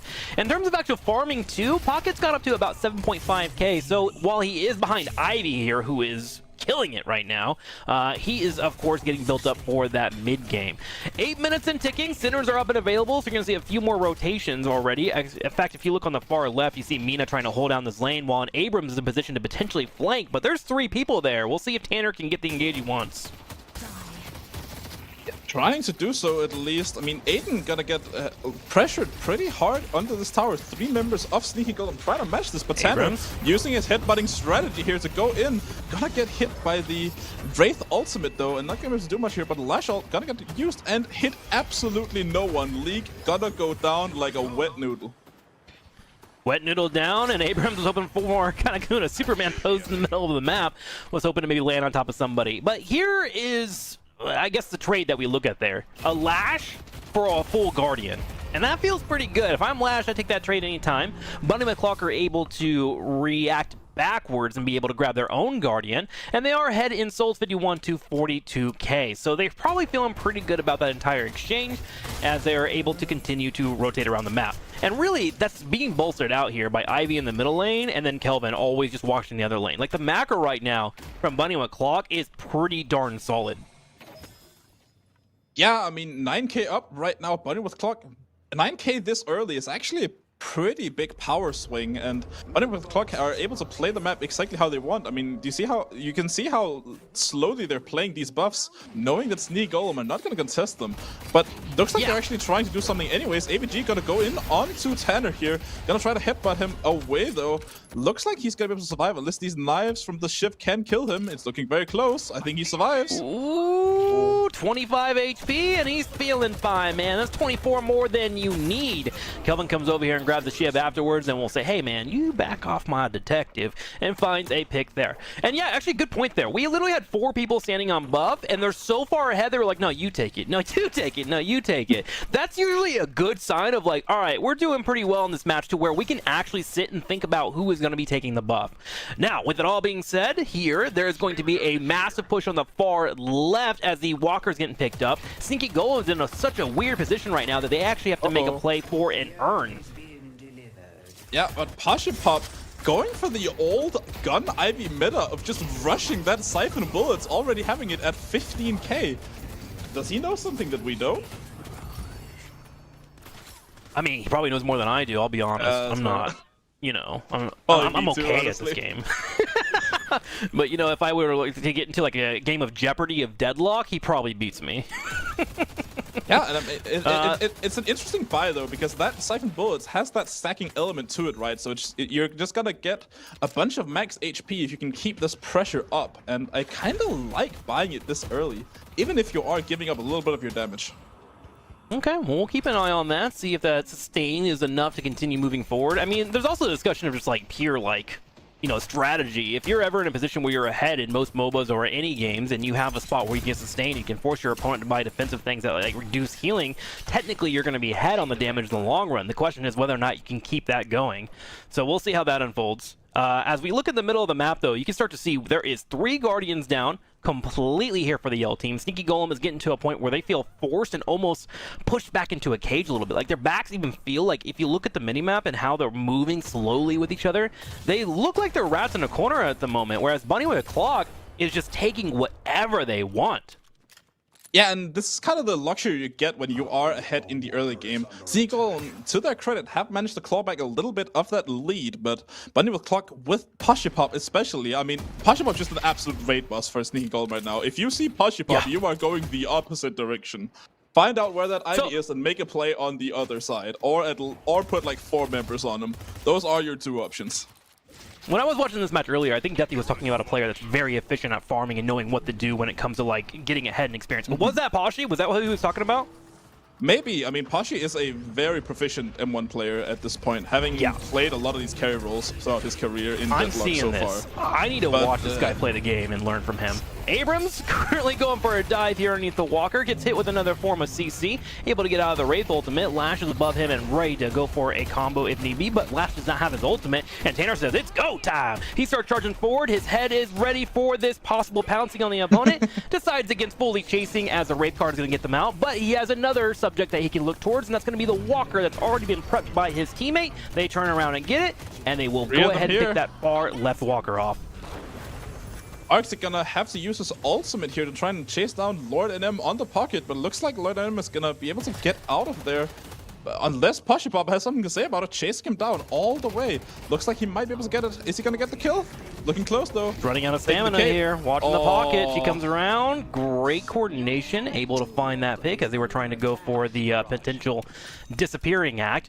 At the same time, Doorman was on his way to try and find Ivy, but too late. The movement is too fast and too clean. The raid boss, Pop, disengages and gets out.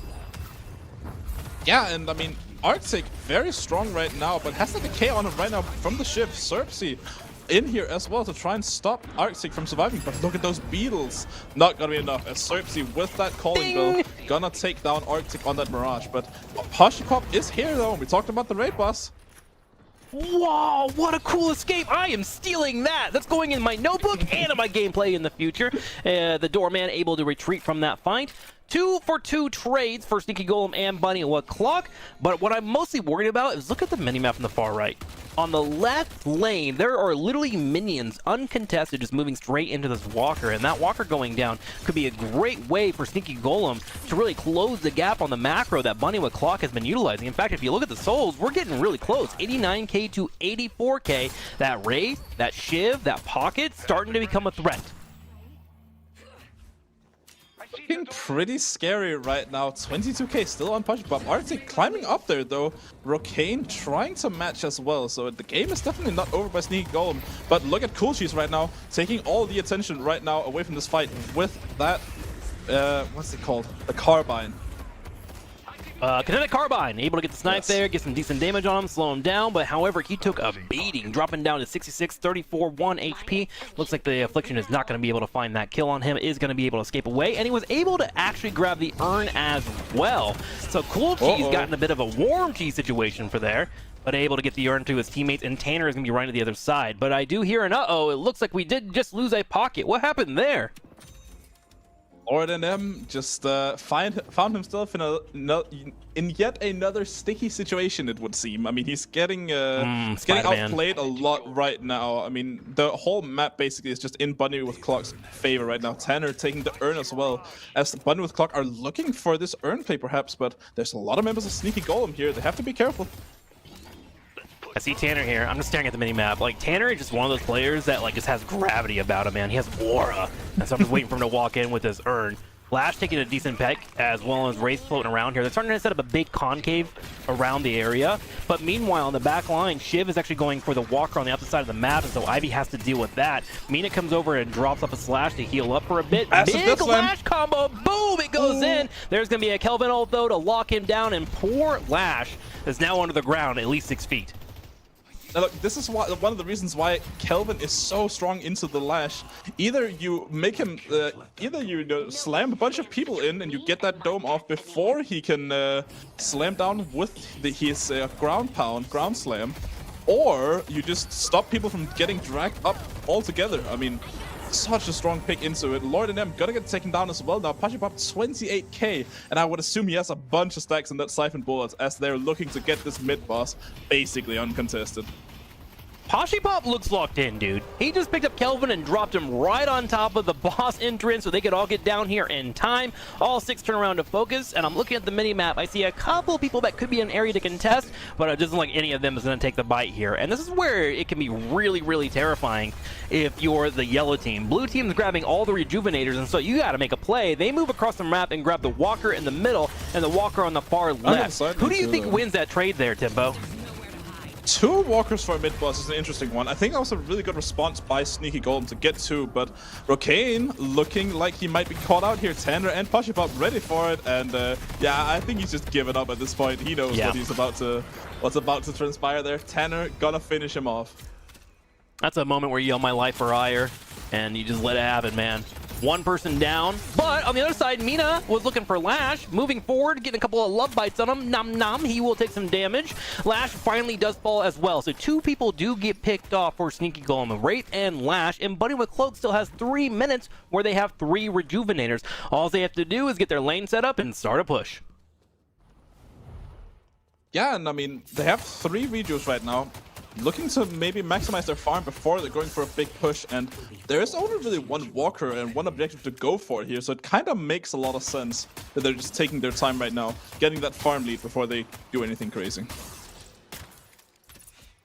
Yeah, I'm looking at Kelvin and Mirage and Mina. They're here on the far right. They were looking for possibly anyone if everyone came out, but no one really overextended from Sneaky Golem to look for a pick. Looks like Sneaky Golem wanted to get all 6 people up, and then of course buy before they get ready for this push coming their way. Meanwhile, Bunny with Clock is currently turning the entire map blue. Sinners should have popped a little bit earlier. There we go. They just popped now. So they're going to grab their Sinners, grab those buffs, and then there is going to be a buff in about 50 seconds. And I wonder if after they grab these buffs at spawn, will they start their push? They still have a good 2 minutes here. They don't have to be too aggressive, but at some point, you got to pull the trigger. Yeah, and they are looking to pull the trigger right now. I mean, they're they're grouping in ways that they're just like clearing out their whole jungle right now, and I expect that in about 30 seconds to a minute they're gonna group up on one lane and just initiate this push. But you're completely right that if it takes too long, this region is gonna be for nothing. Yeah, we'll see how it goes. I mean, you kind of have to be careful because, like, when you're in a tournament scenario, right? Like, you always have to be careful of the Hail Mary. Sometimes people do be getting crazy, you know what I'm saying? Like, there could be 3 to 4 people sitting around, so you see 2 to 3 of them playing together, and actually, there it is. Mina gets picked up. You see Kelvin skating his way there. Tanner's falling up behind. I want to try and get over here and save Mina with one Rejuvenator down. If she dies, she will not be coming back as she just used one, and here comes the engage. Kelvin coming back with Rejuvenator 2. He still has the ultimate here, Tempo. Pocket gets the affliction. Let's see how it goes. We go straight to the tunnels. Getting that dome, though, is pretty good for him. Lash ult gonna get popped here. What a absolute, I mean, chaos fest right there. Sneaky Golem losing every single member. That was looking so good for them. What happened? Yeah, that was a really weird area to be put into. Kelvin actually dropped down his ultimate and locked 3 or 4 of them into a corner, which allowed for AoE damage to come in and just start cooking them, man. And they didn't get cooked. They got grilled. That heat was high, dude. It was straight up burning. And now, Bunny with Clock can move forward, grab that walker on the far right, and they have an urn, which is in a position for defense because they are so far ahead to turn in as well. The money is just printing with Bunny with Clock. I mean no disrespect here, but this is looking like a hydrogen bomb versus coughing baby scenario with Bunny with Clock just absolutely the disrespect, Tempo! outplaying Sneaky Golem on every level right now. I mean, Sneaky Golem are trying some of the right things, but they're just getting out-microed right now simply in these fights. Yeah, I mean, I gotta agree with you completely. This is looking really, really rough. The only thing that I would, like, criticize a little bit here is I do feel like Bunny with Clock isn't moving forward onto the map as much as they would like. Now, that might be because of a team comp difference. That might feel like, hey, we just want to have these certain leads. We want to make sure we're buying. Like, right now, they have a 40k lead over their opponents. And to be fair, they have taken all the walkers. They have taken the entire map. But really, there's no major objective popping up except for the buffs at 25 minutes and then a mid-boss in about 2 minutes and 40 seconds. They could be looking for some more picks here once they get their lane set up and try to be a little bit more aggressive to end the game. You never want to leave your opponent in a situation where if they do get that Hail Mary that I alluded to earlier, that they can come back and start taking the game over. Yeah, and Bunny with Clock are doing their best to make sure there's no Hail Mary to get Lord NM seemingly getting caught up again. What a swap by Cool Cheese as well. Lord NM definitely gonna go down for that one. 1 down. Arctic getting even more fed here. Pop also 39k. I mean, take a look at their souls right now. How do you even see Sneaky coming back here when Rocane is that poor compared to the carries of Bunny with Clock? Oh my gosh, poor Pocket looking like one of my teammates in solo queue yelling, this game is so bad when they're losing. I've been there, man. The frustration sucks, but hey, you're in the middle of a tournament. I need you to lock in and be ready. I think he might have mentioned that he's experiencing some kind of weird interaction with this too, and that can be very, very frustrating. Remember, this is a best of 3 series, man. Gotta take a deep breath and get ready for it. As someone else has raged out as well, I can definitely give you some advice on that front. Bunny with Clock, though, currently up 6-3. They step forward and start breaking down the base of Sneaky Golem, and they are starting to make that ever quick move to try and end the game. Tanner wants to make a play, though. He steps up, trying to find an enemy here on the far right. Pocket ult moves in, but Pocket ult comes out, and with that affliction, they got to make a decision. Looking like a scary fight here, actually. Bunny with Clock are all low. This might be a bit of a comeback here for Sneaky Golem, but Bunny with Clock do manage to get the patron drop here. Still 50k behind, though. Bunny with Clock can get out of this without losing too many members. This is looking decent for them, but Sneaky Golem definitely on a bit of a comeback here. Yeah, this is something here. Raze chasing down, and that's 4 people wiped. Oh my gosh. Bunny with Clock just lost 4. Now, with that being said, there is, of course, still a lot more here for Sneaky Golem to get through, and I'm kind of curious what they're going to go for in their play. There is no boss for 45 seconds, and with that 45-second timer counting, everyone from Bunny Clock will be back up and available and should be able to fight for that boss. So Sneaky Golem's going to take this quick breath of release as they do find a couple of kills themselves and start to grab the jungle so they can close that gap. And that gap, to be fair, has gone from 45k down to 30k, so they got to be feeling a little bit better about that fight. Yeah, I mean, looking to get the few last crumbs that are left in their jungle here, Sneaky Golem, trying to, even out the lead that Bunny with Clock have accumulated so far. But Bunny with Clock have already taken most of the jungle that were available to them, available to Sneaky Golem earlier on, and it's looking very hard for them to get back into this if things go this way again. Well, You know, usually when you're in the scenario where, like, it's hard to come back, the one thing that's really hard to remember is, like, we're in it at least. Like, we're here, you know? We have to figure out something, and at some point there will be a trigger to be like, let's go for it. And it feels like it's going to be that mid-boss. Tanner gets engaged on, Tanner takes a lot of damage. He's skating away here. But it's going to be a quick turnaround on the doorman. Tanner comes back in with some HP. He goes in the air. He's got a pounce. Boom! He lands right on top of Paige, gets some decent damage on her, and skates away from the fight. 3 members of Sneaky Golems have been deleted, and Bunny with Clock now has the option to turn around for the boss, or heck, they can even move across the map and try to end the game if they didn't want to play it too safe.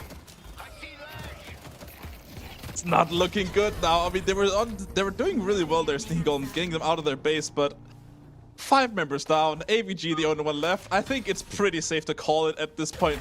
Bunny with Clock looking to march into the base, and yep, there they go. Going on to that patron. Looks like Bunny with Clock are gonna win the first game of the series. Man, Poshy Pop, I feel like he just took over that early game and was like, I'm here. I'm gonna take your lanes. I'm gonna gank you. I'm gonna kill the Guardians, and I wonder what you're gonna do about it. And I don't think Sneaky Golem really expected that much aggression from Ivy in terms of a macro sense. Yeah, I mean, they were doing a really good job in that early game. I mean, I saw things that I hadn't even seen before on Ivy. Getting that ult online at like 3 minutes and just going for a wave for it to help your teammates is very interesting. I don't know how much value it got. It didn't look like it gained that much value, but if that's the type of thing Bunny with Clock are putting into their macro game, I mean, it clearly showed with how they played this match. That's one of those games where, like, you get beat so hard by somebody, and you're like, maybe I should try Ivy. You know, it's like, if you could do that, maybe I could do that. And well, here's the numbers. Looking at Poshy Pop, 21k in damage, 13k in objective damage. And again, some of that came in the early stages of the map. At the other points, she just started being more of a rotator and trying to match anyone that was trying to offset any of the rotations that were coming in from Sneaky Golem. But, you know, that was a pretty big beatdown. And Sneaky Golem now, as we get ready for game number 2, what do you think they need to do to start adjusting? How long do you have? I mean, they were doing a lot of things pretty well after they already fell behind 40k, and at that point, at that point, it's kind of too little, too late, right? I mean, they need to clean up their early game and their mid game, how they approach the beginning of that game, because Bunny with Clock really just played off of Poshy Pop's lead and then just snowballed off that and went off that. You know, Arctic as well getting fed by sticking around Poshy Pop, who's trying to get more engagements going, and it's just such a hard playstyle to play against for a team. Okay, well, actually, let's go over to our analyst desk, and maybe they have some thoughts about how that game went and what we can see from Sneaky Golem.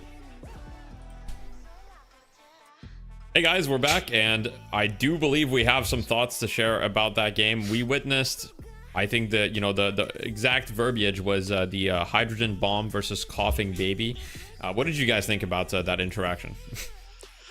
Look, it's pretty brutal, but I gotta admit it's kind of fair. I mean, this was a really dominant performance. We talked about the draft even not being the best, not being super ideal for Bunny with Clock, and it just was very far from that really mattering. I mean, the lead opened up in the first 5-10 minutes, and it only got bigger from there on out. I mean, the only real comeback in the game was you got the first comeback earn, which is a little bit of a gimme. Like if you can't get the comeback earn when it's the very first one, and you still got Guardians up, then okay, the game is really over. But even with that, it's never really enough to bring the game back in contention, and this kind of looks like a Sneaky Golem getting outclassed here, just to be honest, Evie. Yeah, as I was looking at too, I don't know. I think it's always interesting anytime you have a draft where you put someone basically beyond the limits you've seen in the tournament, and not just this tournament, but also recent memory. And in this case, you know, Sneaky Golem, they came up with the draft that on paper looked really, really good. Put Poshy onto the Ivy. We haven't seen a lot of Ivy, period, let alone from Poshy in recent times. And guess what? Absolutely no problem. The strategy they used to just generally filter a lot of farm into Poshy, still pretty effective on Ivy. Yeah, you could look at things like the early Cultist and go, should you be going Cultist first item? In this case, still worked out. Poshy got ahead of the game, was able to use airdrop to go from lane to lane, and, you know, effectively wasn't an issue that Bunny with Clock didn't get their historical draft. And also beyond that, Sneaky Golem, you know, whether it be playing late, whether it be the late roster change, otherwise, for a team that was normally defined by its crispness in play in NA, especially in regards to the macro and just making good decisions, a lot of the rotations were, for lack of a better term, just sloppy this game. Yeah, I mean, we saw Pashi be everywhere, and we were kind of commentating as we were watching the game. But Pashi, just every time in the early game, he got such an early lead, and then he was everywhere with his ult, and he just kind of started snowballing the game. And speaking of which, let's look at a couple clips, because I want to make sure that we kind of keep the show rolling and get ready for game 2 soon enough. But we've got the first clip here, which is kind of the first one of the major elements. We've got Arctic here, who kind of gets caught in the funny little closet. He almost lives this one. It was so close, and then Dorman just kind of comes in to shut him down. But every time that sneaky golem were trying to get something going, like even then they got the kill. Sure, they kill League, but then the fight doesn't work out for them at all. And now Zerbzi has to run. They all have to run. They're getting chased. Tanner goes down. And so it looked like it was going to be good. But every time that it looked like it was good, the map just wasn't in favor of them. And the souls weren't progressing in their favor pretty much the whole game. I do want to go to the other clip, which was the funny. I believe we have the one where like Kelvin had the dome in the subway, if you guys remember that one. Oh god. This was so let me see if this is brutal. the one. This is not the one yet. No, sorry, we went to the wrong one, but that's okay, because we're going for, well, that was brutal. Lash slams in and gets trapped in the dome with Kelvin and just deleted by Abrams. Yeah, as a Lash player, it's like, they say Kelvin counters Lash, but because he blocks the ult, but actually he just domes you in after you slam him. But anyway, sorry, we're going to the correct one, which is this one, where Aiden kind of perfectly baits them in, and It at the looks beginning so of this good, fight, right? it looks good. And I mean, I guess you have to try this, right? But then again, the game is already so out of control at this point, right? You're down 30k souls chasing. But I mean, I will say the way this fight went down was completely ridiculous. You kill the Kelvin, you're like, oh, surely we can finish him off again. Even the silence wave, the affliction, everything. And then when this door is closed, oh shit, everyone, there's nowhere to run. It's a dead end street here. And then the Abrams comes in, and he's like, "Oh my god, this is the Abrams dream." Yeah, he did. That's so brutal. You just imagine the Kelvin, the Kelvin's just waving on you from one end, and you look at the other end of the tunnel, you just see Abrams just like cracking his knuckles, like Cinemax. I was like, "Oh god, this is not gonna end well." But to me, the real story of the game kind of happened before that, right? It was the earned fight that we had between the two teams, where Sneaky Golem, I think they tried to 500 IQ themselves a little bit too hard, where they contest with 4 and they split with 2. 1 in each lane, and I think for that it's fine if you're going to do that if you don't actually commit to the fight. If the 4 get caught, you lose, and that's what happened. And they end up trading walkers from Inboss, but by the end they're just too far behind to actually make anything worthwhile happen at that point. Yeah, and we've got the last clip to kind of tie it up before we get ready for the next one, which is they go on the Abrams here, and Abrams is like, this damage is quite cosmetic, as he just kind of brushes all of it off, and he basically heals. I mean, of course he got Divine Barrier from Kelvin and other support, but still the fact that Jake, as you were mentioning, it's not like he's building he has tank items, he has Warp Zone, Counterspell, Spirit Resilience, but it's not like he's a raid boss that had a Spellbreaker or Colossus and he still doesn't care. Yeah, it shrugs off all that damage, and I mean, it shows how good Abrams is right now. I mean, a lot of people have still been prioing Shiv first, but I wonder if that'll change as we get deeper into this tournament. I do still think Shiv is obviously a key power player, and maybe one of the ways to kill Abrams is the execute threshold, but of course you got to get him down low enough for that. I still feel like just the story of this game overall is a little bit of a coordination gap for me. Like Bunny with Clock, it's the rotations in the early game and the laning phase into the mid games, and it only gets worse the later the game goes, right? And it gets more and more team fight centric. And you were saying, Deathy, how these players saying they're considering themselves a different team, they've rebuilt the roster. Well, the downside of that is that maybe they've lost a lot of that coordination, a lot of the practice that they've had with other iterations of the roster. And I mean, honestly, making roster changes the day before a tournament is just looks like a terrible sign, right? It's not a vote of confidence in the team, right? Where it's like, you might, even if the players are better or you are, a stronger team, it's nonetheless, you just don't have that experience playing together. Actually now as some of these teams Melee Creeps have been together for a long time. Bunny with Clock have been together now for a few months, and it's like, you're coming up against teams that have been scrimming and practicing and playing in tournaments and honing their team fight execution as a unit, and you're just going to kind of throw 6 strong individual players against it. It's not going to look good. I think the way Deadlock is played right now. Yeah, I also think it's kind of you guys' fault, I do want to say. because after they lost Night Shift, that's suddenly the roster changes happen. So I'm not trying to blame anyone, but it might be you guys' fault that this is happening today. As opposed to Rocker, who's one that actually quit the team, by the way. Because, and by the way, that's the Rocker cycle. There's a Rocker cycle in Deadlock where Rocker will return, go on a team, and he will become first place on the team. Like the first week Rocker is back, they will win everything, and then eventually there'll be a little bit of turmoil. Rocker will be like, you know what, I'm gonna take a little bit of break for a while. He's gonna leave, and then Rocker's gonna come back like 2 months from now, and then maybe the new iteration of Hydration, whatever it may be, and suddenly they're gonna start winning again. Like we're on like stage 3 of the Rocker cycle. It's happened like 2 other times so far. That's true. And speaking of things that have happened a couple times, wait a second, I'm doing a sick transition here. Speaking of things that have happened a couple times, we've already had a couple Corsair giveaways, but we've got another one for you guys today. So type !giveaway, and it'll give you the steps. Basically, you can like follow socials and like do all these different steps to gain raffle tickets. And at the end of this series, so after this game or after the next one, if Sneaky Golem managed to take it to a game 3, we will announce the winners, and there will be 4 winners today. So make sure that you enter the giveaway for a chance. And thank you, Corsair, for sponsoring this giveaway segment. And of course, can't forget the event sponsor Metal for making it all possible. And I mean, you guys have hosted tournaments. You know the importance of kind of having sponsors in Deadlock to keep the scene healthy and give teams a reason to compete. Because right now, teams, it's hard to keep them motivated, and there's a reason we see a lot of things disbanding. So getting these tournaments, I think, you guys surely know, but for the viewers, it's very important for the competitive scene to stay alive. Oh yeah. Anyhow, let me check the status of where we're at. Are the teams ready for draft? I believe that, yeah, draft is ready. So we're gonna get into the draft very shortly. Now, ZP, do you have any adaptations that you make? We all dislike the Bunny with Clock draft, and yet they won in 22 minutes. So maybe we shouldn't be here.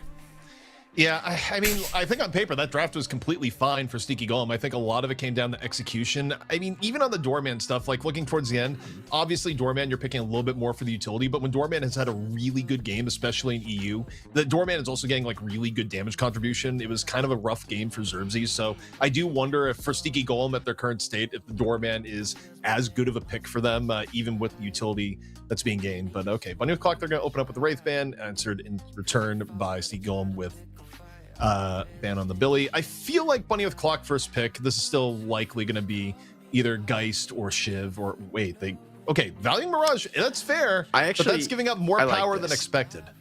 I like this. I think Arctic has been like a little bit of a sleeper on Mirage. I mean, he's playing constantly. He's not getting like the crazy super high kill games, but he's always giga farmed, and he reaches this point where they can no longer deal with him, and the game's just over when he's like full stacked. And so I think this gives such a sick win con, like, for Bunny with Clock. If Sneaky Golem win this, I have a hard time imagining it's going to be like super clean and dominant. And I think if we just get late enough in the game, Wraith is out and Mirage is in, and I like this for Bunny with Clock. Sneaky Golem grab the Geist in response, which I do think is good, because now it feels bad to pick something like the Warden. He might give both over to Geist, or over to Sneaky Golem rather, the Warden and the Geist. But Bunny with Clock, maybe they can grab the Abrams that looked so good for them last game and a +1. Yeah, sorry about that. I was dealing with some giveaway stuff. My bad. The giveaway that we shouted out was actually technically had ended, or the time that we had allocated, because we thought we were going to do it earlier. So that's on me. So we just extended it. So if you tried to join the giveaway, just like make sure to click the link again, and it should work now.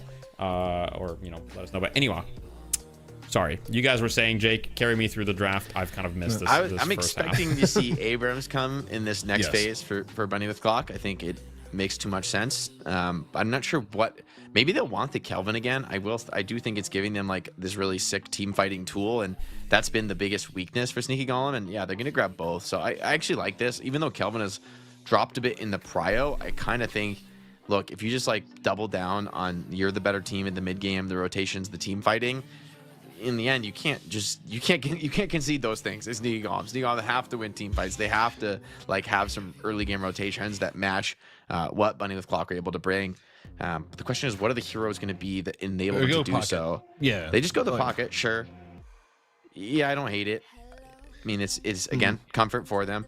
I kind of would like to see something like a Warden here. Maybe it's crazy, but they could target for Sneaky. Yeah. Since you already have the Geist, and then I think I guess you're lacking some control. Maybe or you don't have any control yet, and you're gonna go Warden, which feels bad. I think Warden struggles into Mirage as well. Okay, and also yes. Abrams has like a consistent, you know, like cancel instant tilt. Are you gonna stun. say ZP? Yeah. Here's what I was looking for. I was looking to see if they'd ban Mina because I think they can target Aiden a little bit here if Can't they they just feel pick like they want to go Vindicta? for it. Yes, they can pick guess they Vindicta. can- They have first pick after the mid-stage Okay, ban, okay, so that you makes can sense. ban Mina, pick Vindicta, and you put Aiden way out of his comfort zone. So like last game, you target Pasha a little bit, it doesn't work. You go back to the old NA Classic, you take away Mina, which Aiden has really been playing a lot this tournament, even more than Vindicta. You don't Wait. have to take the Vindicta. You could see the Vindicta as like weaker in this. I think case. Hayes is really good here for Money with Clock. Actually, this is like quite a good. I think this is like for like the roaming silence wave Hayes. I think this is actually a kind of a sick game, especially if they pick Vindicta next for Sneaky Golem. I know Hayes isn't the best right now, but I kind of think like, you know, silence wave curse type of a Hayes could be really annoying, like for Pocket, for Geist, for, you know, like a lot of these heroes. Yeah. I think that actually gives them all the tools they want, and Vindicta is also pretty vulnerable to that, right? Like just getting, you know, get backline ganked, and Mirage can TP in as like a +1 on that kind of a play if it ends up being really deep, and they go with the lash though. So so why do I mean, is the Mina good? I don't know. I agree with UZP. I think they really should. I like the idea of sniping the Vindicta and putting Aiden on a really weird spot hero pool See wise. what you did there, sniping the May- Vindicta. Yeah, Maybe yeah. part of it. I mean, Counter there's- sniping the Vindicta. You also have the idea is like maybe you go for the Lash because Lash, you know, at times can feel reasonable against Vindicta. I mean, you can argue the other way depending if it's like an EU Vindicta sniping the Lash, but you know, there's a case where League is like, okay, give me that. But they had to have known Vindicta was coming in if they didn't pick it and ban Minas. So for Sneaky Golem, I have to feel like this was priced in.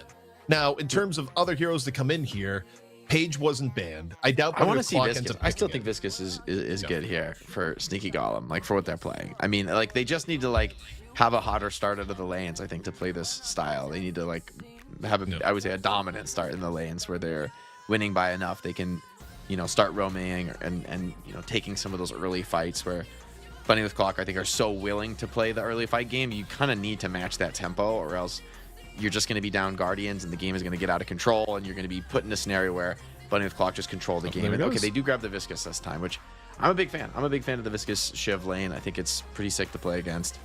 And they get the Doorman as well, which I also like. Another, like, still good for matching the urns and being able to play around Calvin a little bit better. I think here for Bunny with Clock, what are you looking for a last pick here on ZP?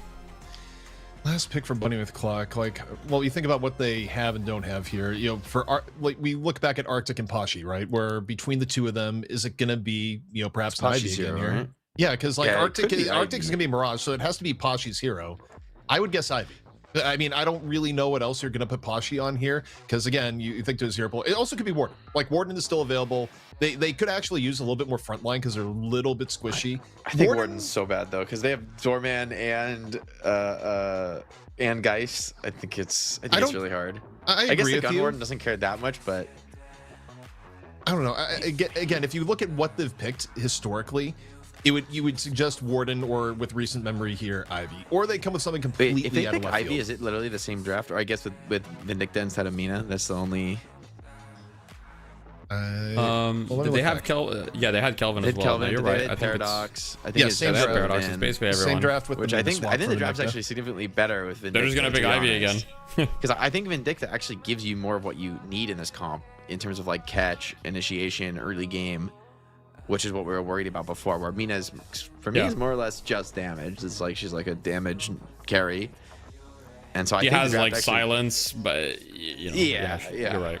But it's a little like a sus silence, right? You kind of need someone else to control the It's first not ball. consistent. And one thing I will say is that I think that this game is going to very like heavily depend on whether the Lash can have a good game or not. Now, obviously, I'm not biased at all in saying this, but you know, you are picking Lash as kind of like ZP said. You know, you're pricing it in. You know they're going to pick Vindicta. I mean, you know, Bunny with Clock is like Aiden plays Vindicta. That's very known. You know, we kind of made that very known during your trolley tournament, right, where we picked Aiden Vindicta pretty much every game. So the Lash has to be able to counter the Vindicta. If he doesn't have a good game, like last game, Lash, unfortunately, for my eyesight, was not able to play the game. Really, he didn't have any impact. And so this game, he really needs to have a good start.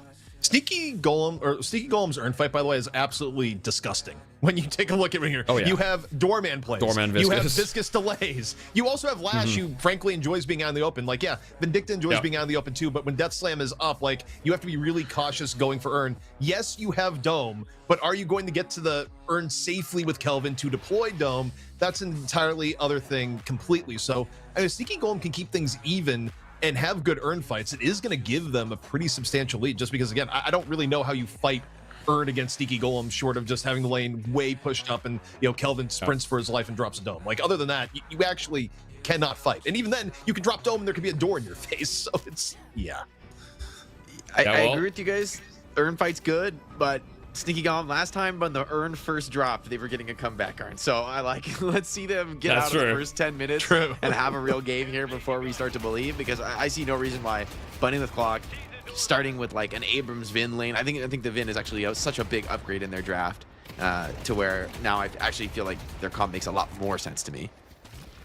Well, we'll see if Sneaky Golem can take it to a game 3 and make the comeback after a very rough game 1. Please take it away for us, Tempo and Trickslayer.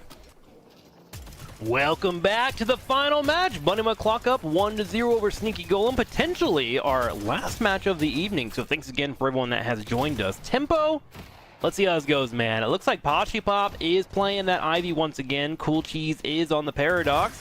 And on this far left lane, we got Paradox and Mirage together. Yeah, I mean, Paradox Mirage, really strong picks for them, really did well throughout the last game, at least. Arctic on that Mirage, bit of a comfort pick for him at this point.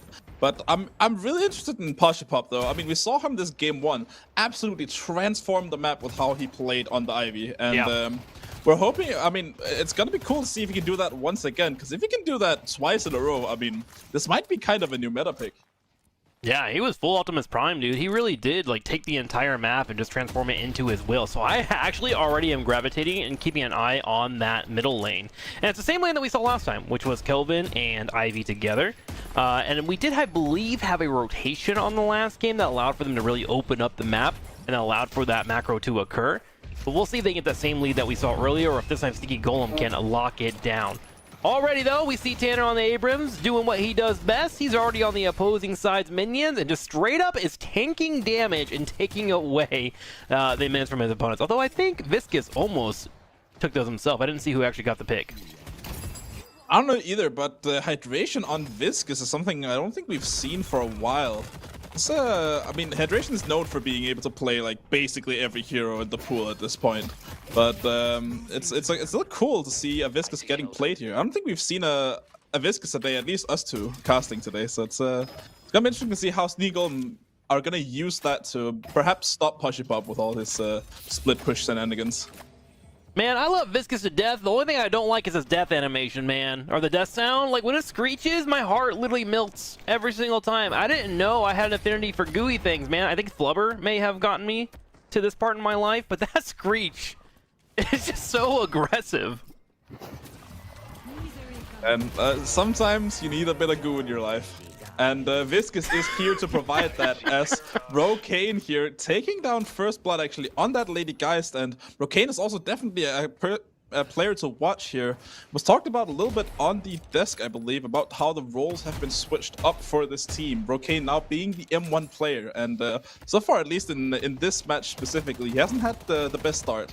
His Wraith didn't look that good last game, but so didn't the whole team, to be fair to him. Look at Lash, man. Just constantly invading the opposing side, trying to grab any type of passive that he can get, even teleporting around, going to the secret shop, setting up. I think what he's trying to do here is try to make sure everything is taken from the middle lane to make sure that Posh is not able to grab that lead that we saw him grab earlier. Speaking of, Posh goes for an aggressive play, dives down on the bottom, gets some damage on his opponent Shiv, and then turns around and starts to grab the wave clear. Kelvin will come in and look for a flank, but look at the other side of the map. Wraith. No, excuse me, Abrams getting picked off as poor Tanner take the hit. Look, if Tanner doesn't die at least 3 times in the lane, I mean, you know it's a bad match. I mean, that's just how it works, okay? It just like before 5 minutes, you just have to. He just dies. That's just how it works. I mean, it's just like a nice little give me back to Sneaky Golem here. If I ever die before 5 minutes, I'll just type in Tanner and I'll chat, and hopefully somebody somewhere will know.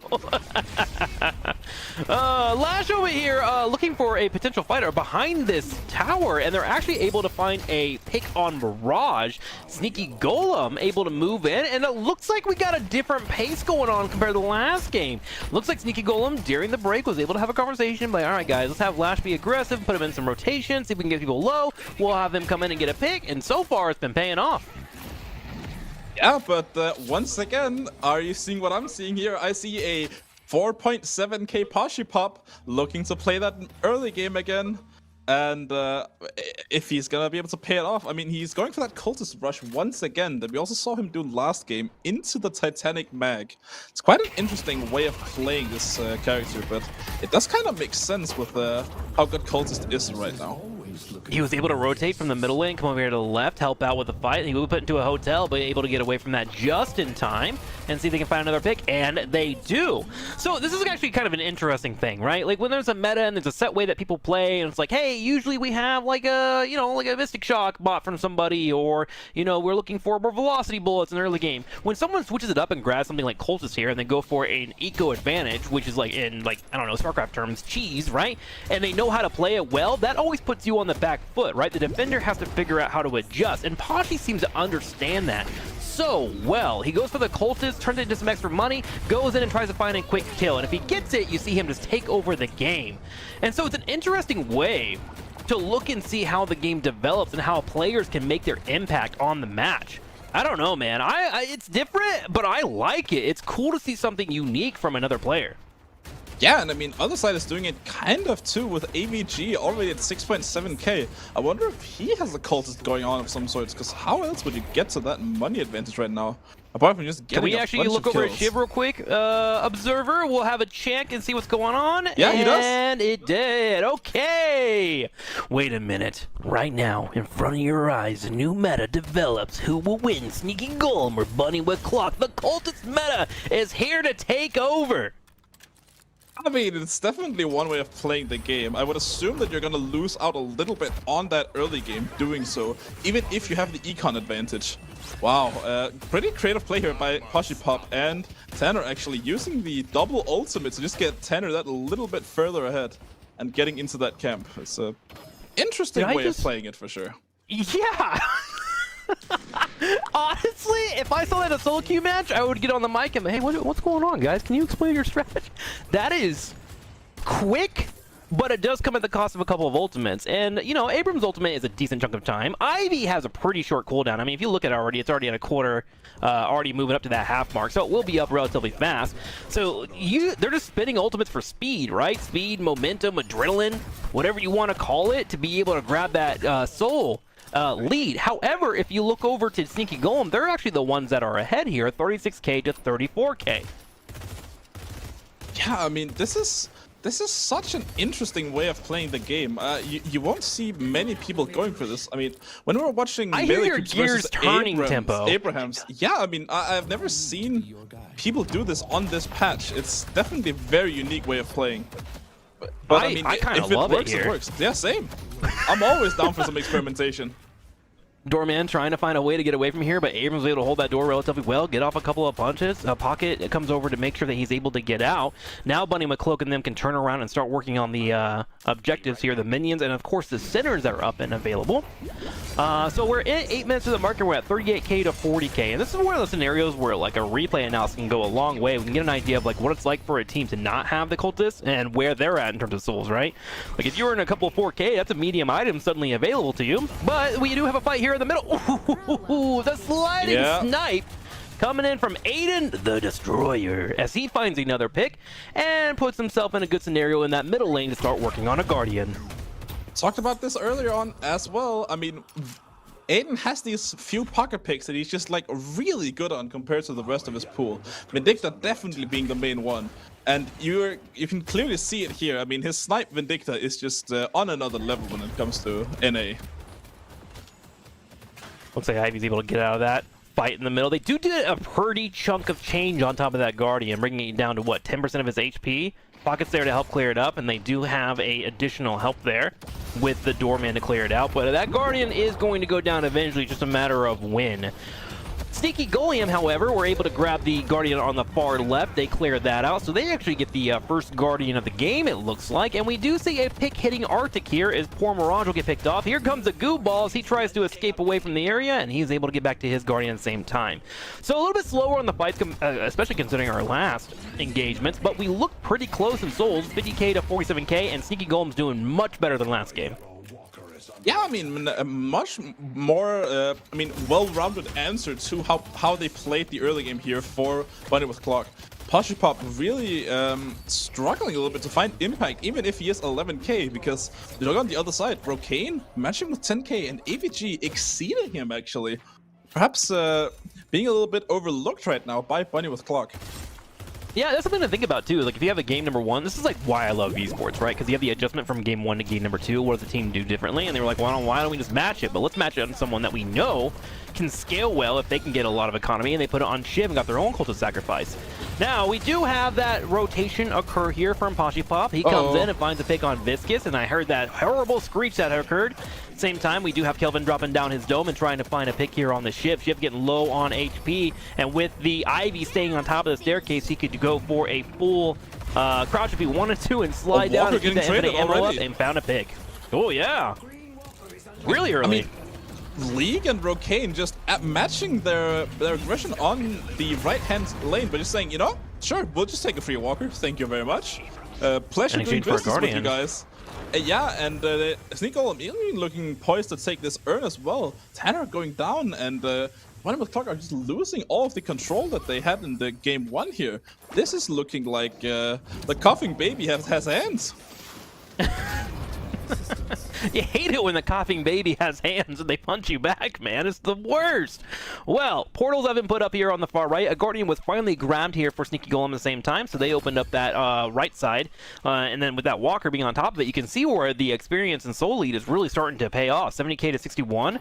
And they're starting to rotate as 3 to 4. Look at that here. You saw in the middle, you had Doorman, you had Viscous, you had Shiv together. They're looking for a potential flake on this Kelvin, who may be setting up here for those boxes that were about to spawn. Kelvin's right above, sees the target, trying to keep his teammate alive, and also trying to slow down the back end of this fight as he tries to get on top of his enemy here. Here comes a cube at the last second for a potential survive. There goes the Stone Golem to lock in. Doorman showing up, though. It's a party. AVG gonna get a kill for himself, but AVG also gonna go down though. Bit of a trade here. 15k AVG out of the fight, but so is Poshipop. Let's see what both sides can do with it now. Tanner looking to take a pretty aggressive positioning here on that right-hand lane. But, I mean, I'm not sure he's gonna be able to push more. Tanner in this game not having the best of starts as usual, but I think especially in this game, he's overstepped quite a bit. It also looks like Sneaky Golem was able to start responding to the aggression that they're putting on the lanes, as Mirage Arctic there was defending the middle lane. So Lash was like, okay, I can't really engage here. I can't get that Guardian despite wanting it. So they back up instead, grab the souls instead.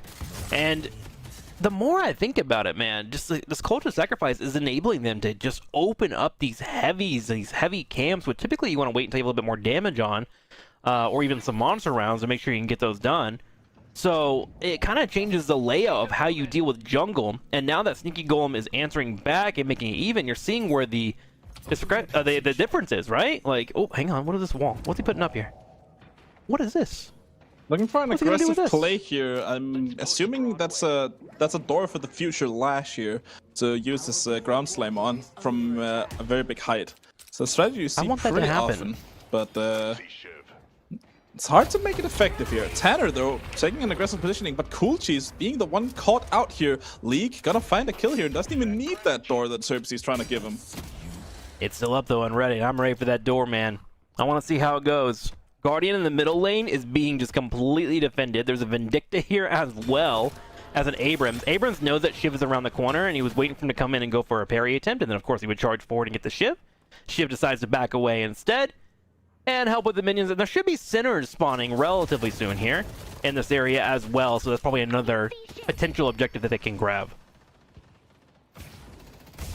Yeah, I mean, Sneaky Golem right now seemingly looking for any fight they can take here. Poshipop already quite low. AVG very strong at this part of the game with that decay online. There it is. It's not gonna be too much happening here as they get that Guardian. Gonna open up the map pretty well for them right now, but the right-hand lane getting pushed in here. Tanner just making sure that the waves are getting shoved in, making sure that Rokane has to stay where he is. Yeah, also looking for flanks. Buffs are about to come up in about 22 seconds. So he's watching that right angle, see if anyone try to rotate over and he can pick them up before it happens.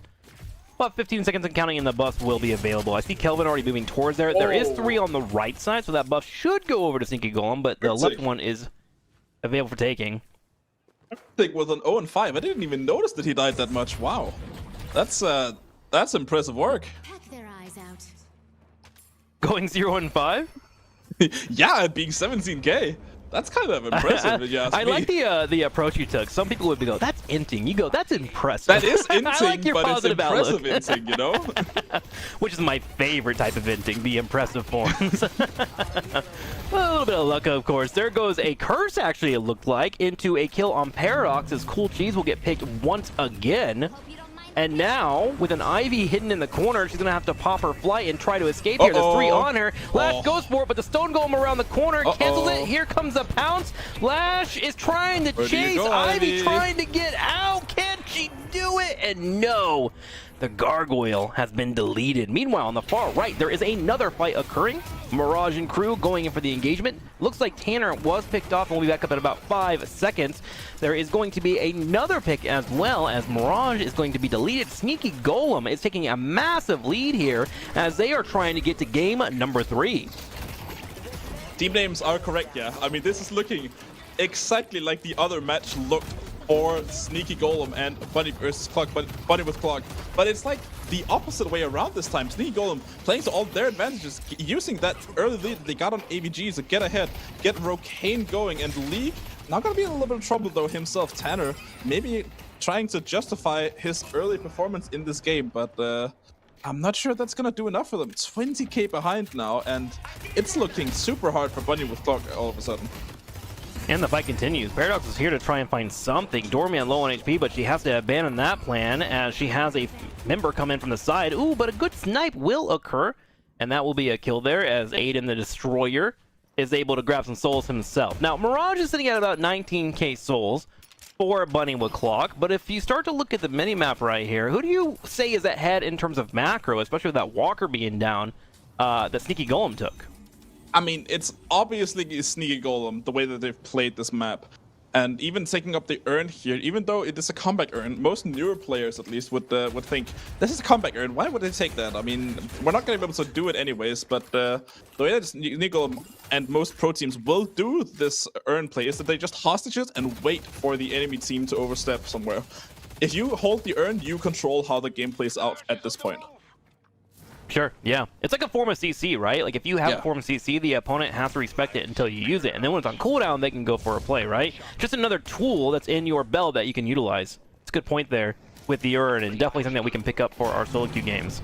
Full engage going over here as Piano Shift. Look at this, dude. He's got 8 buttons to slam. Cultist, I believe that's a curse he has right there. A responsive fire, what is that, metal skin?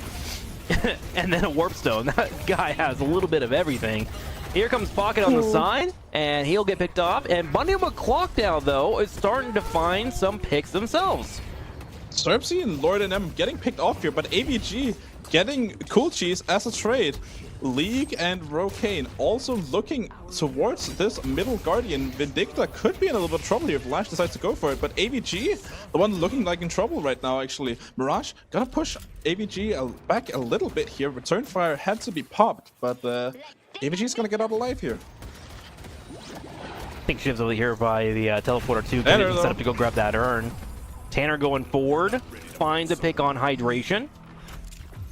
And that gap between them in terms of souls is around 10k, but it's getting closed relatively quickly. Mirage already moving over for the urn here on the far right, and with Paradox soaking up the lane, that should be pushing out relatively soon. And it looks like it's just enough for a comeback urn too. So if they get this turned in, we could be dead even. This was the urn that Sneaky Golem took earlier. Bunny and Clock actually using it in their favor now. Now that they've killed a bunch of these Sneaky Golem players, they can get this urn for free and still look for engagements. Bunny with Clock doing a great comeback here, and suddenly, I mean, this is looking like 2 hydrogen bombs. Just explosions everywhere. Yeah, I mean, Wait, was that a visual bug? Was that just a bunch of them stuck in the corner there? What was that? Is everyone just kind of grouping? they're just Okay, so our turn's coming over here. I'd call that a hangout. I mean, just like a kickback. They're just vibing. Vibe lock, man. Okay, so turn-in's about to happen. We have a couple people that are over there protecting it. We do see a doorman setting up a door. He comes on through, goes for the delay. This was called actually by our analysts that they would be a big fight. Whoa. Whoa, jeez. Wait, was that a bug? He just like disappeared. He went through the door and just went like way further than the door actually went. That's interesting. I'll have to watch that for a replay. That was no interesting idea there. what that was, but even game now. Hydration also gonna go down to Pushipop here. AVG gonna try to kill Pushipop in return to avenge his fallen ally, but not gonna be successful. Pushipop starting to take a little bit of that game back in his own hands again.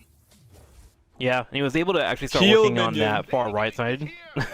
Pushipop knows we saw that. Heal minion was the thing that saved him. Wild. Wow. Center's also being grabbed here. Potential for them to move forward and try to steal away the opposing center, but instead they grab the urn. And we're all tied up. 135k to 137k. Somehow Bunny with Clock, with small micro decisions, have been able to turn this into a scenario that is even afoot for them. They were also able to grab the Walker on the far left and the far right. There only stands one Walker for both teams, but there is a slight advantage for Sneaky Golem as they have the Walker of the yellow team down to half HP. Yeah, and I mean, as a reminder here as well for people who are not aware, this is the loser bracket. I mean, and the winner of this match will go on to face Abrahams tomorrow. Loser will be eliminated, so if Sneaky Golem don't start getting their stuff together, they will be going home. Cool Cheese now, though, gonna get that urn for Bunny with Clock, but Sneaky Golem maybe having a good fight, except 2 members are already down.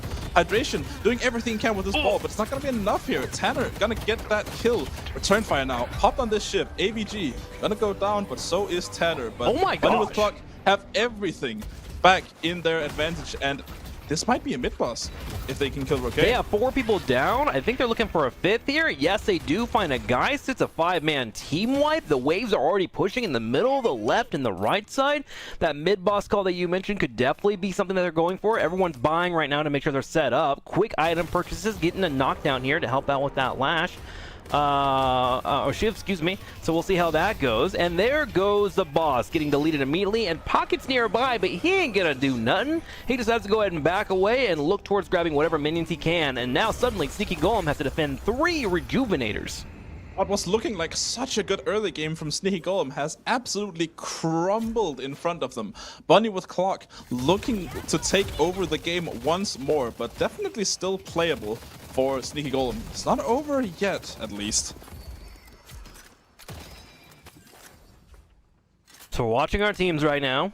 Everyone's went and bought a slight stalemate for a second while everyone gets set up and grab their minions. We do have 3 minutes and 30 seconds on the clock for Bunny with Clock. And the person we're going to be keeping an eye on here is probably Tanner, seeing how he can get the engage, and then of course Pashi, who's going to be playing that side lane. You see Pashi moving to the far right, setting that lane up, can pop the flight and come in and help out the team whenever anything unfolds. Kelvin also in a position here to get an eye on anyone that might be overextending. Bunny with Clock did this last game. They are willing to take their time. They're willing to farm up all the minions on their side where they have Rejuvenator. They will go for a push in the last minute, but it won't be an aggressive push. It's more of a push to look for a pick so they can extend their lead. There it is. Here it comes. Big swap. Looks like that's going to be a Geist there that's in the corner. She will have her swap of health bar. She does get it off, but will she be able to walk away from the fight? And she's looking pretty good right now with that life drain, but some ultimates were used in exchange. No one did get picked, but that favors a team that has a Rejuvenator, because remember, they can come in here and start slowly sieging their opponents while they have those heals coming in. Although Kelvin's getting low on HP, needs to back away. That knife really cutting into his health bar. Bunny with Clock all low now. That rejuve that they once had looking to go a little bit badly here. Tanner gonna go down here maybe. Gibbs already down. AVG now though, trying to maybe get traded here. Tanner gonna go down. No more rejuves online, guys, but Pushipop is gonna be able to survive this. Whew, that was a close one, man. I don't know. Kelvin may have actually saved the day. No, Ivy gets picked off at the last second. Drops down his ultimate in an attempt to globe somebody and keep him in there. Didn't save Pashi, however. And that is going to be 3 picks finally go in favor of Bunny McClock. But here's the bad news. They lost all of their rejuvenators now. So they got to make sure they have that number advantage or can find a few more picks. Pot comes in, drops that affliction, gets stuck in a corner, and Mirage will finish that off with a couple of shots. Here comes Guys trying to get Mirage. He's down to 100 HP. He jumps through the wall. Oh, that's a nice little trick. I'm going to steal that one. And looks like he will skedaddle out of there. So 5 people have been wiped. Bunny McClock still has to run back and heal, though, because they definitely took a beating in that. This is wild. Every time something looks good for Sneaky Golem, they're just, I mean, they're just getting destroyed. It looks like every time a fight looks somewhat competent, every time it looks really good for them. Every time it looks like they can get advantage, Bunny McClock are just there and playing to their outs. Looking so strong right now, but at least they still have Rokane on Sneaky Golem. This could be the decider for them. Kelvin's grabbing the urn right now, and this should be one that's relatively even, right? Yes, it sure is, so they can bring that over. Is Pashi gonna pick up Kelvin? Okay, I thought he was looking to grab that. So a little bit more of like a slow and steady approach, I feel like, Bunny McClock. They seem to be like, all right, we're going to slowly take our leads, we're going to slowly get our advantages, and then we're going to just grab that advantage and turn it into a big advantage, right? And Sneaky Golem was able to shut it down in the early game, but as we get to this mid to late game, it seems like a small mistake here, a less than ideal engagement there, and Bunny McClock, who has been a team a little bit longer from what it sounds like, has been able to pull this together. And I wonder if this is just kind of growing pains with Sneaky Golem getting a new roster. You know, just not being completely on point. Like, when it comes to full competitive teams, if you are half a second off on a shot call and the other opponents are not, that could be a full wipe, right? So I'm kind of wondering if that's what's happening here. I mean, probably that plays some part of this, but these players should know what to do and how to play around these situations. Bunny McClock, though, still has every opportunity to throw this game. We saw it a little bit in that game 1. There was a point in time where Sneaky Golem was looking on the up, looking like they were actually going to return the game and come back, just like Bunny McClock did this game. So definitely still winnable for both sides here. Nothing is decided. Look at Doorman. Doorman trying to get a pick here. He's put down his doors, trying to find someone he can throw on the side. But it looks like everyone from Sneaky Golem has to show up. Kelvin is above, looking for any teammate that can help out with a couple of grenades and a dome. Urn goes down. Here comes the card, throwing Kelvin across the screen here. He still has his dome if he needs to lock it down. Still a decent amount of HP, though, at 1,000. Ivy coming from above, looking to drop the bomb. We'll find it on one target, and Viscus has been deleted. Viscus is now down for 55 seconds, and while this is happening, by the way, the right lane is pushing straight into the base of Sneaky Golem. AVG very strong right now, looking to go on punch, but great stone form there from the Ivy to dodge the execute from the Shiv. 4 members already down from Sneaky Golem. I must have missed something. I looked away for 1 second and suddenly the whole team of Sneaky Golem are just down. Was that a live reaction to Shiv ultimate? Shiv coming in for the execute, and Pashi was waiting, and reacted with a stone golem? Is that like really hard to do, or is he a god? I mean, it's definitely takes some reaction time there. I mean, it's a hard thing to do, but Pashi Pop has played this game a lot, and it would make sense that he can do this. Meanwhile, he made it look so easy. If you're this good at the game, you will make everything look easy. That's a good point. Well, what also goes down easily is going to be the shrines, going to be the guardians on the far right. Half Patron has been popped. Urn is being turned in, and this lead has just blown wide open for Bunny McClock. And remember, there was a moment here where they were down enough to where they had to get a comeback Urn. Bunny McClock, man, just showcasing what you can do with some macro, man.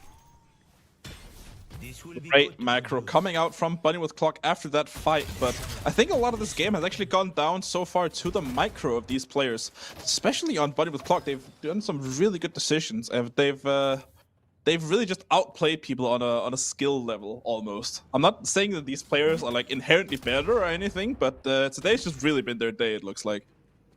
Yeah, sometimes the peanut butter and jelly just comes together real well, you know? Yeah. And that's what's happening here.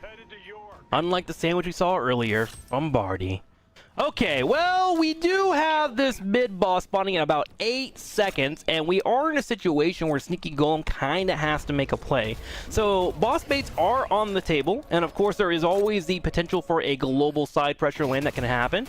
Luckily, there is going to be both Mirage and Ivy that can do just that. So I'm kind of curious how Bunny with Clock is going to try and squeeze the life out of Sneaky Golem here, and how Sneaky Golem is going to try and seize life from them.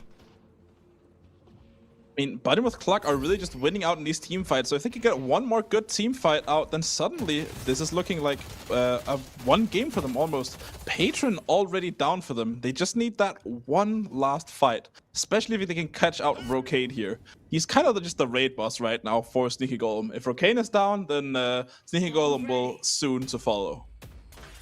Good point there. Okay. Well, it's nice and slow and steady here. Sneaky Golem knowing they're in a situation where if they make a mistake, it could be game over. In fact, I would say it would be game over, especially if they lose out on the fight in terms of numbers. But at the same time, they kind of have to be out here and a little exposed, as they got to make sure the mid boss is not easily taken away by the opponents.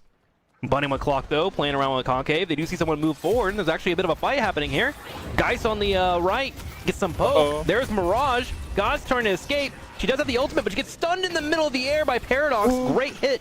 Here comes the globe. Tanner's low. Tanner's dying. Tanner's down dead. already. Cool Cheese soon to follow on with Gibbs in trouble. Sorry. Arctic also very low. Aiden kind of just full HP, but not really doesn't really have anything to do here. Tanner, Cool Cheese now down. Lord and them kind of low too, but there's not really much to see here. All these players just either getting out or getting down. Bunny with Clock falling over, and this is surely a mid boss for Sneaky Golem. I told you this game wasn't over yet, and these guys are showing it.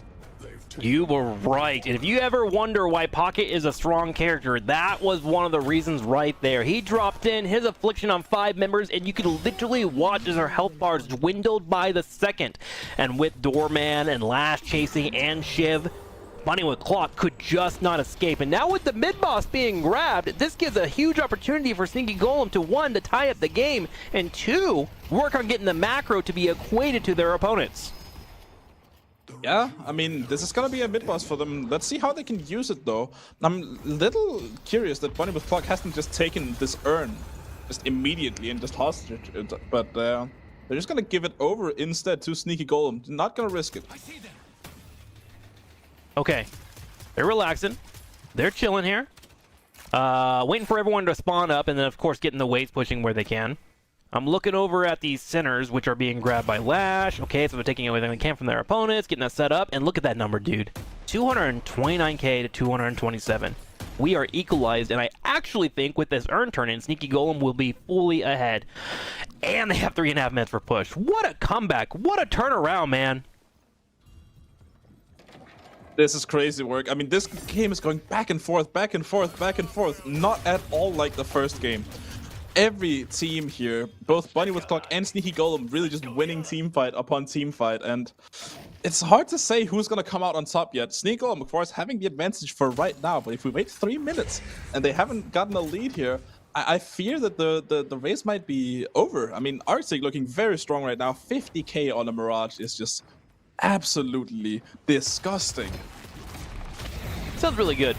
Lash comes in, drops down a powerbomb on his opponent. Decent damage on them. Ivy able to get out. Knockdown comes in. There's a Soul Golem trying to retreat.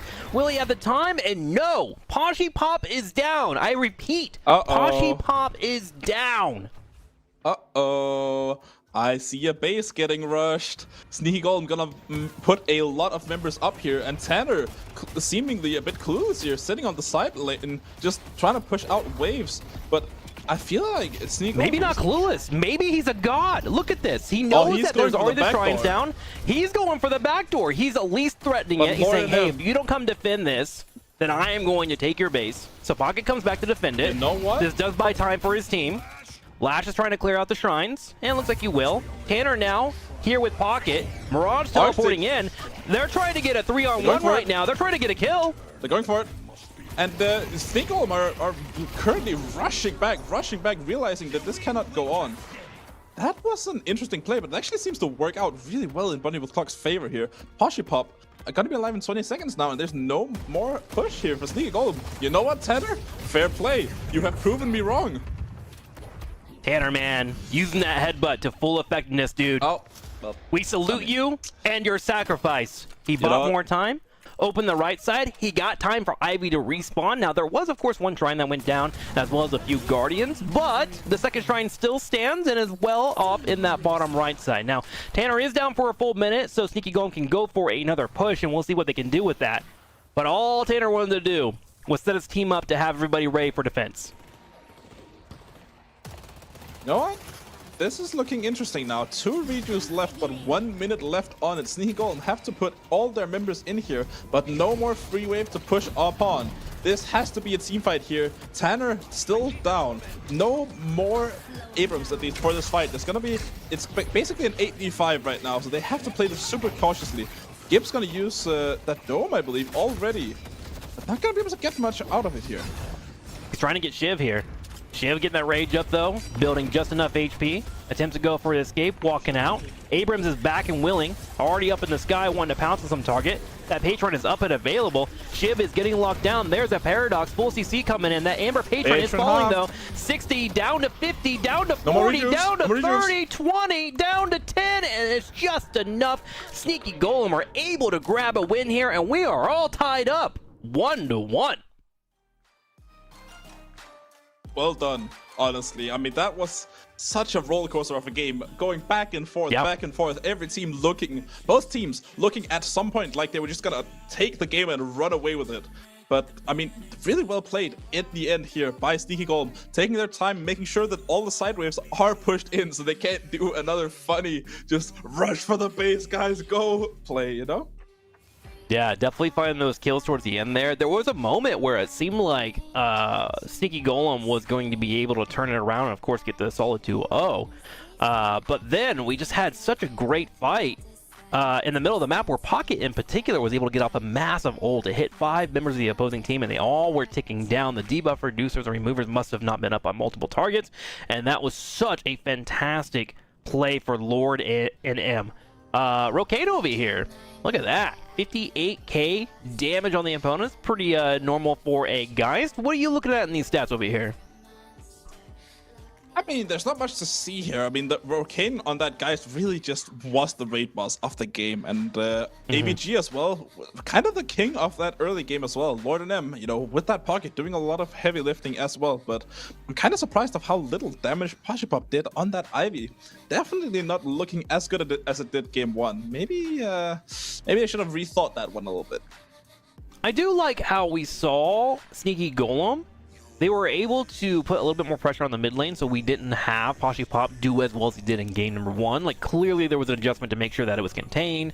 They weren't able to rotate out. We even saw Lash in particular going and stealing a lot away of the passive boons he can pick up and all the urns and whatnot, grabbing everything that he could to ensure that, you know, the extra economy wouldn't be going over to Ivy early. So there was definitely a lot of adjustments. I like what they discussed going from game 1 to game number 2, and now we're set up for game number 3, man.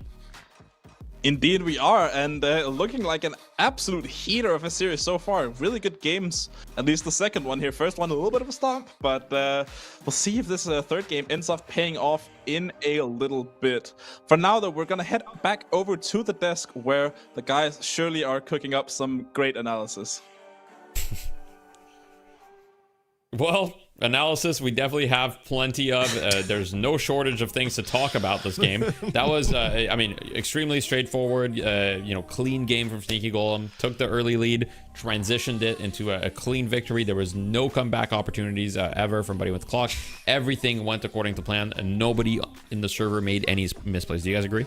Yeah, it was a very sharp, clean game. I blacked out for 15 minutes, and yeah, as expected, Sneaky Golem with the massive early game advantage closed it out. Well done, well done. We're going to game 3.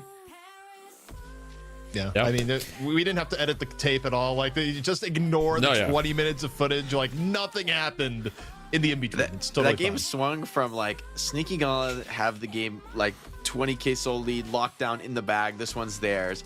To all the way back the other way. The advantage went firmly against them to Money with Clock, and yet I guess what they still came back from a triple rejuve, even in the ultra late game, even down significant souls. So I mean, hey, I feel like everything's up for grabs now, and in a way I know like the chaos of that match is like totally wild, but I actually think that's kind of a good thing for Sneaky Golem right now. I think between these two teams, they're probably would rather things be completely chaotic and wild and kind of throw the game into that kind of a play style where maybe it's not as comfortable for Bunny with Clock, but hey, I mean, you get the job done in the end. You go game 3, you can have the opportunity to reset. If you come off the lanes hot again, I don't know that those big comeback fights are going to be as forthcoming in a final game 3. Yeah, it was a crazy game, and I remember, like, you know, ZP, I will give him credit. He was a believer. You know, I was convinced that once that Sneaky Golem had thrown their lead, that it was wraps, but ZP was a believer the whole way through.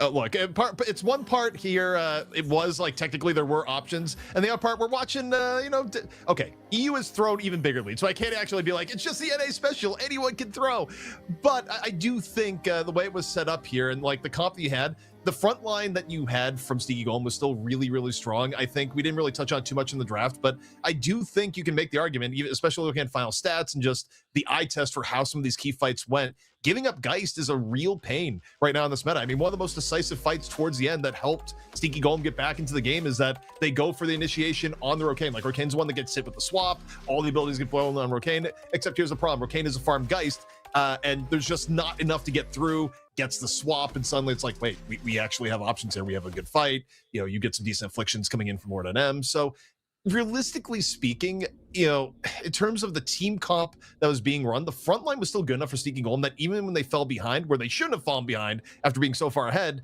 they still had some room to work with, you know, to potentially get some good plays. And, you know, I think step one really was initiating on the Geist was incredibly poor, you know, in one of the fights near the urn towards the end. Yeah.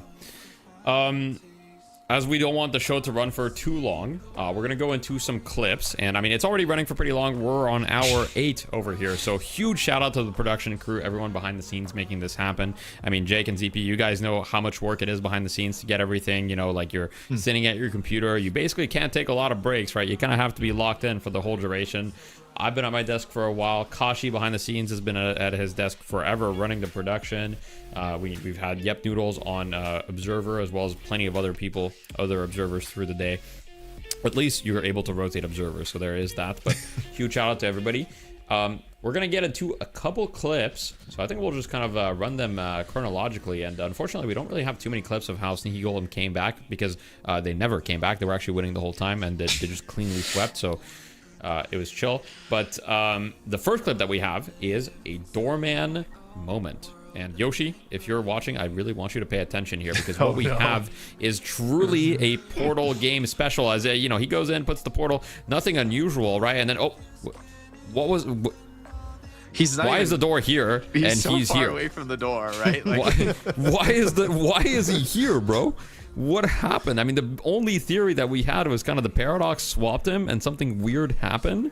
It's weird, like, it didn't even, it looked like it was after the swap ended. Like he walked for a second before he just turned up here. Yeah, I think I can play this in reverse a little bit. We can see it as we see it right here. Like, let me just like play that a little bit. But he did get swapped, right? So there's some weird thing. Yeah, there's some weird thing that happened. It looks like he's like ulting, right? He's like trying to ult somebody after, or no? I don't really know what happened. I got it. I got the explanation, and it's completely lore-based and not based on game mechanics, but, well, a little bit based on game mechanics from what we've seen. The other time that Paradox has really messed with Doorman is Baroness Hotel. Like, you can swap someone as they're getting hit in the hotel, and then they'll be moved out of the hotel. So the only explanation here, now we have another case of, like, swap messing with the door, is that Paradox and Doorman have to be like mortal enemies, like channeling magic from the same dimension or some other thing, and that you smash them together and really weird stuff happens, because it's specifically Paradox v Doorman that you get these incredibly odd situations where stuff is not working the way it should post swap.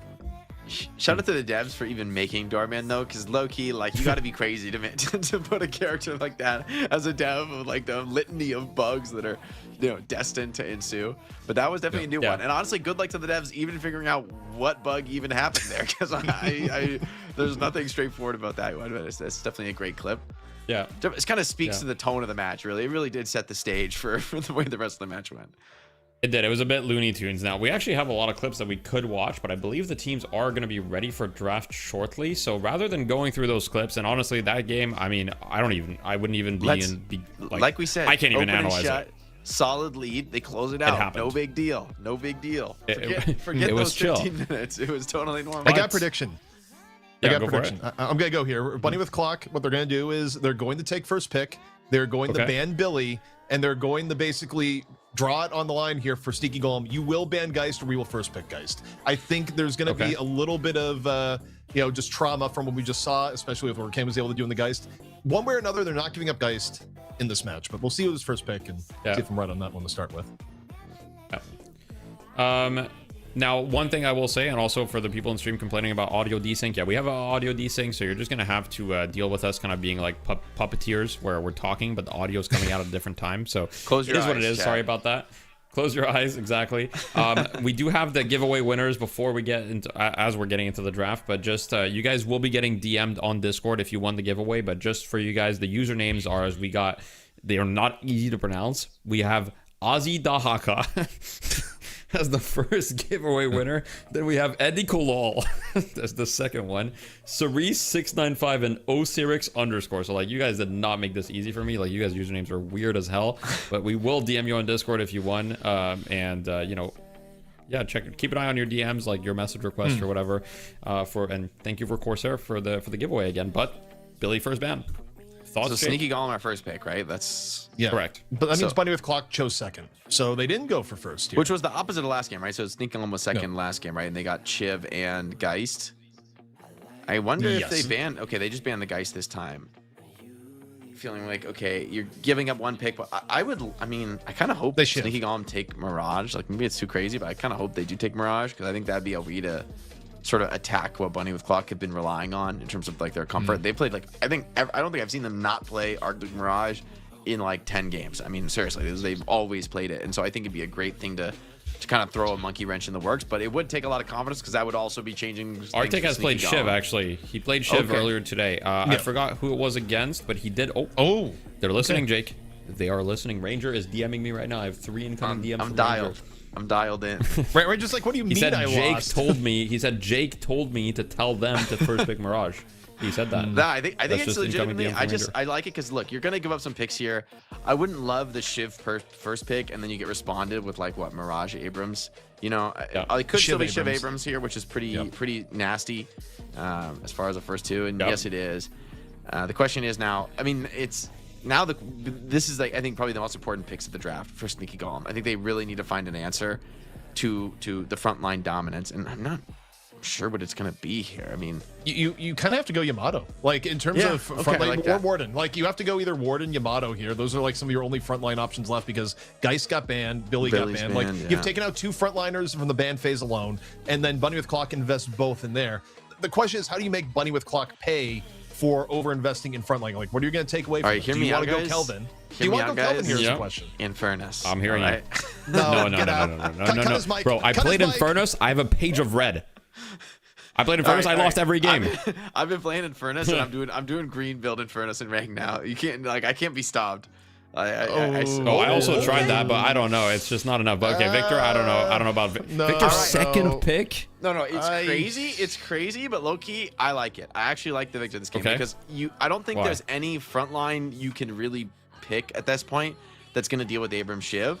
And so I feel like Victor is just like the chemical weapon you just like throw in first to soften the enemy stronghold. He is good against Kelvin too. Like, he is good against Kelvin. With Bunny with Clock, probably want the Kelvin here, and Victor is kind of good against it, because if you die in the dome, you know it's kind of scary. But I feel like you like we'll sack see. the Victor into the Abrams and the Shiv, and then like everyone else is just like chilling. Like let the Victor die, you know, like let him be annoying in the front line, and then try to assist from behind. And I think Pocket and Mirage actually can both kind of abuse Victor making space for them really well, like coming into Afflict to save the Victor. Yeah, I wouldn't mind Viscous for being. I think they were going.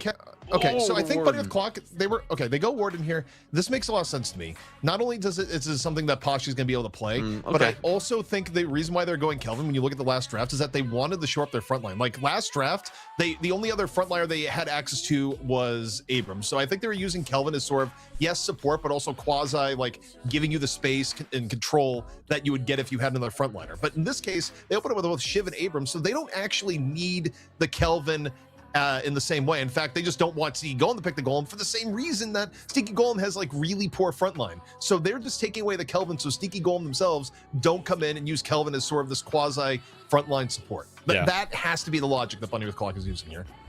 Perhaps. I do want to take just 1 second for something a little important, which is I want to give a shout out to Corvor Yami in YouTube chat, who's watching the stream and said, thank God I went to a game 3. Apparently he's going through some tough stuff in his life and he's happy to get the distraction. So if you're in chat right now, going through a tough time in your life, hey man, hopefully we can help distract you and cheer you up a little bit with this incredible gameplay that we've had today so far. And as far as like Vindicta being banned, is Aiden gonna play Mina again? I don't love the Mina here, but it might come out because if he doesn't pick it here, they could pick it. Yeah, it doesn't look good. Who else is he gonna play? That's why I Hayes. Hayes actually really good against Mirage, by the way. Okay, yeah. Ganking him solo and then does sleep like cancel the teleport or it doesn't, right? No, it doesn't. But like the thing about Hayes is she's a natural slowing hex buyer. You just slowing hex ult Mirage, he dies like guaranteed, and he's always alone side laning. So I think it's a good matchup. Yeah, but I mean once he gets DBR, right, it's less of a problem. But then there's definitely but you force him to either go an early DBR or like for the first 15 minutes he can get hunted. Yeah. Well, we go Mina. Yeah, I think so much rides on Victor having like a good enough game where Victor can actually be a little bit of a scary, annoying frontliner for, you know, Shiv, Abrams, Warden, for them to like not want to go on him. I like Lash, you know, for the team fight turnaround behind the Victor. I feel like you go Victor and you go a bunch of shit that like, you know, uses space well to like force a huge team fight. I would like seeing like a Doorman here. They go Page. I kind of would rather have this have been a Doorman, but maybe Page would have been a pretty contested pick with it also being, I think, pretty good in the Bunny with Clock draft. I think the Page is for Victor. I think when you're running Victor, you realize Victor is going to be overextended a little bit more. Having the ability to like spam more shields in Victor Way just kind of makes his kit even more obnoxious. And I think they preferred that over the Viscous option here. I mean, Viscous was still available. Hydration could have played it. Instead, Hydration is probably going to be the one on Page. Do Bunny with Clock play Doorman? Because I feel like Doorman would be really good for them. Okay. Yeah.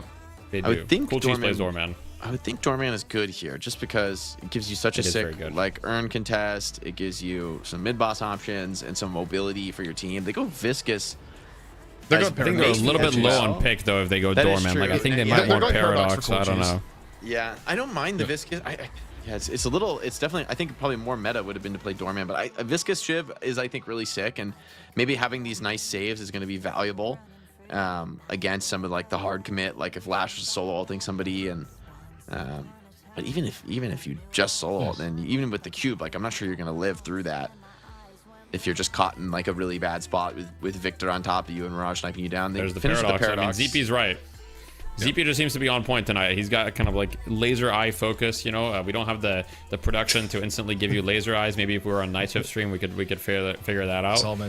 You know, we're not there yet. But wait, so Sneaky Golem can have Doorman now. Isn't that crazy though? Isn't that like really? I don't think they crazy? will though, because actually they could. Because Zerbzy doesn't have a hero yet. Hydration's on Page, so Zerbzy could go Doorman here. Because the reason I like Doorman in this game, I think it's really nice against like the cores that Bunny with Clock have run. I guess not. I mean, the best it's so good Mina, against Warden.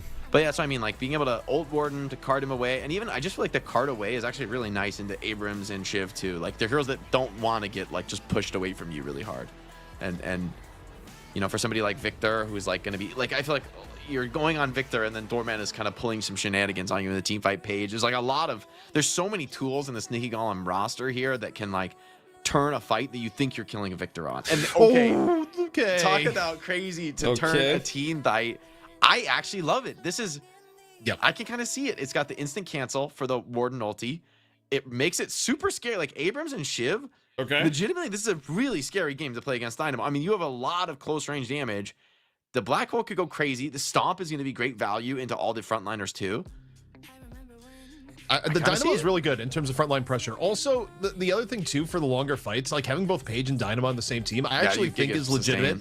Yeah, because you're not going to have the same early game penalty. Like Dynamo previously, the reason why he never got picked is that he was terrible in lane. Like you were giving up a lane for sure. Now it's the opposite. You can play Dynamo, and Dynamo is actually really good in lane against a bunch of the options that Bunny with Clock has here. You can run some good lanes with Dynamo within this particular thing. I mean, look, you can play things like Dynamo Mirage that we've seen actually work out well. Like so.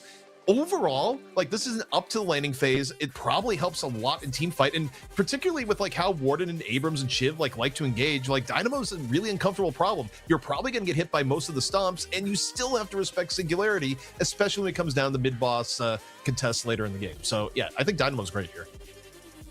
You like the Dynamo Page? I mean, the mid-boss Victor Dynamo Page.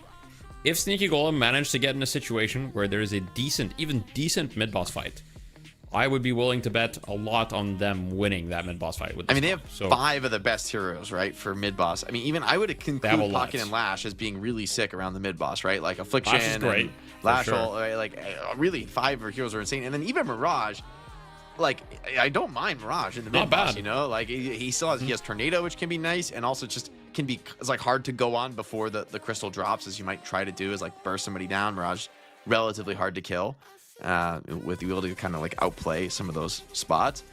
I feel like this has turned into a really sick draft for Sneaky Golem, and I kind of believe, despite, I mean, they've given us every reason to doubt them over the last few months, and yet I just keep coming back, keep crawling back for more. But I do believe in the Sneaky Golem draft. I see the vision, and I want to see this Giga team fight style work out. I like the Victor too. I think this is a smart Victor draft. Curious to see what the Victor build's going to be this game.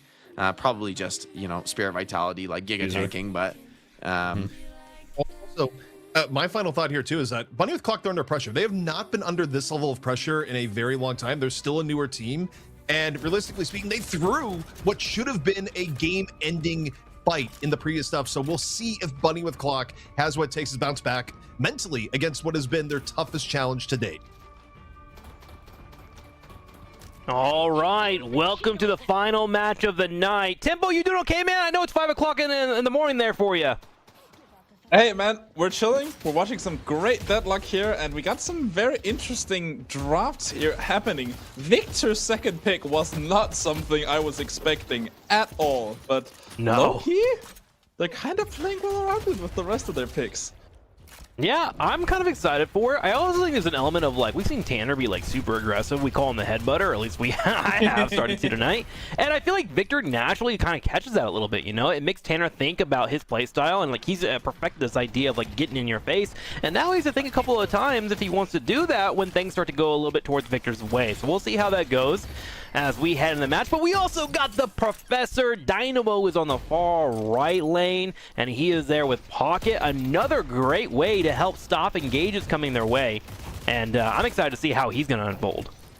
Yeah, I mean, this is looking very scary overall for Sneaky Golem here in general. I mean, you have the Dynamo here especially, which kind of works really well with that Victor, being able to set up that you know, heal, like, damaging aura of suffering for League on the Victor, while hydration on that Dynamo, just putting out a black hole. You're just dealing all your damage in one big aura. It's gonna be very hard to play against these for them, but there's good answers though on Bunny with Clock's side here. This Viscous especially, being able to save anyone from that Dynamo ultimate is gonna be crucial.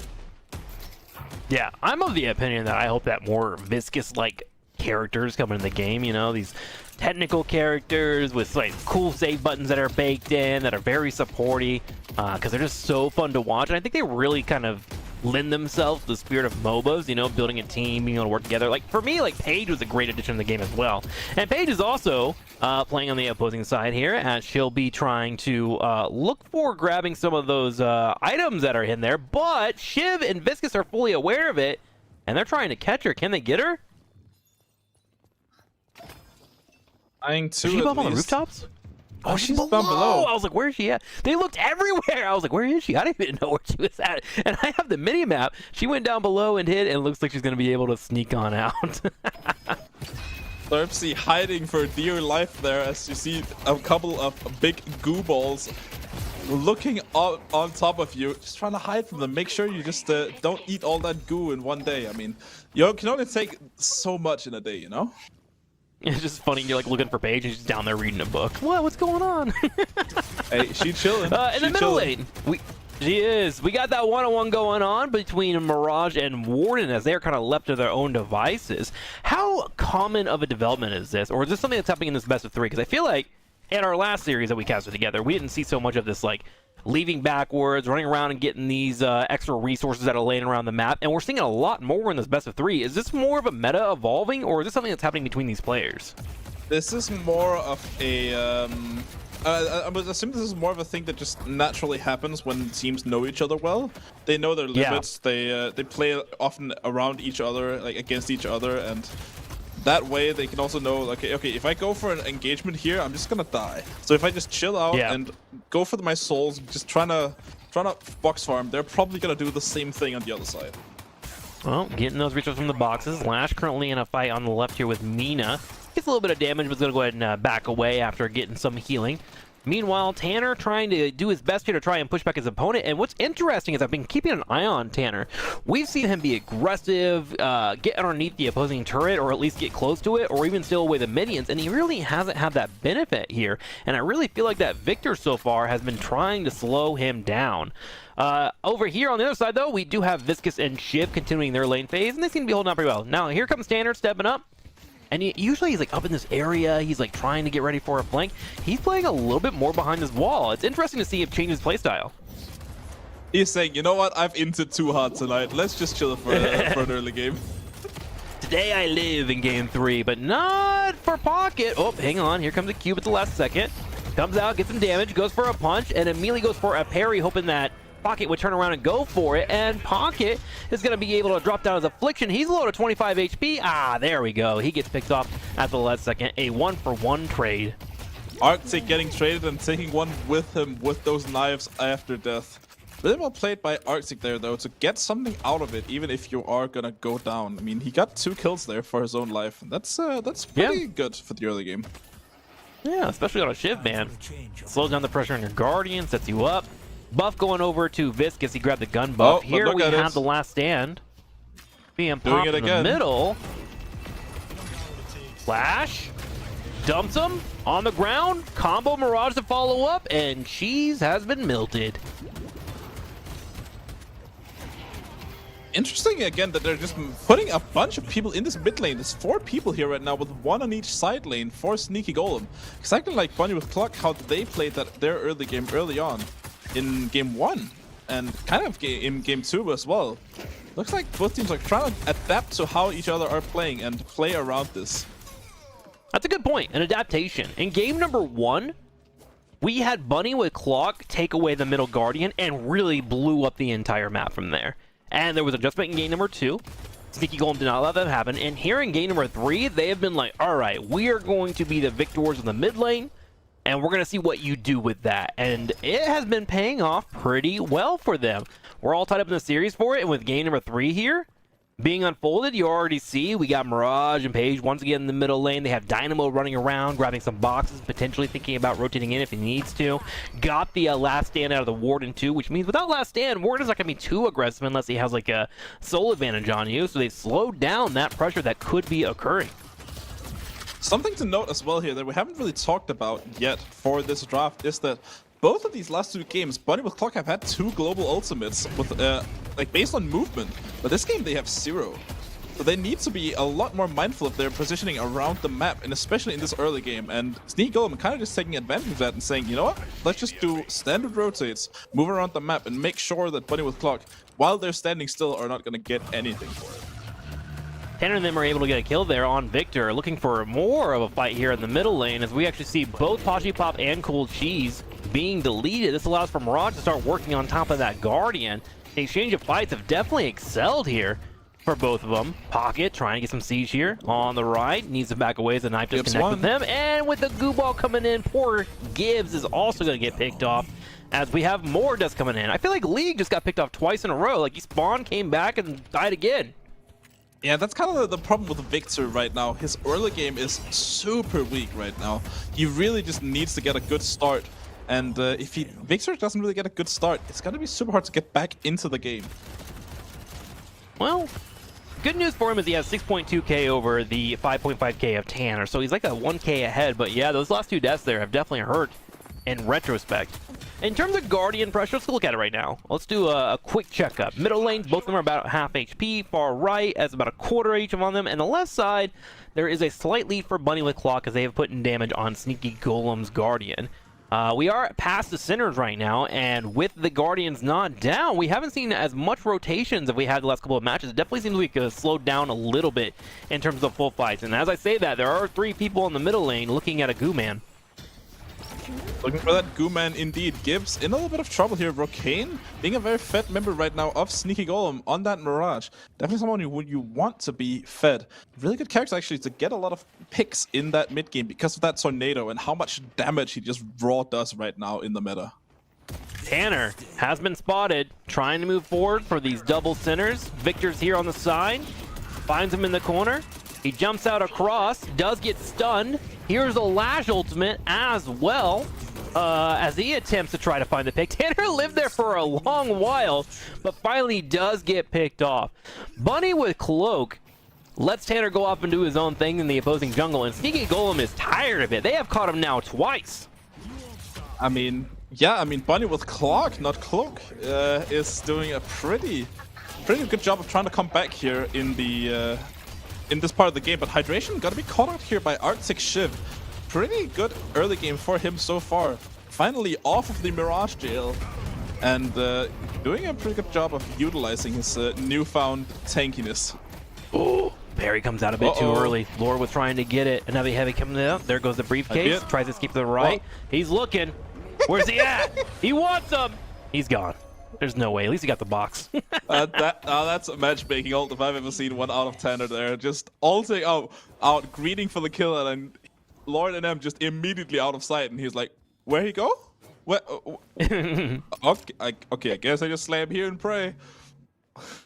Think how cool it felt, though, to slam on a box and smash it with your weight. Oh my gosh. Yeah, what I mean, there's definitely some power fantasy there in the Abrams, just slamming down on an innocent little box. But we'll see if he ends up slamming down on some innocent little enemies later on in the game with that ultimate. For now, though, Gibbs looking to hit League here. Gonna use the ball already. League gonna go down. Gonna use that Victor reanimation. And now looks like Serp's in a little bit of trouble. Pocket trying to escape, but there's a lot of folks in this area. I don't know if she'll be able to escape. He's down to half HP. Same time, we have a Lash flying in, and that's going to be a pick on the Goo Man. So it's going to be a 2-for-1 trade as Paige gets picked off. Here comes Tanner. He wanted a part of the pie, but he just gets punched in the face with a knuckle sandwich as Abrams will also fall. Bunny with Clock currently losing 3, and that's going to be a Mina 4 down at 11 minutes. Even early game, we've seen this story before. Let's see who can end up using it. Right around this time that both teams like to, try and get the advantage for themselves. Last game was in the spot of an urn, but no urn to be collected right now. Already claimed. So it's gonna be up to these pick characters especially to start getting some stuff happening. There's a Dynamo ult active though for Sneaky Golem, so they could potentially look to get a little bit of a big black hole going. Yeah, I think that was something that the analysts were talking about a lot, was how this team fight was going to unfold later on. The counter massive ult, you have the Lash potential, you have, of course, Paige ultimate, which is great for CC, you have the Affliction coming in, you have Dynamo. There's a lot of area effect potential here, and for things to really go sideways, there's an overchase that ever occurs. Bunny with Clock right now is actually looking for a disengage here on the far right as Lash is coming in. He's going for a combo. On the ground they go. There was a Page around the corner, and here comes the book spells, and that's going to be a pick as Shiv is deleted. And now Sneaky Golem wants to move forward and maybe think about trying to grab this Guardian, but they actually back away as Bunny with the Clock brings everybody, and with that opportunity in the mid lane, you see Pocket. Yeah, it's a full chase. Here's the Dynamo, Singularity going off. And you see the value of Viscous there as well already. I mean, Hydration using that ultimate, thinking get Tanner, but Gibbs just says, nope, you're just gonna get cubed. No free Dynamo ult for you. Lash now, gonna try to see if he can escape Tanner's mighty headbutts. Looks like he's gonna be able to do so, but Posh Pop and Cool Cheese and Gibbs for that matter, all low. Maybe if Sneak Golem can turn this is looking very bad for Bunny with Clock. Yeah, Lash is here, and we also have Mirage currently in the fight, looking for a full engage. We do have Pocket moving forward, trying to go for the Affliction. Will connect with it. Looks like Viscous does get picked off towards the end, as Gibbs will no longer be available for defense. In the middle lane, Dynamo's being forced to deal with Shiv, but the Guardian, with it all said and done, will be going down for Sneaky Golem. Bunny with Clock hoping to get Tanner out of his fight, but I think he's in the wrong neighborhood right now. I may be tough. Look, whatever is a wrong neighborhood for other players, it's just like where Tanner likes to live, it seems. Every game he's just completely overpositioned on the map. But look at this. Why is there four people chasing Tanner in this corner? Like, poor guy. He's just chilling there, and suddenly 4 people are there. I mean, that has to open up the map a little bit for Bunny with Clock. And if you look at it, they're actually getting a little bit of souls back. I think they got like 1k off of that. I'm going to be completely honest when it comes to Tanner. The only thing that I would be critical of with his gameplay is he needs to type worth in all chat way more often. That's true. Like, if you're going to play this playstyle, bro, you got to let him know. You got to go for the mental warfare. Maybe I'm playing a little bit of the mind game here. Tanner just always looking, like every time Tanner is somewhere, they have to think, is there a team? Is there not a team? Usually there isn't, but what if there is a team this time? You never know. What is it, Schrodinger's cat? It's Tanner's cat. Schrodinger's team. Yeah, that's right. Well, middle of the map is starting to open up pretty well with the Guardians going down. Sinners will be spawning relatively soon. Just for your own case at home, 13 to 15 minutes is probably the second spawn of Sinners, because you get them at 8 minutes and they spawn in 5 minutes. So you're already seeing that from our two teams. And we do see a Paradox that might be in a bit of a weird position, but she does have a Shiv and Mina nearby, so they should be okay. Here comes the buffs as well. They spawn on the 15-minute mark. That's grabbed by the team on the far right. It looks like Lash is going to be grabbing the other. Yeah, I mean, movement and vitality picked up, one for each side. Movement is definitely going to be interesting on Shiv. I mean, very mobile character already, but being able to traverse the map with that sprint speed and zipline speed, it's definitely going to be useful, but not if you're going to die to the Mirage for Kane already. Just saw Pocket use teleport in the middle. I think Abrams was about to hop on top of him. Here comes the Lash Bell, though. He just scared him away. He wanted to get the urn, and he does get it. And now he's got to move it to the other side of the map. Now, Tanner is pushing some pressure on the middle of the walkway here. He will see a Pocket coming in behind him to help with that wave clear and a Mirage, so he escapes over to his teammate. He's got a Viscous to run too, so he should be fine too. Let's check it on Victor. How's Victor doing? Victor currently at 18k souls, dealing with a goo ball, so I would say he's doing quite sticky right now. But he does have his ultimate. Gosh, can we move so much CC? Victor is able to finally escape. Victor looking very strong right now. Having that Infuser up and online already could be a pretty good fight for Sneak Golem here, but AVG, no ultimate, getting that urn dropped already. Gibbs, though, in a bit of trouble here. If AVG can get Gibbs down here, this could be really good for them. Gibbs down and Soul Urn free for the taking. 3 members traded for 2. I don't even know what happened. The last stand popped off for Bunny with Cloak, but they just ran away from it and were able to get the other picks as the other two were trying to escape. They were kind of low of HP from prior engagements, and then of course Lash able to come in with that big pound and then of course get that turn in. So with a lead going over to Sneaky Golem of 103k to 92k, Bunny with Clock now needs to turn around and deal with the waves that are pushing their way. And look at Sneaky Golem. They are everywhere on the map, especially on this right side as they grab all the souls for their taking as they have a successful team fight.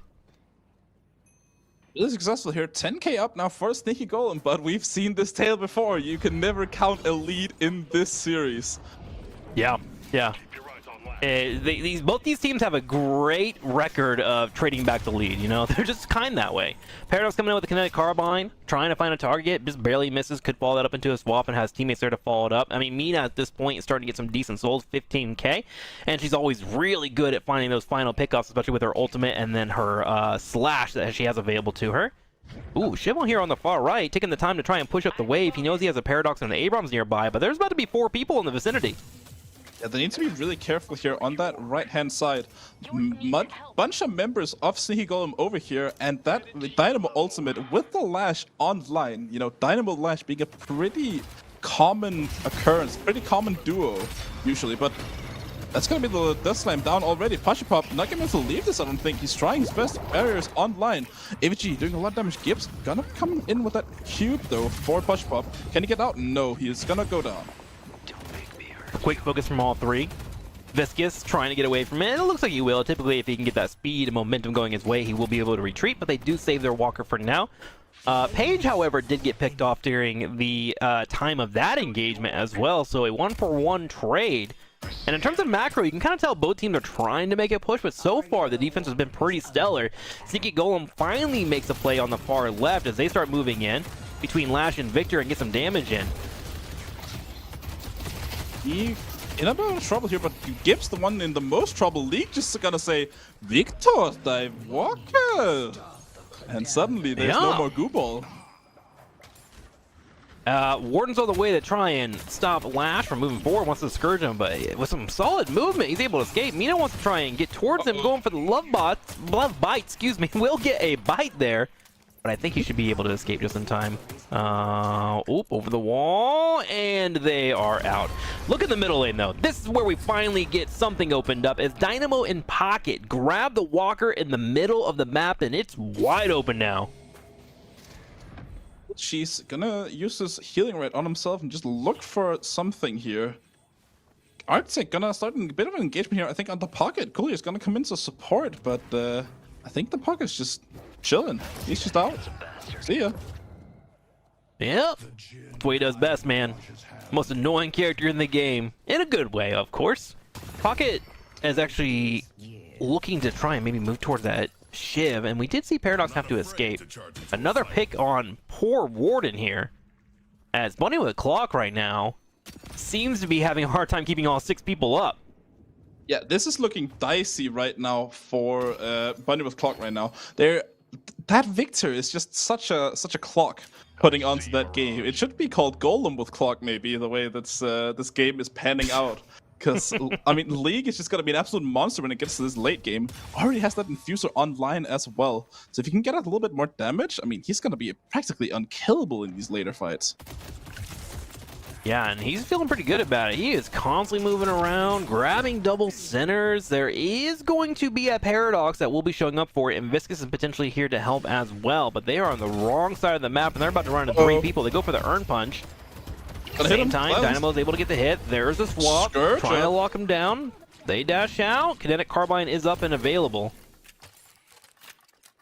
Second. Is this a self-damaged like Dynamo build? Hydration has Scourge up already at 19k. This is a very interesting build. I see Shiv. Let's actually look at the Dynamo real quick if we could, Observer, and get an idea for these items. Timbo, you can let me know if anything looks a little bit on the odd side whenever we pop that up. Oh, we got a Viscus instead. That's okay. I like looking at him as well. He's green. Yeah, he's also very pretty to look at in general. Gibbs 17k, not having too much online right now. Bullet Resilience now gonna be picked up by League, but Tanner gonna chase him down. League in a bit of a sticky situation here for himself. Has that ultimate online though, so if they can't kill him soon, and that Infuser value, 1.6k healing out of nowhere, still has one of his jump starts available, and look how little damage this guy's taking. This is what a Victor can actually do to your team comp if he is allowed to farm. Well, he has been allowed to farm, and he's feeling pretty good about it. Dynamo and Warden in a fight here on the side in the alleyway. There's 4 people on the far left looking to try and get that walker, at least try to get some damage on top of it. Lash was tasked with defending the middle lane, but he has a Shiv and a Viscus moving forward to potentially get that walker as well. And you have Paige, who is also dealing with the right side. It looks like they finally are able to get that walker and take it down. So there are 2 walkers down. Count them. 1, 2. Sneaky Golem has taken a lead in the macro, and in terms of souls, 148 to 131. Arctic gonna go down once again. Boundless Spirit though now online for him could be a bit of a fight, fight turner there. But ABG gonna look with the Lash Death Slam, and they're gonna look to go for a mid boss call here. Well, Shiv is down, and there is always the last stand, but they just saw Warden on the far left lane because he was clearing out minions. Yeah, but look at the so map they right now. think they got it. They're trading a mid boss for 3 walkers potentially. 1 walker goes down, a second one is taking damage, a minion wave is about to join up. Tanner can rotate over if he needs to. 3 rejuvenators do go over to Sneaky Golem. I'll see if Viscus can get this. He starts to put damage on it. Mirage is there. Okay, they're looking to try and pick him off. So it looks like 1 walker went down. Maybe a Viscus too. I mean, then that's the... Oh, he's going for it. That's the tricky part about this patch, you know, these walkers being so healthy all of a sudden. After you kill one of them, you saw the mid one very low, and then suddenly it's just half health. We're chilling. Yeah, for those that don't know, if you kill a walker, the other ones get stronger, and it goes all the way down to the third one, right, with the latest patch. So they've made it a little bit harder to do your split pushing, and that may have just thrown off the calculations just a smidgen here.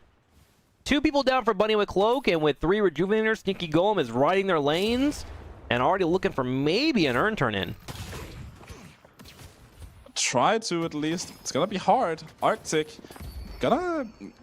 he's kind of the strong player right now for Bunny with Clock. I mean, Pop, of course, with that Warden, but Warden can get shut down pretty hard by this Dynamo and the Lash, so needs to be a little bit careful. This Walker on the far right, Timmy nicking out. Tanner trying to sneak Gotta go in for this it. possible Urn turn in. Everyone from Sneaky Golem that turns around, though, they don't want to give Look it at up. Pop. They don't want to give nothing. Ooh. There's a pick on Pop. And Sneaky Golem seems to be running away with this game a little bit. It's starting to look like they're finding their picks. They are locked in, finding the kills, opening the map. They're looking for another one here as Shiv is behind the Walker, all by himself. And he's done. Boom, another knockup. Done, sent to the Shadow Realm. Arctic gonna be down for 48 seconds. This is kind of an opportunity right now for Sneaky Golem. 2 players down, and they have 3 rejuves. This might be the base push that they're looking for, if they play this right. I mean, they got 2 more minutes. They do have some souls on them, like for Mirage in particular. He has AK right now, so they probably have to back up and buy. You can take 15 seconds to do that, and then continue to push. Quick clear up here by, oh my gosh, look at this movement. Oh, just watch it. Just enjoy it. It's like watching Superman fly. It's just, I'm jealous. I can't do that well, you know? Majestic Leap, such a strong item if you know how to use it right. Super versatile for that movement effect. I will practice and get better. All right, Urn's available. Dynamo grabs it. Hydration feeling pretty good about that. Haspin, their souls are all relocked and loaded. Setting up for a turn-in. It is the comeback area. So Bunny with Clock could decide if they want to go for the engagement. They are 22,000 souls down, and they have a big push going on the right. They may be thinking about going for the Walker push, but there's a Mirage there to meet him. Remember, that global pressure from Mirage is always ever present. Urn turn in. There is a Viscous there to try and delay. But look at Bunny with Clock right now. They're gonna go for this Warden. They're gonna go for this Walker with the Warden ult. Could be something here. Arctic online right now. Gonna see if they can get the Mirage down. Kind of alone here, but look at that ult from AVG. Gonna slam them all down into the Walker. Maybe the stun can go off here. AVG gonna try to chase down Arctic. Pop and Arctic both down. Aiden almost low as well in kind of their own little fight there. Gibbs probably gonna go down unless he can get out of here. But look at Hydration. Yeah, Dynamo just straight up pushing by himself, going straight in, looking to grab those Guardians. We'll get some damage on them. The mini waves do clash. Viscous is on his way to stop that from occurring. Looks around for everyone to make sure no one was hanging out in the corners. And while that distraction's there in the middle lane, you see the rest of Sneaky Golem moving up to open up the map. And they have a 30k lead. And this starts to get into a scenario where you're Sneaky Golem and you are just walking forward and you're wondering what Bunny with Clock is thinking. And I think it's well. Rocane needs to be very scared here because mid boss is just run out now as well, and he is kind of low, but they do have that max health healing on the Dynamo available to him, so he's gonna be half for this if they try to kill him. Well, now that win condition is opened up and ready to go, there is a boss spawning in about 2 minutes and 40 seconds. We do have our buffs also spawning in 3 minutes, and that will probably be the next candidate for Sneaky Golem to set up their next push. For now, they pull back and grab what they can, keeping an eye out where anyone could be. I see Tanner here on the far right and Mina, seeing if anyone might be walking forward and causing any issues in their neighborhood, while Shiv grabs some experience. Now, in terms of souls, Shiv has 32k and so does Warden right now.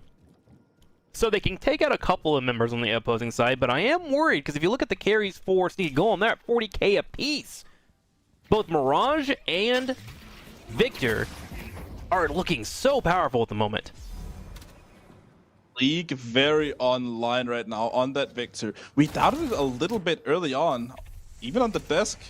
But, I mean, there's definitely some believers out there, and it's looking like believers are kind of right here. They're 40k up right now, basically the entirety of the Victor. And we'll see if they're going to be able to use him to do a lot of good here. Phantom Strike now online from as well as that E-Shift. So he's going to just be able to teleport anywhere he wants in the fight. But Pop maybe catching AVG out of position. Yep. trying to escape here, turns around, gets the last stand at the last second, gets on top of his target, puts some decent damage on top of Victor. Meanwhile, Victor's trying to chase here, and a pop of damage is just too much. He's low on HP, but he's got an ultimate. He runs down one. He runs down two. Can he find a third here? Jumps on top of the Mina. Ultimate will be popped as she comes in, and she will fly away. Dynamo, meanwhile, happening on the backside, and that's going to be a 5-man team wipe. Mina has 1 HP, gets home in time, but she has to defend this 1v6, and I don't know if she's got it in her. Yeah, this is definitely gonna be hard, but I think the game is kind of just over right now. 6 players of Bunny with Clock down. 2-1 in favor of Sneaky Golem. What a series, you know? That's like the beauty of a best of 3, you know? Like, game 1, a stomp, fully in favor. And it just looked like, okay, well, this is going to be an easy 2-0. Then we get to game number 2. It's back and forth. Teams are figuring out, they're adjusting their strategies. You know, we wind up getting a win. We take it to game number 3. And then we go the opposite direction of the spectrum. And we have a complete stomp from our team in game number 3. That was wild to watch, Tempo. I was really wild to watch. I mean, Sneaky Golem absolutely pulled a miracle out of the hat after that game 1. I mean, they were looking so down, not looking like themselves, and suddenly they just turned everything around, and Bunny with Clock were made to look like fools in this last game. I mean, this was a absolute masterclass from Sneaky Golem, having the lead all the way throughout that game. No turning of the lead whatsoever. Yeah, I really think that Victor play, I know Victor is considered a CT hero in some list or whatever, but it felt like, oh, we understand what Bunny with Clock is trying to do. And us being able to shut down Tanner or anyone that's playing aggressive is much more worth the value than another character that would be considered strong. Like, I think they did such a great job with that Victor, and they really just slowed down the pacing of what they were seeing from their opponent. And just goes to show, man, like, any character might be weak, might be strong, but like, application is important. Yeah, and I mean, this Victor really turned around the game, but they also played really well around it. If you noticed, I mean, hydration, I think that was the idea about that Scourge buy early on, was that you just put it on the Victor once he goes in, and they're not going to be rich enough to buy curses anyways, because they're all going to be playing for themselves a little bit here. So no curse equals no getting rid of the buffs equals free Victor. What a great day of Deadlock, man. This is what it's all about. If you in the chat enjoyed, man, feel free to drop a follow on the stream. If you're not already following, of course, I think you should sub to Deathy, in my opinion, just because he's putting on these amazing tournaments. And then, of course, again, shout out to the players. The players coming out here and putting on some incredible matches. You know, like, days today, just like, really solidify my feeling about Deadlock being a game, you know? Like, there is some cool stuff to unfold for us. We are literally at the very, very beginning. This is grassroots that could turn into something special in the future, and it's cool that everyone can be here and be a part of it. And, you know, I'm just happy that we had, what was it? 8 hours and 47 minutes of incredible Deadlock play. So, huge shout out to the players. Thank you so much. I don't mean, Tempo, dude, what was your favorite part of the day? I mean, I think you know what my favorite part of the day was. That second series, that first series we did with game 2, that doorman play. Yeah, that was so funny. But I mean, overall, I mean, these games have been very good, and we've definitely seen some like meta shifts throughout the day. Even these last few games, especially. I mean, we saw Poshipop going for that cultist play early on, and it really looked very good in that game 1. But suddenly in game 2, it wasn't as good for him. Wow, that was an amazing, amazing day. And I'm actually being told it was longer than 9 hours. They had to restart the stream as well, so bonkers. Regardless, thank you all for hanging out with Tempo and I. We're going to send you over to the desk and hear from them, but appreciate you all, and we enjoyed today's cast. Thank you. And well, with their backs against the wall, facing elimination, they managed to do it. Sneaky Golem defeat Bunny with Clock 2-1 and move on to the losers round 4. I think it would be great to start with the bracket, as you guys have been with us only for the last series, but I want your thoughts on the bracket, Jake and ZP. So, you know, run me through today's results a little bit and let me know if there's anything that jumps out to you as like something you didn't expect or something that was interesting to you. Yeah, I mean, I think for me, I think I would just say Sneaky Golem beating Leviathan, and then not surprisingly lose to Bailey Cruz, but the fact that they're able to upset Bunny with Clock here is, I think, big for this team. And we talked about it for them, like, okay, it's been a long time coming, and really just the way this series unfolded, it didn't look like they were going to be able to do it. But that's actually for me like one of the biggest moments of the bracket. Also, Abraham's being the lone representative of EU, still hanging on in the tournament, but they're not done yet, that's for sure.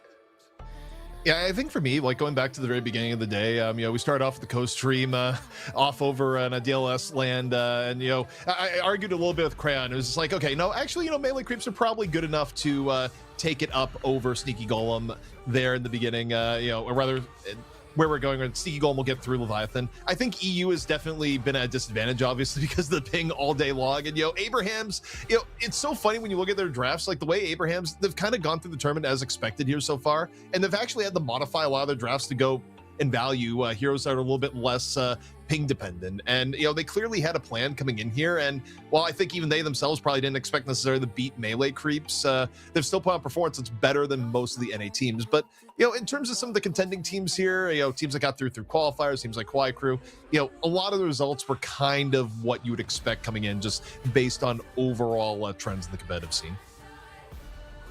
Yeah, unfortunately, we didn't get to see on broadcast either Kawaii Crew or Cheesy Bread, as they were both kind of, sideline villains that never were shown, but, you know, they were talked about like, yeah, you wouldn't know my girlfriend. She goes to a different school type of situation where, you know, they existed in this alternate realm, but we never saw them on broadcast. I really have no idea how close their games were. I know that Kawaii Crew versus Abraham's game 1 was 17 minutes. That's what I do know. So that, you know, perhaps it's better we didn't show that on stream. You know, we do try to, you know, try to be family friendly, and I don't know how family friendly that would have been, but regardless, we had a crazy day of Deadlock ahead of us. Now, you know, thank you guys for joining us, Jake and ZP. You want to give a quick shout out to, you know, where can the people find you? What do? I wonder. I mean, the shout out I got to give is to Deadlock Night Shift. That's the tournament we run every Wednesday, and you know, here and there able to put on some special events on certain weekends. But yeah, that's basically me and ZP and I's main Deadlock endeavor these days is Deadlock Night Shift. Yeah, and just to add on to, you know, our goal right now is that, you know, the community is going to continue to evolve, and like we've been in a, you know, privileged position where we've been able to do a lot of the tournaments that have been going on, but, you know, tournaments like this are going to start popping up too. So we just want to do watch parties and be engaged with the community, even if we're not running it. You know, we're running a watch party today until, you know, me and Jake came up over here, and it was a lot of fun. We're going to be covering the lower bracket final tomorrow, in addition to the grand final all day long. So yeah, you know, it's a good time. So watching competitive Deadlock, you know, can always check us out there co-stream wise, but also in the same way that if you're watching Deadlock Night Shift, you can also watch it here on Deathy's stream, as Deathy's been, you know, one of our biggest co-streamers from the very beginning, which we are very thankful for. That's true. I mean, you know, guys, it's, you know, we all win, basically. We're all a community, and it's so early in Deadlock that it's really important to support each other. So obviously, you know, we support Night Shift. Night Shift supports us. We communicate behind the scenes about like tournament dates and stuff to make sure that we don't overlap as much as possible. So really appreciate you guys coming on. Now, tomorrow, for everybody wondering, we've got 2 series. We've got the lower bracket final. Our first series is going to be Abraham's versus Sneaky Golem, and that starts at 2 p.m. Eastern time. So New York time, if you don't know, just Google 2 p.m. New York time tomorrow. That's going to be the time for you to look at it. And then after that, we move into the grand finals, which is going to be a best of 5, which will be the winner of Abraham's or Sneaky Golem versus Melee Creep. So Abraham's potentially have a shot at the rematch in the grand finals, or Sneaky Golem can go for, you know, maybe something that people wouldn't have expected, Sneaky Golem in the grand finals. I think that would be considered an upset for sure if that does happen. So either way, opportunities for very interesting storylines tomorrow. All right, well, that's going to be it for us, I think. I think I'm ready to wrap up. Let me just think any shout-outs to production, shout-outs to everybody behind the scenes. I'm just trying to speed run it. Of course, to our event sponsor, Metal. It's been a very, very long day for us. As you know, Kashi reminded us, we've been live for longer. The stream says 9 hours, but we had to restart stream after game 1. So we're closer to 10 hours, really. So very, very long day of production. Make sure you tune in tomorrow, 2 p.m. EST. Thank you guys so much for supporting the stream, and we will catch you tomorrow. To save me, 'cause I don't wanna be chasing after the unknown. My hands keep shaking and my will keeps breaking. Only you can make it stop for now. I tried to understand a better part of me, but no one ever told me it is hard to see that I become my own worst enemy, 'cause I am alone. Hey, I've tried to run away every minute, but I don't know where to go, I admit it. I tried to cover up how I'm feeling,